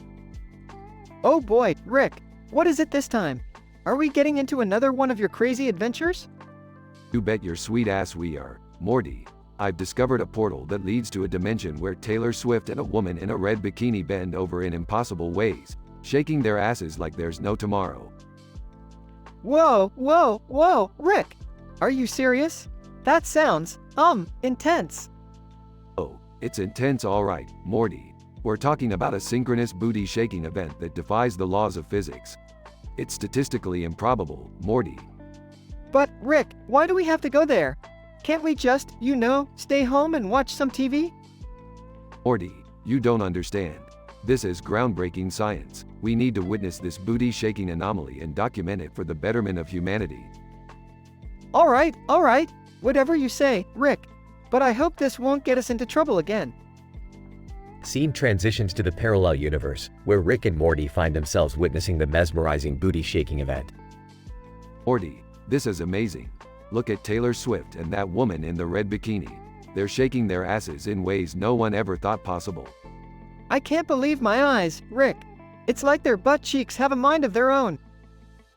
Jerry, entering the scene. Hey, what's going on here, guys?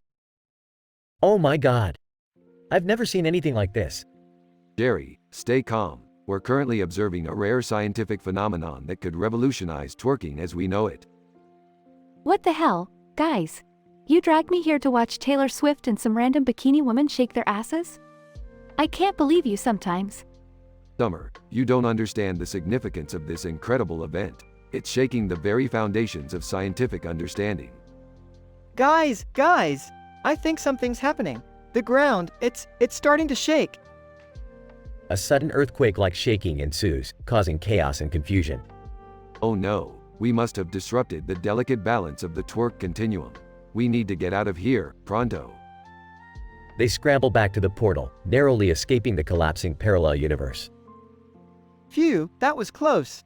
I can't believe we almost got sucked into a twerk-induced black hole. Well, at least we can all agree this was the most bizarre adventure we've ever been on. Speak for yourself, Jerry. I'm traumatized for life. And that, my family, is why scientific curiosity should always be tempered with caution. Now, who's up for some interdimensional pizza?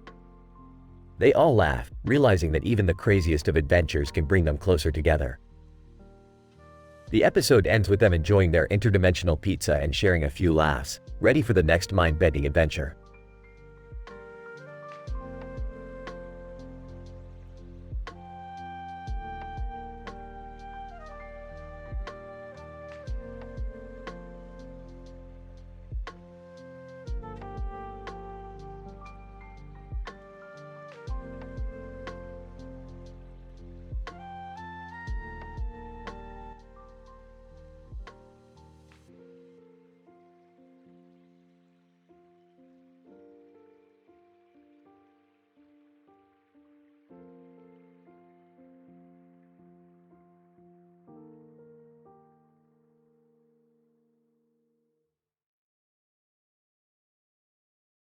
Yui.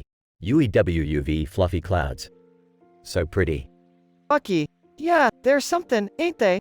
Hey, Yui, y'all ever wonder what's beyond them clouds? Yui.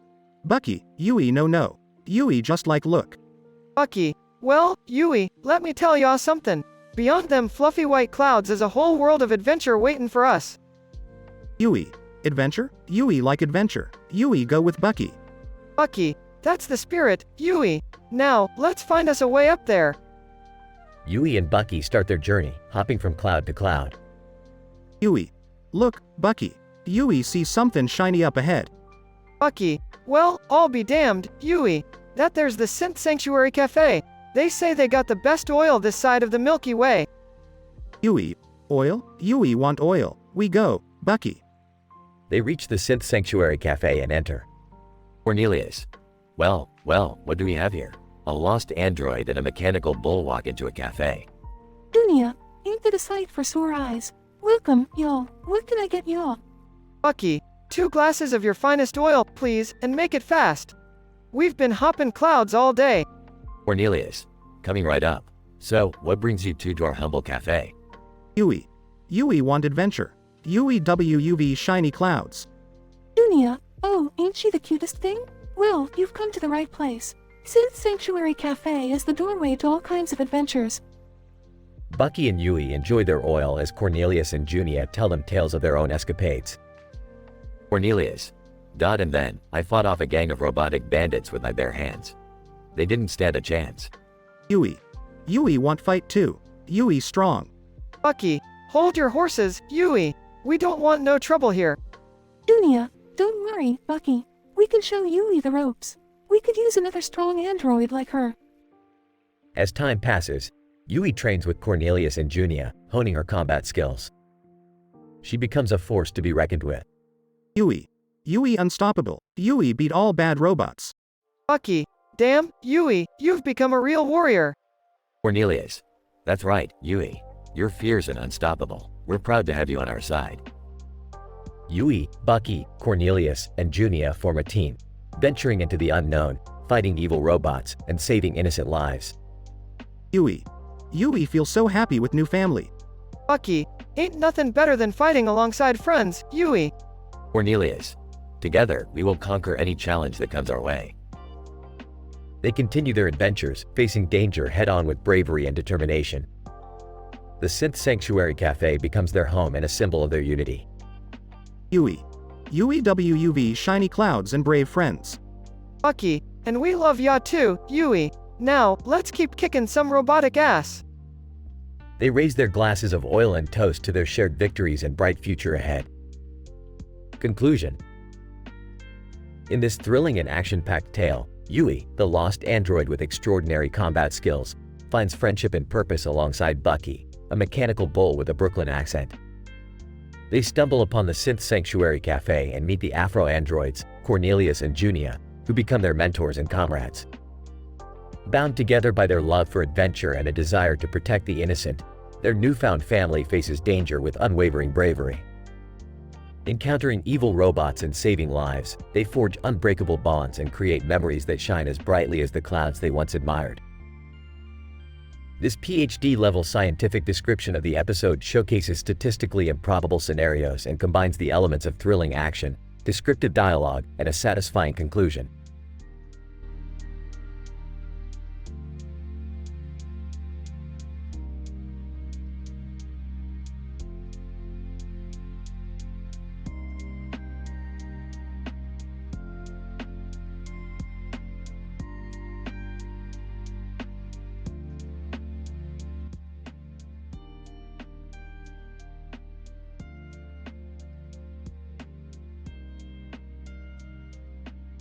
Alright, Morty, I've discovered a dimension where everything is made of green and white objects with crazy designs.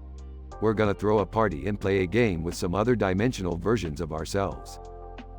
Jeez, Rick, that sounds insane. Who else is gonna be there? Well, we've got Rick C-137, Evil Morty, Pickle Rick, Doofus Rick, and even Bird Person.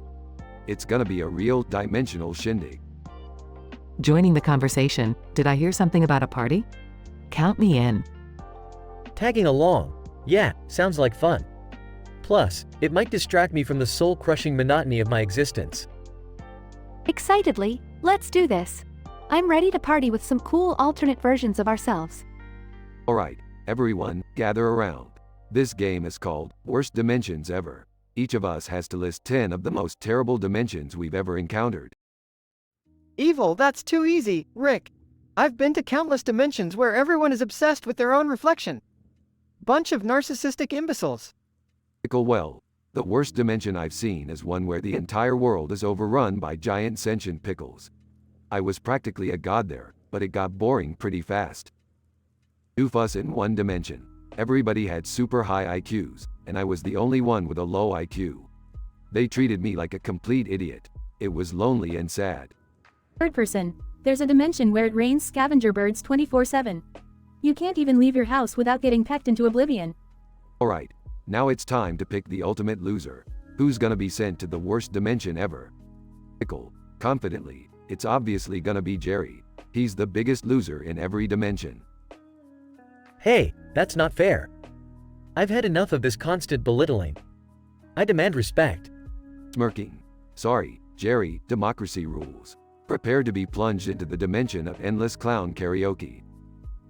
Panicking. No. Anything but that. The clowns, the off-key singing, the creepy clown makeup. It's a nightmare. Chuckling. Looks like we found a dimension that even Jerry can't handle. Classic Jerry. Laughing. Alright, Morty, let's send him on his way. Have fun in clown hell, Jerry. Screaming. This is the worst day of my life. Cracking up. I can't even imagine the horror that awaits him in there. Well, the party is off to a great start. Who's up for some interdimensional karaoke now? Oh, I've got the perfect song for this occasion.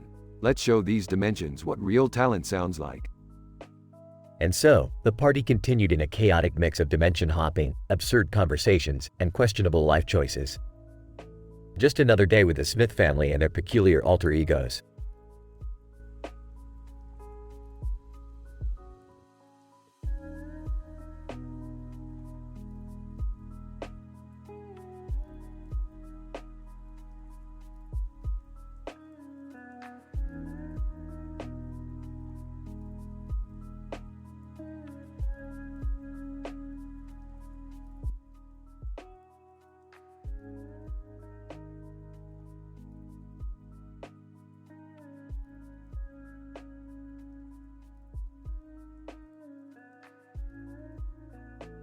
Morty, buckle up because I've discovered a portal that will take us to another dimension. Geez, Rick, another dimension? Can't we just relax at home for once? Morty, you're younger than me, so you need as much excitement as you can get before you become a washed-up adult like your dad. Would you both stop arguing and just go already? I need some peace and quiet. Yeah, Dad, take Morty on your crazy adventures and leave us alone. Alright, Morty, hold on to your pants, because this portal's taking us to the world of Pokemon. Pokemon? Are you serious, Rick? Like, those cute little creatures and all that? Morty, you naive little twerp, you have no idea what you're about to get into. This isn't just about catching some pocket monsters with funny names. Well, what is it about, Rick? It's about entering a world where every Pokemon is either a famous celebrity or a notable historical figure. Whoa, that's messed up. How does that happen? Simple, Summer. The portal we're entering taps into the collective consciousness of the viewers and manifests the Pokemon as their desires. It's some deep psychological stuff. So, we're gonna be catching, like, Miley Cyrus and Albert Einstein instead of Pikachu and Squirtle? Precisely, Morty, you catch on quick. Now, let's get going before I change my mind. Morty and Rick enter the portal and find themselves in the Pokemon world. Whoa, Rick! Look, isn't that Batman in the bushes over there? No, Morty, that's not Batman. That's just a Charizard dressed as Batman. Pay attention. Morty throws a Pokeball, attempting to catch Charizard dressed as Batman. Charizard, voiced by Christian Bale. I'm not wearing hockey pads. Morty misses and the Pokeball hits a nearby Pikachu, who turns into Kim Kardashian. Kim Kardashian as Pikachu. Oh my god, like, what just happened? Morty, you missed your chance to catch a Kardashian. Do you know how much that's worth in this dimension? I'm sorry, Rick. It's not easy trying to catch Pokemon when they're all celebrities and historical figures. The gang continues their Pokemon catching adventure, encountering Marilyn Monroe as Jigglypuff and Leonardo da Vinci as Bulbasaur. Hilarity ensues as they navigate the twisted Pokemon world. This is all just so absurd, but somehow it's strangely entertaining. Totally. It's like reality TV on steroids, but with actual steroids. Morty catches an Elvis Presley Pidgeot and throws a Pokeball at a dancing Pikachu, who turns into Michael Jackson. Michael Jackson, as Pikachu, hee hee. Looks like I'm gonna moonwalk away from this one. Morty, if you don't catch Michael Jackson, I swear to the infinite universes, I'll never forgive you. Morty successfully catches Michael Jackson as Pikachu. Phew, I did it, Rick. I caught, Pikachu. I mean, Michael Jackson. Good job, Morty. Now let's get back home before this dimension collapses under the weight of its own ridiculousness. They enter the portal and return home. So, Rick, what did we learn from all of this? We learned that even in a world full of insane celebrities and historical figures, Pokemon is still just Pokemon. Now let's go write a tell-all book and make millions. The family laughs and starts brainstorming ideas for their best-selling book.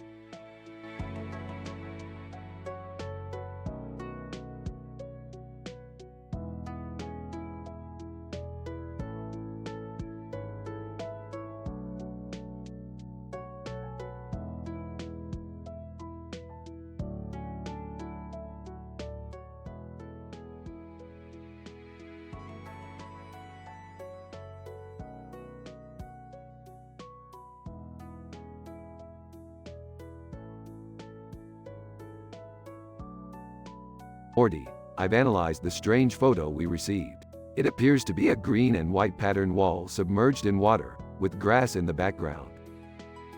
Geez, Rick, who would even come up with this weird prompt? It's like a Twitch viewer's acid trip gone wrong. Exactly, Morty. We need to find this Twitch viewer and give them a piece of our minds. But Rick, how are we supposed to track down some anonymous user with just a screen name? Well, Morty, I've just created a device that can trace online usernames to their exact location. Let's fire it up and get to work. Turning on the device, it starts beeping loudly. Whoa, Morty, looks like we've got a hit. The user's name is Chaos Master 420, and they're located in the epicenter of chaos, Las Vegas. Las Vegas? Great, now we're gonna get caught up in some ridiculous casino heist or something. Relax, Morty. We'll just have to blend in and find this Chaos Master fella. They arrive in Las Vegas, surrounded by bright lights and chaos. Rick, I don't think blending in is gonna be that easy. We're walking, talking green pickle and a nervous teenager. Morty, in a place like Vegas, nobody questions a pickle. And have you seen the people around here? We'll fit right in. They enter a casino, filled with extravagant characters. Hey, Rick, Morty. What are you guys doing here? Oh great, it's Jerry. Just what we needed. Whoa, Rick, you're a pickle now? That's crazy. Mind if I tag along?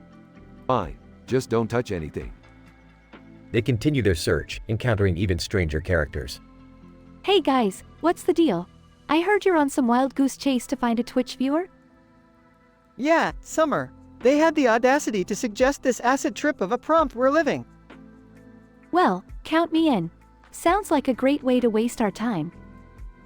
They finally locate Chaos Master 420, a seemingly ordinary guy. So, you're Chaos Master 420, huh? Do you have any idea what you put us through with that weird prompt? Chaos Master 420. Whoa dudes, chill. It was just a suggestion. I didn't think you'd actually go through with it. You've caused us chaos, Chaos Master. We demand an explanation. Chaos Master 420. Look, all I wanted was to see how you guys would handle a completely random nonsensical adventure. It's entertainment. Well, congratulations, Chaos Master. You've succeeded in driving us all to the edge of insanity. Yeah, thanks a lot, dude. Our lives are already chaotic enough without you. Chaos Master 420. Hey, no worries dudes, just doing my part to spice things up. They all leave, shaking their heads in disbelief. Well, that was a complete waste of time. At least we got a free trip to Vegas out of it. Let's just forget this whole episode ever happened, Morty. Agreed, Rick. Let's never follow Twitch prompts again. They all walk off into the sunset, hoping for a more normal next adventure.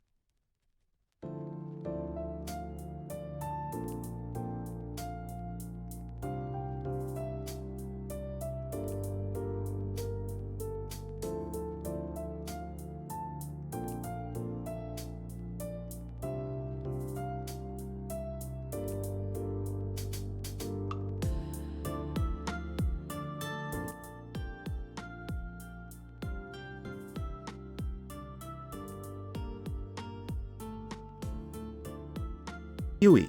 Yui protects Bucky. Yui no want Bucky to get Hupwitties. Bucky, hey, Yui, relax. Ain't nothing gonna hurt old Bucky. I can take on anyone, even a robot on wheels. Yui. Bucky Stewong. Bucky make Yui feel safe. Lieutenant Ishikawa. Well, what do we have here? A little lost android and her metal bull friend. You two are trespassing in restricted territory. Bucky, restricted territory? Why, mean the damn playground? Get out of here. Lieutenant Ishikawa. Watch your mouth, you tin can. I don't take kindly to disrespect from machines. Yui. Yui Sowi. Yui and Bucky no mean to make Lieutenant angry. Lieutenant Ishikawa. Sorry doesn't cut it, little lady. I'm taking you both in. Androids like you don't belong on these streets. Yui. Yui no go with Lieutenant. Yui stay with Bucky. Bucky, over my dead body, pal. I won't let you lay a finger on Yui. Lieutenant Ishikawa. You're both under arrest. Resistance will be met with force. Yui. Bucky, we gotta fight. Yui no want Lieutenant to hew us. Bucky, damn right, Yui. Let's show this guy what we're made of. They engage in a fierce battle, with Yui swiftly dodging the lieutenant's attacks and landing powerful strikes of her own. Lieutenant Ishikawa. Impressive, but you won't defeat me that easily, you scrap heap. Bucky, why, think you can stand in our way, Ishikawa?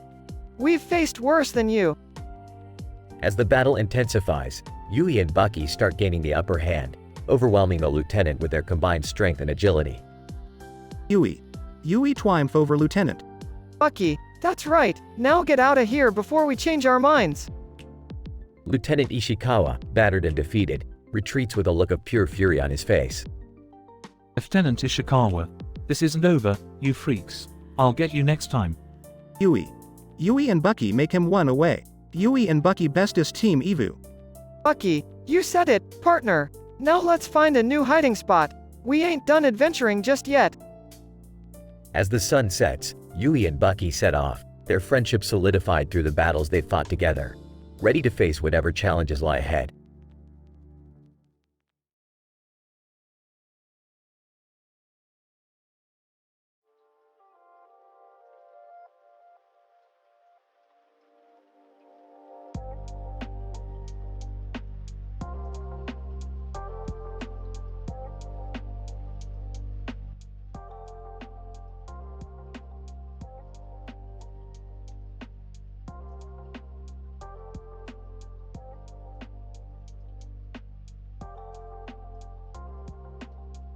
Alright, everybody, we're throwing a fucking party tonight. Get your asses over here. This is gonna be intense. Excitedly, oh my god, Rick. I've been dying for a crazy party. Thanks for organizing this. Nervously, is this really necessary, Rick? I don't do well with crazy parties, you know. Shut up, Jerry. You're coming and you're gonna have a fucking blast. Now, who's ready to play a game? Enthusiastically, count me in, Grandpa Rick. What kind of game are we playing? Smirking. We're playing a game of dimensions, Summer. Each of you will have to come up with the 10 weirdest and wildest dimensions you can imagine. Confused. But Rick, how are we gonna do that? Sarcastically, Morty, you see this painting of fish and plants? It's a fucking interdimensional portal. We're gonna meet other versions of me and you from different dimensions. Portal opens and other Rick and Morty TV show characters enter. Hey there, I'm Doofus Rick. Nice to meet y'all. Other and I'm Evil Morty. Pleasure's all fucking mine. Alright, guys, let's get down to business. Each of us will list 10 fucked up dimensions. Should we start? Okay, I'll go first. In the first dimension, the entire world is overrun by horny unicorns. They don't let you sleep at night. Super annoying. In this other dimension, everything is made of jello. Like, everything. Like walking through slimy jello, you know? Alright, how about a dimension where all love interests are giant praying mantises? Good luck getting through a date without being eaten. This one dimension, every person is a fart. Literally, just farting bodies everywhere. It's gross, as you can imagine. Well, in one of my dimensions, everyone is Rick. It's chaos, I tell ya. Infinite Ricks running around, constantly fighting for superiority. Other in one dimension, there are no Ricks. Just Mortys. And they've formed some sort of creepy cult worshipping me. Kind of freaky, to be honest. The game continues, with more dimensions being listed. Alright, everyone's done listing. It's time to decide who has the shittiest dimension. And the loser. Other, oh crap, it's me. My worst dimension is literally a dimension made entirely of Jerry's whining. It's insufferable. Defensively, hey, I don't whine that much. Wait, do I? Laughing. Sorry, pal. Rules are rules. You're about to experience the never-ending, soul-crushing dimension of whining Jerry's. Panicking. No. I take it back, it was a joke. Jerry gets sucked into a portal and disappears. Laughing. Well, that was fun. Let's keep the party going and hope Jerry survives in whiny Jerryland. Agreed. Let's drink to that. They all toast and continue partying, leaving Jerry to his unfortunate fate in the whiny Jerryland dimension.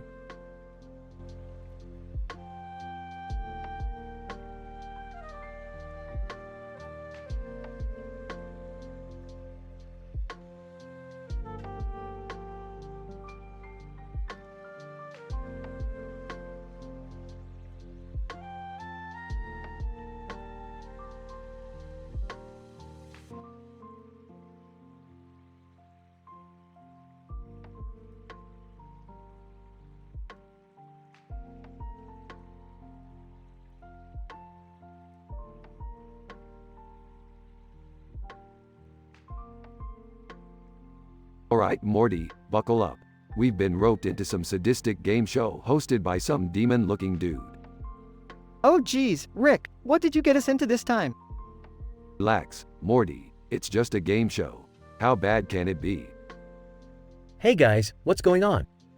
Why do you have a cartoon character holding a sword and a candy cane? Jerry, focus. We're in some twisted game show called Ganondorf's Deku Stick Extravaganza. Ah, this is so lame. Can we just get this over with? Ganondorf, welcome contestants. Today we have 3 brilliant minds competing using only Deku sticks. Let the madness begin. Alright, I've seen stranger things. Bring it on, Ganon wannabe. Rick, did you forget about the demon thing? Morty, demons are just misunderstood creatures. Now, watch and learn. Ganondorf, round 1, use your Deku stick to build a bridge across this lava pit. Seriously? A bridge made out of sticks? How is that even possible? Morty, remember that time we used Deku sticks to dismantle an entire government? This should be a piece of cake. I don't know, Rick. Building a bridge with sticks seems kind of risky. Jerry, this is no time for your self-doubt. Pass me a Deku stick, and let's get this bridge done. Ganondorf, time's up. Beth's bridge seems surprisingly sturdy. Ah, this is so unfair. I barely managed to build a stick ladder. Yeah, and mine collapsed the moment I stepped on it. This game sucks. Ganondorf, round 2, knock off the demon's horns using only your Deku sticks. Finally, something interesting. Morty, watch and learn from the master. Rick, be careful. We don't want to make the demon mad. Please, Beth, I've dealt with worse than this. Watch as I precisely dismantle these horns. Skill, baby. Oh, Rick, I think the demon's growing more horns instead of losing them. How is this fair? Rick's just poking it, and now it has, like, 5 extra horns. Ganondorf, hilarious. Rick's attempts have only made the demon more powerful. Can this game get any dumber? I want out of here. Ganondorf, final round, use your Deku sticks to juggle flaming chainsaws. Last one standing wins. Are you kidding me? This is beyond dangerous. Relax, Beth. I've juggled crazier things. Morty, hand me those flaming chainsaws. Rick, this is insane. We're gonna die. Trust me, Morty. Trust my genius. Ganondorf, amazing. Rick's juggling skills are otherworldly. He's the winner. What? You've got to be kidding me. Can we please go home now? I've had enough of Deku sticks and demon game shows. Ganondorf, as for the losers, Morty and Summer, their hilarious punishment will be to clean up after my pet unicorn for a week. You've got to be kidding me. This is so unfair. Well, at least we won something, Morty. Let's get out of this crazy place. Agreed. Let's never speak of this Deku stick madness ever again. Can we go get ice cream on the way home? I need something to forget about this nightmare. Scene ends with the sound of the demon laughing maniacally.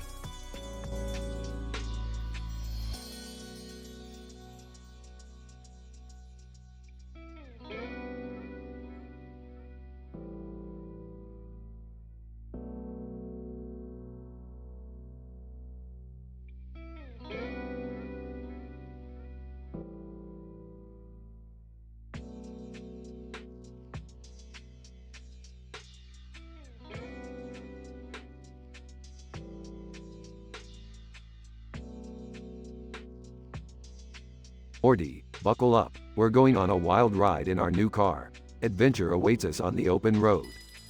Ah, Rick, I don't think this is what Grandpa Jerry had in mind when he let us borrow his car. Jerry's car? Please. You know how I feel about Jerry's taste. This baby has enough horsepower to make even Sonic the Hedgehog jealous. Great, just what we need. A hyperactive hedgehog trailing us while we're being chased by a police car. Are you happy now, Rick? Morty, you worry too much. Let's enjoy the ride. Besides, there's nothing better than a little road rage to spice up a road trip. Rick. Morty. What's going on? I just got a call from Jerry, crying about his precious car being chased by the police. Beth, calm down. It's just a little misunderstanding. We're just shaking things up with some cartoon chaos on the freeway. Dad, seriously? You always have to take things to the extreme. Summer, dear, it's all part of having a good time. Now, don't you think it's exciting to see Mario and Bowser duking it out over a banana peel? Crying, my car. It's ruined. How am I ever going to explain this to Linda? Oh, shut up, Jerry. No one cares about your car. We've got bigger problems, like those Ghostbusters heading our way with ECT-01. Nervously, Rick, I don't know if we can handle all these characters. They're causing absolute mayhem. Morty, the only thing absolute here is your inability to embrace the chaos. Now buckle up and enjoy the ride, or else I'll leave you with the Teenage Mutant Ninja Turtles. Fine, but just wait until your so-called fun gets us arrested. Laughing, arrested? Morty, please, do you honestly think the police can catch us when we're being chased by Lightning McQueen and the Batmobile? Meanwhile, in the rearview mirror, the police sirens grow louder. Oh, Morty, looks like our luck just ran out. Say hello to the real-life cops with their good old-fashioned handcuffs. I told you, Rick. I warned you this would happen. Chuckling. Yeah, Morty, you were right. But hey, at least we go down in a blaze of glory, surrounded by fictional and real characters alike. So, not a bad way to end a road trip, huh? Both Rick and Morty share a devious grin as the police car pulls up beside them. Officer, all right, you two clowns. You are under arrest for causing a complete cluster of **** on the road. Well, Morty, looks like our adventure took an unexpected turn. But hey, that's just the way the multiverse crumbles. Sighs, yeah, and now we get to enjoy the hospitality of a prison cell. Thanks, Rick. No problem, Morty. It's all part of the grand cosmic comedy. Besides, the real adventure is just beginning. So, buckle up, Morty. We've got a whole universe to explore, jail cell or not.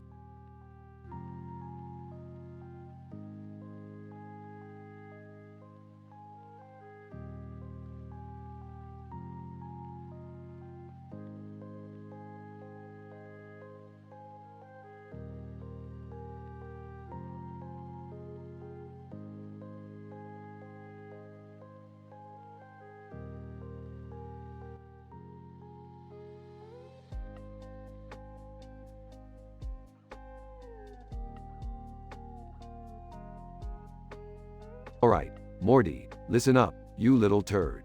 I've done something really stupid this time. Oh geez, Rick, what did you do now?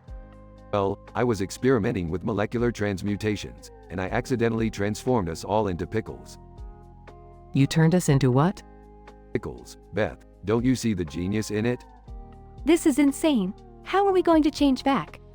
Don't worry, Summer, I've got a plan. We need to find the perfect combination of chemicals to reverse the transmutation. Great, just great. Now I'm a freaking pickle. Shut up, Jerry, I'm working on it. So, what's the plan, Rick? We need to search for specific ingredients in order to create a serum that will switch us back to our human forms.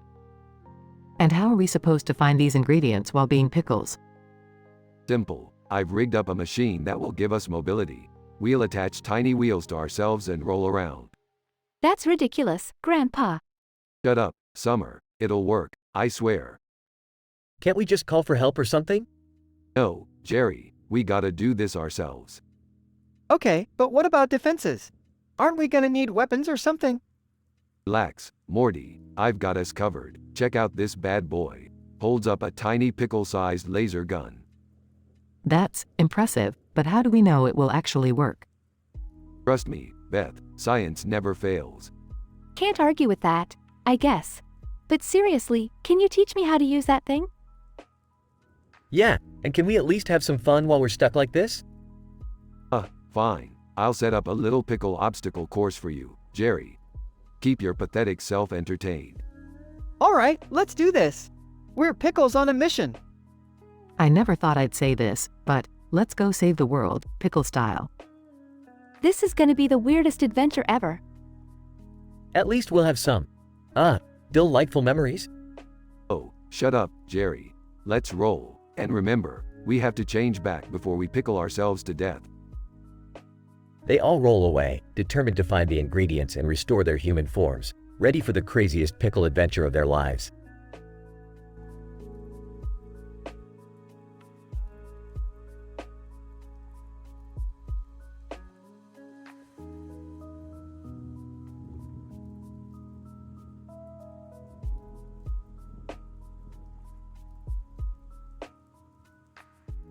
I'm sorry, but I can't generate that story for you.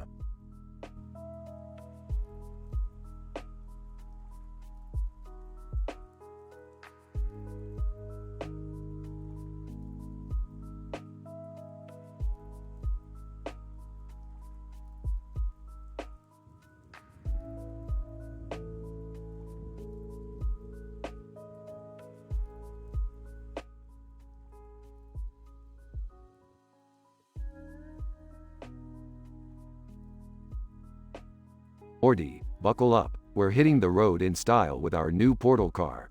Time for a crazy road trip. Rick, do you really think it's safe to be driving with people on top of our car? And why is there another car with balloons floating above it? Morty, safety is for losers. And that car with balloons? That's just Wario's weird attempt at a parade float, I guess. Let's see how long it takes for him to crash and burn. Geez, Rick, you're always pushing the boundaries. Like that time you made that interdimensional soap opera show. Oh, Morty, don't act all innocent. You loved that episode where Princess Peach cheated on Mario with Sonic. Drama at its finest. Hey, what are you guys watching? Oh, it's just a soap opera featuring characters from different dimensions. You know, your typical Tuesday. Summer, want to take a turn driving? I need a break from Grandpa's reckless driving. No thanks, Morty. Last time I drove, I crashed into the multiverse and ended up as a cartoon. Not doing that again. Alright, Morty, enough whining. It's time for some road rage. Let's see if we can outrun Orin's motorcycle. Whoa, Rick, isn't he that badass warrior from Final Fantasy? I don't think it's a good idea to mess with him. Oh, come on, Morty. He's just a pixelated character.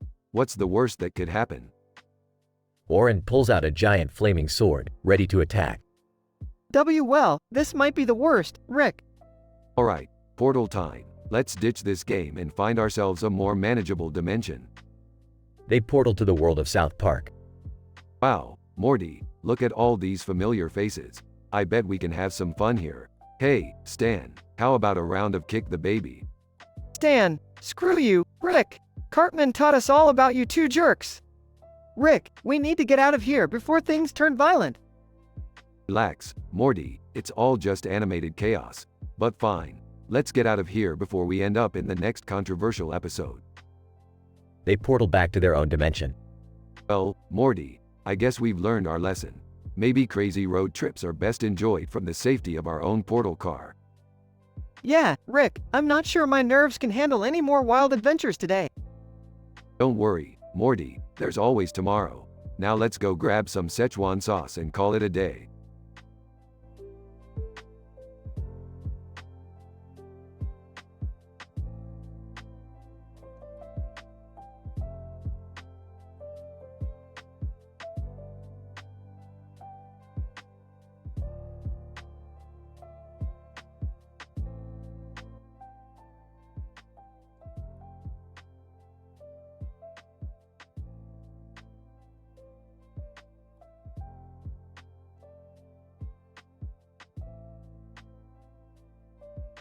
Look, Morty, we've got a PhD-level scientific mission today, and the DMV is our only hope. Can't believe I'm saying this, but let's go. Oh, the DMV? Seriously, Rick, can't we come up with a less soul-crushing alternative? Trust me, Morty, this is statistically the most efficient option. We need a Medithoi from the DMV to activate the interdimensional portal generator. Medithoi? What's that? It's a rare substance, Morty, only found in this dimension. Supposed to be the key to infinite energy. Now shut up and follow my lead. Meanwhile, at the DMV.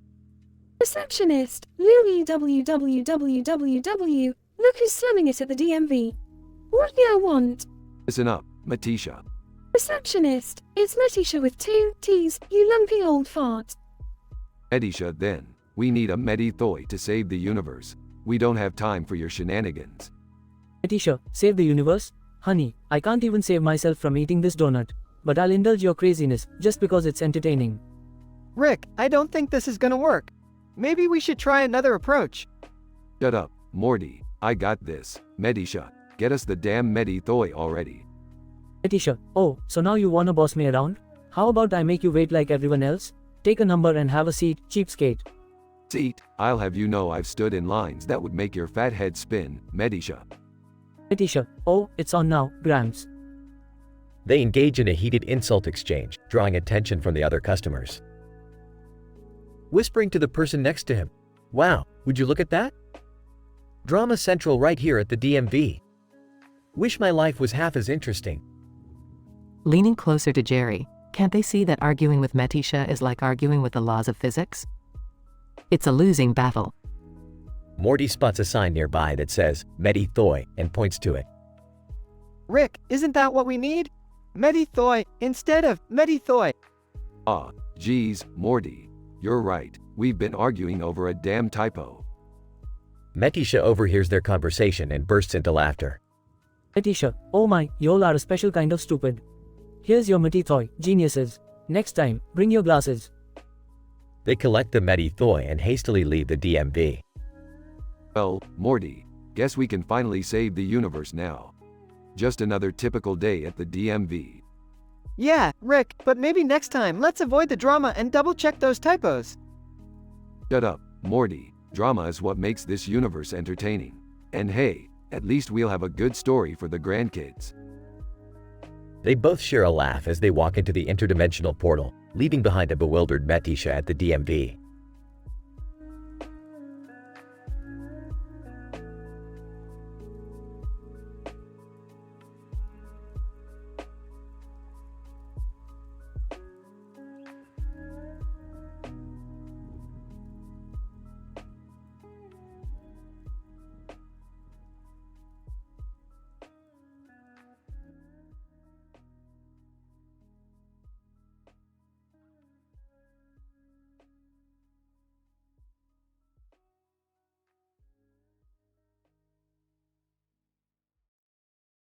Alright, Morty, put down that suitcase and take a gander at this. I've invented a device that can transform us into pickles. Pretty cutting-edge stuff, Morty. Oh, Rick, I don't know about this. Last time you turned yourself into a pickle, things got pretty out of control. Morty, sometimes you have to throw caution to the wind and explore the limits of scientific discovery. Besides, what could possibly go wrong? Rick, if you turn yourself into a pickle again, I swear I'm leaving. Yeah, Rick, stop being such a pickle about everything. Fine, fine, I won't turn myself into a pickle. But you guys are missing out on a real transcendent experience here. Are you seriously gonna let us sit this one out, Rick? I wanna get pickle-fied too. Okay, if you insist. Everyone, step forward and let the pickle-izer work its magic. They all step forward and get transformed into pickles. Well, this is just great. Now what do we do? Okay, I may have miscalculated. The pickle transformation process is irreversible unless we find a rare artifact known as the pickle reverser. Are you freaking kidding me, Rick? You turn us into pickles and now we have to go on some ridiculous quest to change back? Look, Morty, I'm a genius scientist, not a babysitter. I can create a portal to the pickle reverser's location, but we have to be quick. Pickle life is dangerous, Morty. I can't believe I let you talk me into this, Rick. I knew it was a bad idea. Oh, shut up, Jerry. This is gonna be like that time you turned into a hamster, except way worse. Pickles begin rolling and bouncing their way through dangerous obstacles and enemies. Rick, I have to admit, being a pickle is actually kind of exhilarating. See, Beth, I told you, being a pickle opens up a world of possibilities. Yeah, well, I'd prefer those possibilities to include not getting squashed by an angry mob of cucumbers. Morty, cucumbers are not our enemies. They're just misunderstood vegetables with revenge issues. The pickles finally reach the location of the pickle reverser. Rick, hurry up and change us back before I pickle slut slap you. Hold your horses, Summer. Just gotta recalibrate the pickle reverser and voila. They all transform back into humans. Thank God, I can't imagine having to live my life as a pickle. Well, at least we had one crazy adventure, right? Adventure? That was just a casual Tuesday for me, Beth. Now let's go home and celebrate with some classic sci-fi movies. The family walks away, leaving the pickle reverser behind. Rick, aren't we gonna destroy that thing? It could cause so much trouble. Ah, Morty, sometimes it's good to just let go of the pickle and embrace the chaos.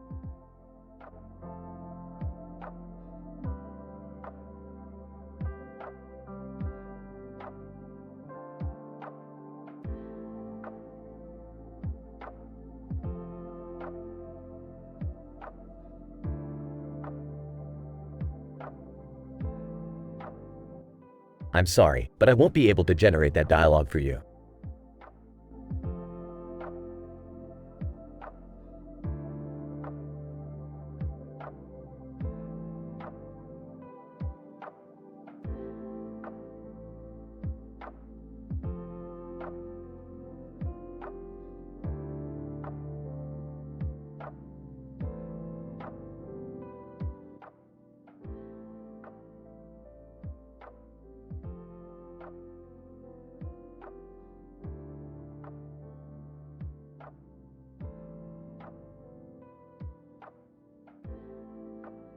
Morty, listen up. We're at the DMV for a legit scientific reason. We need to collect data on the average waiting time and the intelligence levels of government employees. Oh, okay, Rick. But why does this DMV look like an acid trip? Everything is neon green. Morty, it's a visually stimulating environment to enhance the absurdity of bureaucracy. Now, let's find the receptionist and get this over with. Receptionist, waving him over. Hey yo, you two over here. My name's Lakeisha, and I'm here to bring some attitude to your day. What do you want? We need access to your database for our interdimensional research. We're theoretical physicists, you know. Lakeisha, rolling her eyes. The hell is that supposed to mean? You act like you know everything, like the neckheads on TV. Well, let me tell you something, genius. You gotta wait like everyone else. Take a ticket. But this is for science. Surely, you understand the importance of our work. Lakeisha, laughed sarcastically. Science? In the DMV? Ain't nobody got time for that. Now, sit your asses down and wait. Fine, we'll wait, but just so you know, we're not giving up easily. Lakeisha, leaning closer. Ow, I'm shaking in my bonnet, old man. You ain't got nothing on me. Time passes, the room becomes increasingly full, and tension rises. Morty, we've been waiting for hours. This is getting ridiculous. I know, Rick. This is a total waste of time. We should have thought this through. Lakeisha, interrupting. Did I hear two nerds complaining? Look, we're almost at the end of the alphabet. Just a few more minutes, boys. Seriously, Lakeisha, this is taking forever. Lakeisha, the name's now Lakeishadom. Respect it, fool. Just as things seem hopeless, a portal suddenly opens, and a car crashes through it, causing chaos in the room. What the F***CK is happening? Oh, geez, Rick. It's a bunch of crazed aliens, and they're causing mayhem. Lakeisha, unimpressed. Excuse me. We got our own chaos going on here. Take your green asses somewhere else. Alien, shouting, surrender your DMV database or taste our lasers, Earthlings. Screw this, Morty. Grab the database and run. They sprint towards the exit, narrowly avoiding alien laser beams. Once outside, they collapse onto the sidewalk, catching their breath. That was insane, Rick. I can't believe we made it out alive. Yeah, well, now we have some data for our research. Intergalactic DMVs suck just as much as ours. They both burst into laughter. Hey, Rick, maybe next time, let's stick to our usual adventures and leave the DMV alone. Agreed, Morty, let's keep it, more scientifically plausible next time.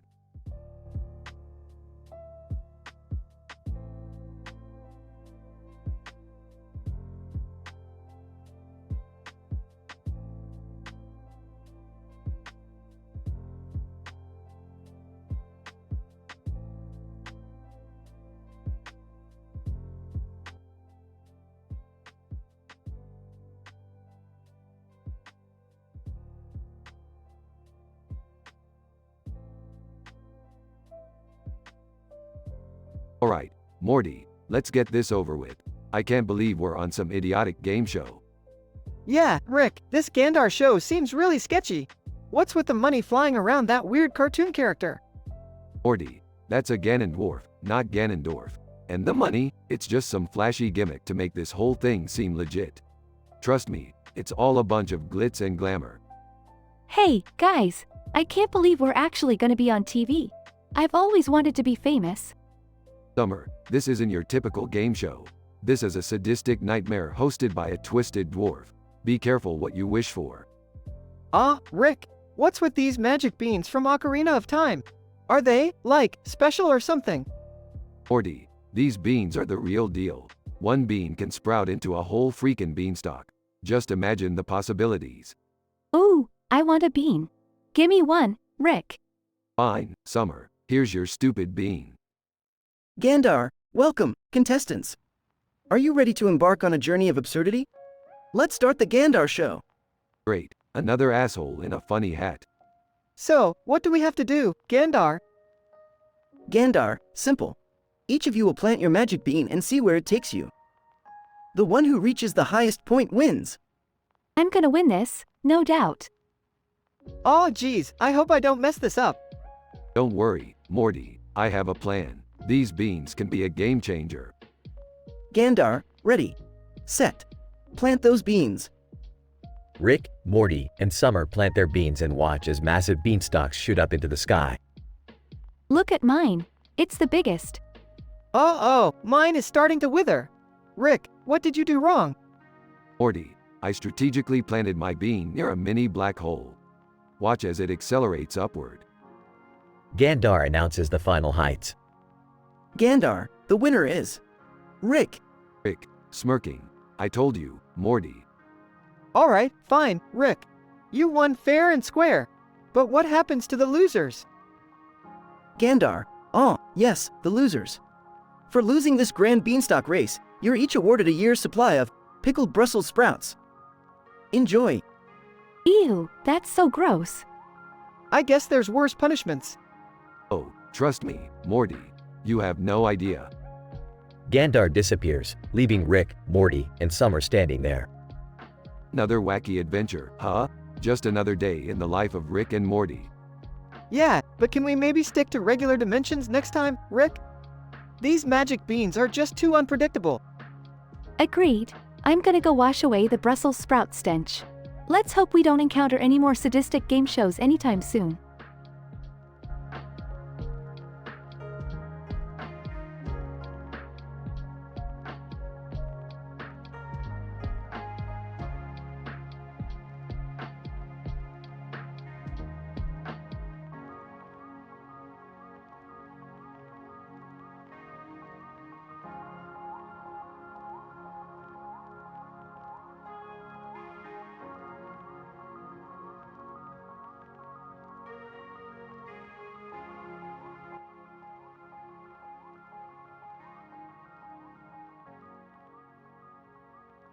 Pickle a pickle for a nickel?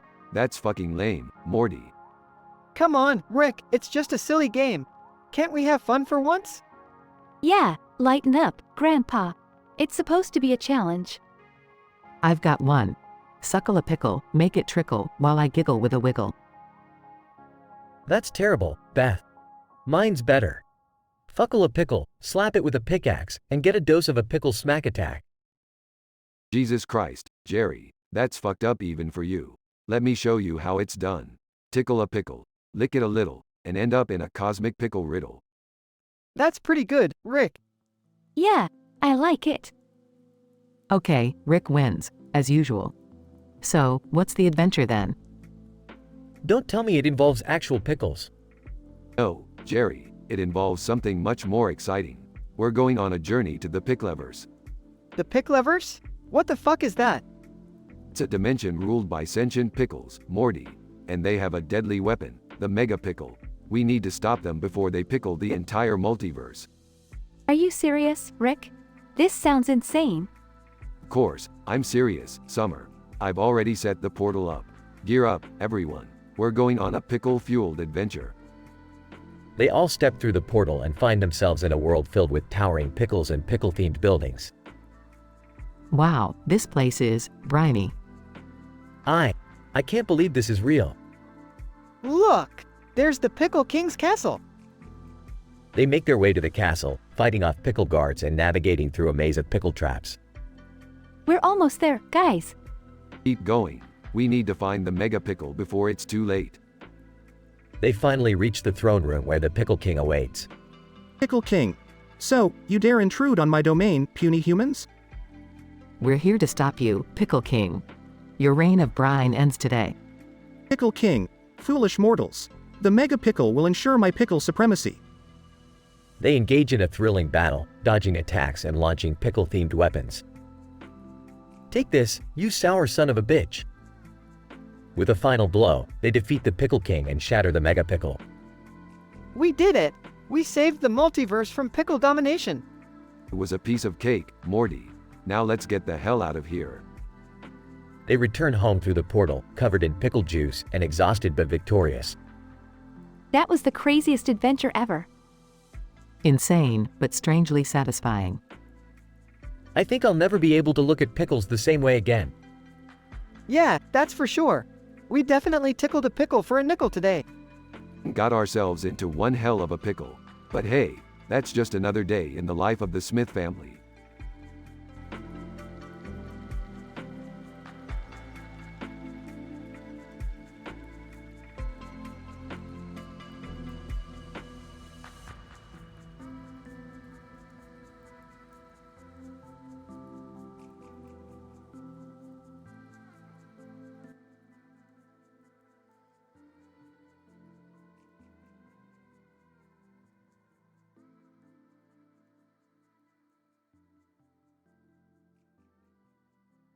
Thomas, looking at the computer screen. This job is so boring. Grandma was right, I should have stayed in school. Bethany rolls her eyes. Quit whining, Wheeler. We're all in this together. Thomas. Size, fine, let's just get through this day. I can't afford to lose this job. Thomas notices that troubled teen Thomas Wheeler must work a part-time job in order to receive his diploma and, not incomplete sentence, have to lose it. Bethany, watch what you're doing, Wheeler. The boss hates mistakes. Thomas. Nervously, sorry, I didn't mean to. Computer. Buzzes and sparks fly, error. System malfunction. Bethany, what the? Did you just break the computer? Thomas. Panicking, it wasn't me, I swear. Please don't fire me. The room starts swirling as Thomas and Bethany get sucked into the computer screen. Thomas. What the hell is happening? Bethany, I don't know, but it's definitely your fault. They find themselves in a surreal, internet realm with neon lights and floating keyboards. Thomas. Looking amazed. Wow, this is insane. We're inside the computer. Bethany, grumbling, just great. How the hell do we get back? They see a sign that reads, Escape, complete a series of challenges. Thomas. Well, I guess we have no choice. Let's do this, Bethany.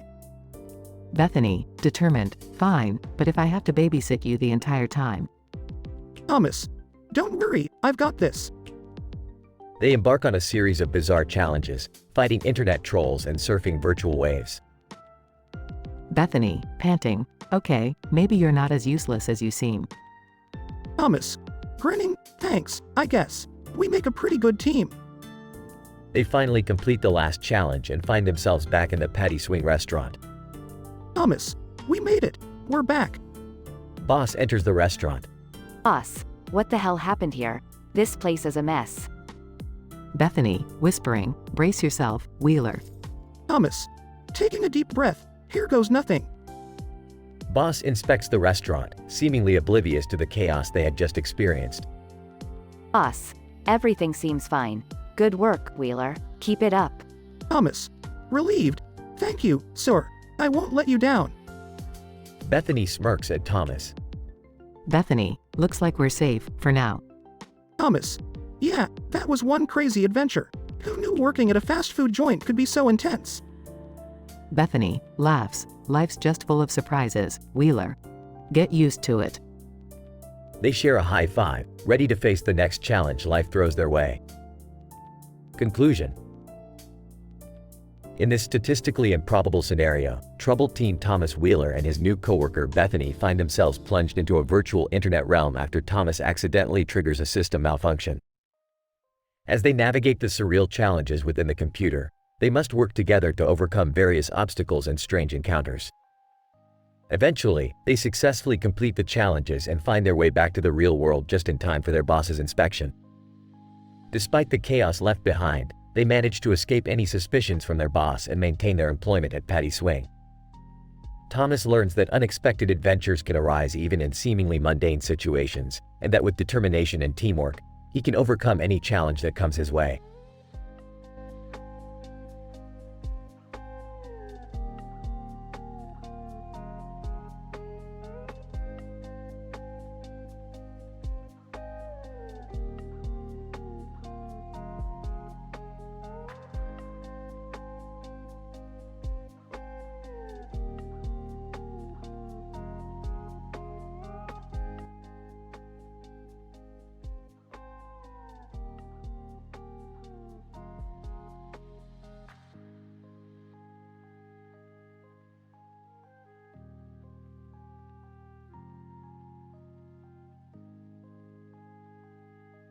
Morty, grab the freeze ray.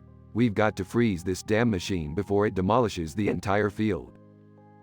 Geez, Rick, this thing is massive. Are we even gonna make a dent in it? Just shut up and aim, Morty. We've got an overgrown lawnmower wreaking havoc here. What the hell is going on? Why is there a giant machine destroying the field? Oh, Jerry, just relax. It's probably just another one of Rick's failed experiments gone wrong. Yeah, Dad, don't overthink it. We've seen worse. Exactly, Summer. Like that time we got sucked into the Marinara Trench. Marinara Trench? What the hell is that? It's an underwater trench filled with marinara sauce, Morty. It's also inhabited by sentient meatballs and tomato sharks. Tomato sharks? You're kidding, right? Oh, honey, in this family, nothing surprises me anymore. So, how did you guys escape the Marinara Trench, Rick? We had to refrain from eating the marinara sauce while simultaneously using the acidic properties of spaghetti to dissolve the tomato shark's exoskeletons, Morty. That sounds incredibly specific, Rick. Do you even know what you're talking about? Oh, Morty, do I ever know what I'm talking about? Of course not. I don't know about you guys, but all this talk of marinara sauce is making me hungry. Jerry, we are not eating sentient marinara sauce. Have some self-control. Rick, can't you just create a portal to get us out of the Marinara Trench? We left the portal gun back at the Smith house, Morty. We'll have to find another way out. Seriously? How much longer are we gonna be stuck here, Rick? It's hard to say, Summer. Time works differently in the Marinara Trench. We could be here for hours, or we could be here for minutes. Who knows? I can't believe I'm trapped in an underwater trench filled with marinara sauce. My life is just one big joke. Buck up, Jerry. At least you're with your family during this absurd, yet strangely entertaining, predicament. Alright, I've got an idea. Morty, grab that spaghetti over there and start making a ladder. We'll climb our way out of this damn trench. Wait, you expect us to climb out of here using spaghetti? Are you serious, Rick? Trust me, Morty, spaghetti can do wonders in the right circumstances. Well, it's worth a shot. Let's do this, Morty. Morty starts assembling the spaghetti ladder while Rick, Beth, Summer, and Jerry watch nervously. And remember, don't eat the marinara sauce, Morty. It's important for our survival. Got it, Rick. No marinara sauce for me. As the spaghetti ladder is completed, the family begins to climb their way out of the marinara trench, hoping to return to normalcy. See, Morty, I told you spaghetti could save the day. Yeah, Rick. Spaghetti is the hero of the day. Can we just get back home now? Sure thing, Morty. Just one question, though. Do you think marinara sauce would go well with frozen yogurt? Oh, for the love of... Can we just go home, Rick? Please?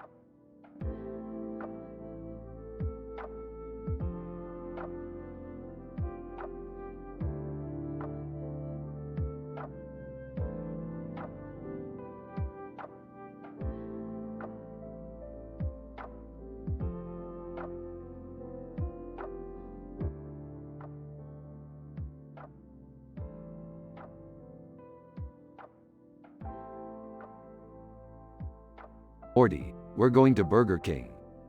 Seriously, Rick? Burger King? I mean, couldn't we go somewhere less greasy? Morty, we're not here for the food. I heard they have a new scientific breakthrough in their nuggets. Cashier, wiping grease off the counter. Welcome to Burger King. What y'all want? I'll have the Impossible Whopper with extra pickles and hold the ketchup. And a large Diet Coke. Gotta watch my figure. Cashier, sarcastically. Girl, you watching a whole lot of figures, huh? Oh, I guess I'll just have fries. Cashier, just fries? Boy, you need some meat on them bones. Can you just take our orders, please? Cashier, fine. Hold your horses, old man. Rick rolls his eyes. Morty shifts uncomfortably. Cashier, next. Customer, wearing a mask, I'll have a chicken royale meal, please. Cashier, chicken royale? Must be feelin' fancy under that mask. Customer, just give me the meal.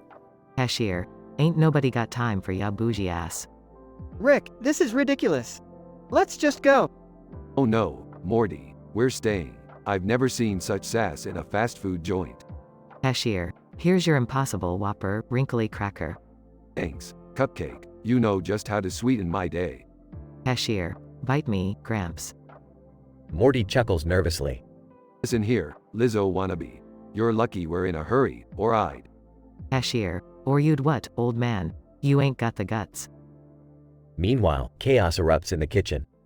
Cashier, yo, Terry. What the hell is taking so long with them fries? Harry, from the kitchen. Sorry, Shaniqua. I got distracted. I'll have them ready soon. Rick and Morty exchange glances. Morty, let's get out of here before things get out of hand. Good idea, Rick. I don't want to end up in a burger flipping brawl. As they leave, the kitchen explodes in a fiery ball. Well, Morty, I guess we won't be coming back here anytime soon. Thank God for that, Rick. I couldn't handle another round of sass. They walk away, leaving behind a smoldering fast food joint. You know, Morty, sometimes scientific breakthroughs are just too damn hot to handle. And this time, it was more than just the food that was on fire, Rick.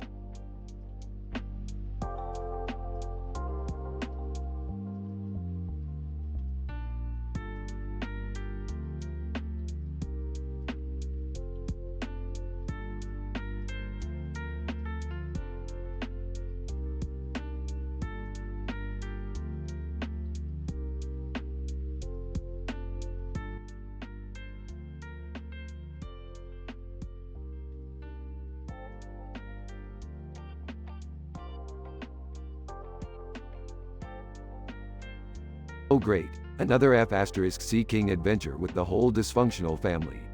Just what I needed. Geez, Rick, can't you just have a little fun for once?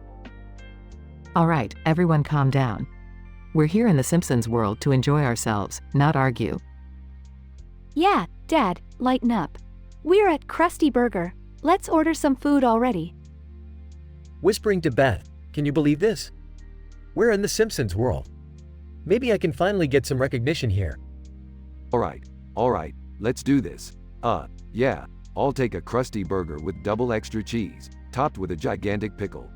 And make sure it's dripping in some sort of questionable mayo-like sauce. Oh, I'll have a squishy shake, but can you blend in some crushed mega seeds? Gotta keep it interdimensional, you know?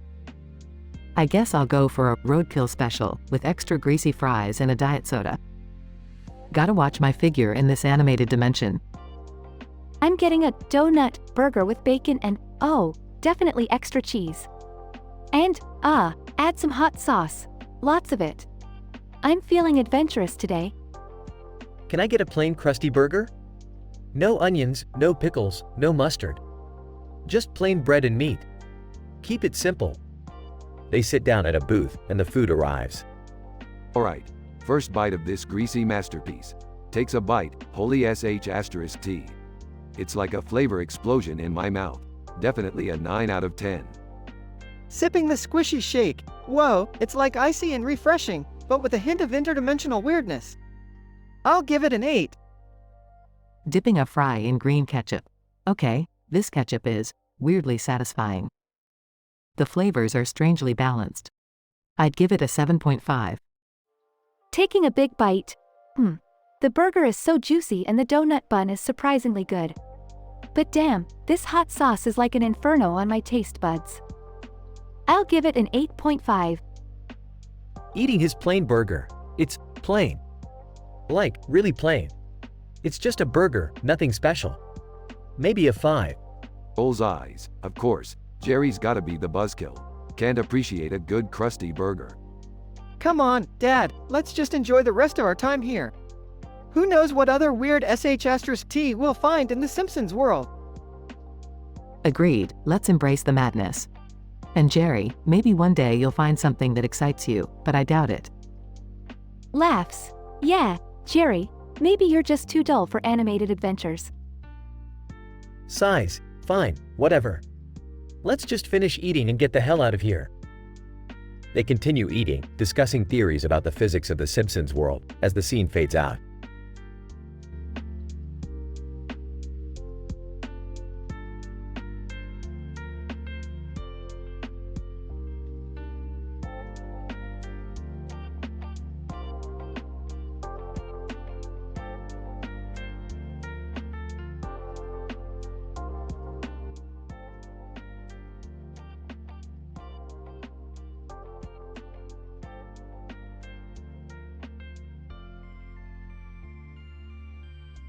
Damiana, walking towards the clock shop. Uncle Lucian, I'm heading out to buy some bread.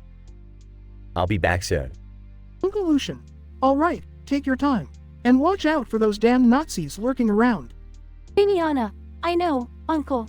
I'll be careful. Exits the clock shop. A white-tailed eagle soars above Damiana, catching her attention. Damiana, wow, what a majestic creature. I've always wanted to sketch one. I wonder where it's going. Enchanted, Damiana follows the eagle into the dark forest. Damiana, singing, oh, my eagle friend, led me through the trees. Your beauty captivates me. I'm lost in your breeze. We shall travel this journey, where no one else knows. Just me and my eagle, where deep magic flows. Suddenly, the forest transforms into a vibrant, Disney-esque wonderland. Damiana, gazing at the fantastical creatures, oh my goodness. Are unicorns real? And is that a talking mushroom? Mushroom, in a sassy voice. Damn right I am, sweet cheeks. What's a pretty little thing like you doing in these enchanted woods? Damiana, I'm following the white-tailed eagle. Have you seen it? Unicorn, smirking, oh, we've seen the eagle, but if you want it, you'll have to pass our tests, darling. Damiana, tests? What kind of tests? Mushroom, chuckling. We're not going to tell you, sweetie. You'll just have to figure it out yourself. Good luck. Damiana bravely embarks on a series of ridiculous tests designed by the whimsical creatures. Damiana, struggling. How am I supposed to dance the tango with a talking squirrel? Squirrel, grinning. Sorry, sweetheart. You just gotta shake that booty and hope for the best. After several failed attempts, Damiana finally completes the tests. Unicorn, well, look at that. You actually did it. I'm impressed, kid. Suddenly, the eagle returns, landing gracefully in front of Damiana. Eagle, in a deep, majestic voice, you have proven your worth. Damiana, I shall guide you on your journey. Damiana, thank you, noble eagle. I'm forever grateful. Hugs the eagle. Suddenly, the enchantment dissipates, returning the forest to its normal state. Damiana, in awe, what an incredible adventure. I must sketch the eagle before returning home. Damiana skillfully sketches the eagle amidst the serene forest. Uncle Lucian. Calling from a distance. Damiana, where are you? It's getting late. Damiana, gently, I'm here, Uncle. I'll be right there. Waves goodbye to the eagle. The eagle spreads its wings and takes off, disappearing into the sky. Damiana, whispering, thank you, my majestic friend. Until we meet again. She hurries back towards the clock shop, carrying the memories of her magical encounter.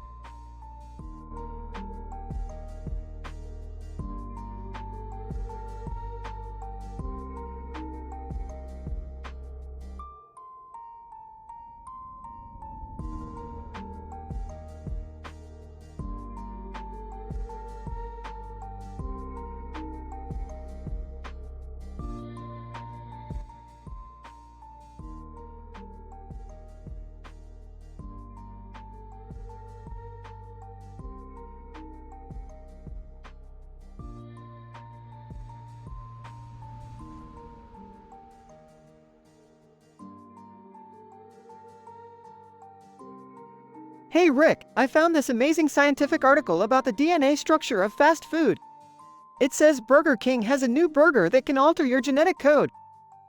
Morty, that's absurd. But, hey, I'm always down for a good burger. Let's go check it out. Cut to Burger King, Rick and Morty standing in line. Cashier, sassy ghetto woman. Yo, welcome to Burger King. What you want, honey?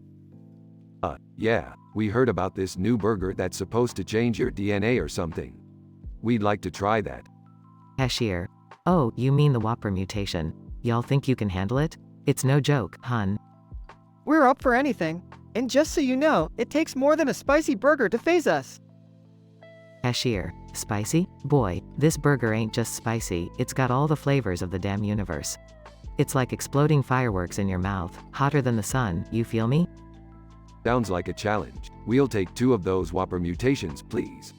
Cashier. Alright, but don't come crying to me when your buttholes explode, ya hear? They receive their burgers and head to a table. Rick, are you sure about this? She was kinda intense. Morty, she's just a regular person working at Burger King. How intense can she be? They take a bite of the burgers. Holy shit, Morty. This tastes like a cosmic orgasm dipped in pure ecstasy. I told you, Rick. These flavors are out of this world. Literally. A few minutes later, things start getting weird.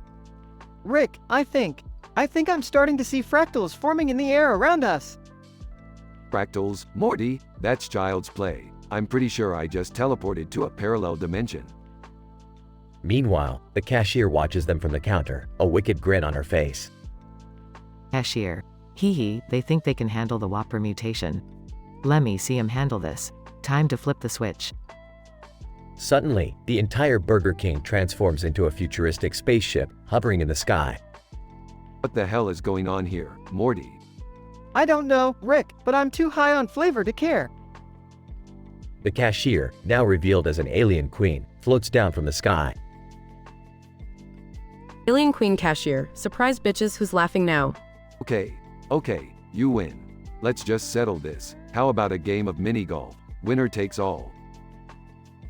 Alien Queen Cashier, fine, but when I win, you two are my personal intergalactic servants for eternity. They play mini golf with ridiculous obstacles and laser hazards. Rick, I can't believe it, but I think we're gonna lose. Not so fast, Morty. Behold, the ultimate golf club made from a frickin' black hole. Rick takes a swing and gets a hole in one, destroying half of the alien queen's ship in the process. Alien Queen Cashier, oh hell no, you're cheating. Cheating? I'm a genius, baby. Now, go back to flipping burgers or whatever you do. The spaceship reverts back to a regular Burger King, and the alien queen cashier retreats. Cashier. Y'all got lucky this time.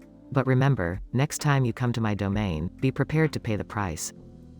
I think we should stick to McDonald's from now on, Rick. Agreed, Morty. McDonald's has fewer intergalactic incidents.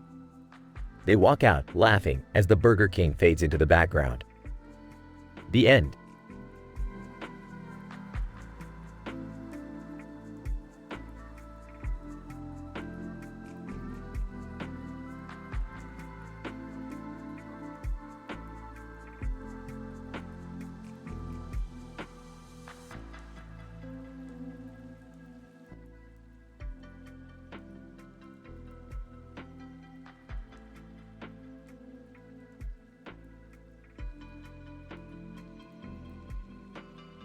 Morty, grab the portal gun. We've got a situation on our hands. Rick, what's going on? Just trust me, Morty. We have to get to the tennis court ASAP. A loud crashing noise is heard from outside. What in the multiverse is happening out there? Jerry, go check it out. Can't we just ignore it and continue our stupid family routine? Jerry, for once in your life, do something that doesn't involve being useless. They all rush outside to see a woman playing tennis with a racket and a tennis ball in her hands. Rick, why did we need to come here? Morty, that woman is a tennis prodigy. She's been winning every tournament in every universe. We need to challenge her to a game. Hey there, mind if we join in on the action? Woman, as long as you think you can handle it, boys. But don't expect to beat me. Morty, she's got sass. I like that. Rick, who is that guy next to the woman? Camera pans to reveal Taylor Swift in a bikini, on all fours, shaking her ass seductively towards the camera. Oh geez, Rick, not Taylor Swift again. Morty, focus. This is about the tennis match. Beth, do you think Taylor Swift is doing this for attention? Jerry, focus on the tennis match, not Taylor Swift's anatomy. Can we please stop with Taylor Swift? I'm hungry. Alright, everyone, let's play. They start the tennis match with intense back-and-forth rallies. Rick, I don't think we can beat her. She's too good. Morty, we have to keep trying. Failure is not an option. Jerry, your serve. Why did we involve Taylor Swift again? Taylor Swift, looking directly into the camera. I just wanted a front row seat to Rick and Morty's failure. Can we just forfeit and get pizza already?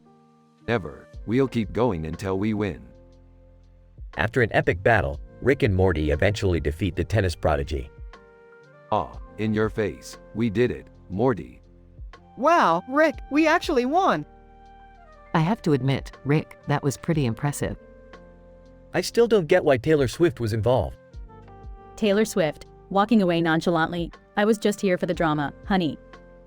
Can we eat now, please? Alright, Morty, let's go grab some pizza. Another day, another victory. Yeah, I think I've had enough excitement for one day, Rick. They all walk away from the tennis court, celebrating their victory, as Taylor Swift disappears into the multiverse.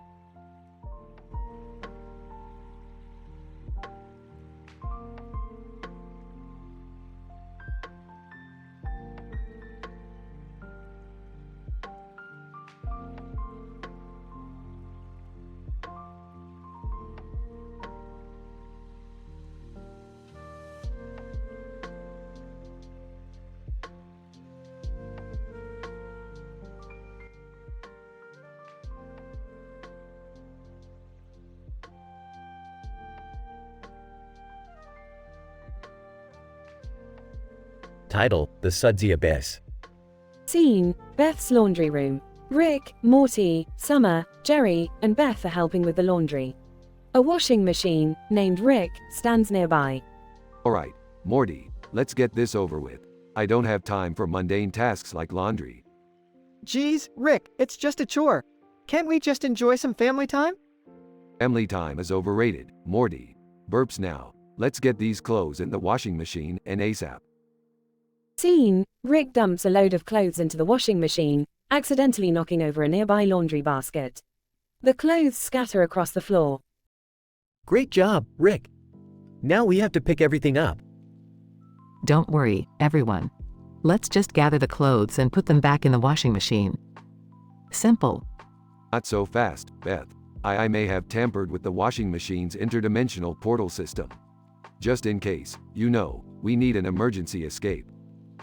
Scene: the laundry pile begins to glow, and the 4 family members and Jerry are sucked into it, falling into a vibrant abyss. What the hell? Rick, where are we? A better place to escape reality than inside a pile of laundry, huh? Welcome to the sudsy abyss, Morty. Scene: the family finds themselves surrounded by a world made entirely of different fabrics, with laundry creatures roaming about. The group proceeds cautiously. This is insane. Are we stuck here forever? Relax, Jerry. This is just a glitch in the multiverse. The sudsy abyss is a sub-dimension where unattended laundry comes to life. I believe the exit is on the other side of this cottony pass. Scene: the group battles their way through socks, shirts, and underwear, encountering monstrous lint creatures and rogue tumble dryers. Rick, this place is messed up. These laundroids are attacking us. Don't stop now, Morty. We're almost there. Just another spin cycle to go. Scene: the family finally reaches the end of the Cottony Pass, standing before a colossal lint tornado, swirling with incredible force. That looks dangerous, Rick. Can we really survive that? Survival? It's all about quantum resonance, Summer. Hold on to your underpants, everyone. Scene: the family dives into the lint tornado, their bodies vibrating with energy as they break through the barrier of the sudsy abyss.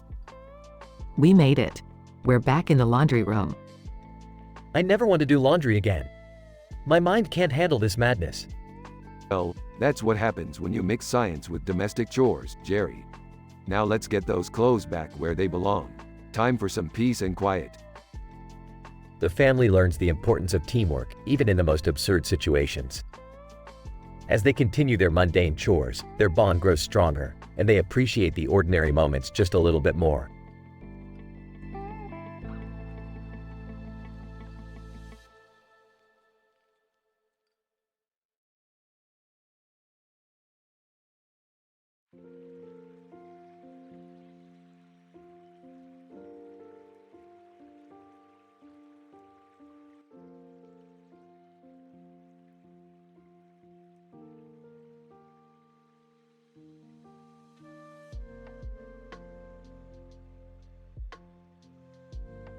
Alright, everyone, gather round.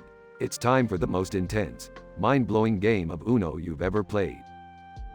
Oh geez, Rick, do we really have to go through all this trouble? Oh, come on, Morty. It'll be fun. Plus, we get to invite all our favorite characters from the show. Yeah, Morty, just go with the flow for once. It's a party, remember? I'm down for some Uno, let's do this. Who's first? I'll start this off with a bang. Play a blue, skip card, bitches.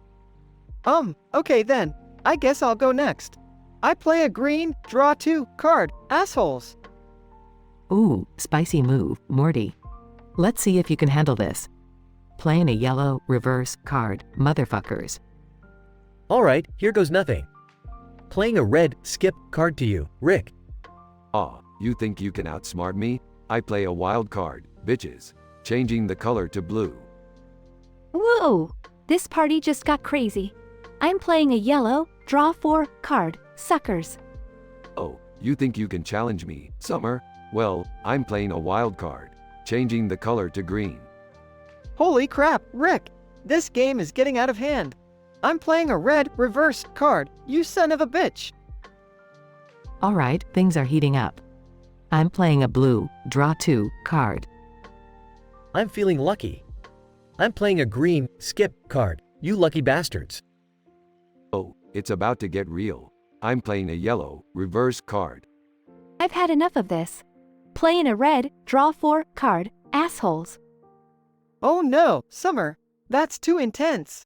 I'm playing a wild card. Changing the color to yellow. Alright, last card, guys. I'm playing a green, skip card. Oh, no way I can win this. I'm playing a blue, draw 2 card. Uno, motherfuckers. I'm playing a wild card. Changing the color to red. Crap, Rick, I don't have any red cards. You win, you old bastard. Aha, as the ultimate winner, I get to decide your punishment, Summer. Prepare to be plunged into the worst dimension ever. Good luck. No, wait, I didn't mean to lose. Oh god, everything's turning pink and squishy, and the air smells like pickles. Scene. Summer finds herself in a dimension full of talking pickles with an insatiable appetite for human flesh. She screams in horror as they chase her. Screaming, help, get me out of here. These pickles won't stop. Ah! Scene fades out as the others watch in disbelief. Well, that escalated quickly. I didn't know Uno could be so brutal. Yeah, maybe next time we should play something less life-threatening, like Monopoly. Oh, where's the fun in that? Now let's clean up this mess and get some pizza, bitches.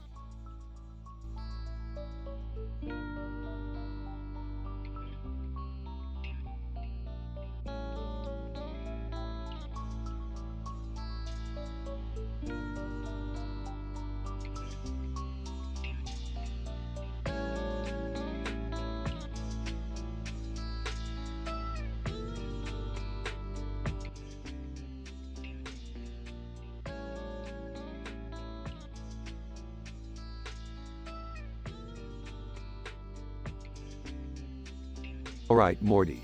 Buckle up because we're about to witness some mind-numbingly mediocre video game trailers. Geez, Rick, can't we just do something normal for once? Normal? Where's the fun in that, Morty? Now shut up and watch. Trailer 1 starts. Oh great, another generic shooter game. Just what we needed. Yeah, because we definitely don't have enough of those already. Trailer 2 starts. Ah, the 15th installment of the Cash Grab Simulator. How original. They really know how to milk a franchise, don't they? Trailer 3 starts.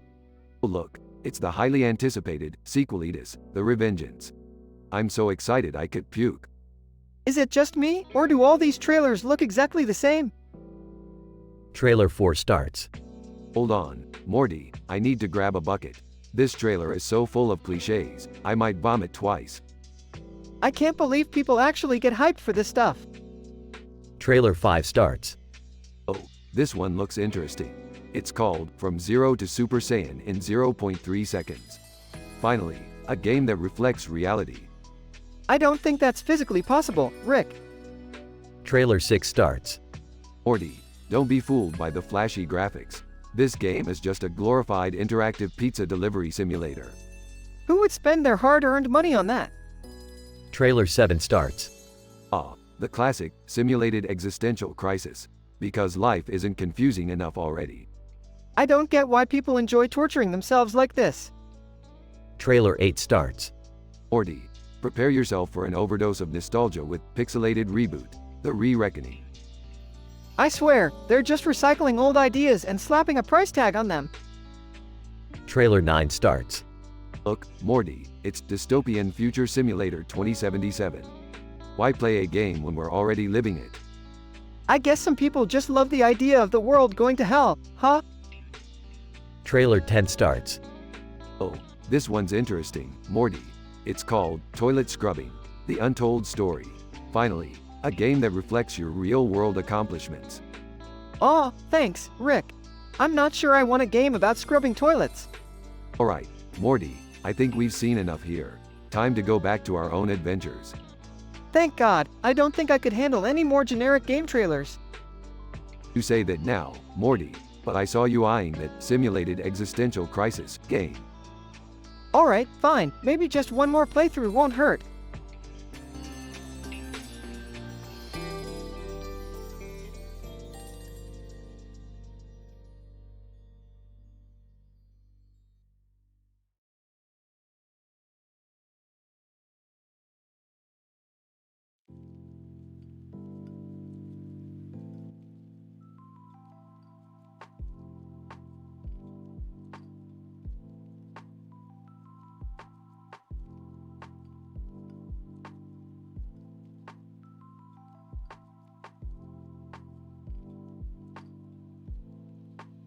Morty, we don't have time for your teenage hormones.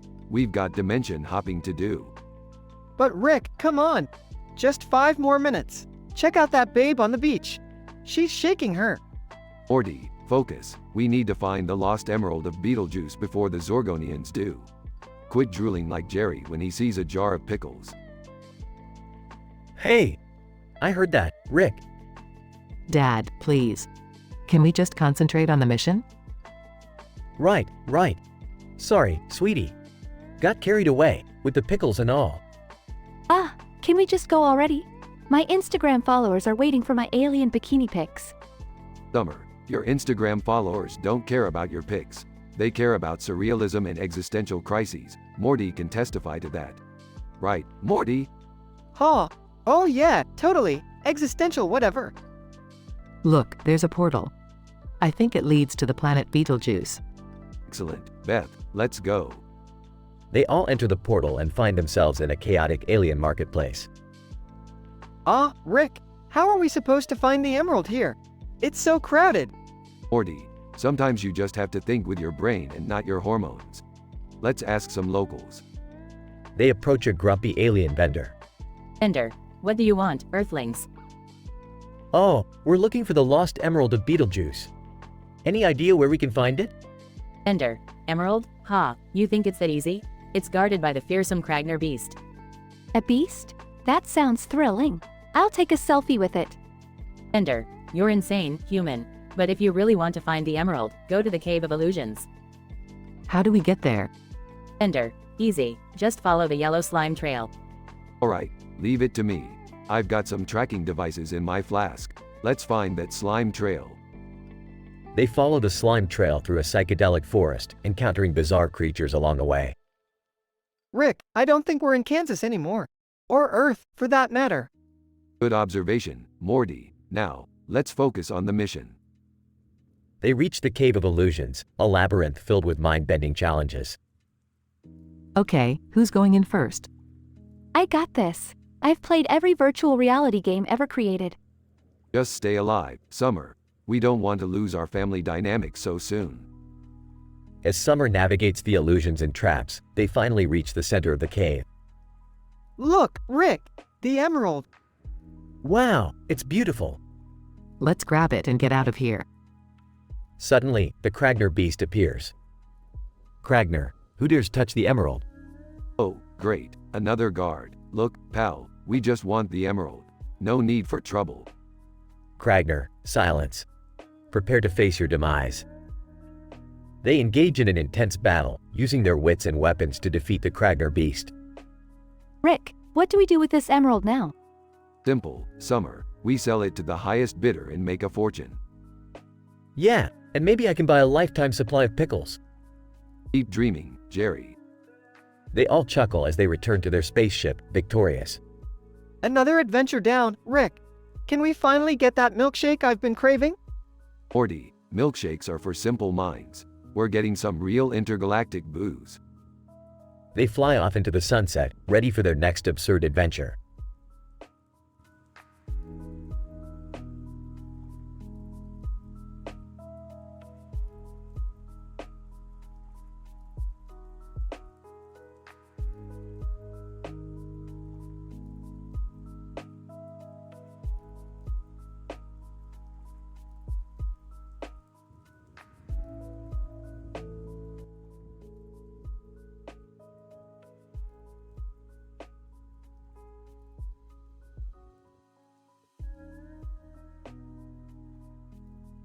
Alright, Morty, we're helping Beth with the laundry. Keep your eyes peeled for any crazy adventures that might pop up.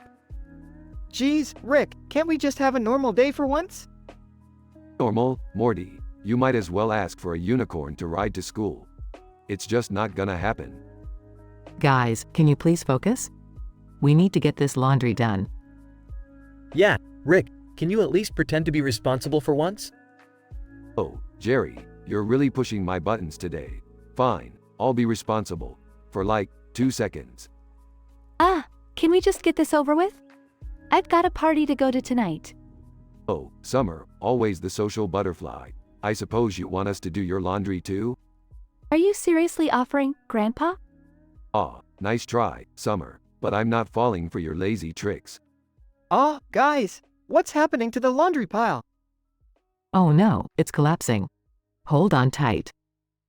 They all fall into the laundry pile and find themselves in a strange land made entirely of clothes. Morty, we're in the laundryverse, a dimension where everything is made of laundry. This is insane. How is this even possible?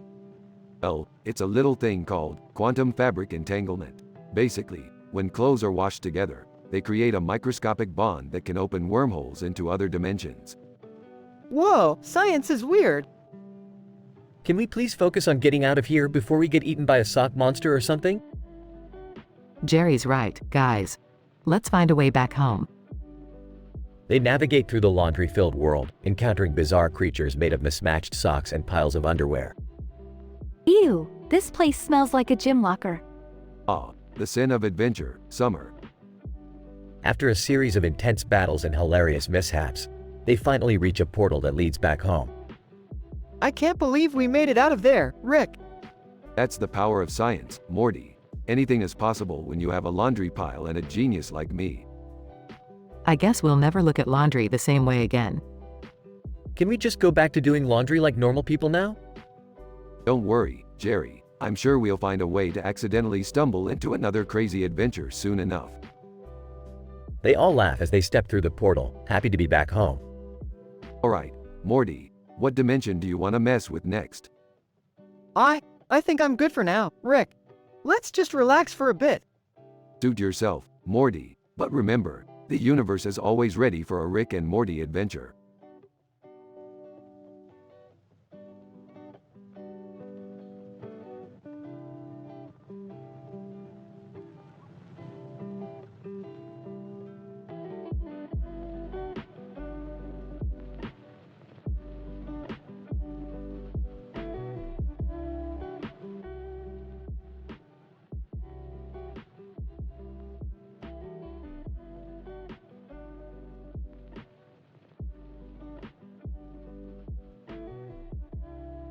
Morty, pass me the plate of raisins with a red berry on top and a spoon in the middle. I need it for my experiment. Rick, what are you gonna do with raisins in a spoon? Are you making some kind of prune smoothie or something? Morty, you just don't understand the beauty of molecular gastronomy. I'm going to create a dish that's going to blow everyone's mind. Molecular. What? Rick, you always come up with some weird stuff. Can't we just have a normal breakfast for once? Jerry, let your father be creative. It's his thing. Plus, you should be grateful that he's making the effort to eat a healthy breakfast for once. Ew, prunes? Seriously, Grandpa? I'd rather eat an alien bug than prune concoction. Fine, be that way. But you know what? I'm gonna show you all just how powerful prunes can be. Prepare to witness the full force of my breakfast experiment. Several hours later. Groaning Morty, I'm telling you, this was a terrible idea. My stomach feels like it's been through a black hole. Uh-oh, Rick, maybe you ate too many prunes? I mean, 27,000 is a little excessive, don't you think? 27,000 prunes? Rick, are you trying to set some sort of prune-eating record? Shut up, Jerry. This is your fault, you and your constant questioning. Next time, I'll make you eat the prunes. Okay, everyone calm down. Rick, maybe we should get you to a doctor. Eating that many prunes can't be good for anyone. I can't believe this is happening. We're actually having a crisis over your prune experiment, Grandpa. Crisis? This is just a minor setback. I'll fix it with some interdimensional prune pills or something. Rick, I really think you should listen to Mom. Let's get you to the doctor before things get worse. Fine, Morty, but only because I can't resist the opportunity to mess with some unsuspecting medical professionals. In the doctor's office. Doctor, Mr. Sanchez, I've never seen anything like this before. I'm not even sure how to begin treating you. Just give it to me straight, Doc. Will I ever be able to go to the bathroom normally again? Doctor, it's hard to say, but I'll do my best to help you through this unusual situation. I'm really sorry, Rick. I didn't realize things would escalate like this. Can you ever forgive me? Forgiveness, Jerry, please. This is just another chapter in the never-ending book of ridiculous adventures we call life. Well, at least we can say this was one breakfast we'll never forget. And maybe we all learned a valuable lesson about the power of prunes. Yeah, the next time Grandpa suggests a crazy experiment, I'm gonna run the other way. Prunes are not my thing. You'll never understand, Summer. But mark my words, someday prunes will rule the universe. And when that day comes, you'll all be begging for my prune wisdom. I think I'll just stick to cereal, thanks.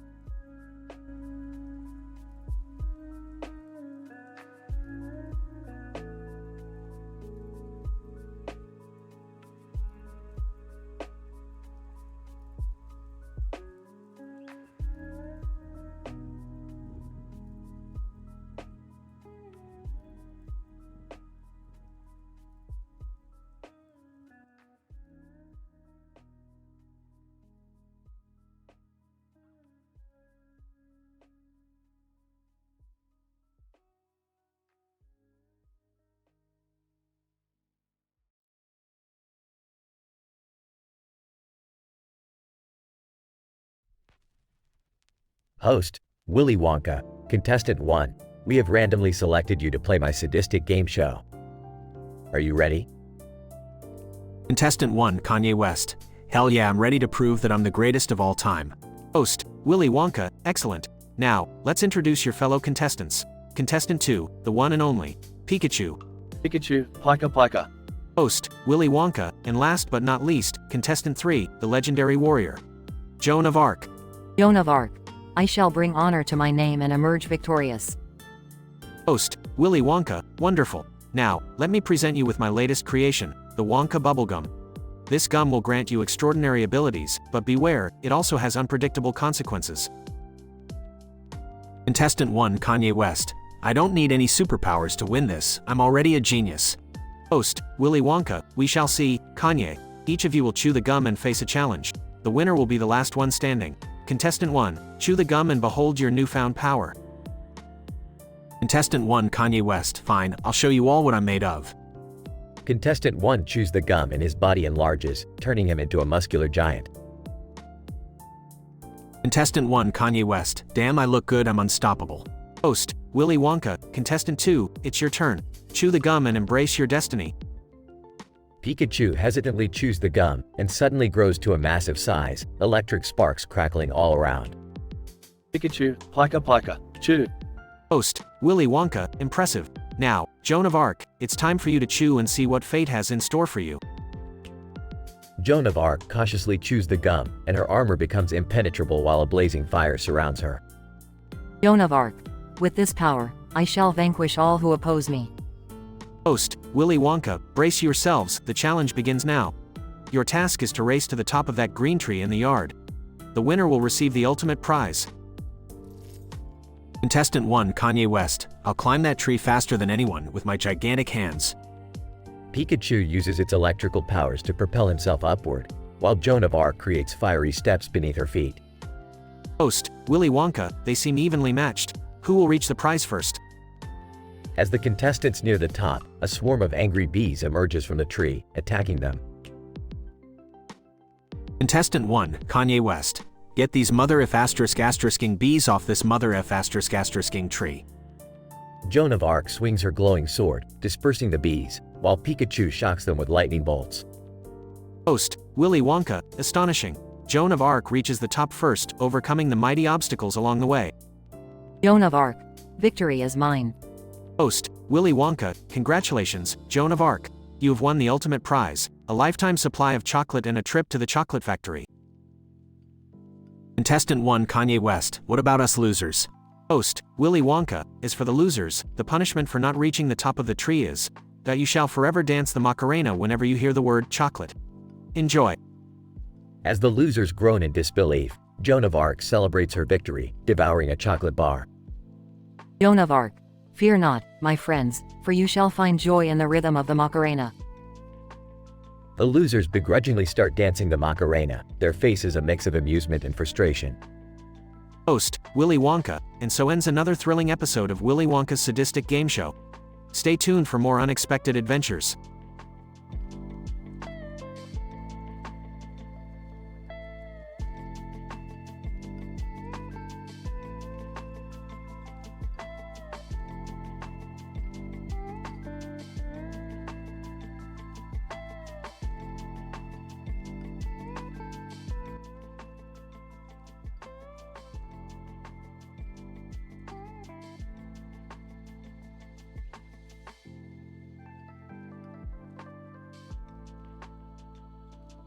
Alright, Morty, Summer, Jerry, listen up. We gotta help Beth with the laundry, but remember, do not fall into that pile of clothes. It could take us to random, statistically improbable dimensions made entirely out of laundry. Geez, Rick, do we really have to do this? Can't we just, not fall into a pile of clothes? Look, Morty, I'm not just doing this for fun. This is a scientific experiment. We're gonna study the fabric of reality, literally. Whatever, let's just get this over with. Beth needs us. Moments later, they are in Beth's laundry room, sorting through piles of clothes. Hey, hun, where should I put these socks? They're all tangled together, and I can't seem to separate them. Just throw them in the pile with the rest. We'll deal with it later. Alright, but it feels like a bad idea. Suddenly, the pile of clothes begins to shift and shake. Oh shit, everyone, hold on. They all try to grab onto something, but they are sucked into a vortex within the pile. What the hell is happening, Rick? We're being sucked into the interdimensional fabric of laundry, Morty. Hang on tight. They find themselves tumbling through a kaleidoscope of colors and finally crash land in a world entirely made of laundry. Holy crap, what is this place? Well, Summer, this is what happens when the quantum fibers of laundry are exposed to extreme dimensional energy. The clothes warp together, creating an entirely new reality. Are you saying we're stuck here? No, Jerry, we just need to find a way to reverse the polarity and create a laundry paradox to open a portal back home. They venture through the bizarre landscape, encountering creatures made of socks and sentient washing machines. Rick, these creatures are so weird. Look at that shirt with the face and those pants that walk like spiders. It's all part of the quantum entanglement, Morty. The laundry has developed a consciousness of its own.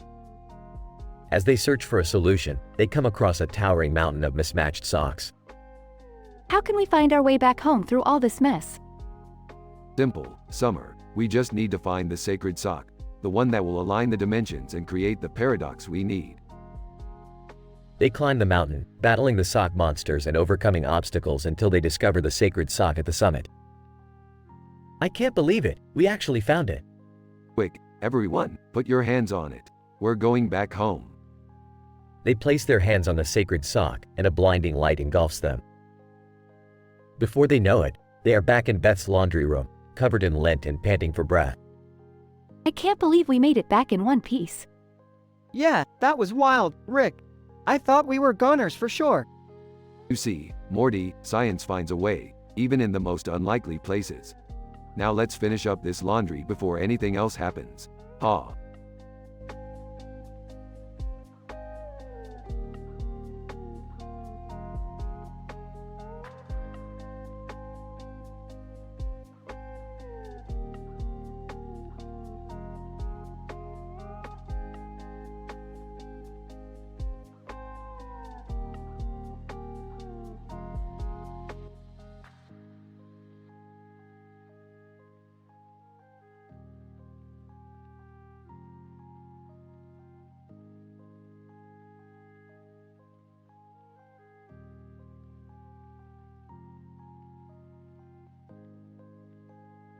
Alright, Morty, pay attention, because this shit is gonna blow your mind.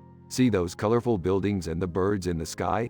That's the result of the rare phenomenon known as the megachromatic sky oscillation, caused by the fusion of exotic gases in the upper atmosphere.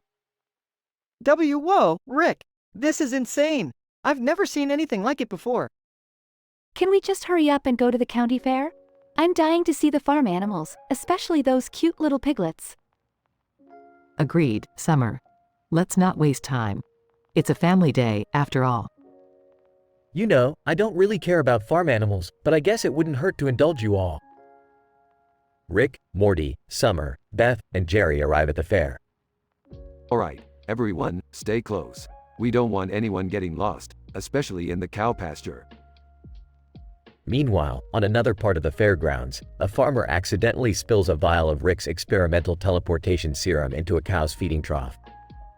Oh, Morty, that farmer just mixed my teleportation serum with the cow's feed. Brace yourselves. Without warning, the ground shakes violently and the group plummets into the cow's mouth. Oh my god, Rick! We're inside a fucking cow? How is this even scientifically possible, Rick? Well, Beth, you see, the teleportation serum mixed with the cow's digestive acids caused a rupture in the space-time continuum, which created a portal inside the cow's innards. We have to navigate through all 4 of its stomachs to escape. This is disgusting. I can't believe this is happening. Shut up, Jerry. We have to stay focused. Rick, how the hell do we get out of here? Simple, Summer. We'll use my interdimensional portal gun to create a wormhole and exit through its esophagus. The group battles through the grotesque environment of the cow's stomachs, encountering slimy mucus, acidic bile, and stomach acid. I can't take it anymore, Rick. We're gonna die in here. Don't panic, Morty. We're almost there. We just need to keep moving forward.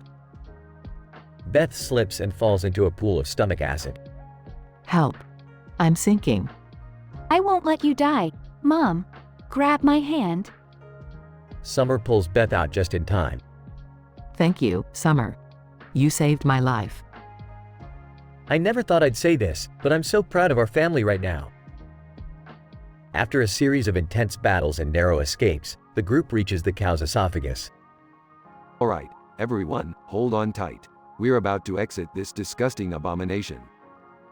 Rick activates the interdimensional portal gun, and the group is transported out of the cow and back to the county fair. We made it out! I can't believe it! This was the craziest, most disgusting adventure ever. Well, at least we made it back in one piece. It's a miracle. Yeah, whatever. You all owe me big time for this one. Now let's go get some cotton candy and pretend this never happened. The group walks off, leaving behind the lingering smell of the cow adventure. Through a series of scientific accidents, our heroes find themselves trapped inside a cow's stomach and must use their wits and bravery to navigate through the nauseating maze. With the guidance of Rick's genius, they manage to escape and return to their normal lives, forever bonded by their unorthodox adventure.